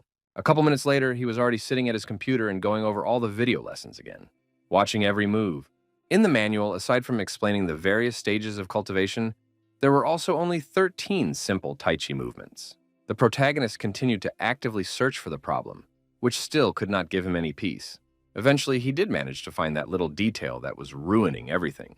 The guy noticed that the creator had gone back to basics, so the average practitioner wouldn't be able to recognize what was behind it all. He realized that he had been careless all this time and was already thinking that this was a completely useless manual. But the whole point was that Tai Chi's creator must already be at the golden core level, and if not for the meager spirit chi in this mortal world, he would be able to be of a higher level. After once again scrutinizing all the techniques, the protagonist went outside again to practice. Lin Mu combined normal movements with his chi to squeeze the most out of these techniques. After a couple hours, our hero finally felt he had mastered the 13th movement. In fact, the guy hadn't even expected that practicing movements 1 through 13 would allow his chi to flow through his body without any obstacles. At this moment, he was approached by Zixi, who inquired about the last movement in his training. The girl noted that it was very similar to Tai Chi, but it felt a little different. The protagonist confirmed her speculation and explained that he was just practicing Tai Chi. Zixi had heard that this technique was a form of meditation, so she couldn't understand why the young man was practicing such a thing. Lin Mu then explained that if she wanted to understand the entire concept of Tai Chi, she would first need to open so many punctuation points of her body. The girl immediately guessed that our hero had already managed to pass this test, which was quite a shocking fact. The guy dismissed her assumptions because he only understood part of it all, and practice helps raise the cultivation level. Zishi, mesmerized by the skill of the protagonist, with burning eyes began to beg to teach her at least the basics of this amazing practice. To begin with, the main character decided to teach her basic movement and how to conduct chi through her body, and if she practiced with all the time, it would also help raise her kung fu level. Zixi was actually surprised that the guy wasn't afraid at all that someone would be loitering around here nearby and steal all those moves while he was training. The protagonist asked her not to worry about it because a person who understands nothing about martial arts will never understand the meaning behind the techniques. After that, Lin Mu proceeded to train his girlfriend, who diligently repeated his every move. Thus, they practiced until the morning, and the guy advised his student to keep repeating the learned moves. As a result, our hero began to notice that Zixi was very gifted because she learned very quickly. At this point, he received a call from Mr. O, so the training had to be interrupted. It turned out that Chu Hong's ball strap was already ready, so Lin Mu informed him that he would be there soon. The young man explained that he had to go away to take care of some business, and when he returned, he would definitely continue his studies. It wasn't long before he arrived at Ao's pawn shop, where the owner was already waiting for him with the finished harness. The protagonist immediately noted that this accessory was a perfect fit for him, and thanked U Xinghui for doing such hard work. The guy was sure that it would now be much easier to use Chu Hong's sword during active combat. He recognized that the Wu family's blacksmithing skill was simply incredible, so he was lucky that he was able to stumble upon them and find this amazing sword. The man thanked for the compliments and emphasized that it only proved that the meeting between him and the All family was destined by fate itself. After that, the protagonist immediately went to Dragon Eye's training base to meet with his subordinates. He asked the warriors to always remember that on the path to cultivation, it didn't matter who started earlier, because the one who had already achieved something would immediately become the winner. In turn, all the soldiers were carefully absorbing all the information the protagonist was telling them. The guy also solemnly announced that from now on, everyone present would get new names. He asked everyone to remember well that their code names would now become their personal names as well. In addition, the protagonist was going to appoint 5 leaders for the teams, hoping that everyone who was interested would take part in the test selection. Of course, the soldiers appreciated such an idea, because they would be able to show off their skills and prove themselves to the capital. Toward evening, Linmu returned to his home and started training his friend again. The girl had already repeated the desired movement many times, and finally felt the right sensation. Our hero praised her for such diligence because all this time Zixi kept practicing. He decided to pick up where they left off last time and started with the first movement called Xian Renji Lu. This was followed by a second movement called Qian Kun Pan Chu. They spent all night hours in exhausting training, and only with the first rays of the sun, completely exhausted, went for a long-awaited rest. The protagonist found it amusing that his student fell asleep as soon as her head touched the soft couch cushion. The guy lamented that he didn't have a simple life like Zixi, so he had to run errands again. Quite soon, he met up with Yao Shanxian, who immediately noticed that he looked rather tired. Linmu already, he was beginning to feel the effects of spending his time training the Dragon Eye brothers during the day and practicing Zixi at night. Meanwhile, they have already arrived at the airport to fly from here to the capital for filming. The girl informed the director, who was still dealing with some issues, that they had already arrived on the spot. The man got excited when he saw the main actors and suggested we finally head for the plane. As they took their seats on board, Linmu decided to talk to Chen Chen. The guy warned that he was going to sleep a little, and his companion was not against it, because she understood that our hero needed a good rest. He was going to savor this beautiful moment when he could finally rest in peace. Suddenly, Linmu heard some strange sound that interrupted the small rest. The protagonist was sure that a gunshot had sounded in the cockpit and began to suspect that someone was trying to hijack the plane. Yao Shanxian noticed that the guy tensed up even though he was about to sleep before. So she asked what was the reason for his awakening. The guy asked her to be quiet because someone was probably hijacking the plane. The girl could not understand where such assumptions came from, and the protagonist explained that he had just heard gunshots from the direction of the business class. Linmu assumed that the bandits would be here by now, so he asked Yao Shanxian to close her eyes and pretend to be asleep. Eventually, the young man's assumptions came true, and just minutes later, the intruders burst into the first classroom. The masked villain ordered everyone awake and announced that there was an airplane hijacking going on right now. He explained that they had no goal of hurting ordinary people because they were looking for a specific person. The director breathed a sigh of relief because he was sure he would not be touched now. The bandit asked all passengers to remain in their seats until boarding, until the bandits let them go. The men, trembling with fear, obediently complied with every demand of the bandits, their eyes running in terror, but they dared not disobey. Suddenly, the invader pointed the gun at the principal and once again asked if everyone understood how to proceed. The man hesitated for a second, but then quickly answered the armed man's questions. Bandit emphasized that as long as everyone cooperates, everything will be fine. But if anyone wants to play the hero, he asked not to be blamed for being ruthless. Suddenly, the main character appeared behind him and asked if he had a real gun. The intruder turned around sharply and asked how the guy managed to get here so quickly. The entire crew was shocked to see how Lin Mu decided to risk his life so much. The bandit began to shout irritably that it was, of course, a real gun, and suggested that Lin Mu try it out for himself. Our hero pretended that he was just curious to see the real weapons, because they usually use props on set. Yao Shanxian maintained an icy calmness. Her lips touched with a slight sneer, because she knew for sure that the criminal had made a fatal mistake by contacting this person. Lin Mu went on to say that he was only a fan of guns, and noted that the bandit was holding a limited edition Arthur revolver. This turned out to be true, and the criminal was glad that some regular guy knew about such things, explaining that it had cost him a lot of trouble to hold that gun. The guy kept playing his part and marveling that it was indeed a limited edition. Eventually, the bandit ordered our hero to return to his seat and stop talking about meaningless things. After this conversation, the main character only laughed off the fact that this bunch of idiots are trying to kidnap an airplane. Of course, the guy didn't bother to sit back in his seat and rushed over to attack one of the bandits from the back. The villain didn't expect to find such a bold person, so he didn't even react to Lin Mu's sly strike. One lightning-fast blow, and the man collapsed to the floor, his consciousness shutting down before his body even touched the ground. The director turned pale, his eyes widening in horror, as he couldn't believe that someone dared to break the rules, endangering the lives of all the hostages. The main character didn't expect his boss to believe this guy's words and be so scared. Eventually, the man admitted that maybe he had exaggerated the problem a bit. Other staff members also agreed that they did not have to sit here and wait for their fate. because they could only count on themselves. The director realized that he wouldn't be able to stand up to that many people, so he asked what their plans were. Linmu asked everyone to stay in this classroom and watch the kidnapper, and leave all other problems to him personally. He decided to change into the bandit's clothes so as not to reveal his identity, and noticed that the outfit fit him quite well. The guy also grabbed a revolver, so he definitely didn't stand out among the other criminals. Before leaving, our hero again asked all his buddies to be good and stay where they were while he dealt with the remaining invaders. Yao Shengxian decided to point out that the guy's acting was incredible, so she believed that he would do well. Before leaving, the young man once again firmly emphasized that everyone should stay smart and sit here while he checked the situation at the front. The principal decided to talk to Xian Xian to find out who Lin Mu even was, that he could remain calm even in such critical situations.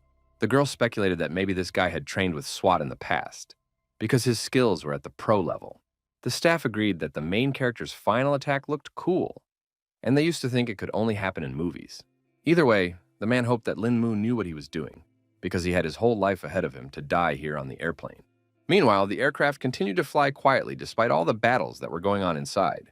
At this point, the protagonist had already reached the front of the plane to face the rest of the bandits. No one suspected a switch, so Lin Mu was asked if there were any problems, and he replied that the whole crew had quieted down after his threat. Turns out they've already taken Mrs. Wen hostage in order to wring property from her father. As well as to free all of his brothers he's arrested. The girl said that her dad, since he divorced her mother, had no longer communicated with her, so there was no way she could help the situation. The bandits were aware that Director Wen sent them money every month, so it was obvious that there was minimal communication between them. Mrs. Wen thought it was her father's responsibility because it was only living expenses for her mother, who was bedridden at home and had no income. The criminal didn't even expect that the principal was such a heartless man who refused to give up his bedridden wife. So he even had sympathy for their hostage. At the same time, he wasn't going to stop there and asked Mrs. Wen to give him the phone. The girl realized she had better cooperate, so she handed over her gadget without further ado. The bandit rummaged through her phone for a few seconds and found the information she needed. He decided to talk to Director Wen directly, so he found his contact in the hostage's phone.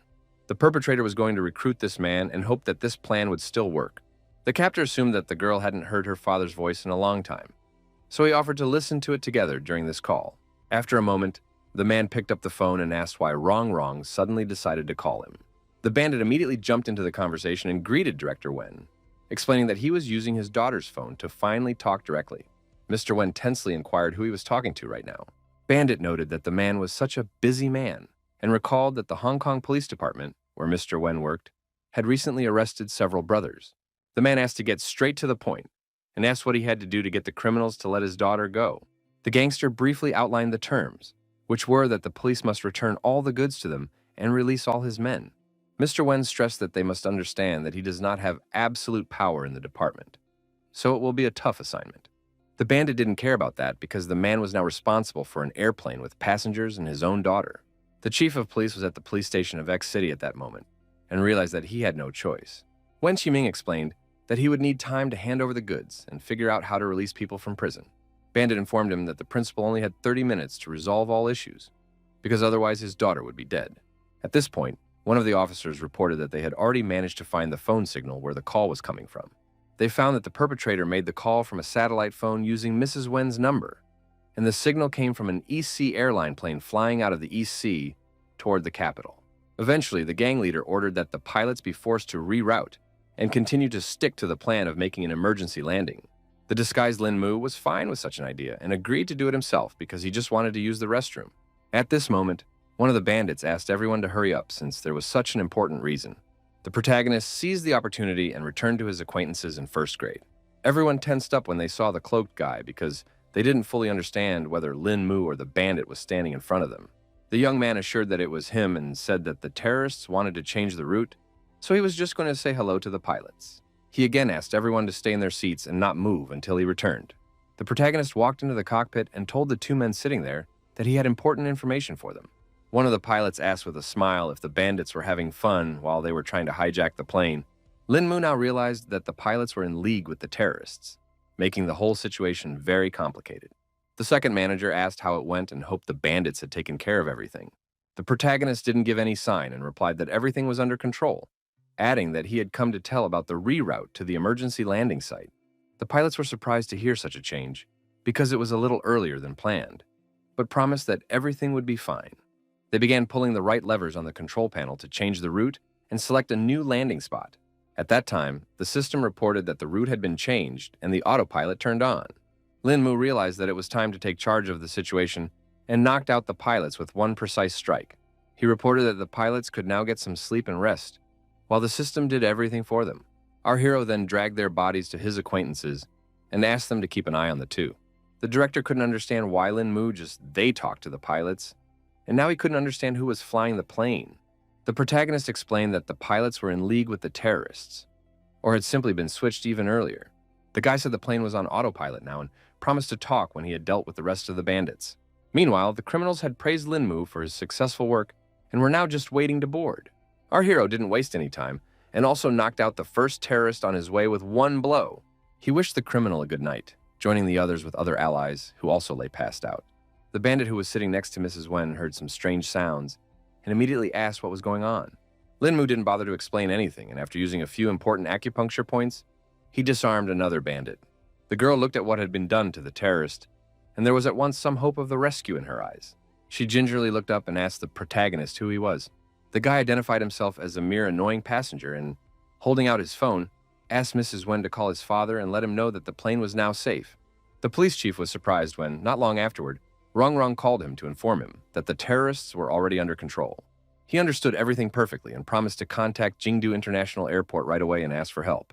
The police officers quickly contacted Captain Mishima, apologizing for any inconvenience their requests had caused.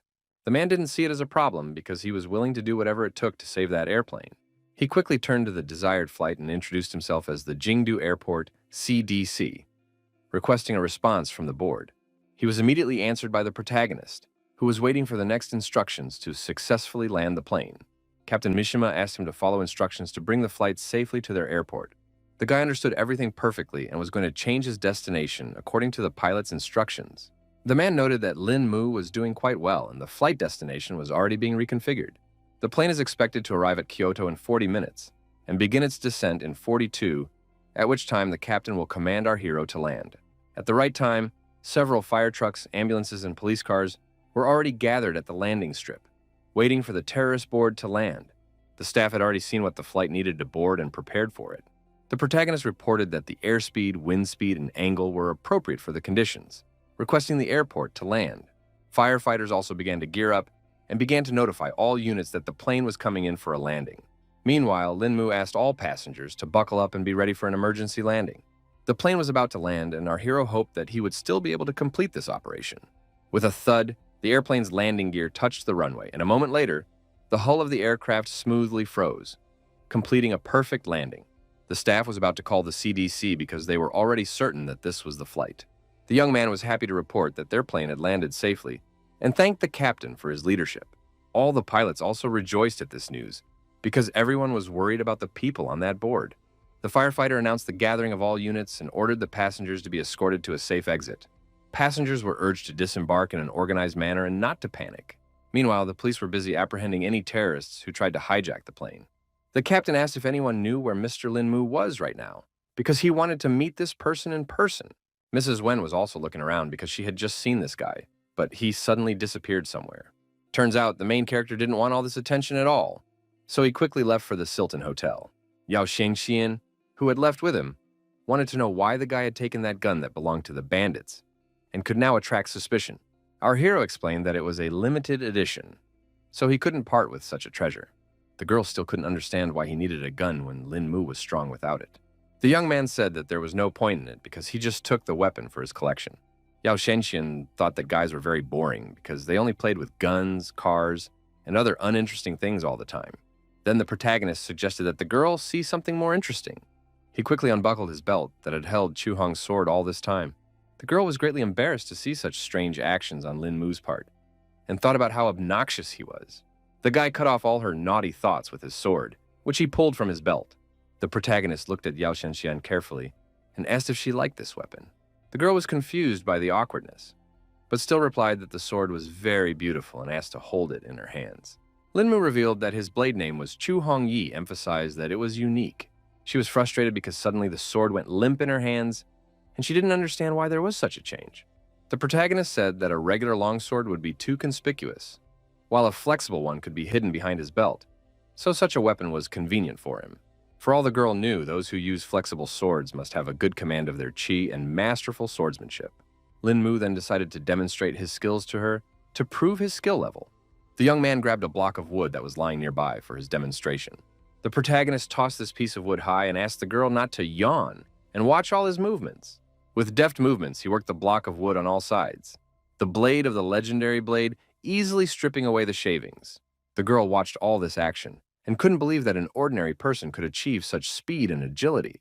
Eventually, the guy managed to carve a graceful wooden statue that was surprisingly beautiful. Yao Shangxian immediately recognized that it was the heroine of the mythological play she used to act in. The main character confirmed her speculation and explained that the girl played the part so well that he really enjoyed it. The beauty didn't expect that the guy liked her acting so much, and Lin Mu kept talking about how she looked like a beautiful celestial. The young man thought that maybe the stories in the mythological dramas resonated with him in a special way, because after all, at the time, he was only one step away from ascension to divinity. Suddenly, the girl said about how Li Er's path would be quite difficult, repeating a line from the drama. She hugged her heroine's wooden doll tightly and continued to say her already memorized lines. The protagonist immediately remembered that this was the last thing Yuanli had said to her husband, before the heavenly abyss took her away, and she had to leave the mortal world. At this moment, Lin Mu blinked and saw that they were suddenly in the cultivation realm. The girl also took on a completely different look, and now looked like a true priestess.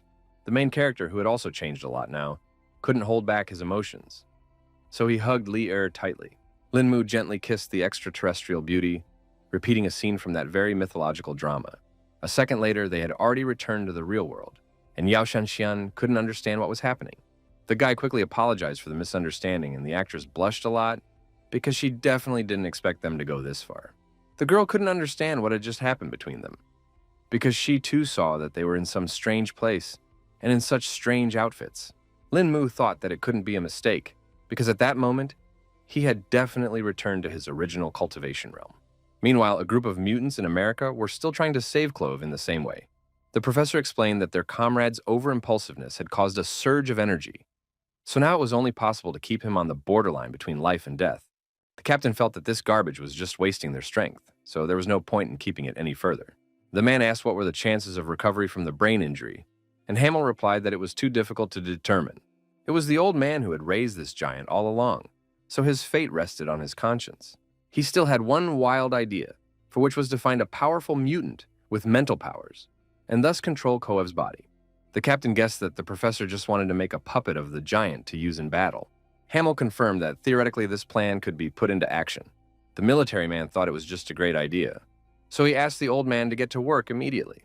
The professor had already begun to think through how he would pull this operation off and had taken orders from General Thomas. Events now shift to the capital of the United States of America, where all the major officials have gathered. The meeting hall was completely filled, because many important events have taken place in the country in recent times. General Thomas also entered the meeting room, and his appearance at once attracted all eyes. Everyone was hoping that the military man would explain in detail what had happened during the last operation. Mr. Thomas explained to the congressman that the failure was mainly due to the sudden appearance of a very strong figure on the enemy's side. The others were unhappy with these results, because the military said they had carefully weighed the enemy forces before launching the operation. The general confirmed and emphasized that after the assessment, they did believe that the task would be successfully completed. The congressman couldn't believe that they had sent so many men and ended up failing some one opponent. Mr. Thomas reported that the thing was that their level 4 mutants couldn't even withstand a single bout of this man's attacks, so he suspected that his real strength surpassed level 5. He was sure that against such an opponent, they didn't stand the slightest chance of fighting back. All the officials could not understand how a one-level difference could be so significant. Meanwhile, the first filming days with the main character have already begun in Kyoto. They worked very hard together with Yao Shanshan to make the movie come out perfect.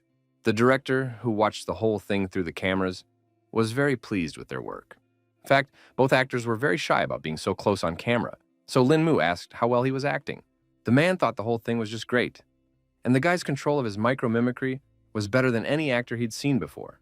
Yao Xianxian noted that she too had put out a lot of emotion, and so she couldn't understand why no one was saying compliments to her. At this point, there was a slight pause, because the assistant reported that someone had called the protagonist's cell phone.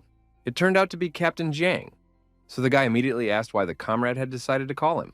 The man chuckled at the fact that the young man was such a busy man, but at the same time, he feared he might undermine his health. Linmu still guessed that if the captain called, he definitely wouldn't ask about health, so he asked to get straight to the point. At that time, Jiangchu directly said that they were currently at the Tenlun Corporation branch and asked the guy to stop by if he had a spare moment. The protagonist didn't expect that Baolan's group had branches in Kyoto, so he didn't even consider visiting his friends. Linmu arrived at the right place and couldn't stop marveling at Kyoto, because even the branches here were great.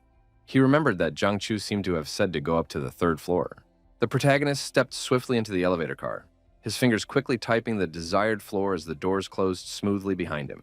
In a matter of moments, the elevator took him to the correct floor, where the disguised branch of Baolan's group was located. At the entrance, the protagonist was greeted by Ding Yunyan. His eyes immediately flashed with recognition, because in front of him stood the very person whose name had been on everyone's lips for the past few days. The guy wasn't high with this employee yet, so he asked for an introduction. The man then introduced himself as the staff of the Kyoto branch and shook Linmu's hand in honor of their acquaintance. He reported that Captain Zhang was already waiting for our hero inside, so he decided to personally escort him there. The captain was very happy when he saw Linmu because he had already missed him.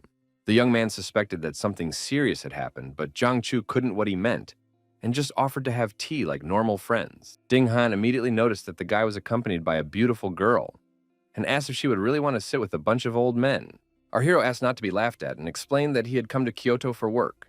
In the end, Jiangchu decided to cut to the chase and introduced Chu Shinsho, the head of the Kyoto branch, and Lu Shouyan, who was a man of the same caliber. The young man immediately heard in his hands in a respectful gesture and said hello to Principal Chu. The man's eyes glistened with curiosity, for rumors of the young hero's exploits had kept him busy for the past few days. The protagonist asked him not to be overpraised because he thought his advantage was only that he was better at martial arts than anyone else. However, Linmu had already sensed that Director Chu was not a cultivator despite his sturdy physique. Jiangchu understood that the guy didn't know anything at all about their organization, so he explained that Brother Chu was the only leader from the group who didn't know Kung Fu. The protagonist didn't expect that there were even such interesting individuals in Baolan. Ding Han joined the conversation and said that Bra Q was not known for his strength, but for his wisdom, which was the reason why he was nicknamed the Sleeping Dragon. The man asked our hero to just not listen to all this flattery in his direction. Finally, Jiangchu confessed that he had called the guy over to help them with one small matter. The protagonist kept waiting for his comrade to speak up and emphasized that he could go to him for any problems. The captain explained that the task was actually quite simple and needed Linmu to give them some cultivation tips.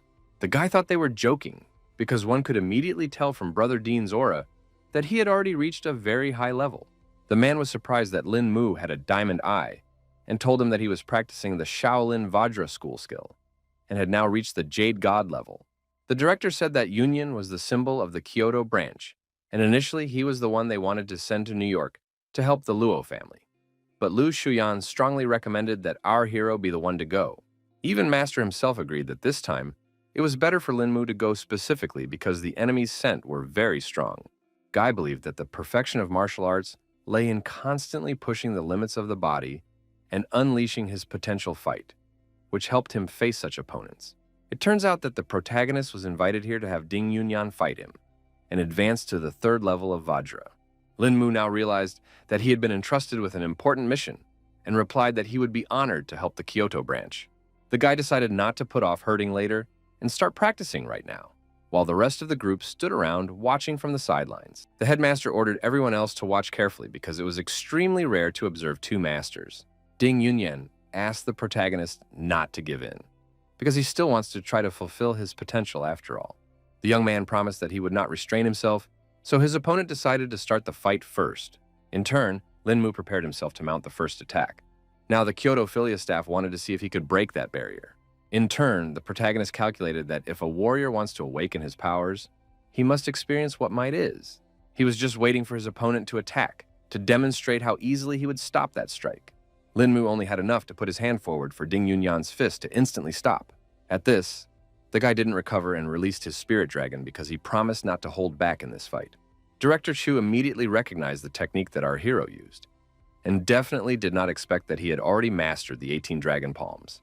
The rest of the staff were also shocked by such ferocious power. and thought it was a long, forgotten technique. The man explained that this technique was not lost, it was just that no one could master it. But now Lin Mu had proven that he was a true martial arts master. Meanwhile, Ding Yunyan had already admitted that the young man was quite good at fighting, but the latter asked him not to stop and attack further. The problem was that now the Philly employee couldn't even move a finger, so the next strike was in doubt.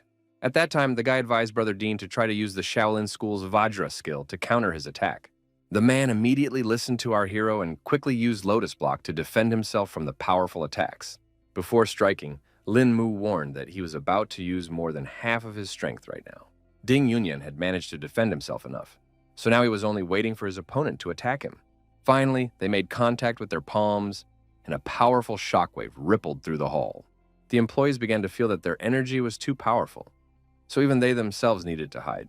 Director Q had not expected at all that the young man would be able to pass through Yunyang's finest primes so quickly, and this level of strength was beginning to terrify him. Meanwhile, Lin Mu himself reflected on the fact that his opponent's power was much less than him, but Ding Yunyan was still able to block the flow of his power. The man even started to feel a little nervous, because the Lotus Fist was the most powerful technique in his arsenal, and it had always led to victory before, but that wasn't the case now. In the end, it no longer mattered to him whether he would win or not, because all that was already left was the desire to have a glorious fight. Ding Yunyan quickly made the decision to use the 8th Lotus style to attack Lin Mu again. He rejoiced that he was finally lucky enough to meet a master with whom he could unleash all his power to break through the limit. The young man also recognized that the Shaolin Vajra school was something really special, because his opponent's strength grew with every strike. Unlike Ding Han's secret technique, Ding Yunyan's battle technique seemed to contain some unpredictable power. The man began to feel that our hero was testing his movements, and the Lotus Fist was just calculated to awaken every cell in his body and achieve an increase in strength. Lin Mu was becoming more and more interested in his opponent's technique, so he wanted to take a closer look at his opponent's abilities. Ding Han began to feel that his aura had intensified, and Jiangchu suspected that our hero just wanted to tussle with the Moto's fist. It was getting fiercer by the second, but Lin Mu continued to dodge all the attacks with ease. The young man once again began to feel that Ding Yunyan's strength had increased significantly in just a few seconds, which was simply an astonishing phenomenon. The man was about to attack our hero again, but before he did, he asked how he felt about the Lotus Fist technique. Lin Mu recognized that his opponent's technique was indeed getting stronger and more ferocious, so he had better try out the recently mastered 13 forms of Tai Chi. He decided to parry this blow quickly, assuming it might cool his ardor. Ding Yunyan didn't immediately realize what the protagonist was about to do, so he didn't have time to react to his parry. The man couldn't believe that just now, Lin Mu really had completely neutralized his technique. Even Jiang Chu couldn't understand what was going on because the main character seems to see through Ding Yunyan's actions. Eventually, the Philia employee was able to react to the change of scenery in time and ended up attacking the guy several times with the Lotus Strike. The protagonist was able to place a solid shield in front of him with the help of the 13 Tai Chi forms. So all of the opponent's attacks were useless. In fact, even Lin Mu was starting to feel the pressure, so the defense was becoming harder and harder to hold on to. Despite this, the guy still managed to neutralize Yunyan's technique with simple Tai Chi movements. The headmaster was no longer surprised by anything because the young man had already used the 18 Dragon Palm before, so such tricks were within his power. But that didn't change the fact that the 18 Dragon Palms and the Lotus technique were like heaven and earth in the world of martial arts. Everyone marveled at just how deep Lin Mo's understanding of the harmony of arts was, allowing him to suppress the Lotus technique with the most ordinary technique. Meanwhile, the protagonist began to realize that the next events in the battle depended solely on him. The guy quickly regrouped and landed another blow on his opponent, who was a bit distraught after his crushing setback. Ding Yunyan didn't have time to block such fast attacks, so he flew away from Lin Mu without strength. In the end, the fighter recognized that Brother Lin was unimaginably strong, so he would admit defeat after all. It seems that it wasn't the end yet, because the main character's chi energy began to form into a golden dragon in front of him. Principal Chu noticed that this ornament was similar to Taiji's skillful dragon drawing. Others noticed that there were no energy fluctuations in the young man's palms at the same time, so they began to suspect that it was only an illusion. Zhang Chu and Ding Han felt that they still needed to intervene in this fight, so they shielded their comrade from Lin Mu. Only now has the protagonist finally come to his senses and realized that something strange is going on. The young man, who had only recently mastered this complex technique, had not yet had time to learn how to fully control it, and now his consciousness suddenly shut down, plunging him into darkness for a while. He warned everyone to disperse to the sides and release the golden dragon formed.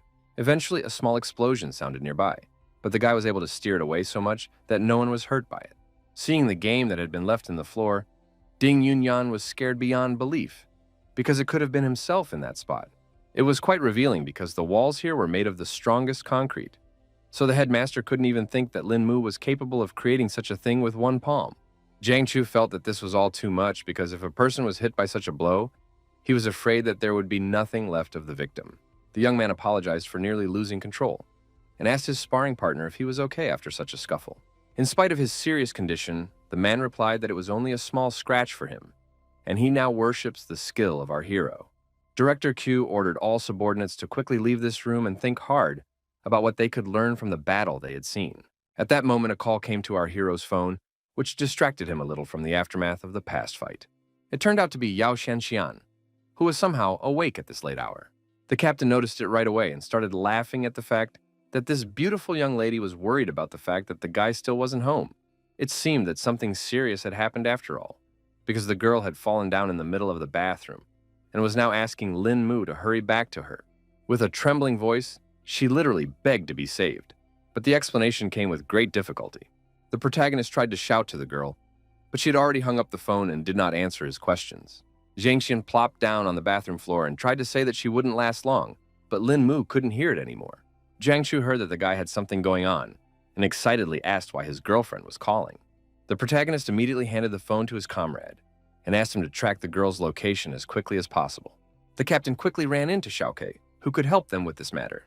He explained to his subordinate that he urgently needed to know the exact location of a particular number. The guy quickly connected his phone to the computer and started searching for Yao Xianxian. In just a couple of seconds, Xiaoke had already received a map that marked the location of the phone. The captain asked Lin Mu to go first, while he stayed at the base to relay the refined coordinates over the phone. The protagonist quickly jumped into his car, and now with all the speed, he was going to help his friend who was in trouble. Mentally, the young man asked Zhangxian to hold out to give him time to get to the right place. Lin Mu finally reached the Grand Hotel where his colleague was staying. The guy started running to the upper floors with all his legs to get to Zhangxian's aid in time. Out of breath, it took him a couple seconds to run to the right floor, where the girl's room was, presumably. According to Baolan's group, the victim was in a room that was guarded by a large number of bodyguards. The protagonist thought that these were the Qianxian kidnappers and was about to finish off anyone who got in his way. The guards immediately stopped Lin Mu and warned him that he had no right to be here. The guy didn't hesitate and immediately used his skills to knock out the enemies. The rest of the bodyguards immediately ran up to their defeated comrade and began to ask the strange young man what he was allowing himself. The protagonist stated that he was their forefather, and in the name of heaven, he would now finish everyone off. The bandits immediately reached for their guns because they realized that talking alone wasn't going to stop this guy. But it was already too late because Lin Mu jumped high to attack his enemies. Meanwhile, the boss who was inside with Yao Shanxian tried to sneak into her bathroom, but the door was too strong, so he failed. The man was very unhappy that he was not getting anywhere this night with this hottie who had gotten to the point of closing herself off from him.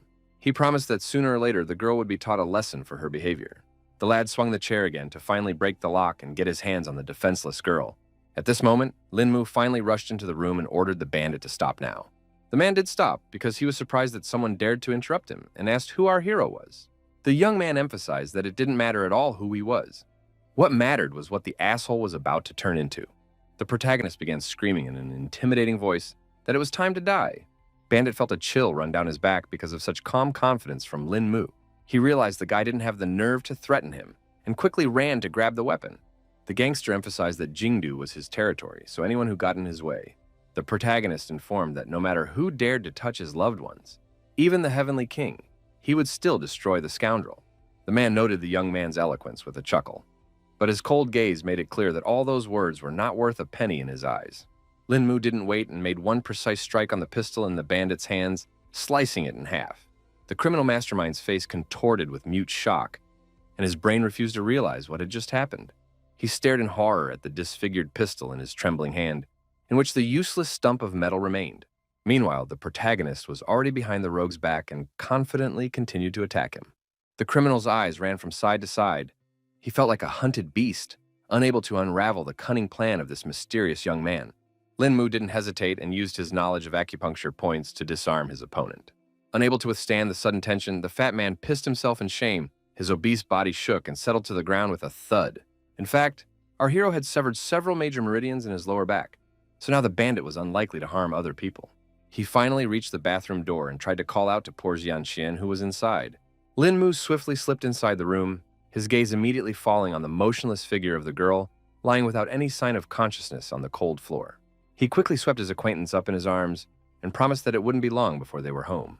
They eventually made it safely back to the Sea Hayton Hotels, where they had been staying for the duration of the shoot from the beginning. Assistant Hong immediately asked what happened to their actress, but the main character did not give details and lied that the girl had a little too much to drink. In a trembling voice, the employee explained that she was overcome with mortal terror when she lost contact with them and asked the actors to be careful not to be spotted by the paparazzi. The protagonist assured that they were very careful and informed her that he needed to take Xianxian to her room. He carefully settled the girl on the cushions and finally exhaled in relief. For this time, the danger was over. The guy didn't even want to think about the bad consequences because he promised that he would let more incidents like this happen.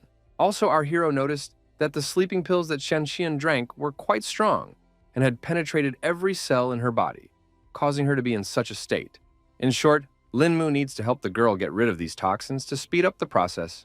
With his cultivation level, one could use needle transformation for a long time, and thus carry around a set of silver needles all the time, which could be needed so suddenly. The poison has already spread throughout Xianxian's body, so the protagonist needs to act as quickly as possible. When the girl finally woke up, she revealed that before that she had met with her classmate who had set her up so meanly. The protagonist immediately asked if she had a photo of a classmate, and Xianxian replied that they had just taken a photo together that evening. The girl also revealed that the sneaky, lousy girl's name was Shen Shui. The next day, Lin Mu already knew all the information about the classmate that Brother Jiang had helped him with. Our hero now had a whole dossier on Shenju in his phone, which was supposed to help avenge Xianxian. In the evening, the young man decided to go to the very bar where the girls had rested the previous night. The face of the employee at the entrance of the establishment immediately lit up with a smile, and he greeted their new guest. The protagonist immediately handed him the phone with Shenshu's picture on it and asked if this girl was here. The guy immediately said that she was a frequent guest at their establishment and she was currently at the bar, and Lin Mu pretended that he was her friend and asked him to take him to this girl. Meanwhile, near the bar, the evening life was boiling. Everyone was chatting and drinking cocktails. Shenju herself had hooked up with some other bandit and was now listening to his life stories. A man was talking in all seriousness about how he had killed one lover of his. It seems the girl definitely didn't expect to hear something so horrible, so she froze in mute shock. In the end, the bandit only laughed and explained that it was all said just for a harmless joke. Then he turned to Lin Mu, whom he mistook for a waiter, and asked him to bring 2 more margaritas for them. The protagonist, observing this whole situation, immediately thought that this girl did not create a good impression. The man was displeased that the young man still stood still and did not fulfill his order. That was when Lin Mu finally decided to approach their table and explained that he was not a waiter. The guy immediately declared that it was Shenshui he was looking for, pointing his finger directly at her. The gangster wasn't happy that the kid was starting to pry, because he had already bought this beauty. Our hero knew how to influence such people. So he carefully opened his jacket, revealing the pistol in the pocket, and began to threaten this impertinent man. The bandit was not at all frightened, and started talking about how he didn't mean to insult Lin Mu at all, promising that he would leave this place right now. He ran with all his legs towards the exit, pushing everyone in his way, so the guy definitely couldn't catch up with him. Shenji was also starting to get worried, so she asked what the main character wanted. Lin Mu, after demonstrating that he had all the information on the girl, emphasized that she was definitely in no position to ask questions right now, and promised that he would let her go if he got honest answers. Such an argument quickly worked on Xianxian's classmate, so she agreed to all the conditions. The first thing our hero asked was if they had drinks with his acquaintance yesterday, and Shenju started to tell him that they had studied together years ago, so she called her to meet here. The guy thought that such special treatment of a mere classmate was too suspicious, so he demanded that the girl answer honestly. In the end, Shenshu admitted that she was forced to deceive Yao Xianxian by threatening serious reprisal. Lin Mu revealed that last night, her friend actually could have gotten hurt, but the girl was only doing it to save herself. The protagonist asked not to push pity because it was obvious that she was the one to blame for everything, but at the same time, he was going to give a chance for redemption. After this conversation, they went to the Jinting Grand Hotel, where the girl immediately called Brother Kun, her boss, to complain as if someone here was making her uncomfortable and unwilling to pay. She continued to pretend that she had gone to the restroom to discreetly call her acquaintance and asked what she should do. The boss decided to come over on his own to handle the whole situation, so Shenjue quickly gave her address. Thus, she fulfilled the very request of the protagonist, who, all this time, sat next to her and quietly sipped his cocktail. In fact, Linmu was in no hurry to let her go so quickly because he was well aware that it could all turn out to be a deception. At the same time, Shenjue was worried about our hero because she realized that Brother Kun was definitely no match for him. 10 minutes later, the boss was already here and pretending to check out the room. Shenjue was startled when she realized that the bandits were already here. But Linmu continued to keep calm and asked her to open the doors for the guests. There was already a whole group of guys standing in the aisle who had come to deal with the intruder. Brother Kun asked the girl to stand aside while he talked to their client. He didn't expect to see some brat here at all, so he interrogated whether this guy had really offended Shenjue. The girl immediately nodded and confirmed that it was as if it was the main character without giving away his plan. The ringleader waved a sharp knife in front of Linmu's face, and his hoarse voice muttered about paying for everything in this world. The young man understood this truth perfectly well, but thought that no rules were necessary to such people as these. Brother Kun immediately tensed up because he couldn't understand what our hero wanted to say. In the end, Linmu directly told him that these scoundrels had a debt to his girlfriend from last night, so they would pay it off today. The bandit instantly understood what was being talked about and guessed that this was the guy who had injured Mr. Dune. The young man himself felt that he had still been quite kind to such trash, and had kept him alive, so that man should definitely thank heaven for that. Brother Kun was incredibly angry with me about this incident, because it was the first time their client was hurt that night, and such incidents could simply destroy the entire reputation of their organization. The Dong family had also promised a reward of 10 million for the villain's head, so the bandits were only happy that Lin Mu himself had come to their doorstep. In fact, the protagonist was not at all frightened or surprised by the fact that such a high reward was given for his life. Meanwhile, Thug emphasized that anyone who is an enemy of the Dong family automatically becomes their rival as well, and added that they don't use sneaky tricks. The protagonist immediately noticed that this guy definitely did not go for a word in his pocket. He tried again to intimidate his enemies with the gun that had been hiding in his jacket the whole time. The bandit didn't care about that at all, so he was the first to rush forward to attack. Now he decided that such an insolent man must have experienced the full force of his uncontrollable rage. Linmu immediately noticed that his opponent had a very high speed, but it wasn't a problem. The guy immediately guessed that the bandit wanted to use the knife to get his attention, then stabbed the blade into his shoulder to prevent him from pulling the trigger. He assumed that this thug had definitely had a lot of practice if he wanted to pull off a stunt like this in one move. Linmu was obviously not an easy fighter, so he was easily able to dodge such an attack. Thus, Brother Kun simply forced our hero into hand-to-hand combat, which was much more dangerous for him. The protagonist aimed his fist directly at his opponent's blade without fear of being hurt. With a light flick of his finger, he created an invisible wave of force, and then the knife blade cracked with a clang, splitting into two pieces. The bandit froze abruptly in place, his eyes widening at the realization of his own defenselessness as he now clutched only the useless fragment of a blade in his hands. This blade was made of high-grade steel, and it only took a month to sharpen it alone, and Lin Mu had dealt with it so quickly. Lin Mu was well aware that Brother Kun was just solving money matters, so he asked to take him to the ringleader, promising that he wouldn't cause any more problems. Suddenly, the enemy sharply bounced to a safe distance, making it clear that he does not intend to help the protagonist. The bandit didn't see the point of it, because it was just the guy's own problems, which didn't intersect with his interests. The protagonist coldly explained that he would never have paid attention to them if their actions hadn't affected people dear to him. In the end, Brother Kun recognized that Lin Mu was strong, but the leaders of the gang were also no slouches, so going up against the likes of them was dumb. The young man emphasized that it would no longer be the bandit's own problem, because he only needs to take our hero to the top. The gangster couldn't stand up to the guy anymore, so he agreed to help if the guy didn't give him away. Lin Mu understood perfectly well that the guy was afraid, but he also emphasized that he was definitely not in a position to set conditions. Brother Kun explained that if his bosses found out that he was the one who snitched on the gang, they would just kill his whole family. The protagonist promised that he would not give away the bandit, so he asked to finally take him to the right place. It wasn't long before they pulled up to Kaishuan nightclub, one of the most famous places in Jindu. Brother Kun had explained to Lin Mu that the person he was looking for, known by the nickname Leopard, should be here, but his real name remained a mystery. The young man thanked him for his help, but warned him that there would be no mercy if he had just been tricked. Before parting, the bandit even wished our hero good luck, because he understood perfectly well what kind of people he would be dealing with. The lad quickly approached the boys who were standing outside the club and told them that he had some business to attend to with Leopard, and asked to be shown the way. The bandits were outraged that some youngster wanted to talk to their brother Leo and advised him to leave the place nicely. The protagonist has realized that he's not going to have an easy time dealing with these guys, so he needs to deal with them forcefully. All the guards tried to stop Lin Mu, but he scattered them in different directions and went inside without any problems. In fact, the guy couldn't understand what was wrong with all the people in the club because there was a serious fight going on here, and they weren't even paying attention to it. Lin Mu realized that just his fists wouldn't be enough here, so he decided to act tougher.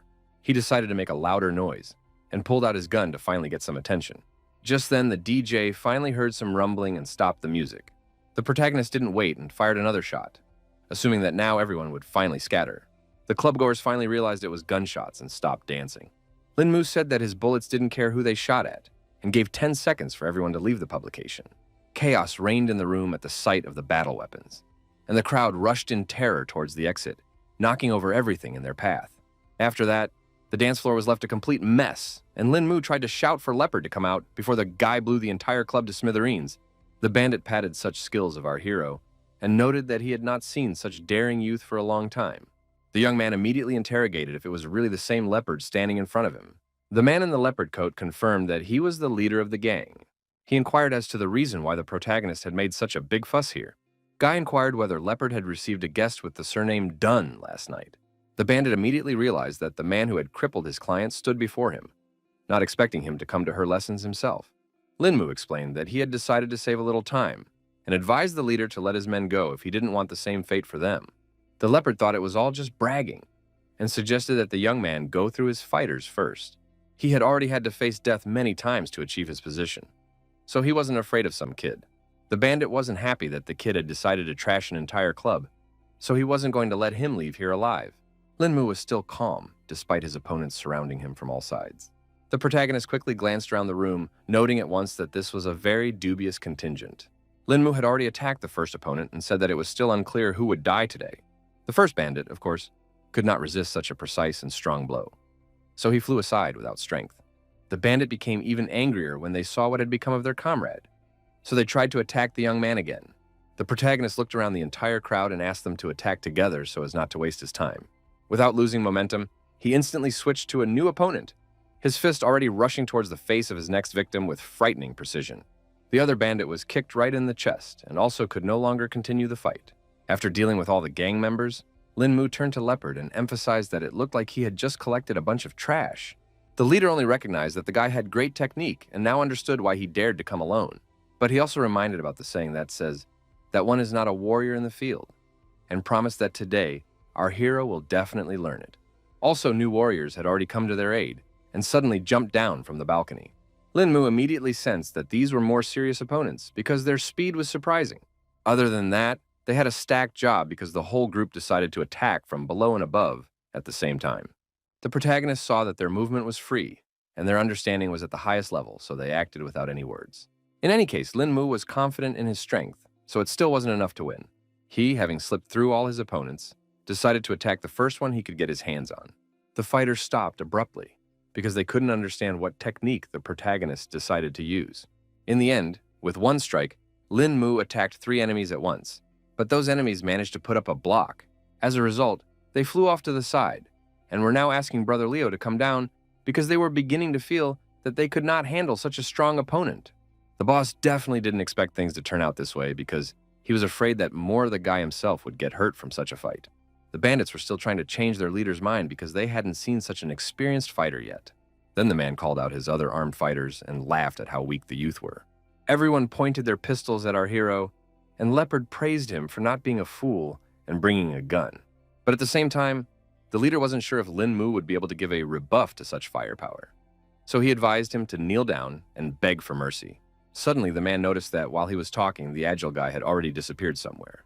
Turns out the main character was already behind him and explained that there is a simple truth that says that speed rules all the martial arts of the world. The gang leader couldn't understand at all how such a thing was even possible and couldn't believe that there were people who could dodge bullets. He ordered his subordinates to fight to the end, and Ye still stood bravely and promised to protect Brother Leo at all costs. Lin Mu was displeased that some rascals thought that if they mastered a bit of kung fu, they could create mayhem everywhere. The guy decided it was time to use his sword, because he couldn't just bitch about insulting a martial arts principal. He didn't wait and rushed forward because he wanted to teach the bandits a lesson for this attitude. Suddenly, all the fighters felt a strange tingling sensation in their limbs, their muscles numbed as if paralyzed, leaving only the ability to watch helplessly. Everyone started screaming fearfully because they realized that they had already lost this fight. One by one, the fighters began to fall like underlings, their bodies hitting the ground hard and trying to warn the boss to run away from this place sooner rather than later. Linmu informed Leopard that he had already wiped out the rest of his subordinates, so everything else he already had to blame on himself. In the end, the bandit asked the young man to take his time like this, because he would definitely not dare to cross the path of the organization behind him. Our hero was of course interested in this information, so he asked the man to elaborate on what kind of power was behind his back. The leopard explained that the Yan family was behind him, and anyone in Jingdu who dared to insult any of them would turn into a walking corpse. Linmu was shocked when he heard who was actually behind the whole incident. The man realized that the kid was also familiar with the ruthlessness of this family, so he asked him to just let him go and forget about everything that had happened today. The protagonist explained that he originally wanted to keep the bandit alive, but since Yan was supporting him, this death would serve as a warning to them. The leopard started to stagger back in horror, because he realized that the young man was not joking at all. Linmu announced in a firm voice that he would send this rascal to his final destination at this very moment, and his words sounded like an inevitable sentence. The man screamed and tried to prevent the inevitable, but the deadly blow could not be stopped. The protagonist did attack the bandit, but he didn't end up spilling a drop of blood. The leopard fell on his knees and started begging for mercy because he didn't want to die at all. Suddenly, he looked at his hands and realized he wasn't bleeding at all. Kyohong had actually struck the man's internal organs, but since the nerves were hardly hit, he wouldn't be able to feel all the pain at once. The bandit himself was confused because he was also sure that the blows had hit him, but in the end he didn't feel any pain. Our hero advised him not to be too quick to rejoice, and warned him that Leopard had only 3 days to ask for help from his Janes. The guy asked to say hello to this family and let them know that Lin Mu always pay their bills. They just need to wait a little longer.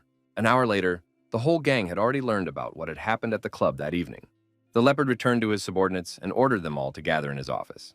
He was finally starting to feel pain and was now asking for help. So the guys were about to get the car ready and take Leo's brother to the hospital. The leader immediately brushed aside their offer because he wanted to see Head Yan right now to report on the latest developments. It wasn't long before all the bandits arrived at the Yan family's house, where no one had heard of Lin Mu's antics yet. The aide had come to the boss and had already reported that the leopard had arrived on the scene. Yan Zhongping, unsuspecting, inquired about what his fixer wanted. The leader of the gang, who had come begging for help, had to be led inside under arms because his legs were already failing. The man was shocked to see the bandit in such a state, so he immediately asked what had happened to him. His voice rumbled like thunder as he demanded the name of the one who dared to raise a hand against his subordinate. Leopard said that yesterday some brat suddenly came to the club, trashed the place and beat up all his guys, also gave a message for Mr. Yan Zhongping was already incredibly angry, so he ordered the bandit to quickly tell him. The man was scared to repeat it, but he relayed that the guy wanted to settle the score with his master and would do it in person. Then the head of the family was even more surprised, because he didn't expect that there were still insolent people who could throw such a thing towards the Yanyas. Eventually, all the gang members would fall to their knees and start begging the leader for rescue because their boss was already in agony. Yan Zhongping had actually smelled the smell of decomposition back when the leopard had entered the Tui, so she assumed that all of its organs had long since been interrupted. Lin Mu was able to use Leo's inner strength to destroy his organs and leave the outside unharmed, which showed his profound skill. The man suspected that this young man must have easily killed the bandit, but still spared just for a casual message. Then Leopard added that also that guy wanted to see if there was anyone in Yan's house capable of saving him. He also knew of Boss Yan's great abilities, so he begged to find a way to save his life. Yan Zhongping realized that there was no choice, so he asked the other bandits to help his leader stand up. The leopard looked at his boss with hope in his eyes and started talking about how he knew from the beginning that he wouldn't be left in trouble. The leader asked not to be thanked because he was in the same boat as his subordinates anyway. A heart-rending, shrill scream escaped from the bandit's agonized mouth. It turns out that the man had no intention of treating his subordinate, but only decided to put an end to his suffering. As a result, the leopard differed far to the side. Everyone else could not understand why Boss Yan had acted this way. The leopard collapsed helplessly, its body going limp, and in a moment a dark scarlet puddle began to spread rapidly across the floor beneath it. The young thugs stood in a daze, their faces contorted in horror at the sight of their all-powerful boss reduced to a bloody heap on the floor. Mr. Yan indifferently said that his subordinate was dead and asked the others to carry his corpse away. The boys were very frightened by his strength and immediately began to follow orders. They tried to do everything as quickly as possible because they were afraid of getting under Yan Zhongping's hot hand. The head of the family watched Ali doubtfully, realizing that he probably hadn't fully grasped the depth of the reasons that had led to such ruthless actions. The subordinate called himself stupid and admitted that he didn't understand anything, but was sure the boss must have his reasons for doing so. Yan Zhongping explained that he had killed the leopard because it was no longer salvageable, and besides, he had not told the whole truth. He suspected that the bandit had done something unforgivable to get this man to kill him. And since he dared to ask him to deliver a message, this guy must not be afraid of offending the family. Ali understood it all now, but he never would have thought that someone in the world had the audacity to threaten their clan. The man explained that the world is full of people like that, but they just wouldn't dare cross them. The head of the family still understood that it was unlikely that this brash man really had the claimed power, because their dialogue would no longer have to take place. Meanwhile, police officers who wanted to see the girl arrived at Yao Shanxian's hotel. The girl asked the employee why these people would be looking for her, but he also didn't know anything.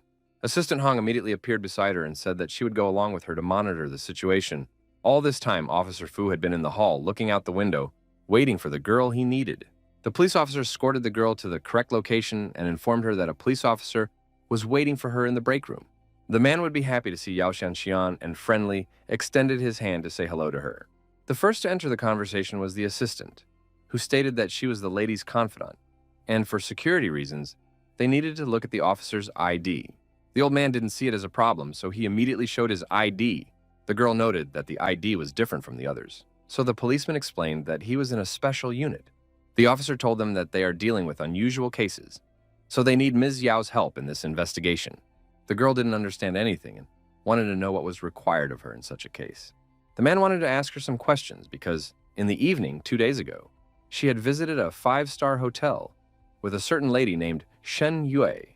The aide understood that leaking this information could have badly affected the actress's reputation, so she emphasized that it was a personal matter and Ms. Yao had the right not to answer. The old man then assured that their station could guarantee that the girl's private life would never become public. Yao Shangxian gently placed her hand on the shoulder of the worried assistant, letting her know that the situation was under control, and agreed to go along with the police. Now the events are moved somewhere in Thailand to the base of the local mafia. Solinar, the leader of the faction, couldn't figure out where his goods were, so he reprimanded all of his subordinates. The guys reported that the mission failed because a mastermind showed up, interfering with their work, and the right people couldn't get to their destination. The man couldn't understand what all his men were doing, that they couldn't handle some common intruder, and he wasn't about to believe that Chinese masters were now found at every turn. Turns out this shipment was worth over $1 billion, and if the subordinate can't get it back, it's all over. This was the common cargo of the 13 factions of the Golden Triangle, which was why this assignment was so important. The boss pulled a gun on one of the guys, who still realized it was his fault and agreed that he deserved to die. The man then lowered his weapon and emphasized that he didn't care at all about other people's lives. So he ordered him to find the goods, or else everyone present would be dead. The subordinates said they had already received confirmation of the information that Yuta and his group had moved with the goods to Jindu. The boss understood that this was terrible news because the neighborhood was too dangerous. He knew that Jindu was in the sphere of influence of Chinese factions, so they would never return the party themselves. The boss then immediately ordered his assistant to contact the vultures, because only they would be able to return the goods. In parallel to these events, Yao Shanxian had already told the officer that she was already unconscious at the time of the kidnapping, so she did not see the perpetrators. At this point, the protagonist has just returned, finally dealing with all the problems.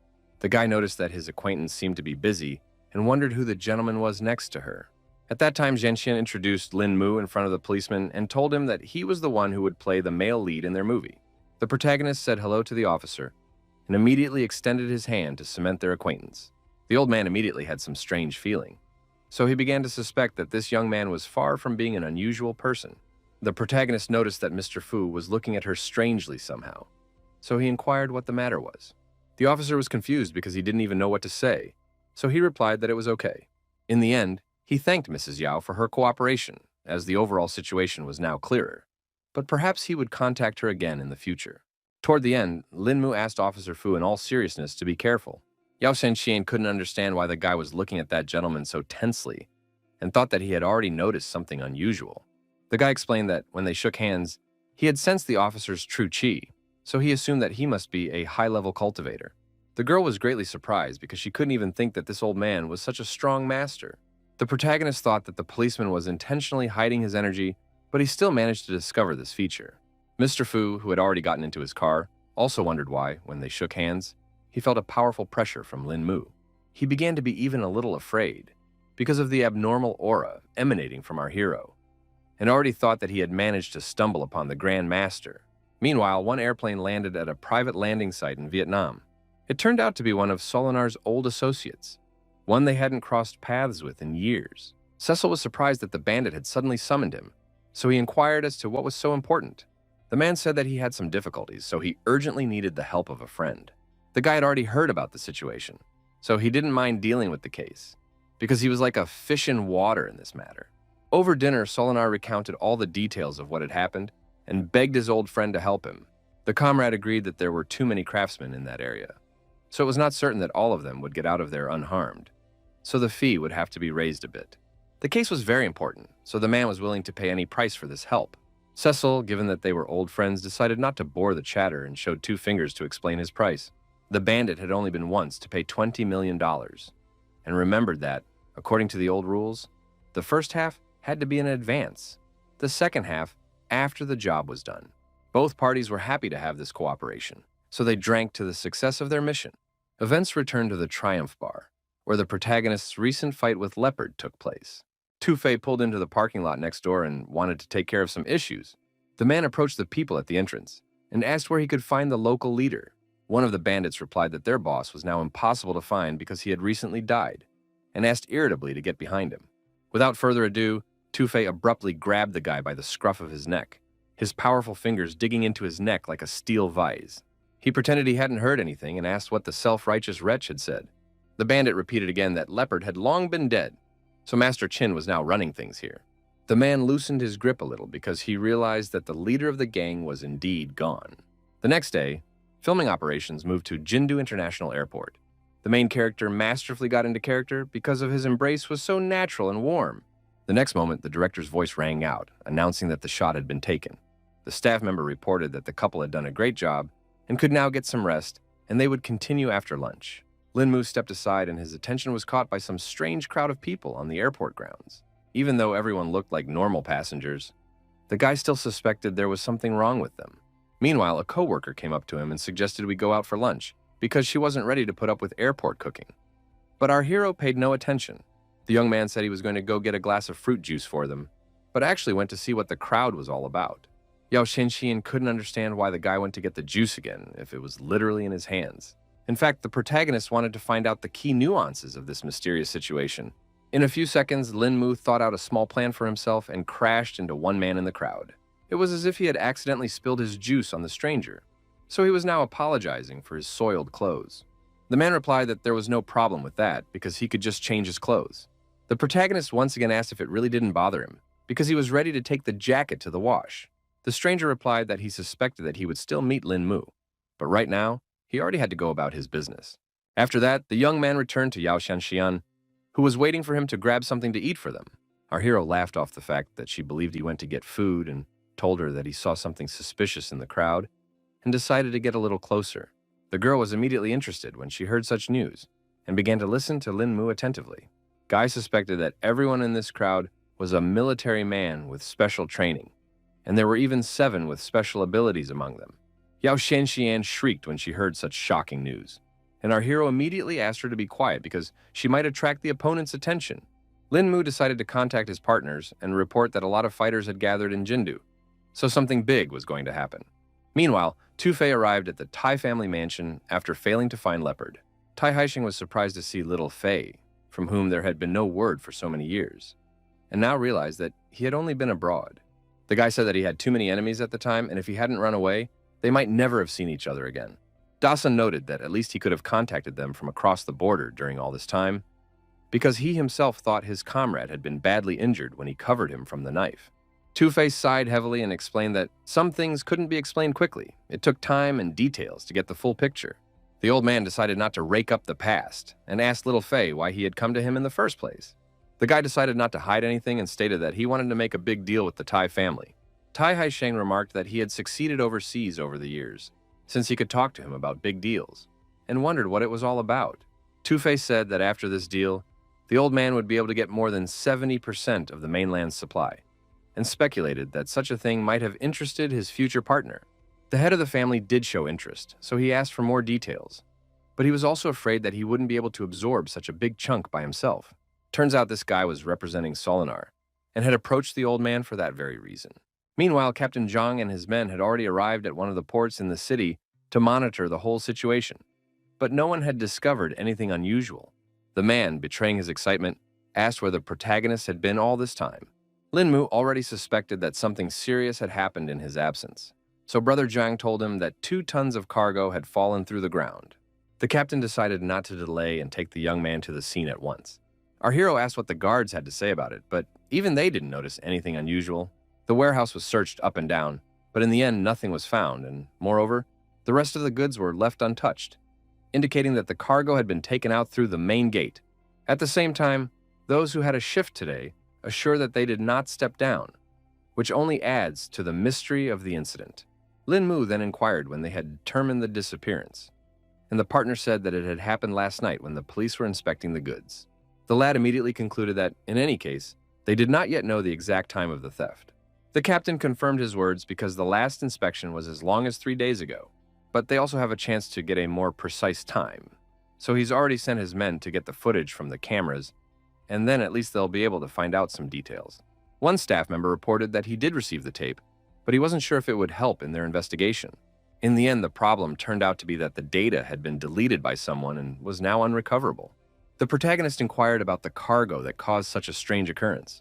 Jiangshu said that the goods were seized not long ago from an international terrorist group that is now in intensive care. Suddenly, the capital noticed that his subordinate had already managed to contact his superiors. Meanwhile, as it turned out, someone was lodged in a skyscraper that was not far from the port and was watching the actions of our heroes. They watched all the group's activities intently from the window through the blinds. The man behind the spyglass informed his allies that so far the harbor was empty. It turned out to be Officer Fu, and in the meantime, his subordinate reported their target out. Even this policeman agreed that this Lin Mu was not as pro as it seemed at first glance. The old man immediately inquired what was so interesting that his employee had noticed. It was so serious that the policeman asked his supervisor to come over and see for himself. In the next instant, Officer Fu's pupils dilated dramatically, his eyebrows flying up at such an unexpected revelation. It turns out that such a strong reaction was because the main character was next to Jiang Chu. The police officer immediately remembered that, in a case 2 years ago, the captain had tried to delete everything and asked the officer what the man was all about. The old man said that he too became aware of Jiang Chu from Baolan's group after the same case.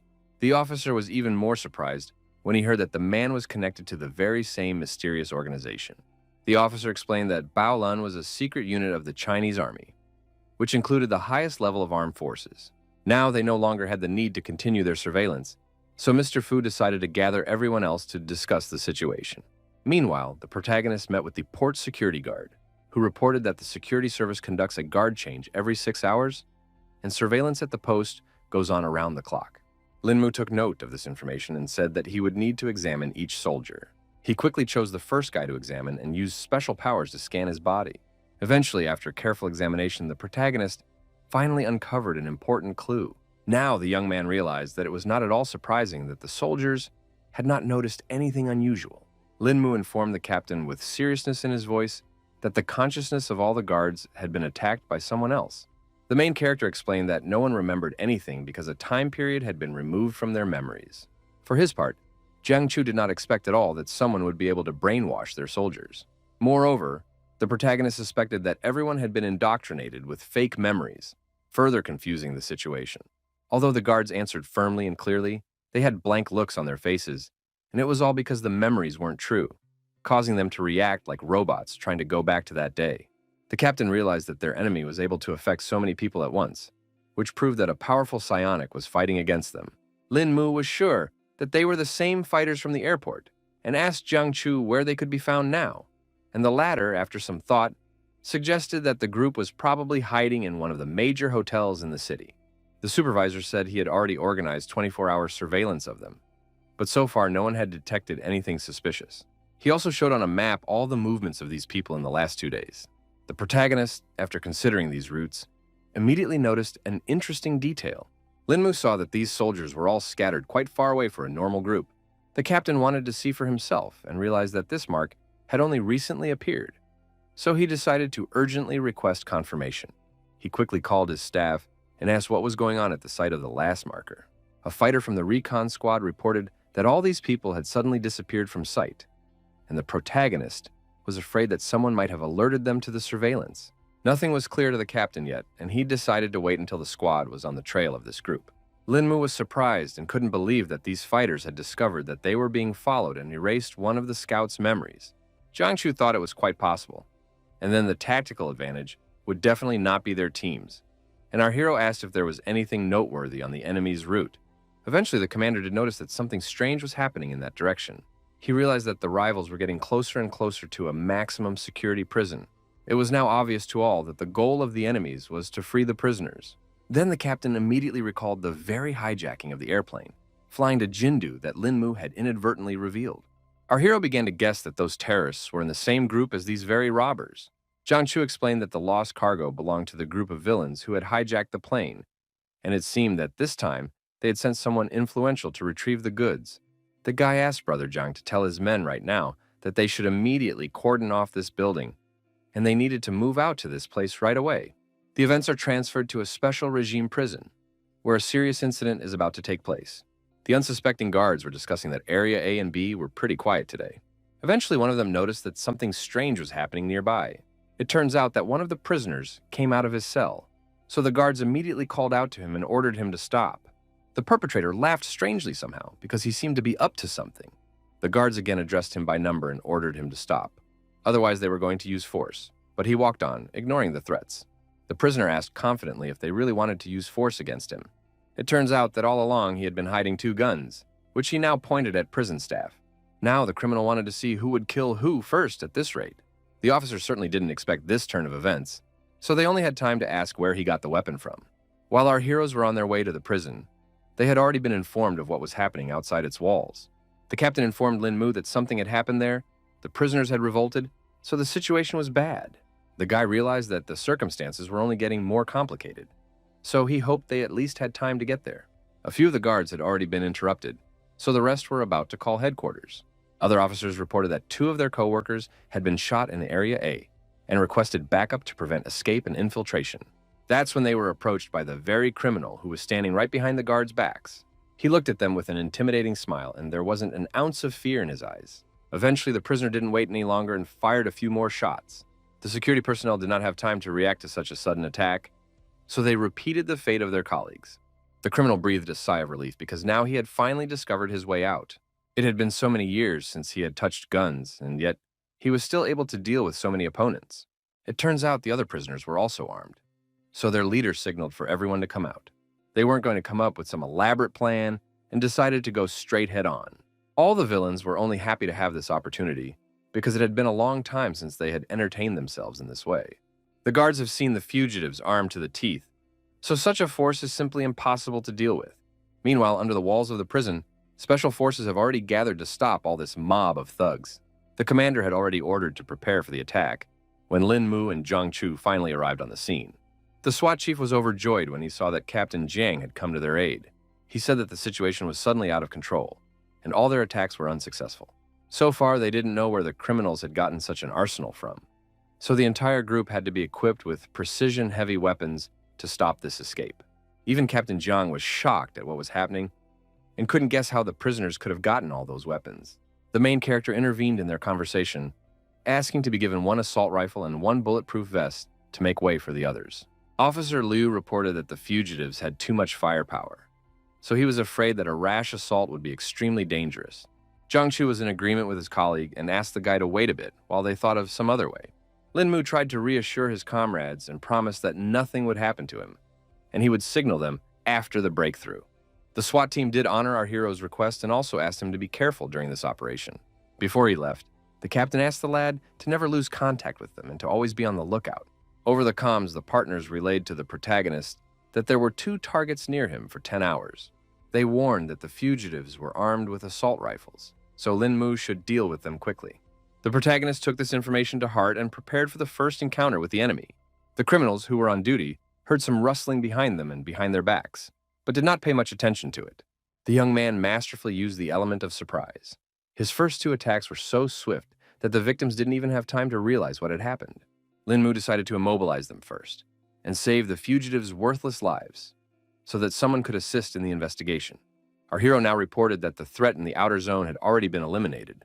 The leader of this coup immediately thought the guy would be the new cannon fodder.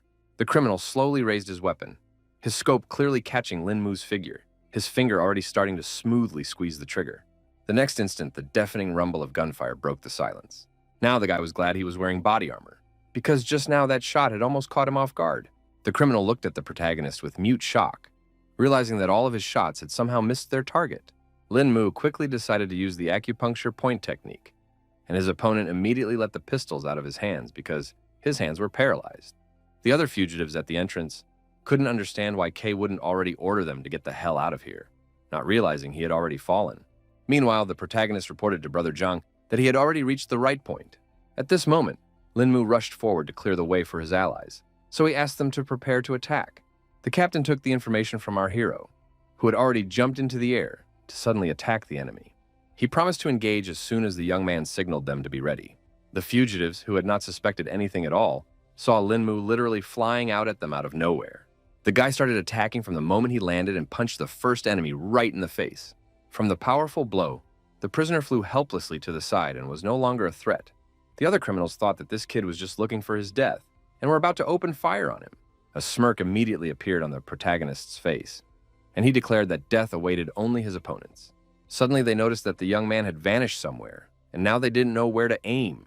Lin Mu suddenly jumped out from a completely different place and began mercilessly shooting everyone in his path. The opponents, who were in a different position, had time to react to this attack and were now going to focus their fire on our hero. The guy immediately read what his opponents were going to do and began to run away from the bullets rapidly. No one could understand how the boy had such speed that made them unable to hit him. The protagonist thought that it was his enemies who were too slow and were already in a different location. So an opportunity for him to attack opened up. The young man was acting on his old tactics, so he attacked the hands of his opponents again to paralyze their hands. In a second, all the armed prisoners were already lying on the ground with no way to continue this fight. Lin Mu radioed that the entrance to the prison had been cleared, so the squads could begin their assault. The commander gave the order in a sharp voice, and the soldiers instantly began checking their ammunition, their movements honed to automaticity before the coming battle. He also said that the attack should neutralize all fugitives at first contact. Captain Zhang immediately found our hero to thank him for his help, because it would have been much more difficult without it. The guy also said that he smelled a strange soil odor during the shooting, so he wanted to go back and find out what it was. Zhang Chu immediately suspected that perhaps someone with superpowers had cast a curse and allowed his comrade to go to that place while they dealt with all the other enemies. Our hero started inspecting the area and saw that the cells are made of reinforced concrete, so it is not yet known where the smell of earth is coming from. The young man began to feel that the farther he went, the stronger that scent became. He finally realized that the strange smell must be coming from one of the cells. Lin Mu went inside and realized that other than the strong, earthy smell, there was nothing suspicious here, so he couldn't understand what the problem was at all. He crouched down beside one bunk to take a closer look at the cell, and still noticed one interesting detail. It turns out that somewhere under the bed, a ragged piece of paper was visible, which the guy immediately reached for. Now the situation is clear, and the protagonist finally realizes what was going on. He realized that these fugitives had managed to dig a huge tunnel that helped them escape from here. Lin Mu suspected that they couldn't have run far, so if he moved out now, he might be able to catch them in time. In the end, the young man's guesses came true, and most of the prisoners were already fleeing through the forest. It turns out that their guide was Tu Fei, who sensed a dangerous aura approaching, causing him to tense up. The young man abruptly froze in place, causing the entire group to stop, causing his partners to anxiously ask what was wrong. The leader explained that he sensed someone approaching them, so he asked all the prisoners to go on without him while he covered the entire team. They were also accompanied by two people with superpowers, who immediately thought that the police had caught up with them after all. Tu Fei was displeased that his allies were so careless, as they weren't out for a walk, because of which it was better to keep an eye out. At that moment, the protagonist just popped up on them and decided to reveal his location. He immediately asked who were these daring rascals who dared to free the Jingdu prisoners. The leader of the faction had not expected such a strong master to be sent against them, and now realized that they would have to adapt to such conditions. The protagonist only laughed off the fact that the criminals still hoped to fulfill their plan. Tufei admitted that they don't expect everything to go flawlessly, because all they have to do is leave China. Either way, he was sure that some youngster couldn't beat their strongest team. Such self-confidence only brought a smile to the face of the protagonist, who understood the balance of power perfectly. Lin Mu released a powerful wave of energy, his voice sounding menacing and confident as he declared that he wouldn't be killed so easily. The opponents didn't expect at all that this guy was hiding so much energy within him, so they even started to panic a bit. Our hero also knew that all of his opponents had superpowers, but he wasn't afraid of that, so he asked them to attack him first. The fugitives' allies were even more surprised when they realized that the young man already knew about their main power. The beast that was with them was also certain that Lin Mu was destined to die today. Lin Mu then asked if his enemies had encountered Lawrence and Clove, whom he had been able to kill without any problems. Tufei definitely didn't expect to meet the person who managed to defeat these strong mutants here. His allies still felt that they shouldn't take the word of some petty lout, and were already about to climb into battle against him. The monstrous mutant decided to take on the protagonist and attacked him first. He unleashed a monstrously powerful punch, but Lin Mu lightningly bounced sideways, leaving his opponent punching the void. The young man's eyes flashed with icy flames, his voice sounding like steel as he announced the start of his attack. After his first attempt, he still managed to successfully strike his opponent. The shockwave spread through the mutant's thick layer of fat, creating eerie ripples on his body, like a stone thrown into water. Despite the mutant's massive physique, Lin Mu lifted his huge body into the air with a powerful jerk, displaying incredible strength. In the end, the formidable giant could do nothing against our hero, and helplessly resigned himself to his fate. The protagonist was still in suspense, because he saw that his enemy survived even after being hit so hard. The mutant grinned wryly, watching the bewilderment on the young man's face, because he knew the reason for the ineffectiveness of that attack. In reality, it wasn't like that at all, because Lin Mu believed that his opponent had mastered a skill that allowed him to distill power from the earth and adopt its properties. His opponent confirmed his speculation and emphasized that the guy's punches were useless against the power of the ground. He tried to attack the protagonist, who continued to stand still calmly and confidently. The young man waited for the moment of impact and at the last moment bounced off the mutant's massive fast fist. Lin Mu understood that this enemy had a solid defense, but at the same time, it was impossible to fight deftly with a clumsy body. Suddenly, he saw with his peripheral vision that the other opponents had decided to attack him from the other side. The protagonist abruptly turned around and saw two deadly spheres coming towards him, one of which was burning with hellish flames, and the other exuding freezing cold. The guy hadn't counted on such a combined attack, but still managed to dodge in time. The mutants were shocked that Lin Mu was able to bounce back from the deadly strike at the last moment. Meanwhile, our hero was already near his opponents and warned them that their skills were nowhere near their abilities. He quickly grouped up and used the descending dragon palm against the enemies. Only Tufei realized that they wouldn't be able to face such an opponent, so he ordered the entire team to retreat back. The leader of the group decides to take on the protagonist to give them time to escape. Lin Mu felt waves of powerful energy emanating from the guy, emitting a good amount of power.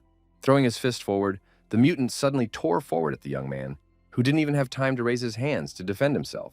The main character was first hit pretty hard right in the head, despite his attempts at a block. From such a force, the guy flew a few meters away, but still managed to stay on his feet. Lin Mu was interested in this turn of events because he now felt that his opponent possessed the ancient Wushu Kuidong, which was truly a unique case.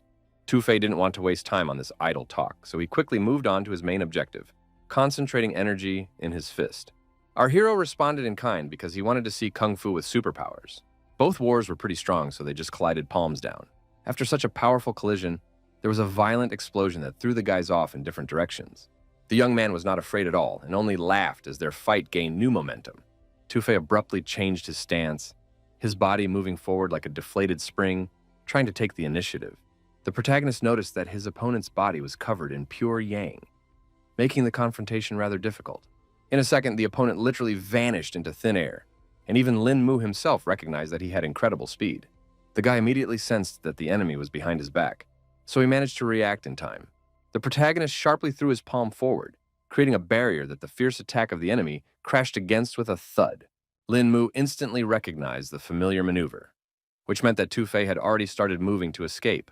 He finally realized that it wasn't camouflage, but mind-boggling speed, allowing the enemy to instantly move into blind spots for surprise attacks. Tu-Fei was sure that our hero would experience the full power of Kung Fu with superpowers right now. The young man had already begun to understand his opponent's tactics, so he prepared himself for his attacks. In the blink of an eye, their fists came together again in a furious duel, each blow accompanied by a flash of energy. After the powerful blow, both fighters flew off in opposite directions, instantly assessing their new positions. Now Tu-Fei felt that he had underestimated his opponent's skill after all. The protagonist admitted that he too had initially underestimated the strength and skills of his opponent. But at the same time, he asked his opponent not to think he could win this fight with just a couple punches. Meanwhile, the other mutants began to realize that Tu-Fei and Jiangchu were equal in strength. The allies realized that their leader wouldn't last long, so it looked like they would have to intervene. The protagonist took the opportunity to use the descending dragon palm once again. The hand was rapidly approaching Tu-Fei, who realized that he wouldn't have time to dodge. Eventually, Mutant had to block all of these attacks, but it didn't help much. He now realized that the 18 palms of the descending dragon was being used against him, and he couldn't believe that someone had mastered this forgotten teaching. In turn, our hero was surprised that he would have to use this technique against his opponent, because it only happens in extreme cases. Tu-Fei said that he had been cultivating in China since he was little, so he was like a fish in water in the field of ancient martial arts. It was for this reason that he was also certain that one ancient technique was not enough to defeat him. For his part, Linmu stated that this was just the beginning, and now he was going to show another trick. Suddenly, the guy didn't stop because he felt the aura around him start to actively fluctuate. Ice-cold goosebumps ran down the hero's back as he physically felt the deadly energy of the enemy focused solely on him. Eventually, our hero looked around and realized that it was the work of another mutant, who was secretly watching from behind a tree. The guy was beginning to suspect that this had to be the same psionicist who had erased the guard's memory. The enemy began to feel that there was still a little bit left to penetrate Linmu's mental barrier, after which he would become defenseless. The next moment, his confidence shook because he sensed something amiss. The fighter couldn't understand why his consciousness was reflected and tried to realize what had just happened. The mutant looked around confused, his eyes widening at the realization that the area around him was completely unfamiliar, as if he had been transported instantly. He raised his charge and saw Linmu's eyes in the sky, causing him to suspect that he had hit the guy's mental projection. The protagonist was pissed off by a trick the enemy was trying to use, so he wanted him to experience all the madness on his own skin. The guy began to feel incredible pain and begged Brother Fei in agony to save him. The mutant thrashed convulsively on the ground, its fingers digging into its own skull as if trying to keep it from exploding. His allies watched in horror at their comrade's condition, unable to understand what had happened to Neil. They began to suspect that the guy's abilities were out of control, causing such a terrible condition. Meanwhile, Tu-Fei and Linmu continued to exchange strong blows, but neither of them hit their opponent. The mutant was getting to push our hero away from himself and stepped back to check on Neil. Brother Fei quickly ran up to the guy who was still rolling on the floor in agony and asked him to hold still to allow him to be examined. He probed with chi energy at Neil's head, who couldn't stop screaming that he was in a lot of pain. Eventually, Tu-Fei realized that things would be too bad because their ally was seriously injured. He explained that their comrade had just been subjected to a powerful mental attack, causing his spinal cord to be paralyzed. The mutant guessed that it was the main character's doing and asked him how he was able to pull off this stunt. Guy emphasized that he didn't have time to babysit his enemy and suggested that Neil might have caught up with some heavenly punishment. Tu-Fei chose to believe his words because he had seen with his own eyes that Linmu didn't have the ability to be distracted by others. In fact, our hero's soul was at a high level even though he had lost his former cultivation, which helped him deal with the psionicist. It was for this reason that for such a weak soul, an encounter with a young man turned into a shortcut to the other world. The mutant realized that the guy had decent strength because he was the first equal opponent. But also Tu-Fei regretted that our hero was a leaguer, because with his abilities, you could bring the whole world under him. Linmu emphasized that a true cultivator should follow the righteous path and do good, not gain wealth through iniquity. He was certain that only the noble ones could absorb the boundless energy of heaven and earth, so one must discard the source of all evil to attain greater power. In turn, Tu-Fei thought that this was just some nonsense, because everything done today was just for the sake of gaining power. Meanwhile, the protagonist has decided to change his tactics and try to win the enemy over to his side, because he can still get on the right track and help China. He realized that reaching the same level as himself was not an easy task, but Tu-Fei could still save his future. The mutant's eyes widened in surprise, his jaw involuntarily dropping as Lin Mu's suggestion was clearly out of all possible scenarios. The protagonist reiterated again that he can give a chance for a better life, but the choice will be left to the guy himself. Tufei's allies, who felt that not a single word of the people from the government could be trusted, finally broke into this conversation.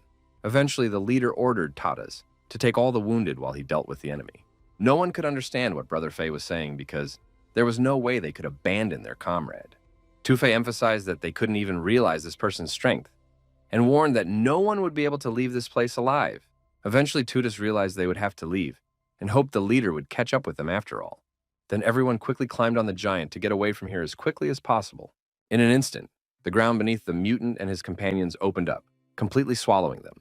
The protagonist watched closely and realized that his opponents had just simply fallen through the ground. In truth, Tufei wanted to give up after such a sermon, but he was afraid that he could no longer turn from his path. The young man accepted his enemy's choice and stated that he would definitely fight him at full strength now. Suddenly, the opponent let out even more energy to show his perfect form. Lin Mu watched as he continued to increase the load on his body with superpowers, not at all afraid that it would cost him dearly. Tufei didn't even realize that the young man had such knowledge of superpowers. However, he feared that the protagonist had no idea how much power the mutant could hold within him. After that, the subscriber immediately attacked Lin Mu, who did not expect to see such a deadly speed at all. At the last moment, the young man still managed to put up a block, but Tufei's fist was already too close. Thus, the mutant was able to throw our hero back a few meters without any problems. During his rather long flight, Lin Mu had used the Nine Suns block to protect his body from serious wounds. The guy still managed to successfully bounce off and regroup, to now consider that the enemy's strength had indeed increased by several dozen times. It would take at least 5 times the force to create such a shockwave, which now looked rather amazing. The protagonist became as serious as possible because he realized that now he had no right to make a mistake. At this moment, Tufei began to catch up with the young man and laughed at the fact that he seemed to have now realized how powerful superpowers were. In any case, the young man felt that compared to true chi, this was all just like child's play. But it wasn't that simple, so our hero froze in place again in shock, not expecting such a strong opponent. Tufei once again attacked Lin Mu and suggested that he try to endure a couple more of these blows. Even such a high-level master couldn't resist the mutants' combined attacks and flew from side to side through the forest. The situation was getting worse, and at this rate, even the 18 palms of the descending dragon would not be able to penetrate such an enemy.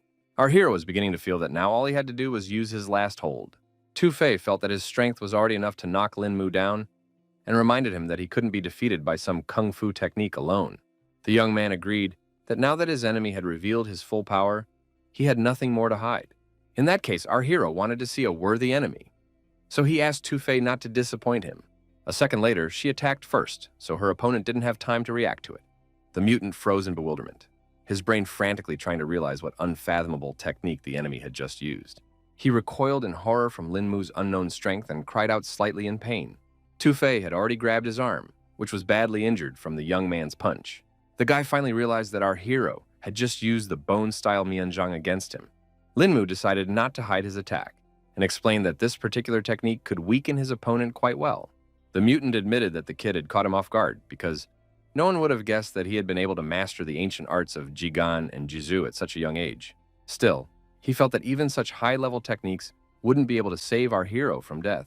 Despite such serious threats, Lin Mu didn't believe that the opponent wanted to neutralize Mianzhang's weakening effect by adding more strength. Tufei confirmed his crazy intentions and noted that this was the only way he would be able to understand how this technique weakened him. And then the young man would definitely lose. The protagonist still did not give up and accelerated for another strike, emphasizing that the opponent should not overestimate himself. It turns out that while the mutant was focusing on his defense, Lin Mu managed to find his weak point. Only now did Tufei realize that this entire fight was a huge distraction. In just a second, the guy was already flying off to the side, feeling the full power of true chi on him. He crashed into the ground with a deafening rumble. As his body had no time to react to the protagonist's lightning-fast attacks, now Tufei could hardly stand on his feet, so he thought that he had encountered a real devil. Suddenly, from somewhere out of the darkness, Lin Mu's hand appeared, who was already about to use the cloud dispelling stroke. It was still hard for the opponent to realize what was being done by the protagonist, who was definitely not going to stop.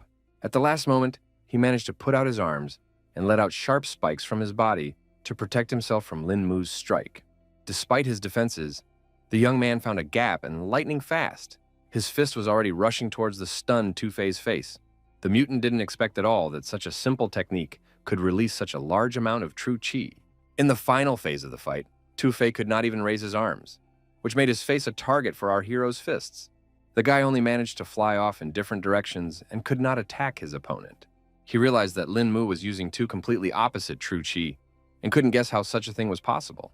The protagonist guessed that the enemy would definitely be interested to know how he switched between the two polar chi so easily.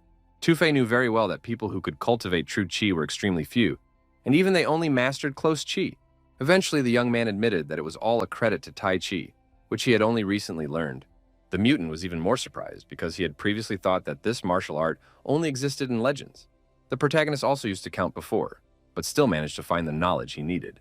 But now he had managed to learn the truth of Tai Chi after all, which allowed him to use such powerful techniques. Lin Mu explained that to know Tai Chi means to know the world from beginning to end, to see all things as one.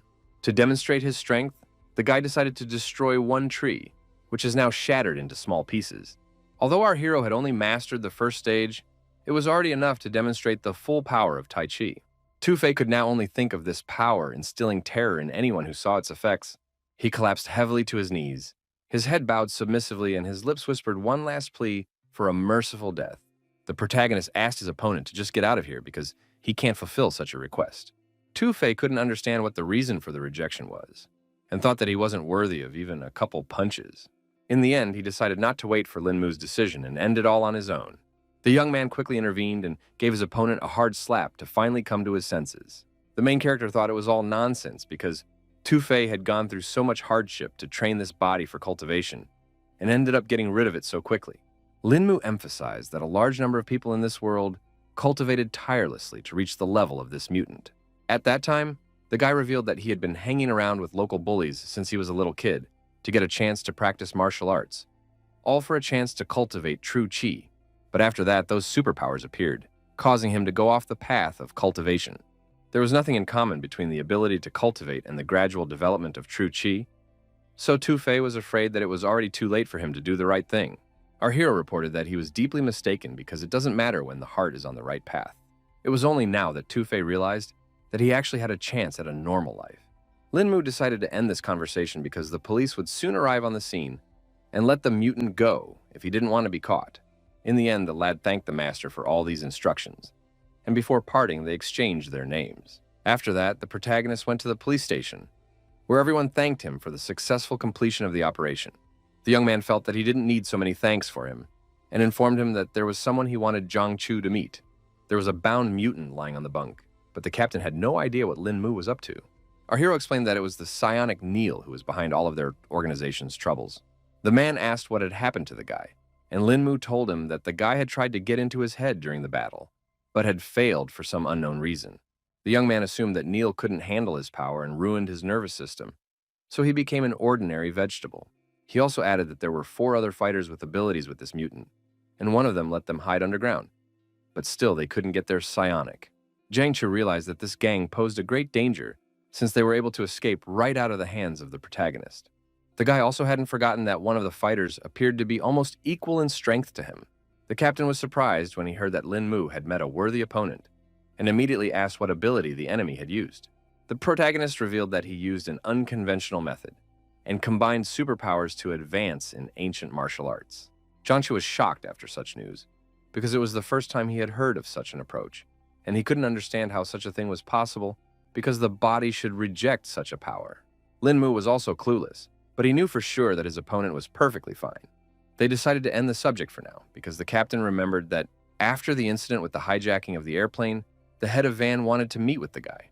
The young man was surprised because he hadn't heard the name yet, so he wanted to find out a little more information. The man explained that the gentleman wanted to reward our hero for freeing the hostages, and thank him for saving his daughter. Lin Mu had learned back on the plane that things weren't going well with Mr. Wen with her daughter, so he was surprised at such a reason for the meeting. Zhang Chu only laughed and explained that our hero had a completely wrong idea about the chapter, so he would personally understand everything after the meeting.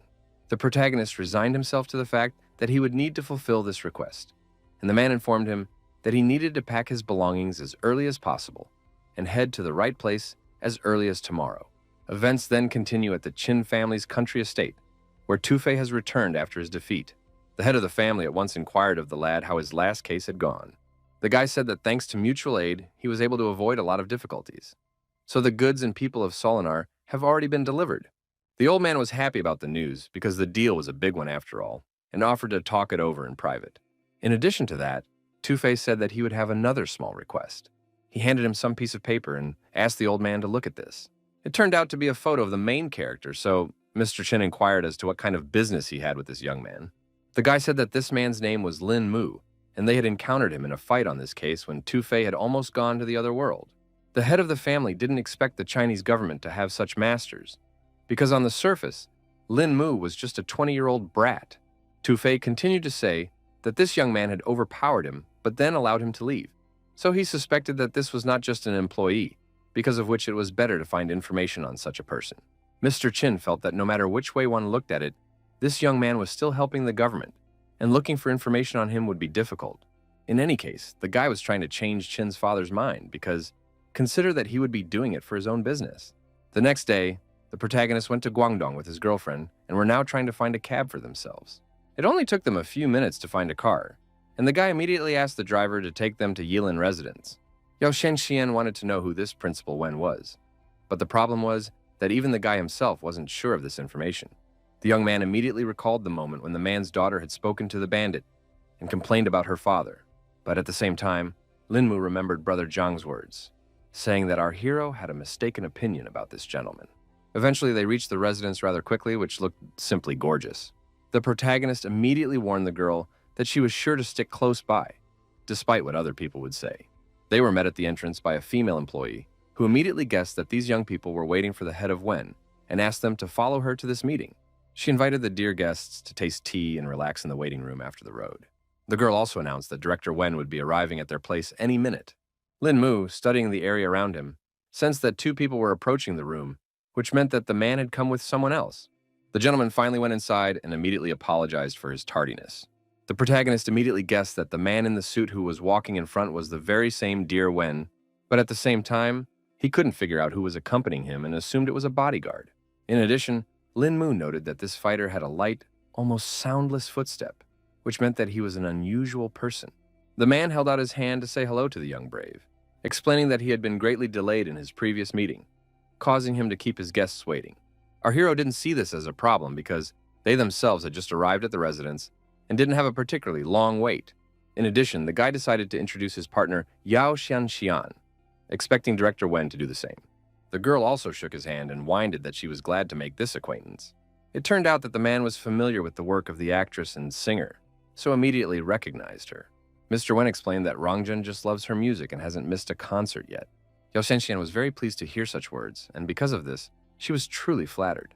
In the end, the principal finally cut to the chase and explained that there was a bodyguard named Yang Guangqing standing to his right. The protagonist then immediately extended his hand to cement his acquaintance with this fighter and introduced himself in return. Now Lin Mu made sure that he had met another master. In turn, the bodyguard could not understand how the young man was able to achieve such a high level of strength. As they shook hands, Yang Guangqing felt an incredible surge of true qi, causing his own energy to collide with it in a ferocious confrontation. Our hero also recognized that this guy was quite interesting because, contrary to expectations, he was able to skillfully suppress two true qi. The bodyguard couldn't stop thinking about the fact that Lin Mu had demonstrated tremendous control with his handshake alone, and such masters could be counted on one's fingers. In the end, he decided to say out loud that Mr. Lin was so young and had already reached such a level, and expressed his admiration for the young talent. The next moment, a crying girl ran into the hall and immediately threw herself into her father's arms, because she and her mother had already missed him a lot. The main character, who was watching all this from the outside, could not understand what was going on, because after the incident on the airplane, he had a completely different idea of their relationship. From the guy's reaction, Mr. Wen realized that the young man really thought he was an insensitive person who could abandon Rong and her mother. Now the girl has admitted that she purposely made a scene in front of. The director lived in constant danger, as his activities made him many enemies, which led to tragedy a few years ago when unknown assailants kidnapped his wife and daughter, after which his wife became paralyzed. After that day, the man announced that he had severed his relationship with his family and tampered with the data in the system about his loved ones to keep her out of harm's way. Now everything fell into place, and the protagonist realized that Director Wen only wanted to protect his loved ones, but also wanted to ask what caused Mrs. Wen's paralysis. It was hard for the policeman to talk about it, but he revealed that the kidnappers had brutally tortured his wife, causing severe spinal nerve damage. The boy continued to question and inquired how long Mrs. Wen had been in this condition. Yang Guangqing immediately guessed that the guy was asking about it, because he knows that long-term paralysis causes the muscles to gradually atrophy, which can lead to a stage where there is no hope of treatment anymore. The protagonist has confirmed that this is exactly what he meant, so he requires to find out if the woman has a chance of recovery. The man said that in the year his wife was paralyzed, they tried the most advanced medical technology, but all was in vain. However, they still didn't give up, and all these years, every day, Ian would give his wife a foot massage to keep her muscles working. The bodyguard assumed that Mr. Lin knew a famous healer who could help them with this problem. Lin Mu then explained that he himself was somewhat proficient in healing, so if Mrs. Wen's legs were in really good condition, he could try to help. Mr. Wen hopefully grabbed the guy's shoulders and asked if he really had a way to heal his beloved. The protagonist admitted that there is a way, but everyone better prepare for the worst because, after all, the woman has been immobilized for quite a long time, so the treatment will not be easy. The headmaster immediately apologized for his behavior because he realized that he had lost his temper for a second because the young man's words had ignited hope in him. The man asked Lin Mu not to worry and just do his best, and the outcome was not important to him, so he would be grateful for the effort anyway. At this moment, Yao Xianxian had just retreated to the restroom and now didn't understand what she had managed to miss in just a couple of minutes. Upon seeing her idol, Rong couldn't contain her emotions and shouted with joy at the top of her voice. The girl also immediately recognized the principal's daughter and immediately extended her hand to say hello to her. Rongjun still couldn't believe her eyes and realized that her idol was so suddenly right in front of her. She happily revealed that she went to all of the singers' performances because she simply adored her work. Yao Xianxian did not expect that the girl would turn out to be such a loyal fan, and also replied that she was happy to make this acquaintance. Principal Wen decided to intervene a little in their conversation, and now that everyone had gotten to know each other, he suggested that they have lunch together. He turned to Sister He, who had already appeared in the hall in a second, and asked for lunch to be served. The protagonist immediately noticed that from the cauldron came a mixed aroma of many kinds of medicinal and kitchen herbs, but they did not interfere with each other at all, and brought a kind of feeling of lightness. Meanwhile, the servant opened the lid, from under which came an incredibly appetizing smell, and asked all the guests to sit down at the table. Xianxian also immediately noticed the flavor that made her mouth fill with saliva, and wondered what kind of soup it was. She too saw that there were a large number of ingredients in the dish, which only made it more appetizing. Mr. Wen said that it was the pride of Yilin Residency, a tonic soup made of 10 herbs, and suggested that Lin Mu be the first to taste it. The protagonist considered this opportunity an honor and picked up the first bowl of soup. The boy's eyes widened in surprise as the first sip of the delicious broth unfolded on his tongue. He pointed out that there was a perfect combination of herbs and spices in this dish, and drinking the soup regularly would definitely help one meet old age and health. The man immediately noticed that Lin Mu was well informed, and regretted that there were almost no people left in China who could make this dish. The guy also realized that to make one kitten of such a soup, it was not enough just to be a good cook, because it required a deep understanding of the properties of medicinal herbs. Director Wen was now happy that they seemed to have finally found someone who could appreciate Master Wang's work. Then our hero asked to be introduced to this distinguished gentleman, because he had some questions about herbalism. The guy actually lacked many of the ingredients for the incense decoction. Even though Qinglin helped, it wasn't enough. So it was Master Wang who could help him in this matter. There was no problem with that, because the man had been friends with the herbalist for years, and it was the man who had opened this residence. In the end, Lin Mu thanked the Lord for giving him the opportunity to taste such an exquisite delicacy. A couple hours after the meal, the whole company decided to take a walk around the grounds of the residence. The protagonist decided to inquire as to what time it would be convenient for the head of Wen to take him to his wife. The man replied that it could be done immediately after meeting with Master Wang because, after all, he couldn't wait a minute if there was a possibility of his wife finally getting rid of her ailment. Lin Mu didn't see this as a problem, so he promised that they would depart quite soon. Mr. Wen thanked him again for his help and indicated that they needed to go the other way to find the kitchen and the owner of the residence. At this time, the old man, who was definitely not expecting guests, was already preparing his next culinary masterpiece. The boy carefully stepped inside and called out to Master Wang to talk for a bit. From his demeanor alone, the man realized that this was the same Lin Mu whose exploits Yang Guangqing had spoken of with such admiration.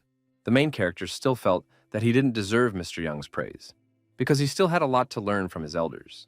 Also, the master had already heard that he young man was studying herbs and asked if he wanted to do some research with him. Lin Mu didn't even dare to ask such a thing, and explained that he only needed to clarify a couple of questions regarding herbalism. The guy said he had one ancient recipe, but for a long time, he couldn't find most of the ingredients, so he wanted to find analogs and see what would come of it. The old man immediately agreed that it was quite a tricky recipe, and even Mr. Wang, who had overlaid the apothecary business, had not heard most of the ingredients on the list. This question also stumped our hero, because of which he did not know if it was even possible to find suitable herbs in this world. Still, the master knew one way if a guy wanted to get all the right ingredients so badly. Lin Mu was very interested in this, so he eagerly asked what the old man meant. Mr. Wang then inquired if the young man had tasted his tent grass, and the latter replied that it was the best soup he had ever tasted. The old man said that there were even several dozen ingredients in this dish, and asked how many of them our hero was able to taste. The young man stood at a complete loss, his eyebrows drawn together in an agonizing attempt to unravel the hidden meaning of the master's words. In the end, Lin Mu guessed that the person was talking about obtaining a new ingredient by mixing. Mr. Wang said that a book called Shen Nun's Treatise on Medicinal Herbs had been passed down in their lineage, which talked about synthesizing ingredients from suitable components. Hearing this, our hero immediately remembered that in the cultivation world, the issue of drug synthesis was still unsolved, so small error could be fatal. It is for this reason that so few people in alchemy dare to do blind testing, and most rely on long-standing practices. Such knowledge interested Lin Mu, so he asked the old man for permission to familiarize himself with Shen Nung's treatise, and the latter certainly did not refuse, because Guan Qing's friend was also his friend. But Mr. Wang in return asked for help with one problem, because it was a matter of some difficulty. The protagonist began to listen to him carefully, and asked him to elaborate on the situation. The man inquired if Lin Mu had ever heard of the peacock stone. The young man immediately guessed that he must be talking about a special mineral that, when added to the elixir, could enhance the effects of the other components. The master confirmed his hunch and hoped that the protagonist would now help him in his search at a chance, even if the odds of stumbling upon him were slim. Lin Mu didn't mind helping in such a matter, so he promised to definitely find the peacock stone for Mr. Wang. Then the old man asked to follow him to find the Shen Nun treatise for the young man. After that, they went to the bamboo garden, but our hero couldn't understand why the master had chosen that particular place. The master explained that everything was correct because the text they needed was tucked away in the bamboo stalks of this garden. It turns out that the restorative effect of bamboo is extremely powerful, so you can leave a rare book in it and not worry about anyone paying attention. The old man already knew the text of the treatise by heart, so there was no point in keeping it to himself now, and handed it to Lin Mu. The young man carefully took the wrapped piece of paper in his hands, and could not believe that such knowledge had fallen into his hands. In fact, Lin Mu didn't even know how he could thank the master for such a unique gift. Mr. Wang asked our hero not to worry about all this, because he had nowhere to put this treatise anyway, and went off to finish his pot of soup.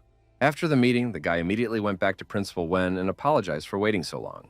The man assured that everything was fine, because Lin Mu had returned rather quickly, and asked if he had been able to resolve his issue. The young man said that he was able to find help because Master Wang was a man of rare generosity and helped him out a lot. Now he offered to finally take on Mr. Wen's consort's ailment so that no more precious time would be wasted. They headed to the old Laoshi quarter, where the Wang family's mansion was hidden among the narrow alleys and ordinary houses. The girls sat down on the couch and waited anxiously for the result of the main character's efforts. Meanwhile, the protagonist began his examination and first decided to feel and measure Mrs. Wen's pulse. Master couldn't wait for Lin Mu's conclusions, so he kept asking what his wife's condition was. Guy felt that the woman's spinous process at the bottom of her spine had been damaged, though her back was still well intact, but the nerves inside had not recovered from that time. He explained that thanks to years of meticulous care, Mrs. Wen's leg muscles really hadn't lost their tone, and her condition was much better than he had anticipated. The man rejoiced at this news, so he asked what the chances of his spouse's recovery were. In the end, the protagonist concluded that the probability of recovery was above 70%. He asked the director to turn his spouse over onto her stomach so he could perform acupuncture on her lower back area. Mr. Wen gently helped his wife and asked if she was comfortable lying like that. Lin Mu couldn't stop being happy that Master Mu had passed down the secret acupuncture technique. He filled with his energy and was already confident that this technique should heal Mrs. Wen. Yang Guangqing, who was watching the process from the side, noticed that the guy was using silver needles, concentrating true qi. and once again marveled at our hero's abilities. Meanwhile, Linmu asked his patient not to worry, promising that the treatment would be quick and painless. In fact, the woman hoped it would hurt at least a little, because after all these years, she had already forgotten about the feeling. The protagonist didn't wait any longer and started executing his secret technique. He was going to take yin and return yang to Mrs. Wen's body using needle convergence. Linmu was as serious and concentrated as possible because now he had no right to fail. The bodyguard never ceased to marvel at his fine control of the force and was sure that if he maintained such precision, everything would go off without a mistake. Mr. Wen was also in mute shock because his spouse's lower back seemed to be enveloped by some silvery gas. After a couple seconds, our hero felt that the damaged nerves in his lower back had already fully recovered.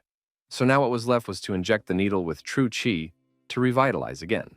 Gathering the energy in his palms, Linmu smoothly but confidently directed its flow into the woman's body, where it began its healing work. The guy finally reported that the treatment was successful and asked the director to roll the spouse back onto her back. The man asked his beloved how she was feeling, and she replied that she seemed to feel something in her legs. The protagonist explained that the focus of the lesion had already fully recovered, so the patient's body only had to go through the process of adaptation. The headmaster was incredibly happy about this news, and now he didn't even know how he could thank Lin Mu. The guy asked him not to worry about it because the man himself had been a great help long ago when he met Mr. Wang. After that, the man stayed to give more massages to his dear wife, and our hero was left to rejoice that their family would be reunited again. The girls immediately ran up to Lin Mu to ask how everything went, and he told them that after a period of time, Rong Rong's mother would make a full recovery. Yang Guangqing came out after him, who couldn't even think that Brother Lin possessed a healing skill as good as a martial art, and called him a talent sent by heaven itself. The protagonist again asked not to be overpraised because his knowledge was superficial, as were his skills. The bodyguard still believed that Brother Lin had great promise in his years, so he believed that the young man would surpass his predecessors. Lin Mu thanked him for his kind word, and meanwhile, Rong Rong decided to talk to her mom, who was already on the mend. At this point, our hero informed them that it was time for them to go and wish the family a good time together. The man admitted that they had been waiting for this beautiful day for a long time and asked the young man to understand why they wanted to be alone. Yao Shenxian was surprised by what had happened because she didn't know that Lin Mu had mastered healing. So she asked when he had time to learn such a thing. The main character said that the deeper one dives into martial arts, the better one understands one's body, which of course helped in treating people. 2 days later, the filming was finally over and Lin Mu arrived at his home, where a long-awaited vacation awaited him. The girlfriends immediately rounded on the guy and wanted to know how the events had turned out during the guy's departure. The young man said that filming is certainly going well. Only in the middle of the movie there were a few musical numbers, which was another challenge for him. The indignant Zixi immediately called the protagonist a cheat because he starred with Yao Xianxian, so also complained about it. The girl emphasized that Lin Mu simply does not realize how many people would like to meet their idol at least once. Only now did the guy notice that his friend seemed to have injured her shoulder, so he inquired as to what had happened during his absence. Zixi took her time to explain all the circumstances and replied that she had only hurt herself a little. The protagonist still insisted and wanted to know how it happened, but for now, he just walked over to inspect the wound. Only the girl's touch was already hurting, so she cried out and tried to flip Lin Mu's hand away. The young man didn't appreciate at all that the shoulder was already in such disrepair, and demanded to know what had happened while he was away. Song Lianju also agreed that their friend was not weakly injured, so in a good way, the details of the incident should be told. Zixi finally admitted that they had been noticing the surveillance for several days now, and her attempts to find out the source led to the disturbing revelation that a lot of people were actively interested in Lin Mu. The protagonist didn't expect it was all because of him, and asked if the girlfriends had managed to find out the identities of the agents. The girl explained that that was exactly why she was trying to get on the trail of her enemies. But they eventually figured it out and revealed her plan. The guy was unhappy that she was risking so much just to spy on someone, and emphasized that it was too dangerous. Zixi thought it was okay because she had managed to escape after all. But Lin Mu immediately reminded her of her severe injury. Then the friends, sensing the escalation of the conflict, decided to stand up for the girl, and explained that she did all this only for the sake of the young man himself.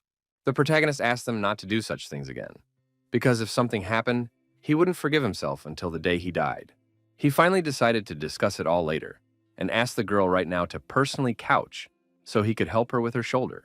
Lin Mu wondered if her friend realized who had attacked her, but all she knew was that this fighter had a powerful firepower. The guy immediately concluded that they were dealing with a pyromancer and deftly unwound the bandages on Zixie's arm. It was no surprise to him now that the wound had left a mark characteristic of firepower. So if the wound wasn't cleaned soon, it would only get worse. The protagonist wanted to clarify the whole situation in as much detail as possible, so he asked if the enemy knew what the girl looked like. Zixie highly doubted it, because she had anticipated everything and wore a mask to keep herself hidden. The young man praised her for such foresight and warned her that he would now clean the wound of the pyromancer's mark. Everything was already ready, and all that was left was to inject some true chi to completely heal the injured woman's shoulder. Literally a couple seconds later, the main character announced that he was done and allowed the girl to get up from the couch. Zixie thought that some kind of miracle had just happened now, because her wounds had healed before her eyes. Even all the pain was gone, so she called Lin Mu a true miracle worker. But he blamed himself because he didn't train the girl enough, causing her to get hurt. Her friend immediately tried to lie because she really didn't put much time into training and wasn't really in a hurry with her improvement. Lin Mu quickly recognized this lie because he already knew the girl very well, and suspected that she had already completely forgotten Taijiquan as well. He finally recommended that she get a good night's rest while he took care of a few important matters. The girls were actually hurt because the main character spends so little time with them and has now become such a busy man. After meeting with his girlfriends, Lin Mu went to a certain mansion in Huaiwan. The owner said that he bought the house not more than a year ago, and if their family wasn't leaving the country in such a hurry, he wouldn't have sold the mansion so cheap. The man frankly admitted that he was accustomed to speaking plainly and, looking intently at the hero, asked if he would accept the bargain if he lowered the price a little more. Lin Mu replied that he was fine with everything, so he was willing to pay at any time, as the most important thing for him was for them to make a deal as soon as possible. The master was glad to have found someone as straightforward as he was, and decided to tell his men right away to take care of all the formalities. Eventually, they shook hands to seal the deal and exchanged thanks. Having dealt with the issue at home, our hero went to the base of his team, Dragon Eyes. He decided it was best for his allies to move closer here to react quickly if something unforeseen happened. At this moment, all the fears were just actively practicing their kung fu without waiting for the commander to return. Everyone was very excited when they saw Lin Mu come to them and stop their training. The protagonist explained that he had just completed a mission and inquired about the soldiers' training. Dragon 3 reported that in addition to daily cultivation training, they also organized sparring sessions on their own to help raise their actual combat experience. Lin Mu immediately noted that martial practice was one of the best ways to advance in cultivation, and now asked if they were able to choose a squad leader. All the fighters immediately lined up and reported that they nominated Dragon 3, Dragon 5, Dragon 14, Dragon 19, and Dragon 23 for the role of commander. The protagonist has announced that the strength of all these soldiers has earned them all recognition, so he is now officially appointing them as squad leaders. Next, he wanted to convey the plan to his subordinates and explain that their new task was to all raise their level to true chi within a year. Everyone rejoiced at this prospect and asked if they could really make a leap and overcome the threshold of true chi in such a short period of time. Lin Mu noted that it was a pretty good question and asked one of her subordinates to step out of line. He clearly stated the rules, which were that the fighter must attack him without restraint, and even a single successful hit would be considered a victory in this challenge. The protagonist didn't wait for the soldier's response and stated that they were starting right away. The subordinate immediately apologized to Captain Lin and tried to attack him. Lin Mu corrected the warrior and advised that his movements should be swift because otherwise the enemy would quickly take his life. The soldier realized that completing the captain's task would not be easy, so he tried to think of another strategy. He tried to attack from the other side and was already swinging to try to strike once more. The protagonist was still able to dodge such an attack, so he kept yelling that it was too slow. Lin Mu coldly stated that with such slowness, the fighter was only interesting as a training target for practicing basic strikes. Eventually, the soldier was unable to resist the strength of his commander and fell to the ground. The other fighters noted that Captain Lin seemed to have overdone it with his last strike after all. The protagonist explained that in order to quickly raise his chi level, he was willing to personally conduct a real battle with each of the Dragon Eyes without sparing his strength. The subordinate reported that he was fine and thanked Lin Mu for such a lesson anyway. After that, the guy handed Dragon 3 a list of healing remedies that he should get from the main headquarters and bring to the base as soon as possible. He also said that he had purchased a mansion nearby, so when the time came, he would send his subordinates there as guards. All in all, our hero hoped that all his allies were mentally prepared, because they would have to go through a hell of a workout from the beginning of next week. After that, Lin Mu traveled further on his business and came to Yinghuang Zhaogate. The guards at the entrance immediately recognized young Master Lin, so they now let him inside without any problems. The guy inquired if Tianming was on the top floor because he had come specifically to meet him. The staff member at the entrance confirmed this and explained that he had to go straight down the hallway and then up the stairs. After a couple of minutes, the protagonist has already met with a man who immediately inquired about the reason why the young man decided to come to visit him. Linmu explained that he had come to get his acquaintance's opinion on the surveillance of him and to find out the information he knew. The bandit said that they had indeed heard similar rumors before and feared that this was not a simple case. Hearing such assumptions, the guy immediately tensed up and wondered why the acquaintance was talking like that.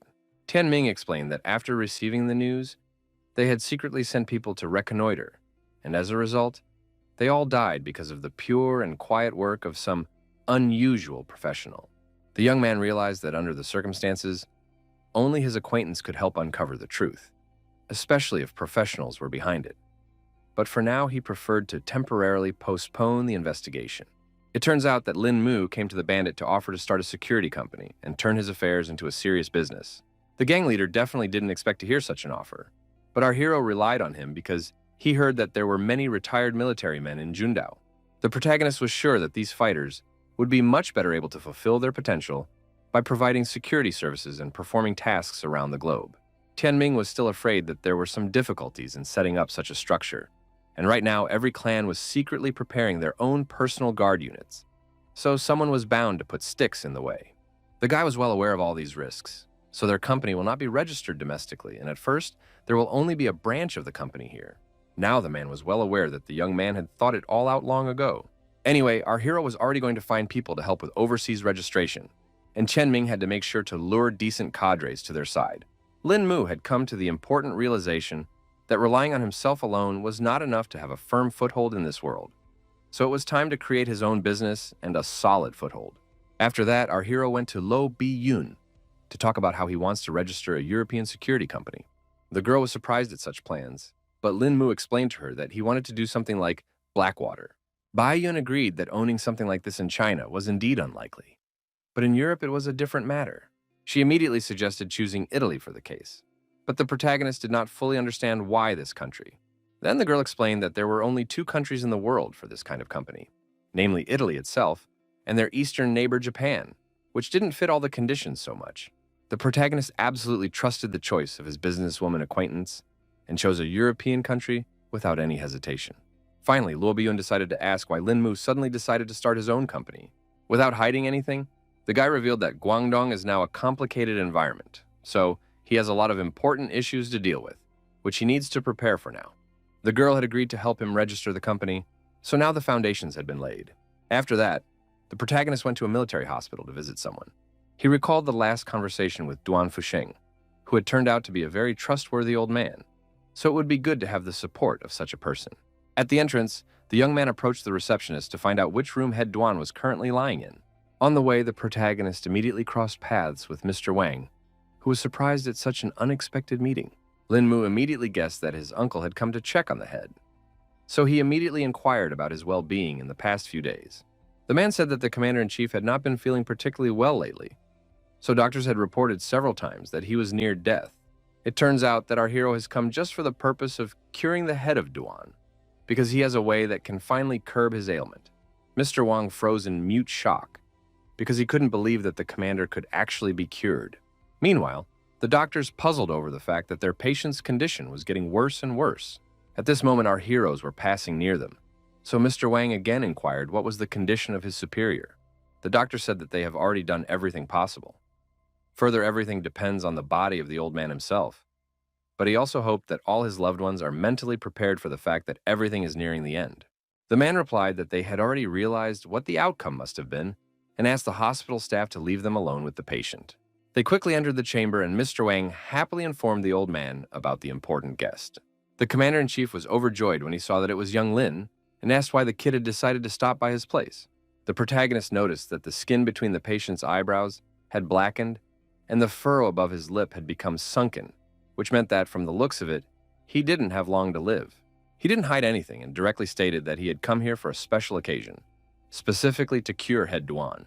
The old man was happy that Lin Mu cared for him so much, but still, he was afraid that the disease was incurable. Guy emphasized that there was no need to be confident about this outcome, and promised to do his best to bring tranquility to Guangdong. Mr. Duan only laughed with such good talk from the youngster because he didn't think that Guangdong's tranquility depended on just any one old man. At the moment, they were also joined by one of the soldiers, who inquired as to the condition of the commander-in-chief. Our hero explained that the treatment is quite successful, and now everyone can be sure that the life of the head is no longer threatened. The old man slowly came to his senses, his cloudy gaze sliding helplessly around the room as if trying to figure out where he was and how he had gotten here. Linmu had been nearby the entire time, so he immediately asked how Head Duan was feeling. Now the commander-in-chief felt that life was beating in him, which was incredible, because not so long ago he was already waiting for his death. The young man calmly explained that he had performed a deep cleansing of his internal organs, removing years of accumulated impurities, which would now be naturally excreted over the course of a month. The energetic old man now didn't even know how to thank Lin Mu for once again saving his life. The soldiers were also happy for their leader, and Mr. Lin was described as a truly exceptional doctor. The protagonist calmed down because another problem had been solved. So now he went to the base to take care of training the Dragon Eye brothers. Mr. Wang asked the lad to take his time like this because he wanted to thank the talented master on behalf of all of Dunhai and promised that the young man could now ask for their help in any matter. Lin Mu was also extremely grateful to Head Duan and promised to check on him in a few days. Our hero was now confident that the work of his new company within the country should go without obstacle with such good support. Events are moved forward a month as the members of the Dragon Eye team continued their grueling training. They recalled how the captain had put the whole team on the back foot at the first practice, causing everyone to be treated for a week. The fighters realized that ordinary people would have died from this long ago, but they were holding on to their last breath due to Commander Lin's help. In fact, supporting the protagonist scared them the most. As everyone caught in his arms envies the dead, Lin Mu suddenly found himself behind the backs of his subordinates and noticed that they seemed to be well rested already. The squad leader then immediately ordered everyone else to stand up and line up in front of their leader. Our hero reported that it had already been a month of training, and the number of true key-level Dragon Eye cultivators had increased from 9 to 14. He was pleased with the results and thought it showed the obvious effect of his rigorous training. Although a few people have not yet reached the level of true Qi, the intensity of the training will continue, and they will definitely succeed. All the soldiers didn't mind and were willing to go all the way to the end with Captain Lin to achieve high success. Lin Mu was happy to see such an attitude in his subordinates and suggested starting with the first squad. The protagonist stood in the center and asked all the fighters to show what they had learned along the way. The team members also asked for guidance from Captain Lin to further work on their mistakes. The first soldier overcame his fear and lunged forward, his fist whistling through the air, aiming precisely at the target, just as the commander had ordered. Lin Mu noted that he had pretty good speed, but accuracy was still lacking. Our hero was still able to dodge all attacks with no problem, so he ordered his team to attack all at once. After only 15 minutes, all the fighters hit the ground without strength and once again lost to their teacher. The captain announced that this was the end of today's training and praised all the students who had done well today. Everyone around them could not get up from their seats because the pain from the wounds was too strong, and the attempt to move caused new waves of agonizing spasms. The main character realized they needed help, so he asked everyone to relax so he could heal all their bruises. Lin Mu concentrated true Qi and used the awakened spring, enveloping the entire hall with energy. He warned that for now, the pain would remain, but in any case, the soldiers could already at least move around on their own. The team member who was in charge of medicine said that he had already prepared the medicines, so everyone could go to the infirmary and be treated themselves. Our hero began to notice that the fighters were getting used to this pace of training and indicated that they would meet after they had fully recovered. After the training session, Lin Mu went to the office building where they were already waiting for him. Tianming revealed that their company had now leased this large office as young Lin had requested. The guy was satisfied with such successes, but noted that it would be possible to rent a simpler building because the Saber Group was just taking its first steps. The protagonist decided not to muse on the subject and asked how his comrade was getting on. The man said that so far everything is going smoothly and about 1,000 people want to join them, which is far beyond expectations. Lin Mu was glad that events were unfolding this way, but he also warned that the company only wanted the best of the best, so the selection should be well controlled. Tianming smiled softly and reassured reassuringly that all these moments were under his watchful control. Next, the protagonist asked if they had decided on a training site because they needed to find a decent place to train so many people. Of course, the man had already given the matter a lot of thought and finally decided to stay in the Philippines. Lin Mu agreed that the place was really not bad because it was close to China, surrounded by the sea, and the rugged terrain was suitable for fighting and training. However, the man specified that it would be difficult to train so many people, because after all, each of them is an experienced retired military man, and it would definitely be difficult for ordinary people to learn anything. The protagonist asked him not to worry about it, because he took care of everything in advance, and specially prepared a whole platoon for this task. Tianming definitely didn't expect such training from a guy and wanted to know how he managed to find so many capable people. The young man did not hide anything and said that he had beaten this team to a pulp, at the same time not allowing them to vent their anger. So now he suspected that the future Saber employees would soon have a hard time. The man only laughed in response, for he was sure his men were not afraid of hardship. Their conversation was abruptly cut short by the phone ringing, Qinglin's name glowing on the screen, demanding an immediate response. It turns out that the girl was having trouble with True Qi, so our hero asked her to take control of herself and control that power. Tianming immediately noticed that the leader was greatly agitated, so he asked what was wrong. The guy said that a friend had gotten in trouble during practice, so the situation was quite dangerous and required emergency intervention. The protagonist traveled to Qinglin, where he immediately began to feel a flow of unstable qi. The guy finally saw his friend somewhere down below who was in serious trouble. The girl was lying under the rock without strength, trying to deal with the surges of her qi energy. Lin Mu was incredibly frightened and reported that he had finally come to Qinglin's aid. Despite the pain throughout her body, she found the strength to turn her head and see our hero. The qi energy was literally destroying the girl from the inside out, so she periodically coughed up her own blood.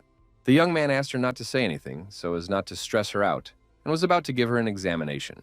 In the end, he came to the conclusion that the true qi within Qinglin was completely rampant, and if this continued, her meridians simply wouldn't be able to withstand it. In any case, the brave protagonist was not going to put his hands down and wanted to help his girlfriend right here and now. He made the decision to infuse his true qi into the girl to suppress her own aura. After a second, he had already started to feel that Qinglin's energy was little by little starting to accumulate. At the right moment, the protagonist asked her friend to focus her attention and take control of her qi. The girl, despite all the unpleasant sensations, obeyed Lin Mu and did everything according to his instructions. Now, the young man felt that her qi was beginning to return to normal, so he asked her to continue in the same manner. Very soon, the true qi had already returned to its place, so this whole nightmare was finally over. The protagonist asked how Qinglin was feeling, hoping she was feeling better by now. The girl did come to normal because at the very least her qi was already under control. Lin Mu immediately asked her to tell him how come she had fallen into a trance, because from what he remembered, her cultivation technique was purifying the mind and spirit, so she couldn't allow such a thing to happen. Qinglin herself didn't remember anything because this was the first time something like this had happened to her in so many years of cultivation. Meanwhile, our hero grabbed her in his arms to carry her away from here, and in parallel asked if anything unusual or unforeseen had happened to the girl lately. After thinking for a bit, she replied that she had recently found the root of a rare medicinal herb at home that was very helpful in cultivation and decided to take it. Father told Qinglin that this plant is called shixin, which translates to heart-eating. The protagonist was surprised when he heard the familiar name and asked again if the girl was sure. She confirmed that it was Qinglin, so the guy stopped barraging her with questions and promised to walk her home. It wasn't long before they arrived at the Ji family's house, but the girl asked Lin Mu to stop nearby because his past visit had left unpleasant memories. The lad took no offense at all at this, for such a trifle cannot lay his heart low. At this moment, one of the estate staff appeared on the horizon and inquired on what business a guest was visiting a lady so deep in the night. Qinglan was very confused, so she didn't even know how she could to justify herself to Fobor. At this point, the old man noticed that there was dried blood on the girl's lips, so he inquired what had happened to her. Grandpa found out about the incident almost instantly, so he immediately went to see what had happened to his granddaughter. In turn, the girl herself immediately began to talk about the fact that it was the main character who saved her from death. Mr. G immediately began to suspect that it was because of the attention of Qinglin's friend, whom he disliked so much. The young man stood silently by, but was outraged that the old man still had the nerve to say such things about his granddaughter's savior. Meanwhile, the girl was certain that everything had only happened due to her carelessness, so she desperately tried to prove that it wasn't Lin Mu's fault. Lin Mu himself finally broke into the conflict, asking what outcome the family had expected after giving Qinglin the shixin herb. The rest of the family, who had been silent all this time, finally made a sound because they were shocked that the young mistress had been poisoned by this plant. Our hero briefly confirmed their speculation and emphasized that one should not get into healing if one doesn't know much about it. The herbalists were still confident that this herb was used according to strict formulation rules, so they couldn't believe that somehow Shiksin had harmed Madam. The girl's father also reminded that the guy was in the G family's house, so he definitely shouldn't be handing out his nonsensical edicts here. In the end, he couldn't help himself and attacked Lin Mu to teach him and the entire Lin family a lesson. The protagonist also could no longer tolerate this attitude towards himself, so he prepared to fight back. The girl raised that things would turn out badly for Mr. G, so she asked her acquaintance to stop, but he no longer listened to her. Lin Mu had already concentrated the chi energy in his hand to teach the man who dared to insult him like this a lesson. It seems that the opponent definitely didn't expect our hero to be so strong, so he just bumped into his fist. The man had been hit incredibly hard in the stomach and now couldn't understand and how the young man managed to move with such speed. In the end, he couldn't do anything against Lin Mu's strength and simply flew off to the other end of the room. In turn, the protagonist solemnly announced that the battle was over before it had even begun. The head of the family couldn't believe his eyes because he never suspected that this boy hid such power behind him. He didn't wait and decided to also engage in battle with Lin Mu to learn similarly strong techniques. The young man was only glad of this opportunity and, preparing for a new fight, concentrated even more energy around his body. The others noticed that our hero had absolute control because a second ago his aura was raging, but now it was centered in the palms of his hands. In fact, the secret was that the guy had learned to freely mix the power of opposing elements thanks to Tai Chi. Meanwhile, Mr. G had already gotten into a fighting stance and motioned for Lin Mu to attack first. As always, the protagonist didn't trifle and immediately unleashed the Tai Chi dragon towards his opponent. One of the brothers couldn't watch the head of the family being put at such risk, so he covered him with his own body. The man with confidence in his eyes instantly moved into a fighting stance, his body tensed like a spring, ready for action. He quickly used the Chankun space technique and completely engulfed the dragon with his palm. The protagonist couldn't understand what was going on because he hadn't encountered such techniques before. But at the same time, even such an experienced master tensed up when he sensed the huge amount of true chi that this kid had as well. In the end, the old man decided to use star spinning to see how Lin Mu could handle such a strong attack. The opponent declared with confidence in his voice that the sword that Lin Mu pulled out of its sheath would stab into his own chest. The protagonist instantly recognized his opponent's intention to deploy a strike, and now it was clear that the Jia family really possessed a lost martial art, which completely explained their arrogant behavior. Now the Tianji dragon flew into Lin Mu himself, who was a bit confused by this turn of events. Eventually, the guy pulled himself together because he finally realized that he couldn't be defeated by such simple tricks.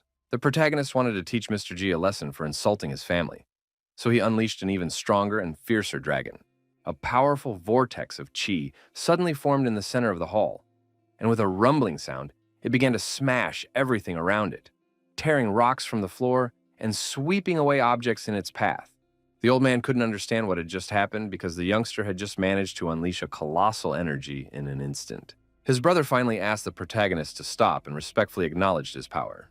Master Ji Xiongchun, introducing himself as Qinglin's great-uncle, asked the young man with genuine amazement in his voice how he had reached a level beyond all possible rivals at such a young age. Lin Mu then revealed that he had no mentor and had learned everything on his own through cultivation. Mr. G couldn't understand how this was possible, because even with innate talent, it was impossible to reach such a result on one's own.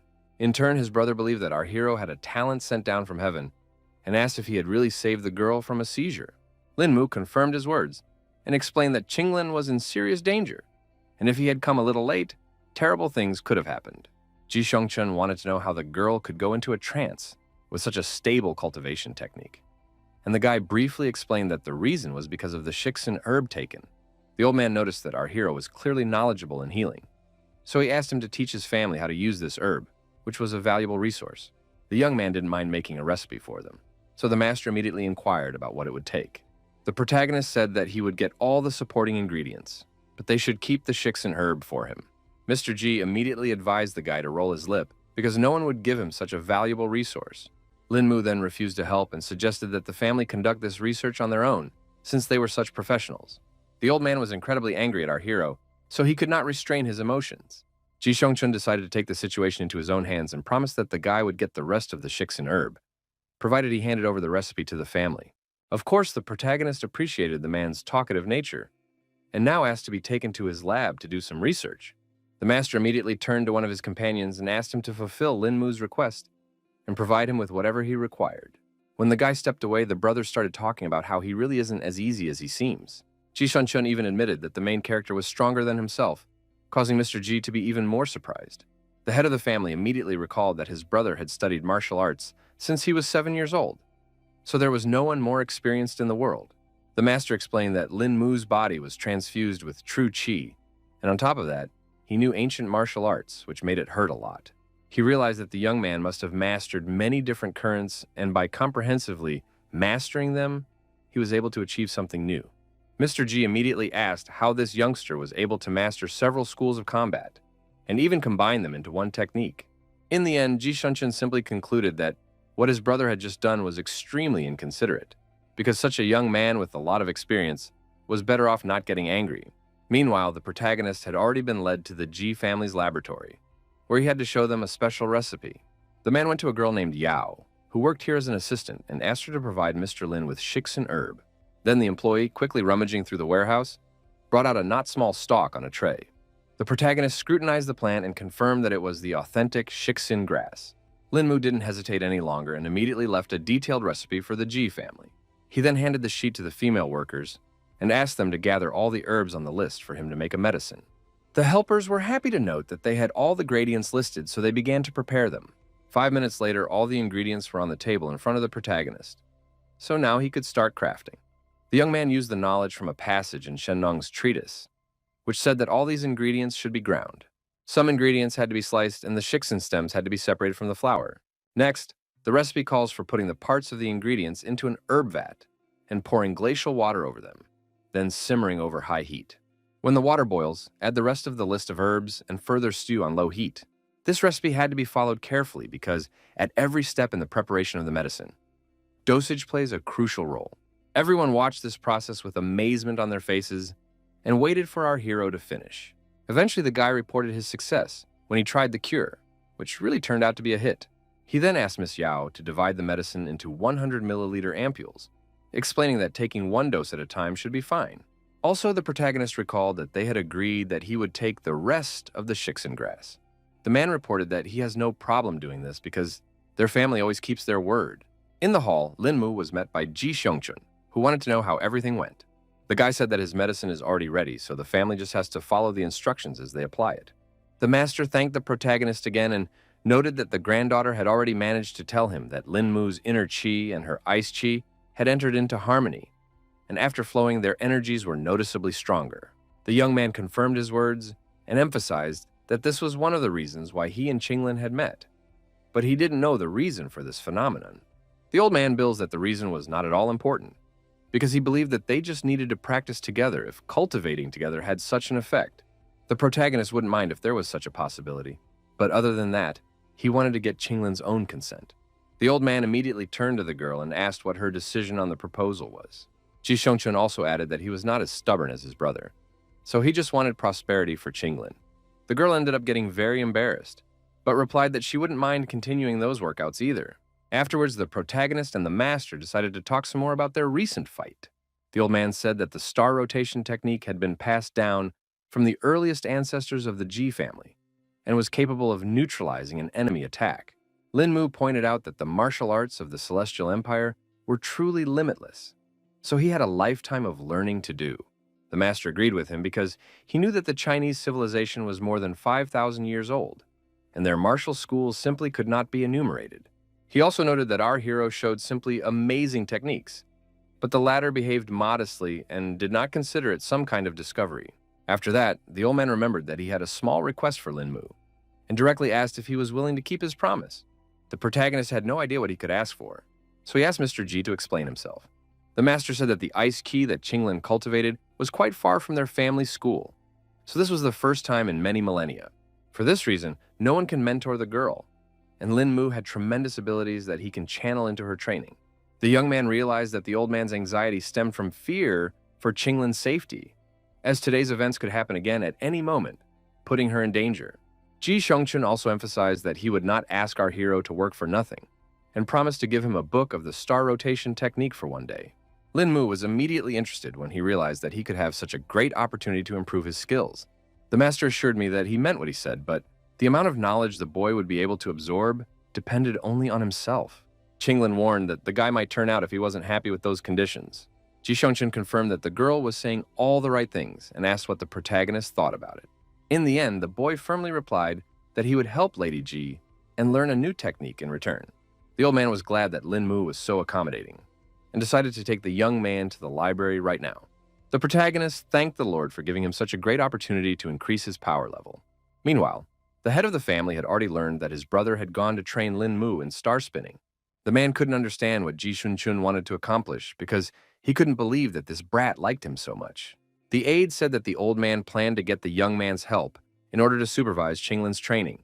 In the end, Mr. Ji relented because the main character would only get a textbook for one day, so it was unlikely that he would be able to learn anything at all. He understood that star spinning was the highest technique of the Jia house, and a large number of people in their lineage had dedicated their entire lives to mastering it, but had ultimately failed. Meanwhile, the protagonist has already made it to the library to pick up the promised payment for his help. Lin Mu noticed that this place was heavily guarded because he saw a large number of traps on the way here. The master explained that their family simply wouldn't have lived to see these days if they had forgotten precautions. After going through all these obstacles, Ji Shongchun finally reported that they had come to the right section. There were many ancient texts collected here, but the old man wasn't sure if they would be useful to Lin Mu. He quickly found the right shelf of books to give our hero the star-spinning technique. The textbook had fallen right into his hands, so now the master announced that the young man could finally begin his training. In fact, the protagonist did not expect these very texts to fall into his hands. The young man froze, his eyes widening at the realization that he was holding a book on the heavenly Tao in his hands. For his part, Ji Shongchun thought that one day was too short, but the guy could still read as much as he could under his supervision. Lin Mu did not expect that the founder of the school had somehow managed to learn the secret of the heavenly Tao on Earth, where spiritual powers were so weak. The ancient text says that each type of energy has a human seal-bearer of the great power, and when two mediums want to combine their energy, it has to be by consent. Otherwise, mutual exclusion will occur. If something goes wrong, the colossal energy will rupture the deadly shell, and the consequences will be catastrophic. However, the rotation of the stars allows the mortal shell to be tempered as if it were in the heavenly Tao, and the resulting body will be able to accommodate any form of energy. In fact, the guy had already managed to memorize the entire content of the book, so all that remained was to gradually penetrate its sacred intent. After that, the young man closed the textbook, so Ji Shongchun thought that he had already managed to solve the entire mystery. Lin Mu pretended that he had not been so successful so far, and agreed that the knowledge of this forgotten teaching was worth its weight in gold. In any case, Ji Shongchun was happy to help in any way, and suggested that the young man take another look at the text because he still had some time left. The protagonist decided not to take on too much because he felt that when his cultivation level was insufficient, it was much better to take it easy and practice. Now, the master believed that Lin Mu definitely had a great future, because not everyone would be able to gain strength and overcome their greed with unique knowledge in front of them. Having finished all matters with the Ji family, the guy finally crossed the threshold of his native home, where he was waiting for a long-awaited rest after the intense events. Entering the courtyard, our hero immediately felt some strange aura, so he did not hurry to go inside. Turns out there's a real craftsman here, showing up so late and uninvited. In the end, the guy saw that Zixi was communicating with the person from whom that energy was emanating. Lin Mu was even more interested because he couldn't understand why a girl would go out with a master for her. The woman still sensed the presence of the protagonist and immediately guessed that it was the same young man Zixi had mentioned. The guy couldn't understand how this could happen because he tried his best to hide his aura. Lin Mu immediately apologized for following them and explained that he had just returned and had unwittingly overheard their conversation. Zixi then explained that it was her abbess who had been teaching the girl since she was a little girl. Even such an experienced craftswoman didn't expect the main character's skill to be so impressive, because of which she didn't immediately manage to locate him. Lin Mu finally suggested that everyone go inside and continue their conversation at home. But the woman replied that there was no need for that because she had only come here to pick up Zixi. In fact, the girl didn't want to go back to the mountains at all because it was too boring. The abbess didn't want to force her student, but emphasized that they had a serious matter to deal with. She said that Zixi's older sister was severely injured at the foot, so the mentor had no one else to turn to. The girl didn't expect it was that serious. So thankful how something like this could happen. The woman then said that one of her students was still in a coma, and even she herself had no idea what had happened that day. Zixi realized that there really wasn't any way around here without her help, so she decided to head for the mountains right now. Before leaving, the mentor told our hero that she represented the Ime school and asked what kind of teachings the young man himself was undergoing. Lin Mu replied briefly that he was self-taught, so he didn't belong to any school. The woman admired the guy's amazing skills and was displeased that her student lived under his side, but conducted her teachings behind her sleeves. She said that on that note they had to depart and promised to meet up in a few days. At this moment, the girl remembered that Lin Mu was also proficient in healing, so she assumed that he would be able to help her sister. The abbess then turned to the protagonist and asked if he really possessed the healing arts. Zixi also added that the guy was no ordinary healer, and told the story of how she was shot in the shoulder. That day, Lin Mu managed to heal this serious wound in just a few minutes, which was a true miracle. The woman couldn't believe it was possible, but her student would never lie. The mentor immediately thanked God, who leaves ways to save her student, whose condition was already critical. The nun inferred from Zixi's words and assumed that the protagonist was cultivating the secret practice of Kungguang Doyang. Lin Mu was surprised at such a high skill because it was enough for her to hear just a brief recounting of his abilities. The girl immediately asked her teacher why she had never heard of Qingguan Doyang before. Mentor said that in her youth, she had seen the practice in action with her own eyes and had ascertained that it was capable of healing even the living dead and returning flesh to white bones. She thought that the master had personally passed on this practice to our hero, but the latter admitted that he had mastered this skill by a fortunate coincidence when Mu Zhenqing had long since left this world. Hearing such news, the abbess was not surprised that in their time, no one could find traces of the healer anymore. She finally asked us if the protagonist would be willing to heal her student if he had reached such heights in his training. The guy didn't seem particularly eager, but he wasn't even allowed to say a word. Zixi immediately started talking about how she and the abbess were too close to each other, so she wanted to save Big Sister. The woman wasn't happy that her student was being so brash, so she asked her to drop the nonsense. The old nun had respect for our hero, so on her knees she begged him to save the novice and give some glimmer of hope. Lin Mu was immediately confused because he didn't expect Master to resort to something like this. At the same time, the woman realized that this technique takes a tremendous amount of energy, so she just didn't know how to pay for such help. The protagonist then explained that he was misunderstood because he couldn't stand by when someone was dying anyway, and warned that he couldn't guarantee the healing of the student. The old nun asked him not to worry about it because she would be happy even with a simple examination of the novice. And as for curing the ailment, we could leave that to nature. In the end, Lin Mu asked his girlfriend to pack immediately because they would be departing very soon so they wouldn't waste time. Zixi understood the responsibility, so she promised to pack in a flash. It wasn't long before they arrived at the Dunghai International Airport to head to the mountains. The girl couldn't understand how the teacher hadn't even picked up the documents after leaving the house, but she explained that she hadn't used them in a long time, so she had forgotten where they were. The disciple then inquired how the abbess had reached Dunhai, and she replied that a layman had given her a ride here by car. The protagonist asked not to worry about this problem, and promised that he would figure something out now. After all, he had arranged their plane tickets in just one call. So Zixi began to doubt if there was anything impossible for Lin Mu to do. After a couple hours, they arrived at the right place, where our hero was already waiting for a driver who would take them to Dogra Imi. The girl was even more surprised when she saw that the young man was even able to get the car ready. The driver stopped at the foot of the mountain and informed Mr. Lin that they would go no further. Then the protagonist turned to his mentor and asked her to show him the way forward. Then the woman showed the shortest way up the mountain and asked Lin Mu and Zixi to stick to her side. The boys immediately obeyed the teacher, who now began to run rapidly upward. The protagonist noticed that the abbess still had a lot of strength and was easily able to do Qinggong. It wasn't long before they finally reached the Jingchen Nunnery, which was almost at the very top of the mountain. The nun hoped that Lin Mu wouldn't experience much discomfort because everyone here lived in simplicity and detached from the outside world. Actually, the guy didn't see it as a problem, because in such a quiet and peaceful place, with so little routine, he only wanted to stay and devote himself to cultivation. At that moment, 2 female students came outside and were excited to see their teacher return. They also said hello to Sister Zixi, who hadn't been here for quite some time. The abbess of the monastery immediately inquired about the condition of Nianshen's wound. The girls reported that, unfortunately, the sister was still in a coma. When the woman asked our hero to follow her and led him to the injured student's room, Zixi herself froze at the threshold as she was shocked when she saw her elder sister's condition. She still couldn't fathom that something like this could have happened to a girl. Meanwhile, the nun asked Lin Mu to come over and examine Niancheng's wound. The protagonist took the patient's hand and examined her body with qi energy and couldn't understand how this was even possible.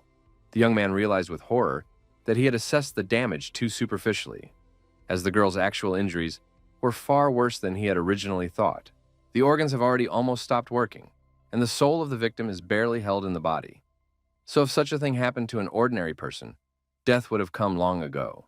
At this moment, Zixi asked with hope in her voice, what was the condition of her elder sister? Our hero reported that the injury was really very serious, and it's just a miracle that life is still being sustained in Nancheng. The abbess said that when her disciple was brought back to the temple, she immediately gave her a great cycle pilu, also prolonging her life with true qi. The young man immediately guessed that it was about the pill from the Shaolin temple, and the woman said that at one time she knew a Buddhist mentor from there. In fact, Lin Mu didn't even think that he would encounter the real version of the bone-hardening pill that he used in his practices. The guy noted that without this Shaolin miracle cure, the victim would definitely not last long. Zixi still looked at our hero with hope and asked if Qingguan Doyang could save her sister's life. Lin Mu explained that he only had one way to save the patient's life. But even if he succeeded, it was unlikely that she would be able to cultivate. It was hard for the girl to believe something like this because just recently, Niancheng was fine. In the young man's estimation, the enemy the nun faced had no intention of leaving her alive, but still she returned home on her last strength to deliver something important. In the end, the mentor only now realized that she had completely overlooked this so important detail. The protagonist calmed her down and reminded her that if the abbess hadn't taken up the healing, there was no way they would have saved Nancheng by now. Putting all talk aside, the young man declared that this matter could not be delayed, so he proposed to proceed right now to the rescue of the girl.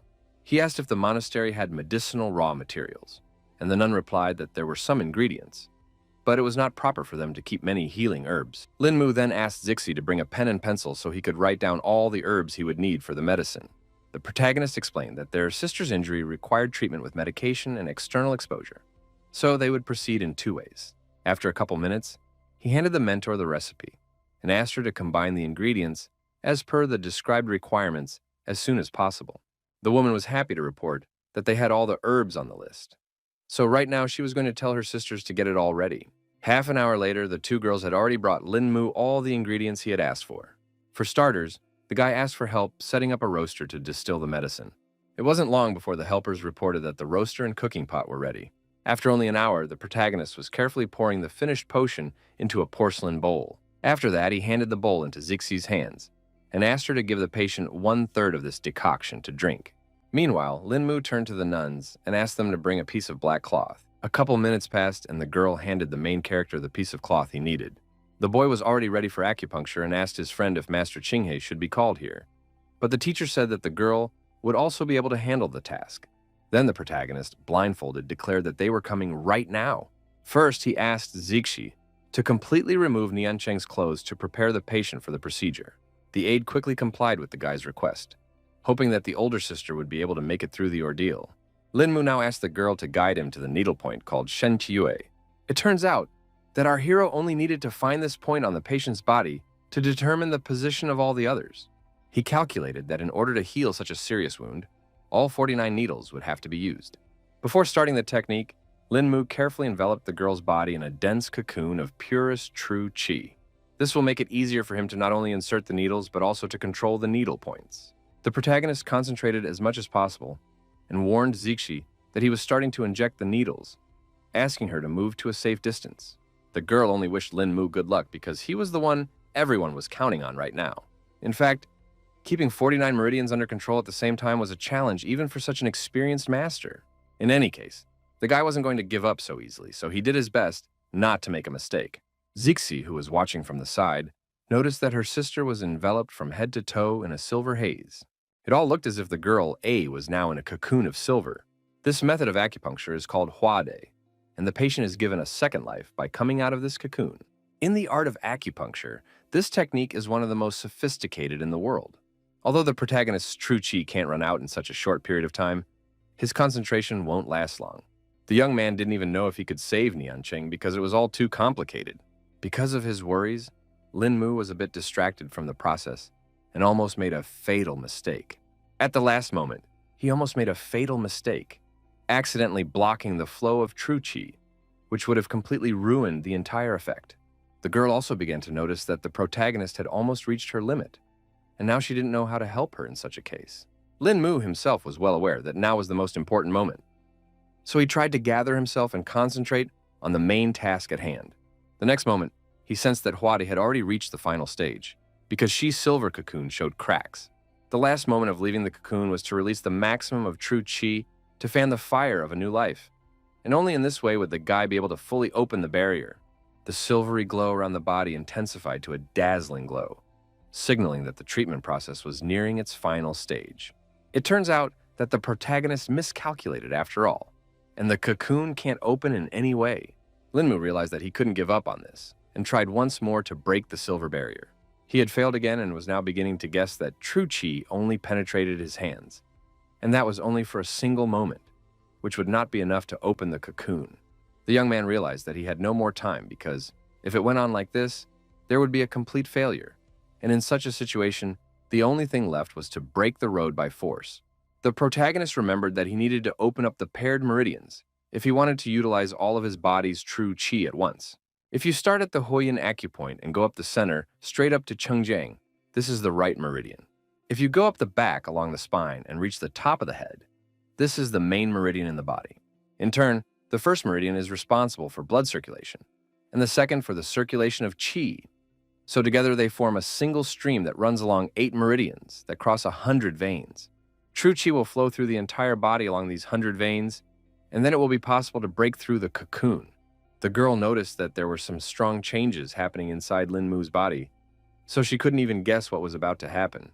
The protagonist still also realized that all his attempts to get through were to no avail, and the meridians were already at their limit. A scarlet drop protruded from the corner of Linmu's mouth, a clear sign that his energy channels were working at their limit and were about to fail. In any case, the guy thought that the consequences would not be critical for him, but at the same time, Nian Cheng, whose life was held by his flow of true qi, was lying in front of him. The girl began to worry about the protagonist himself, because she could see perfectly well that he was maxed out. Meanwhile, the young man was still thinking that he couldn't interrupt the flow of qi in the paired meridians, because then his patient wouldn't be able to be reborn. Despite all this, Linmu didn't lose faith and continued to stand his ground for the injured girl. Despite the obvious hopelessness of the situation, he clenched his teeth and gathered his last strength for one more attempt, refusing to admit defeat. The cocoon once again flashed with an incredibly bright light that gave a small ray of hope, piercing this darkness of despair. Zixi watched this without taking her gaze away, and at him that our hero had managed to complete the technique after all. The young man's plan worked after all, so the paired meridians in Nian Cheng's body finally came into harmony. Linmu began to feel countless meridians opening up all over her body, as if all the pathways had merged into a single stream, open in front of him as if in the palm of his hand. A clear path to completing the Huade ritual now lay before him. All that remained was to take the final step. The girl covered her face with her hands in confusion as the blinding flash that accompanied the opening of the silver cocoon was so bright that it cut her eyes. Meanwhile, the other nuns stood in front of the entrance and waited for the protagonist to finish his technique. Suddenly, the abbess felt a burst of true qi inside. Things finally calmed down, and Zixi asked if the guide managed to save his older sister. She ran closer and asked how the sister was, but Linmu didn't bother to answer the question and asked her to hurry up and dress the patient. The young man explained that Nian Cheng's wound had healed for the most part, but whether or not she would be able to cultivate afterward would only be decided by luck. Our hero asked his girlfriend to keep an eye on his older sister, while he himself left the room for the time being. The abbess of the temple immediately ran up to him to ask about his condition, but the lad replied briefly that he was fine. But Linmu also honestly admitted his exhaustion and politely asked the nun for permission to linger in the temple for a brief rest. The woman immediately turned to Wenchen and asked her to prepare quarters for Linmu. Afterwards, she immediately went to her student's room to see how it went. Zixi excitedly asked what condition her sister was in, while the abbess was giving her an examination. In the end, the nun was greatly surprised when she saw the results the protagonist had achieved. She saw that Nian Cheng still had tangled meridians, but all the other organs were perfectly fine, which was a true miracle. Other than that, the nun decided to guide some true qi into her body, because she was about to wake up. Opening her eyes, the confused girl immediately saw the familiar face of her mentor in front of her. The teacher was overjoyed that her student was awake after all after such a long coma. Nian Cheng couldn't endure this wave of emotions, so she immediately threw herself into her mentor's embrace. The girl also looked around and saw that even Zixi, whom they hadn't seen in a long time, had arrived here. The nun wanted badly to know how this incident had happened to her student, and asked for a quick account of the events of the evening. Without wasting a second, Nian Cheng revealed that during her wandering, she had found a scarlet fruit that was over 300 years old, after which she had been attacked by a robber. She immediately realized that she couldn't defeat such an enemy, but then her opponent came out of nowhere and inflicted this serious injury on her. The abbess was beginning to guess that her student had met with a certain scoundrel she knew, Now, the nun began to blame herself for what had happened, because in her years, she had not nailed this brute who had now nearly taken Niancheng's life. Zixi could sense that the teacher had become enraged, and she felt that her sister had been attacked by the same man who had once turned her head, which was the reason she had come to this monastery in the first place. She immediately remembered that this person was also from the Woolen school, and he and Niancheng had once been a happily married couple who enjoyed a free life. But then this man coveted power and, to get it, sold his wife to another man, setting a trap. After that, the girl was bullied, because of which she almost killed herself. But fortunately, the teacher saved her and took her to a convent. The mentor couldn't even think that after so many years, the wily hands of this animal would reach her student again, and promised that this time he would have no mercy. Meanwhile, Linmu stayed in the commuter room and meditated to recover his strength. He immediately sensed that someone had entered the building, so he stopped his practice. Turns out it was Zixi, who came to inquire if our hero was able to recover from such a strain. He replied that he was already fine, so the girl promised to bring something to eat because she was sure Linmu was exhausted for such a hard day. The young man did not refuse such help because he was indeed a little hungry. The girl had warned him that they didn't eat meat at the monastery, so she had prepared a snack for him from what was available here. She made vegetable soup for our hero, which was often prepared for the Mother Superior. The guy's eyes flashed with delight at the sight of the dish, because the aroma and the sight were so tempting that he immediately drooled.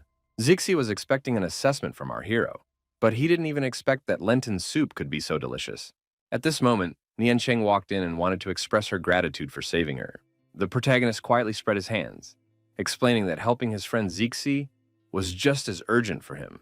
Then the nun placed some kind of scroll on the table and explained that she couldn't repay Lin Mu's noble deed anyway, but this way, she would at least do a good deed for him. The boy wondered what the young mastress had prepared, and added that he did not need any gifts, because he did everything from the bottom of his heart. For her part, Niancheng emphasized that she was a lonely nun, so she did not have any wealth with her, but she was able to find a small gift for her savior. Zixi asked the guy to accept this gift from her sister, but he was in no hurry to do so because he felt too awkward. It turns out that the girl decided to give our hero the very fruit she found during her wanderings. Upon seeing it, the protagonist could not believe that he had gotten the very fruit he had only heard about in legends. Lin Mu still asked the nun to keep this item because it would come in handy when recovering. Niancheng was very upset because she thought that her gift was not enough for Mr. Lin.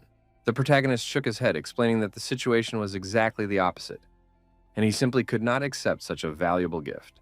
She explained that she was now going to quit cultivation and lead the life of a simple nun from this day forward, so she no longer needed the scarlet fruit. Suddenly, someone's shrill laughter was heard in the building, and it definitely didn't belong to someone from the monastery. Niancheng immediately reacted to the stranger's presence and confidently asked loudly who was here. Meanwhile, the protagonist felt that the uninvited guest must have high skill. The mentor also went outside and asked who dared to break into her chambers deep in the night. She asked the stranger to show himself and promised that the old nun would treat the guests to a good tea. This person's voice only laughed from the fact that 30 years had passed, and old lady Qingyi was still as old-fashioned as ever. The nun asked what her old acquaintance wanted, and he explained that a bird had whispered to him that a 300-year-old scarlet fruit had appeared in the convent. The abbess immediately tried to pretend that it wasn't true, because their small monastery would definitely not be able to get their hands on such a rare fruit. The stranger didn't care whether it was true or not, because either way he was going to look for this fruit on his own. Chinky suggested with a slight irritation in her voice that her mysterious acquaintance stop hiding and start talking substantively if he really had something to say. In the end, the woman was the first to throw herself into the fray and emphasized that he definitely didn't need to underestimate the old nun. The stranger chuckled again at the fact that the abbess had trained for so many years, but never added to her strength. The nun herself realized that this demon was impossible to catch. So if there was a serious fight, she could only strike at random, but then there would be nothing left of the convent. Meanwhile, Zixi had already realized that something wrong was going on, so she asked her sister to hide the scarlet fruit sooner. Turns out it was already too late, because the stranger had found his main target. Lin Mu was the first to react to his presence, and immediately alerted the girls that Ra was already inside. It turned out that it was indeed Niancheng's husband who had decided to visit his wife. The man declared that they would not be able to get his scarlet fruit so easily and attacked our heroes. The abbess was greatly angered when she verified that it was Feng, whom she called a half-human, half-elf. The enemy was curious to see if the nun had adopted those legendary techniques that had been guarded behind the walls of the monastery for centuries. The protagonist had already come to the rescue and noted that the man was quite brazen since he dared to come here alone to rob defenseless people. Feng became even more angry when he heard some kid allowing himself to talk to him like that. The young man looked firmly into his opponent's eyes and declared that he had no other trump cards besides his own courage. But that was enough to fight. The robber had already had time to notice that our hero was highly skilled and was about to subdue him. He didn't wait any longer and quickly rushed out of his seat and was about to attack Lin Mu. The abbess at once warned our hero that he must be careful, for the adversary was not so simple. Feng only continued to laugh at the fact that some brat dared to stretch his strength. He stated with cold certainty that even the most outstanding natural gift wouldn't help the protagonist stand up to his power. A moment later, space shook from the monstrous release of the villain's dark power. The protagonist was not at all afraid of such an opponent, and was about to see who would die first today. Feng also wasted no time and had already used the Nine Suns Bone Claw technique to finish off the young man. The abbess, who was watching the duel from the side, realized that the guy, although he was an outstanding cultivator, was still not capable of handling such an enemy. After a couple seconds, the strongest competitors collided and tried to overpower each other.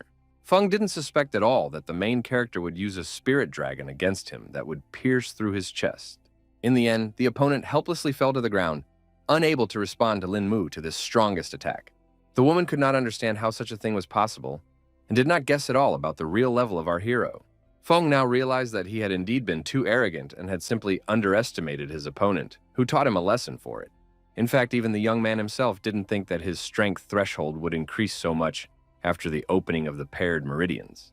Qingyi recognized that young Lin was gifted with genius because he was able to unleash the 18 Palms dragon of unparalleled ferocity. The man also realized that some little kid was able to master an ancient forgotten technique and applied it to the simple world to be quite a challenge. Then he decided to inquire who was our hero's mentor and was able to impart to him the knowledge that others have been seeking for ages. The boy chuckled in response because he really wished he had such a teacher, but unfortunately he hadn't met such generous people so far. Feng still didn't believe our hero and demanded the name of his mentor, or he would show no mercy. Lin Mu maintained an icy calm as he reiterated that he had never had a mentor and added that his own skill was enough to teach others. The man now realized that he seemed to have spent too much time in the mountains, causing the current generation to forget about the Blood Reaper. The nun explained that this bastard was originally a Nickchum fighter, until he mastered the bone claws of the Nine Suns, and after only a couple years, he got such an intimidating nickname. Lin Mu instantly realized that such a nickname could only come about after many brutal murders, so eliminating this criminal would be a restoration of justice. The Blood Reaper wasn't afraid at all, because a lot of clans had been trying to finish him off for years. But until now, no one had ever found out where he was. In the end, he simply suggested that our hero compare the Descending Dragon's 18 Palms technique and his Bone Claws of the Nine Suns. The guy immediately remembered that his opponent had almost hit him with poison claws during his last strike, so he would have to fight seriously after all. He, pulling a hidden sword from his belt, declared that he could kill his enemy without secret techniques. Feng thought that the kid had already gone completely insane with his insolence, since he dared to go against the Reaper himself. Our hero decided not to waste time on idle talk, and made several accurate and strong blows. The villain had no idea about Lin Mu's flexible sword, so he was at a loss to understand why the attacks were so strange. The young man who was about to mercilessly massacre the scoundrel had swept his claws of the Nine Suns definitely didn't know how to do that. In the end, Feng was unable to resist this whirlwind and snapped off all of his poisonous claws. Still, he managed to group up and re-attack with his extra huge arms. The protagonist stood frozen in amazement for a moment, feeling a cold sweat on his back as a sight so sinister and unnatural appeared before him, as if the darkness itself had come to life. He was sure that such a man was a real nuisance to the locals. After a couple of attacks, the man realized that Lin Mu wasn't being taken by his usual attacks, so he decided to try a new method. In fact, Feng realized that the youngster's strength was immeasurable, and he might not be able to bear his second blow. He realized it was better to back off now, because Scarlet Fruit already belonged to him. Our hero had time to see that the dastardly coward had decided to hide behind a poisonous cloud. Lin Mu declared that it was not easy to escape from him and prepared to chase after his opponent. He wasted no time and concentrated the energy in his hand to form a dragon splitting the field. Very soon, the kid managed to catch up with the enemy, who didn't expect that the little guy had already brought the Nether Dragon technique to such a high level. The protagonist was going to see how Feng would dodge such a thing. The man tried to dodge at the last moment, but the powerful blow still caught up with him, sending his body into an agonizing flight, and he screamed loudly in unbearable pain. Still, the guy suspected he had miscalculated his strength a bit and let his enemy get away. It turned out to be true, so Feng had the opportunity to come back after a time and take revenge on the damn brat who had humiliated him so much. Lin Mu didn't waste any time and went in pursuit of his rival, because he was sure that the old man was living his last day today. The young man stopped abruptly and felt that there was someone in the bushes near the monastery. The protagonist stopped where he was and tried to figure out where Feng had gone. Now he began to guess that the blow was so powerful that it not only knocked the fugitive off his feet, but gave his body an additional acceleration, hurling him forward with unexpected force. Meanwhile, the insistents pondered that, during the last battle with the old demon, their strengths were equal. But now Lin Mu appeared. It was still hard for the woman to believe that the young man could defeat his opponent with such ease. She couldn't even guess what kind of training the main character went through to harden his body to such a degree. At this moment, Lin Mu's familiar voice sounded above the abbess's head, announcing that he had returned. He reported that the old man knew how to save his own skin after all, so he couldn't catch up with him, but ended up bringing some other people. It turned out that the young man had managed to catch some two guys in the woods who had appeared here in some unknown way. Lin Mu suspected that these guys were climbing under the temple walls at this late hour, not out of good intentions. Afterward, it turned out that these guys were familiar with Master Qinghe, so they were even more scared because of that. The woman finally realized that it was He Jiangcheng, but she couldn't believe that this person still had the conscience to show up here. The terrified young man raised his trembling hands in panic, covering his face, and began desperately begging the teacher for mercy. Then the protagonist decided to intervene in the conflict, who asked the mentor to calm down and figure out what's wrong first. Qinghe explained to Lin Mu that this worm was the one responsible for what happened to the novice of the convent. The protagonist was also angry when he heard that this particular guy almost killed a defenseless girl. At this moment, Nianshan herself came out, finding it hard to hold back after seeing her abuser. Through clenched teeth, she uttered the name of He Jiangcheng, who had inflicted so much pain on her. Meanwhile, the protagonist guessed that the guy must have been here at the behest of old demon Feng since he wanted to steal the scarlet fruit. He also noticed that the combat skills of these thieves were higher than the local disciples, so he couldn't understand why they didn't just rob the monastery and take the fruit while the teacher was away. The bandit was pretty scared, so he promised right here and now to tell them why they were here. He explained that the trail had brought their team here that day, but they had sensed the presence of a strong master and decided to step back and enlist Mr. Feng's help. Now everything fell into place for the mentor, and she realized that the villains were only working with the old demon because of a strong rival. He Jiangchen immediately promised that he would definitely make amends for what he had done to his ex-wife. The girl only held back her tears and kept silent because she hadn't believed her husband for a long time. The abbess couldn't stand it and grabbed the vile creature whose words sure meant nothing, about to cut his doggy life short. The man was frightened for himself and hoped that the nun would still show him some mercy. It was already too late, because Lady Qinghe had made the decision to end such a scoundrel who had no place on this earth. Jiangcheng, unable to resist the crushing force of the blow, was thrown aside. The helpless boy had no choice but to scream in pain and choke on his own blood. The abbess believed that if one death saved 100 lives, it meant that it would do a good deed for all. The other bandit was scared out of his wits when he saw what the woman had done to his comrade. The next moment, the nun moved on to him as well, for she realized that this fellow was made of the same dough as his mean friend. The robber's wide-open eyes expressed animal terror, their gleam and trembling pupils eloquently begging for mercy. The abbess had no pity for this insolent man and hit him on the head with all her might. The bandit obviously couldn't take the blow, so a thick scarlet veil began to cover his eyes. Qinghe believed that these guys had done too much evil, so something like this wouldn't be redeemed even by death. She asked her students to bury the bodies of the bandits and to do it far away from the convent, so as not to desecrate the land. In fact, she had no idea that it was because of these two that she would have to cross herself today and do something that would forever be a bloody stain on her conscience. After that, Lin Mu handed over the scarlet fruit that Nianshan had given him to his mentor. The woman believed that saving a life could never be repaid, so she also wanted the protagonist to keep the legendary fruit for herself. Eventually, our hero gave thanks for such a gift and had already decided that he would make a pill from the scarlet fruit that would serve Zixi well. The mentor still wasn't happy because they were making a gift just for Lin Mu, and he's still trying to bring him back to the monastery. The young man explained that it could now be considered that the fruit belonged to him, so he could dispose of his gift as he wished. The woman couldn't object to anything because the protagonist was basically telling the truth. Lin Mu reiterated that the scarlet fruit wouldn't help him much in cultivation, but it would be a great bonus for Zixi, The mentor then quickly turned to her disciple and told her to thank young Lin right now. The guy asked not to do all these formalities because he was doing all this out of old friendship. Already 2 days after the recent events, he had already prepared as many as 30 scarlet fruit pills. Our hero decided to keep 25 pieces for Zixi, which should have been enough for her for a short time, and save the remaining 5 for Jianxian. He realized that his other friend was about to reach the true qi level, so the medicine would help make the transition smoother and faster. Zixi offered the young man to stay at their monastery for a while longer, but he could not afford to do so because he had too much to do in Dunhai. Linmu asked the girl to train hard because now her sister had lost her strength and couldn't help. Before parting, she smiled softly and with a light sadness in her voice, asked the protagonist to be careful and take care of himself. Zixi now realized that the teacher was right in saying that she needed to train hard because there would come a moment when Linmu wouldn't be able to be around. In fact, the protagonist wanted to take the opportunity to climb the impregnable mountain to look for rarities. On one of the rocks, the young man had at once already found an herb that should be suitable for incense. At this moment, he looked up and saw that he still had so much more to climb. He suggested that now that he had opened his paired meridians, he could try flying. This isolated wilderness was perfect for his first attempt, so he wasted no more time.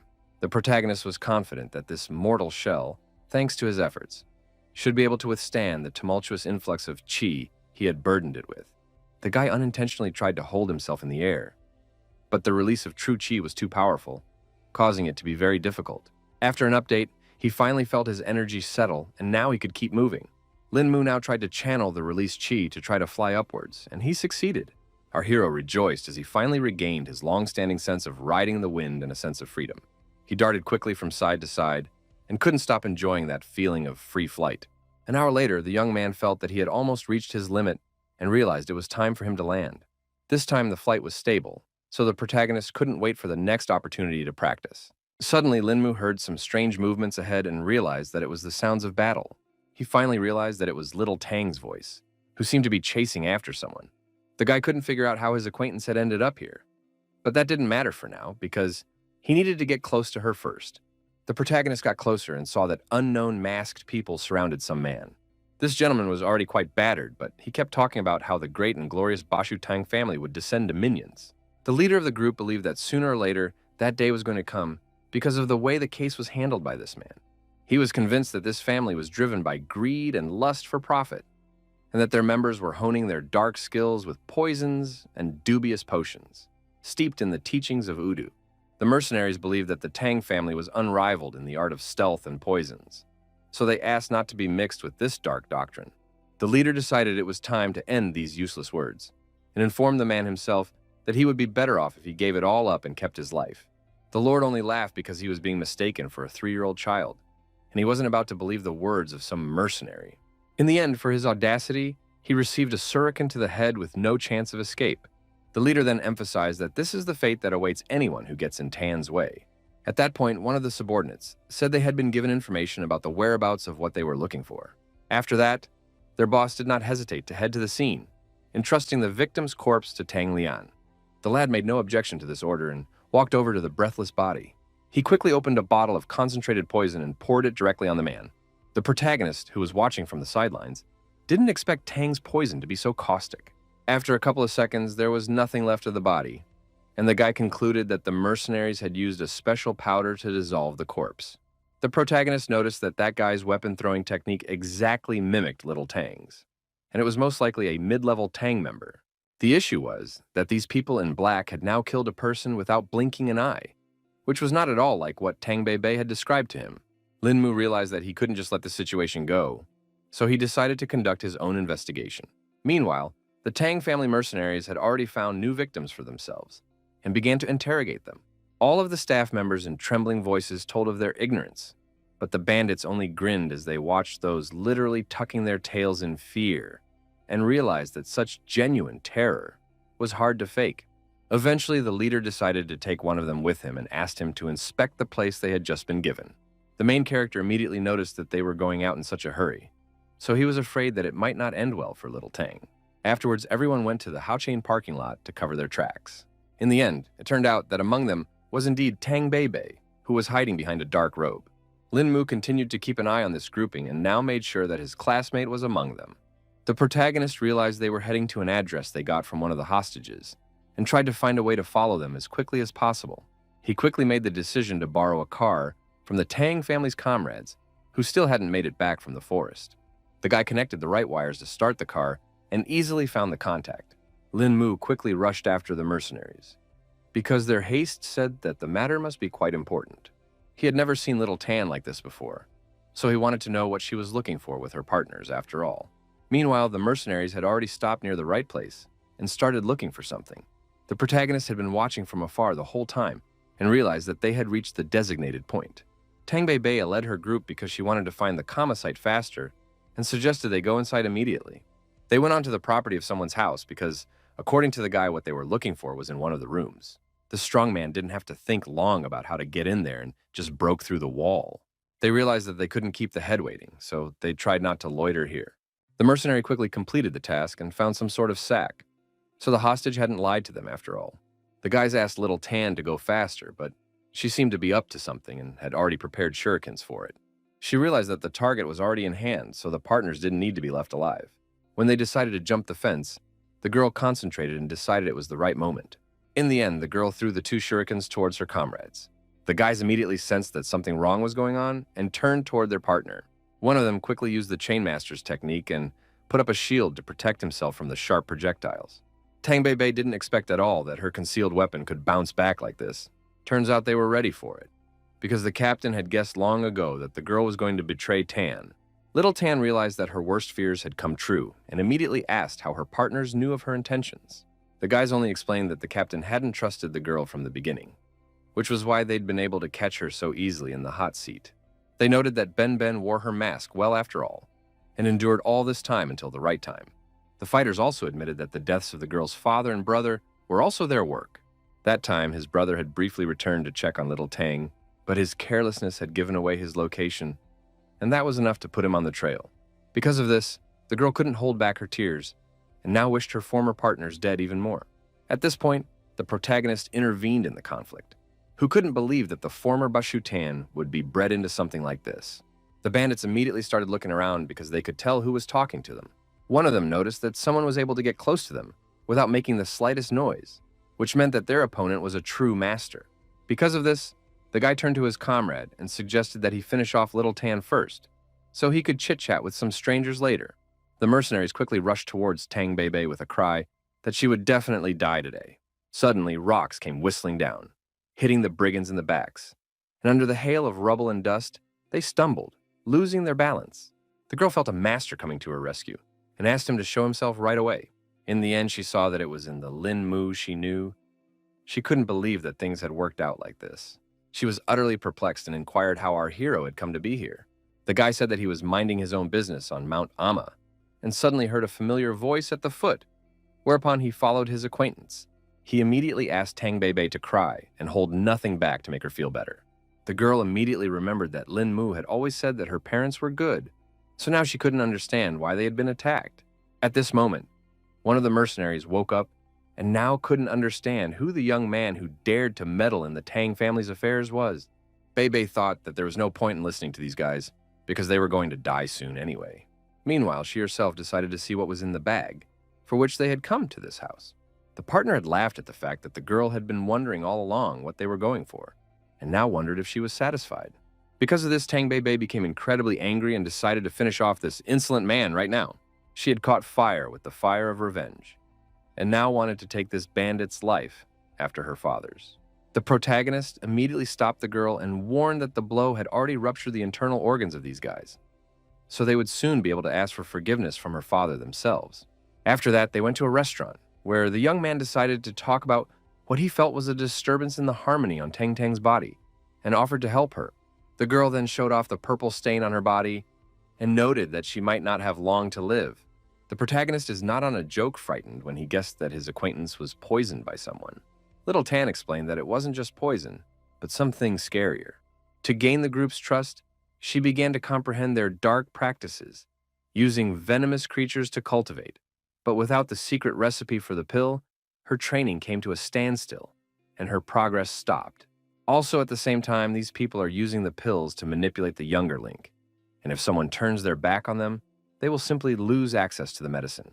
Bei added that they combine many kinds of toxins and then use an extremely dangerous method to release their potential energy for cultivation. After going through this training, she had almost opened the Dantian points, so the level of true chi was quite close. The main character rejoiced at the fact that the girl still hadn't released her true chi and decided to watch her right away. He began to guess that the toxins in Beibei's body were balancing each other in a mysterious way, creating a balance, and they would soon cease to be dangerous. In the end, the young man reported that his acquaintance could still be saved because she still hadn't reached the highest level. At this moment, Boss Tang had already arrived at a private house in Imei City and saw that his subordinates had died 3 or 4 hours ago. In addition to that, the man saw that the guy's true chi connections and all of their internal organs had been severed. The subordinates couldn't believe that the girl was being helped by someone from outside, which meant that someone was interfering in their family's affairs. The boss also concluded that the bag had indeed once been here, but it was now in the hands of little Tang and a certain craftsman. At this time, the protagonist had already proceeded to cure Tang Bei with his pricking technique. The girl was already lying on the table and waiting for Lin Mu to finish his preparations.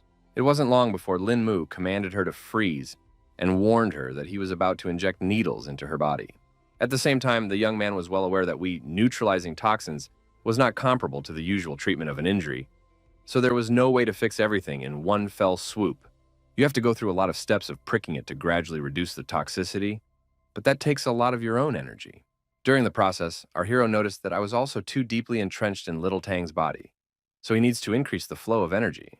Then he used snow-crumbling winter plums, which was so named because during this method, many impurities of white color come out. 15 minutes later, the protagonist continued the treatment and asked his acquaintance to hold on until the end, because it was very unpleasant. Eventually, almost all of the poison finally came out of the body, which had concentrated into one large drop. The toxins removed were already out of balance, and if they penetrated deeper into the skin, the effects would be irreversible. After that, the guy immediately felt that his body was quite drained, and he didn't expect it to take much more strength than Huade. At this moment, Tang Bei noticed that Lin Mu wasn't feeling well because he was too pale. The protagonist replied that he was just a little tired and promised that it would all go away when he got some rest. Also, the guy did not remember that he wanted to give some item for his acquaintance. He pulled a small envelope from his jacket, but ended up not being able to hand it over because he just fainted. At the decisive moment, the girl rushed forward and managed to catch the falling Lin Mu, his exhausted body unconsciously collapsing in her trembling hands. After that, she decided to see what the main character was going to pass on. Tang Bei couldn't believe her eyes when she saw what the young man clutched in his hands. After the events of last night, our heroes found themselves at Dunghai International Airport. Tang Bei admitted that the guy had scared her out of her mind yesterday, but he calmly explained that the poison treatment had taken a lot of energy. It turned out that before passing out, our hero was trying to give his acquaintance her baby photo, so she asked where he got it. The young man didn't understand at first what it was about, but then he realized that he hadn't had time to do all of this because he had just blacked out. He admitted that he actually passed on the photo at the request of a man. Lin Mu also added that he had a box for Little Tan, but he wanted to give it to her after they got home. Quite soon, they arrived was the country house of the protagonist, so now he was trying to find the very box. The guy hid it pretty well, but in the end, he still managed to find this gift for Bei.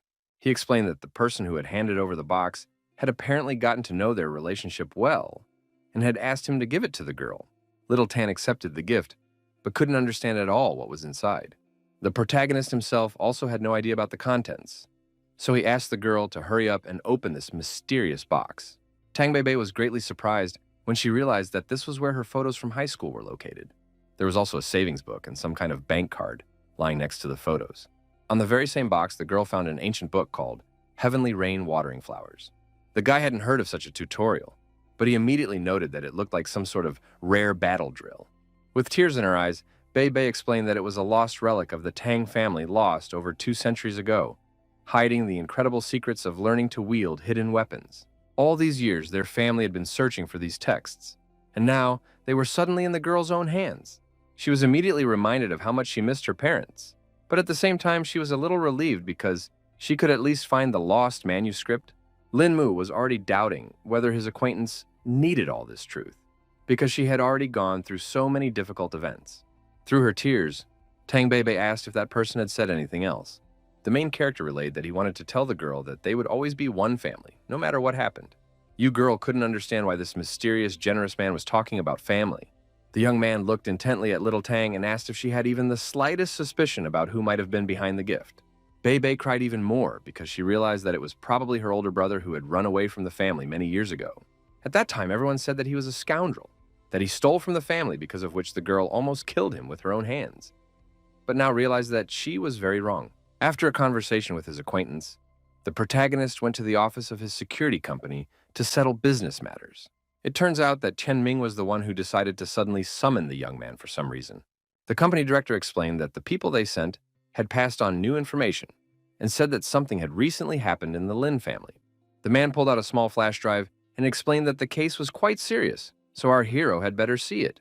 From the very first seconds of the video, you could hear that there was some kind of conflict between the family members. It turned out that they were whispering about the fact that the old man-father had stopped participating in the family's affairs for many years, and one of the brothers was obviously hatching dark plans for the helpless old man. The man was worried that the will had gone missing and was afraid they would just be cut out of it. Eventually, one of the brothers pretended that such nonsense could not be spoken right in the house. The other man immediately laughed at the fact that he was so frightened and emphasized that there was no need to feign innocence here. He was even certain that it was his brother who had killed Laos's consort and deliberately let Lin Mu off their hook. The second brother immediately replied that before our hero, then something was wrong with him, because even the assassins could not cope with him. The man was immediately angry when he heard such news, because in the matter of inheritance, not the slightest chance should be left to chance. In the end, they ended this conversation on the fact that the old man is already taking poison under the guise of medicine and will definitely not live long, and it remains for them to prepare people to find the will as soon as possible. Lin Mu immediately asked how many people knew about it now, and the assistant replied that there were only 3, considering the scout. Our hero asked to hand over the money to their employee and decided to call it a day. Immediately after this meeting, the guy decided to go to his family's mansion. The butler was overjoyed when he saw the young gentleman who had finally returned to visit his grandfather. Lin Mu continued to pretend that he didn't know anything at all, and asked what the old man's condition had been recently. The aide said that the gentleman has really not been on the mend lately, but his mind is relatively clear right now. When they entered the room, Senior Lin, helpless as a baby, obediently opened his mouth as the maid brought him a spoonful of food. At this, Lin Mu asked for them to be left alone so that they could talk in peace. Mr. Lin, despite the presence of his beloved grandson, continued to remain silent. The protagonist immediately guessed that there was a camera in the room, causing the grandfather to keep pretending that he was incapable of normal conversation. The guy finally tried to wiggle it with true chi and saw a red light come on, which showed his success. Lin Mu informed his grandfather that they were now safe because no one would hear them, and they could finally talk. The young man immediately asked if the old man ate this porridge every day, as he realized that there was probably poison in it. Grandpa confirmed this and explained that his appetite had completely disappeared by old age, so he could only eat this kind of food all the time. Lin Mu then spoke directly about the danger that lurked in this harmless porridge, but the old man couldn't understand where he got the information about the slow poison from. Just then, the protagonist showed off a flash drive that held something that might disappoint his father, but he definitely needs to know the whole truth. Meanwhile, the cleaning lady in the courtyard noticed that the other servant had somehow fed the gentleman too quickly. A colleague immediately reminded me to remember to add more ingredients to the gentleman's porridge. The woman was surprised to hear this and immediately inquired who had given such an order and why so suddenly. Her colleague emphasized that it was definitely none of her business, so she should just stick to the instructions. Meanwhile, the head of the family could not contain his emotions after seeing that he had raised such scumbags who wanted to kill his own father. Afterwards, the man sat on the couch defeated and realized that this was a complete disaster for the family. Suddenly, Senior Lin's body shuddered. His eyes unnaturally widened due to the sudden pain. Eventually, he began coughing violently and choking on his own blood. The protagonist reacted quickly because he realized his grandfather's body was crumbling before his eyes and engaged the main punctuation points. After that, the old man was immediately able to regain consciousness and stop panting. Lin Mu immediately asked if Mr. Lin was all right. The latter replied that he felt fine. The old man immediately asked his grandson to hand over the certificate to the police because he wanted all his sons to spend the rest of their lives behind bars. Lin Mu thought that they would get off too lightly then, asking them to wait for him to punish them himself. Grandpa asked our hero not to do anything stupid under any circumstances, because then the brothers could ruin his future. The head of the family recognized that he was already too old, so he wouldn't ask too many questions, and simply asked the young man to preserve the Lin clan and do the rest at his own discretion. At that moment, the butler entered the room and said that the CCTV repairman had come here. Lin Mu didn't care about this at all, So he ordered his assistant to go right now and disperse all the servants. The man was surprised to hear such confident orders from our hero and tried to find out what he was going to do. Then his voice fell to the head of the family, who was informed that from this day forward, they all obeyed Lin Kama, in whose hands was the future of the House of Lin. The butler was only glad that the gentleman had come to his senses and agreed to fulfill the request of the protagonist. The servant was very displeased that he had been given such an order, and could not understand what the reason was. Just at this moment, the protagonist and Mr. Lin entered the courtyard to deal with all the subordinates who were not as loyal as expected. The guy asked to listen to him carefully and firmly stated that from this day forward, everything in the Lin house would only happen on his word. One woman thought that according to conscience and logic, their dismissal should be by Mr. Lin's free decision, so the young man couldn't just chase them away. Meanwhile, the protagonist didn't hesitate and directly told the servants that they already knew that the workers dared to take advantage of Lin Yitai's kindness and secretly spy on him. The subordinates continued to stand their ground and say that the young master was just throwing mud on them, even though everyone here was an honest person. The woman who had been feeding the old man all this time stepped forward and decided to confess that she was the one who had been cooking the porridge. Then the guy asked her to bring one serving of this poisoned food as soon as possible. A couple minutes later, the maid had already carried out the instructions and returned with a full plate of porridge. Turns out our hero's plan was that everyone had to eat a bowl from here, and whoever sheds a drop has to get the hell out of here. The entire servants were shocked at such a cruel decision by Lin Mu, and couldn't believe that he was actually making them up to do such a thing. Lin Mu thus only confirmed that there was something wrong with the porridge, and wondered if the police would have any questions if he gave all this information to them. In the end, the guy started to concentrate chi energy around him, in order to teach everyone around him a lesson for ruining Lin Yitai for so many days. Within a second, all the workers were on the ground and screaming because their heads were literally splitting. The young man swept the left eardrums of all the subordinates, burst with his true chi. The old man asked what his grandson had done to these people, but Lin Mu replied that he had only taught them a lesson so that they would not harm others in the future. The next moment, the protagonist grudgingly noted that he still couldn't see the glistening heels of the servants. All the employees realized that this guy was no joke, so they immediately started running away from the mansion grounds. Thus, they had completed the purification in the house, and now Lin Mu decided to neutralize the effects of the poison in the old man's body. The young man explained that Lin Yutang wouldn't need to take anything because he would do everything with acupuncture. They quickly entered the house, after which the protagonist carefully laid his grandfather on a flat surface and began the acupuncture process. Before this, Lin Mu had already gained experience when he had removed the toxins from Little Tang's body, so now he would do everything simply and quickly. The protagonist realized that a technique called Snow Sprinkles Winter Plums could also help Grandpa go on the mend. After a few minutes, he pulled all the toxins from the old man's body and transferred them to a small bowl. Lin Yutan asked at what point his grandson mastered acupuncture after the operation was completed. The guy said that it was as if he got interested in it when he was discharged from the hospital, and then at the right time, he met an experienced fellow student who imparted the right knowledge to him. He also emphasized that he was doing it from his heart.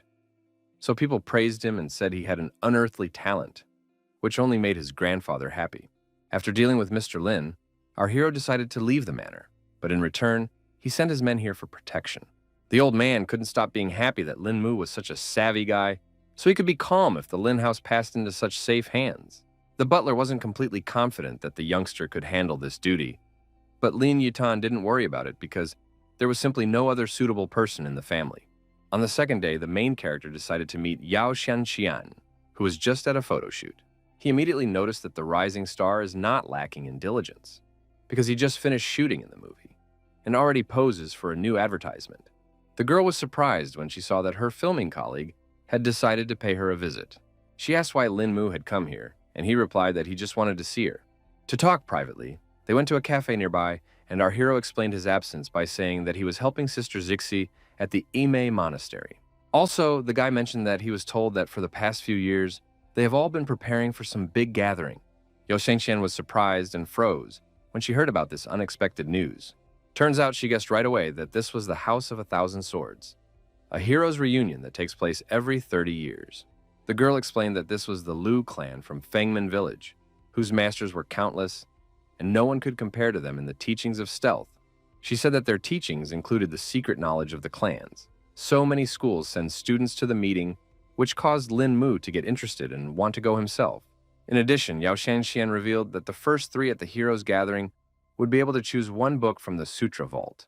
This meeting is held once every 30 years to test the strength of the younger generation. So only those under 30 can participate. The protagonist agreed with this because the first 30 years were the most favorable time for cultivation, and if one didn't manage to reach a certain level during this time, then the chances only dropped further. The girl herself had heard that in her years, her grandfather had been fortunate enough to participate, but had lost to some 19-year-old young man from the Lu house. Even Lin Mu was surprised when he heard that the teenager was able to fight with a more experienced master, which proved his high level of skill. Suddenly, the young man remembered that he wanted to ask how his girlfriend's training was. Yao Shengxian was confused and began to explain that she works all day, so there is only time to practice in the evening, so she doesn't know when she will be able to gather true qi. The protagonist was well aware that being a big star was hard, so he came to deliver the cure for her.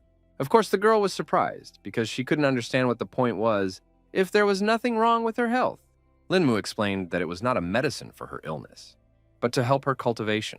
He said that he had made this potion from the 300-year-old scarlet fruit and a dozen other ingredients, so it had quite a strong effect. The girl did not expect to receive such a valuable gift at all, so now she did not know how to thank the hero's head. After meeting his friend, Lin Mu immediately went to his family's mansion. The new guards at the entrance now kept out anyone who was involved in the plot against the Lord. The guards said that this was now Mr. Lin's quarters, and no outsiders were allowed to enter. The man couldn't believe he was being treated like this because he actually belonged to the clan. He thought Junior couldn't manage the house comma and still wanted to get in. Eventually, the staff began threatening Big Brother with weapons because young Lin had told them to eliminate all intruders. At this moment, the old man was just sitting by the window watching his son not being allowed into the mansion. Meanwhile, the protagonist has gone to a real estate development in Dunhai, where, according to information from Tianming, those who are keeping tabs on him are hiding. He decided to use the mask he still bought at the black market during his visit to America. Just now, there was a gathering of Chris's second squad of superhumans, at which the staff were to report for their catch. All the soldiers talked about how tracking the right person goes quite hard, because they can't even learn anything new besides the name of their target. Suddenly, they heard some unfamiliar voice address Mr. Chris, apologizing for the impertinence. All the subordinates immediately pointed their pistols in the direction from which the sound had come, but the leader asked them to leave, intending to speak to the dear guest himself. The man immediately sensed that a celestial master had come to visit them and suggested that he step out of the shadows. The disguised Lin Mu emphasized that it didn't matter who he was because it was much more important who Mr. Chris was looking for. The special agent said that Mr. Lin's influence in the Middle Kingdom cannot be overestimated because he was able to get information and find surveillance with such speed. The guy pretended that he was only a friend of their target and asked what the agents would do with the information they received after the stakeout. Only now did Mr. Chris realize that it wasn't Lin Mu himself in front of him. So he asked if this man knew about his friend's encounter with the superhuman squad in New York. The man complained because that time, our hero had not weakly cracked Clove and made him an invalid. He stressed that Lin Mu had a direct connection to all of this, which was why their organization had sent this surveillance. But the young man decided to wonder what would happen if they did find their target. Mr. Chris did not hide anything and revealed that their organization has now split into two factions that have completely different views on the situation with the protagonist. In turn, the man himself believed he was in the resistance faction. The guy immediately decided to wonder what their resistance's plans were. The leader of the tracking said that their researchers sharpened their focus on sharing experiences there with Chinese master cultivators because they could complement each other. After listening to Mr. Chris, the protagonist immediately noted that this was a perfectly reasonable position. But at the same time, he realized that the superhuman device did not match at all with the ancient Chinese martial arts.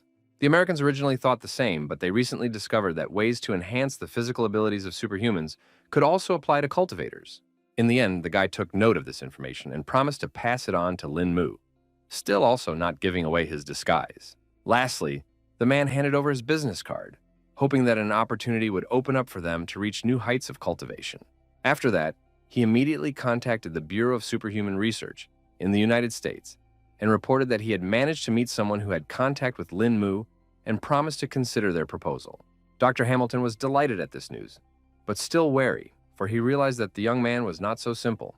At this moment, Yang Guangqing arrived at the Dragon Eye base and apologized for his impertinence and explained that he was looking for Lin Mu. The guards immediately warned that here was an important strategic point of the organization, so they could not let anyone through. The bodyguard realized he wouldn't be able to get through here that easily, but continued to stand his ground. Then the main character finally came out of the base, who immediately recognized his acquaintance and asked why he was here. Also, the young man asked everyone to relax because it was his friend who could be here with no problem. Yang Guangqing noted with a smile that he had some rather challenging subordinates who had almost all reached the true Qi level. Our hero suspected that his acquaintance already knew about his new status if he had come to this very place. The guy realized that the bodyguard had come all this way for such a long trip only out of a good reason, so he offered to come inside and discuss all the details. It turns out that the main problem was that someone dared to kidnap the head of Wen. Yang Guangqing said that he left work early yesterday, and he had no idea that such an incident could happen. Our hero realized that the crime was committed extremely quickly, and it was definitely carefully planned. The man added that the kidnappers were working at the request of the Golden Triangle Mafia, who want the confiscated goods back. Then the young man inquired if the keeper had any clue as to the kidnappers. The bodyguard admitted that he had no solid information yet, but that the first thing he did after the kidnapping was to shut down all land and air routes. He also asked some of his friends for favors. So, at the very least, it was known that the kidnappers were still in Guangzhou. The protagonist still couldn't understand what the problem was because the criminals could have been dealt with long ago since they still hadn't traveled far. Yang Guangqing explained that there was also a master among them who knew an ancient, unfathomable martial art that greatly helps them. In the end, he asked Brother Lin to follow him to Guangzhou and rescue Mr. Wen. Lin Mu, as always, refused all formalities because he couldn't refuse such an important mission. After that, he immediately went to the hall to meet the entire Dragonite team. He informed the soldiers that they must now rescue the man from captivity, which was a rare opportunity to test his true strength. To begin with, the captain ordered the 2nd and 4th squad, after manning up, to leave immediately for Guangzhou, and then report their arrival. Our hero also decides to stop by Donghai University to meet up with little Tang, whom he recently saved from poison. The girl immediately inquired why Lin Mu had decided to appear at the university and asked who was beside him. The young man introduced Yang Guangqing as an old acquaintance and said that they were planning to take Beibei to Guangzhou for a while. The girl did not even have time to agree to this adventure, but the protagonist has already pulled her along and informed her that he had already packed all the things. That same night, some strangers tried to sneak into the grounds of Lin Mu's new mansion. They hoped that there were only 2 girls left in the house now, who they could easily take hostage and do all their bad deeds. They then tried to hide in the shadows, and their leader asked them to act quickly and not make a mess. It turns out that the enemies didn't miscalculate at all, that the protagonist had a good security system. Only now did the bandits realize that they had been given inaccurate information. But it was too late because the guards had surrounded them on all sides. The trained fighters of the protagonist were the first to rush into battle, because under no circumstances were they going to let the outsiders escape from this place. Eventually, the enemies decided to engage after all, and see what these guys were capable of. After a second, the bandit created that he didn't manage to hit his target at all, because he was fighting against a nimble kid. In just a second, the guard was behind the intruder's back and disarmed him with one precise blow. In this way, they spent another long time beating up all the strangers who dared to so boldly break into the mansion's territory. In the meantime, the guards were trying to act as quietly as possible so as not to disturb the girls who were relaxing inside.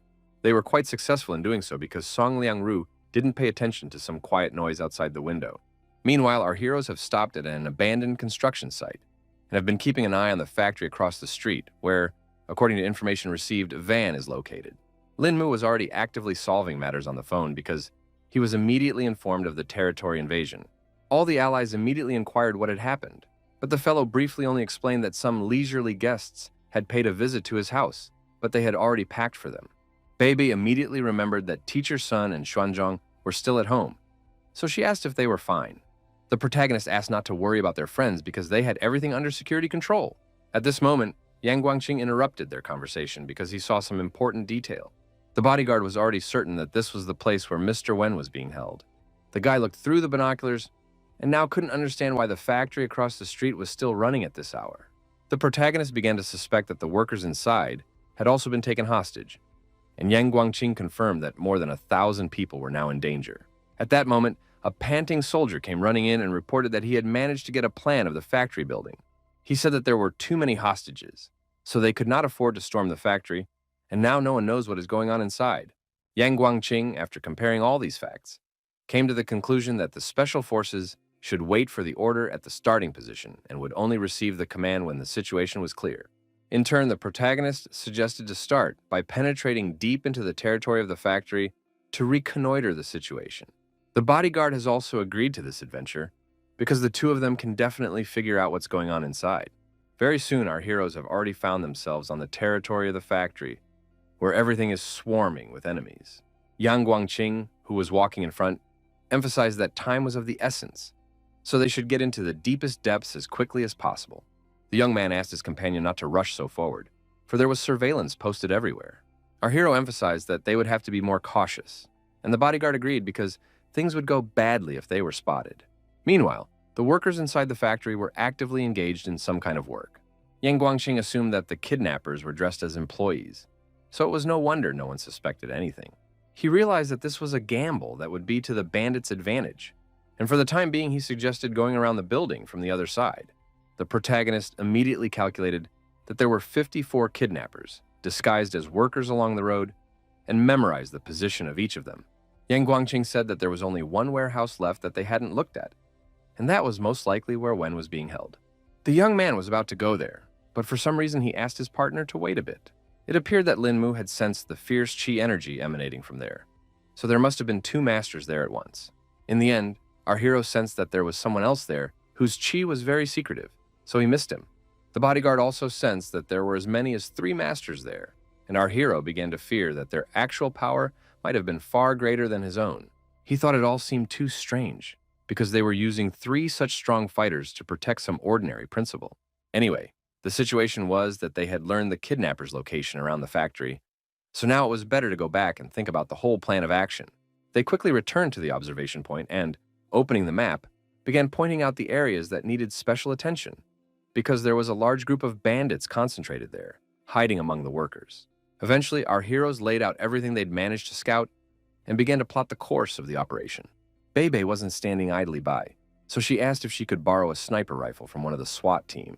The bodyguard was surprised to hear such a request and wondered why the girl needed such a serious weapon.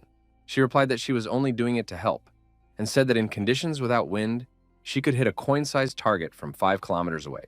The soldiers were shocked by such a statement and thought that little Tan had decided to play a joke on them. Yang Guangqing also agreed that there might be difficulties here, but Bebe asked him not to forget that she was from the Tang clan. With confidence in her voice, the girl stated that the entire team could count on her skills. The bodyguard saw that she had a lot of confidence, so he decided to rely on her gut. Before the operation began, the main character filled that their goal was to save the head of Wen, so all the soldiers must carry out the capture in the shortest possible time and avoid casualties among ordinary workers. He emphasized that they cannot give the enemy the slightest chance, because then the whole operation would fail. Yang Guangqing lastly said that the code name of their operation would be Pull the Piles.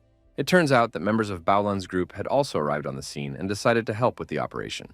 The bodyguard hadn't even guessed what kind of people were standing in front of him, so he asked Lin Mu who they were. Our hero reported that it was Jiang Chu and Ding Han, and explained that he had asked for their support to eliminate the slightest possibility of failure. The man had heard of these heroes Chu and Han before, but the two had asked not to overpraise them because they thought they were just minor sleuths in this city. Eventually, the guy offered to put all pleasantries aside and save Wen for starters. Lin Mu quickly established communication with the Dragon Eye squad, giving a brief command. Check his watch, as the operation would begin in exactly 5 minutes. Meanwhile, the bodyguard contacted the special unit and also informed them of the start of their mission and warned of radio silence. The protagonist before starting also contacted little Tan, who was now in a sniper position. The girl took up a position on a lighthouse nearby the plant and reported that she was ready. She had already assumed a fighting position so she could open fire on the enemy at any moment. Meanwhile, the workers couldn't understand why they had left them to recycle all night out of the blue. Suddenly, one of the men froze abruptly when he heard a suspicious creaking sound in the far corner of the shop. He thought it was some kind of bottle that had broken, so he went to check it out for himself. The employee didn't understand why he had to do all this anymore, but he still went downstairs to check it out. His hunch proved to be true, so he saw in the middle of the room only a pile of broken glass. The plant employee noticed that no one was around, but a bottle had come from somewhere, which looked rather strange. It turned out to be an ambush from the main character's team, so that's when one of the special agents jumped out of the shadows. The cloaked bandit only had time to raise his head to see the figure that would fly straight at him. His companions immediately noticed the disappearance, but thought the man had done it to slyly shirk work. Meanwhile, the soldier had already reported to the captain that he had managed to neutralize the first target. He then reported that he was already preparing to attack the second target and proceeded to execute the plan. At this point, the masked workers began to suspect that something fishy was going on, so they noticed the fighter.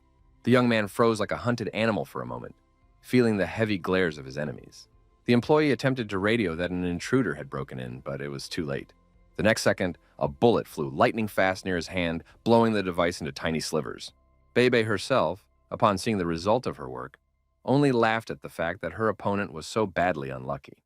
As a result, the man's hand began to bleed profusely, but the employee was still unable to realize what had just happened to him. The remaining agents immediately seized the opportunity and attempted to finish off the third enemy in their path. Eventually, they cold-bloodedly scrambled over their opponent's head to disarm him for sure.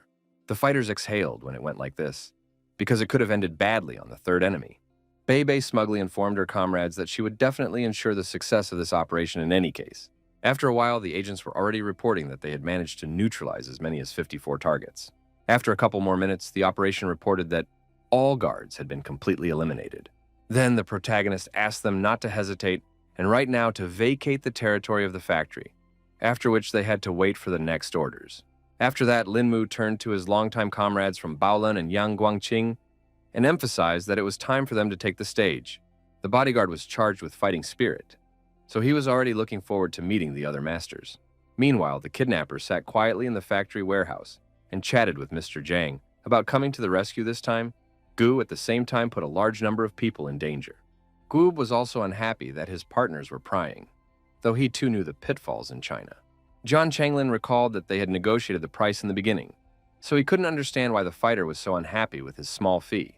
The man then explained that the situation had already changed a lot, because the plan was for them to have already left China, but in the end they were still sitting in the factory, and the bandits agreed that it smelled like kerosene because they demanded a raise for such a dangerous job. John Changlin didn't expect things to turn out this way at all, so he asked the other to give his opinion. The man confessed that he too wanted Boss Chin to raise his salary and figure out a way to quietly get out of here. The gentleman was well aware of this attitude of the workers about the whole thing, so he promised to raise the pay and not disappoint them. For his part, Koob understood that everyone had long since heard that Chin didn't want money and stressed that just a word from Mr. Zhang would be enough to turn the tide. Suddenly, everyone felt that a criminal had sneaked into the area and immediately forgot all questions about money. The next second, the protagonist, accompanied by his legendary team, burst into the warehouse, and Zhang Chu wondered why Qing Haisheng's right-hand man was in Jingdu, Guangzhou. Lin Mu finally made sure that the enemy's strength was not inferior to his own after all, which made everyone tense up. In turn, the man was also surprised that he had not sensed this young man's qi until now. The guy did not hesitate and said directly that these people kidnapped his manager in China, and openly and brazenly in the center of the city. Obviously, this was all to bring back the very same party and gang people. But Jian Chenglin had no idea that he would meet such a young man here who was able to achieve high skill at such a young age. Lin Mu emphasized that he didn't belong to any school, and his cultivation skills were superficial. So he joked that he hoped to receive guidance from his opponent. The man still kept saying that a person who had reached a high cultivation level on his own was incredibly rare, so he would never be able to accept Lin Mu properly. The protagonist felt that all this talk was going to come to a dead end anyway, so he asked the bandits for permission to inspect the warehouse. John Changlin replied that there was no problem with that and asked the whole team to make themselves at home while they were here. He looked behind his back and pointed to a box they had asked not to touch because it was as if a friend had handed its contents into the possession of the bandit. Then Yang Guangqing intervened in their conversation.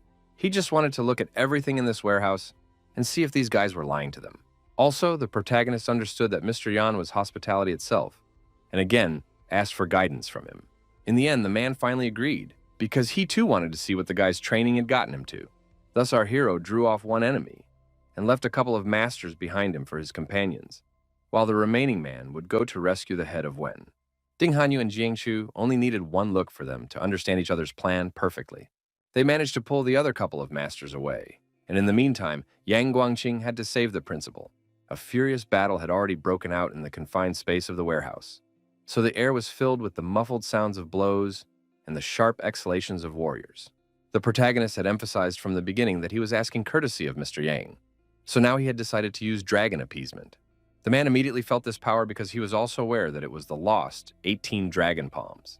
The young man noted that his opponent was very observant, but was no longer going to stop and attacked him. Zhang Changlin was also of the uneasy kind, so he used the Tianshan plum fracture to protect himself from being hit hard. The protagonist was immediately interested when he saw his opponent using such a rare technique. He immediately remembered that he had seen this technique on a flash drive that Liu had handed over, and under that name, all the martial art techniques were broken down. In turn, the bandit leader himself could not even think that such a young man would be able to oppose him in any way. Now that the man knew that Lin Mu was familiar with his techniques, he decided to make him feel the power of the Tianshan plum fracture. Meanwhile, Yang Guangqing confidently advanced through the warehouse. While everyone was busy fighting, the bandit noticed that the bodyguard was trying to seize the moment and wasn't about to let him finish the job.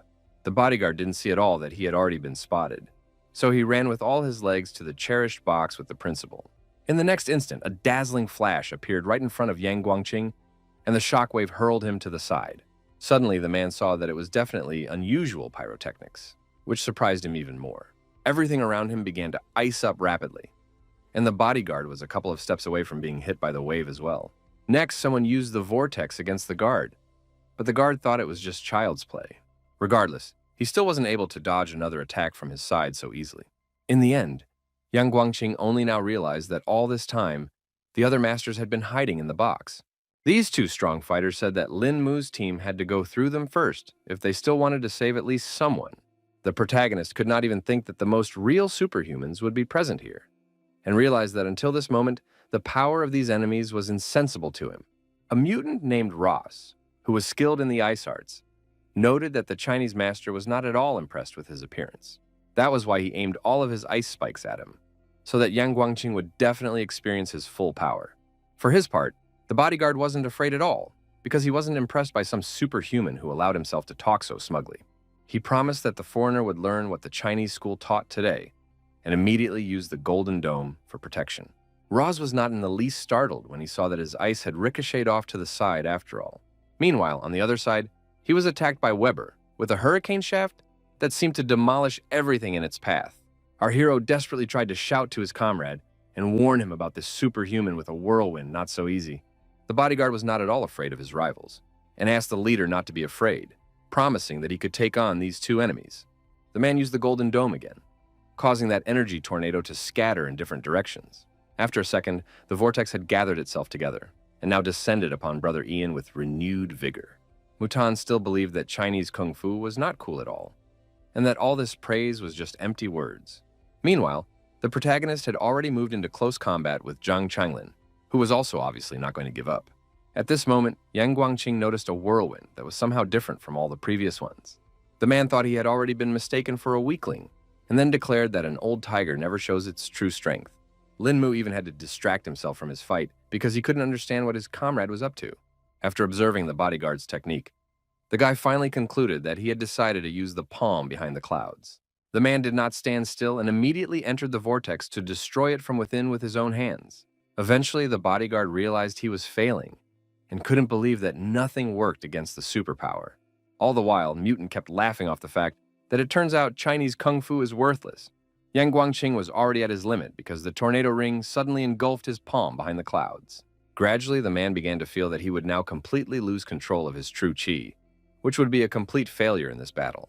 Yoroi clenched his teeth, realizing that it was only going to get worse as the tornado ring gradually consumed his partner. The guy decided to intervene in this confrontation and asked his comrade to stop the true chi and just trust him. The bodyguards himself knew how to act in such situations, but now it was several times more difficult to control everything. The superhumans were already beginning to suspect that this guy was going to be in trouble soon, because he had simply underestimated the power of the devouring tornado. Weber himself rejoiced that his technique had never yet failed him in battle.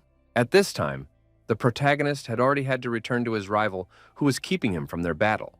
Zhang Changlin's movements sped up because he must have noticed that the young man wanted to help his friend, so he was in no way willing to let him do so. But Lin Mu was not going to give up so easily and decided to use his strongest techniques to show that he was no match for this mutant. The guy let out so much energy that it sent fiery sparks throughout the warehouse. The opponent had only to cover his hands from such bright flashes and marvel at the incredible strength of our hero. Zhang Changlin couldn't believe that the boy had actually managed to escape from his strongest control. Meanwhile, the protagonist turned to his brother Ian and asked him to stop his admission now. The bodyguard didn't hesitate and immediately complied with Lin Mu's request, who must have known what he was doing. After exerting himself so hard, he coughed up blood and almost fell back into the vortex again. The young man had already concentrated as much as possible to continue this fight and asked his comrade to take a break on the sidelines for now. Without wasting a second, our hero quickly threw himself at the devouring vortex and announced that he would now take this enemy on. Linmu quickly ran up close to this green tornado and used the Great Flying Dragon technique. Everyone around him immediately realized that this was another long-lost and at the same time, most powerful technique. Strong chi energy enveloped the vortex from all sides, so it began to rapidly shrink.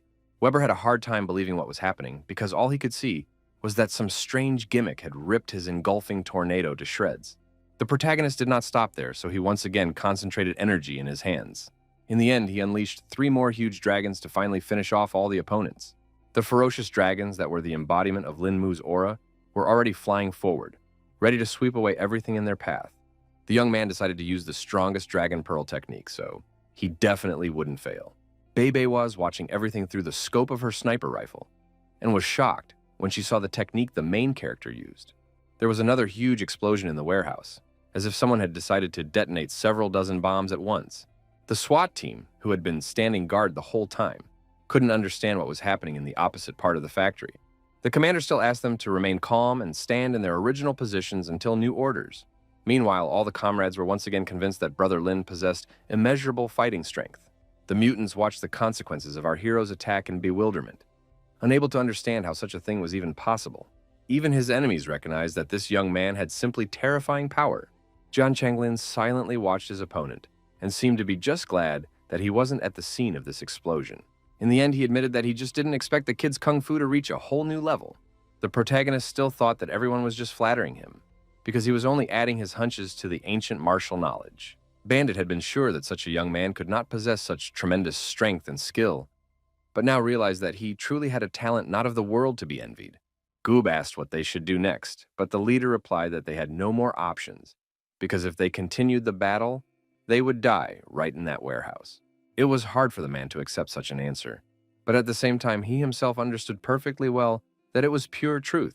Jian Changlin informed everyone on his team that they were definitely inferior in this battle, causing their assignment to fail. Jiang Chu and Ding Han were adamant, so they couldn't let the enemy escape at the very last moment. The bandits still felt they should get away while they could, and not let our heroes defeat them completely.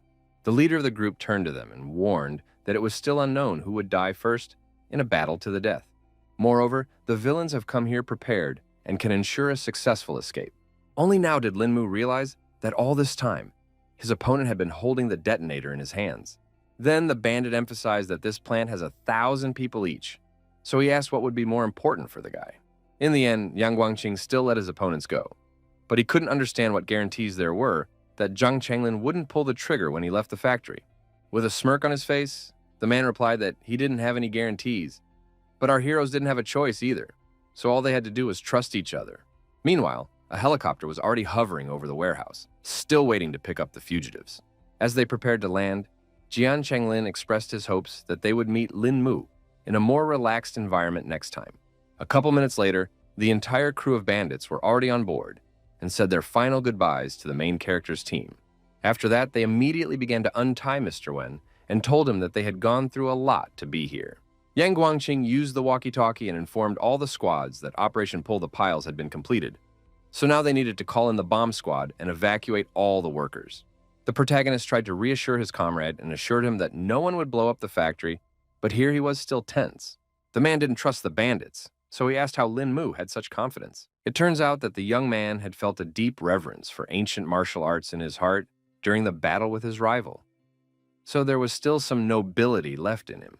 At the same time, the helicopter was flying calmly over the city, saving all the criminals from justice. During the flight, Jian Changlin thought about the fact that there was finally someone with the power to unite ancient martial arts, and speculated that Lin Mu might have been that heaven's chosen warrior from the legends.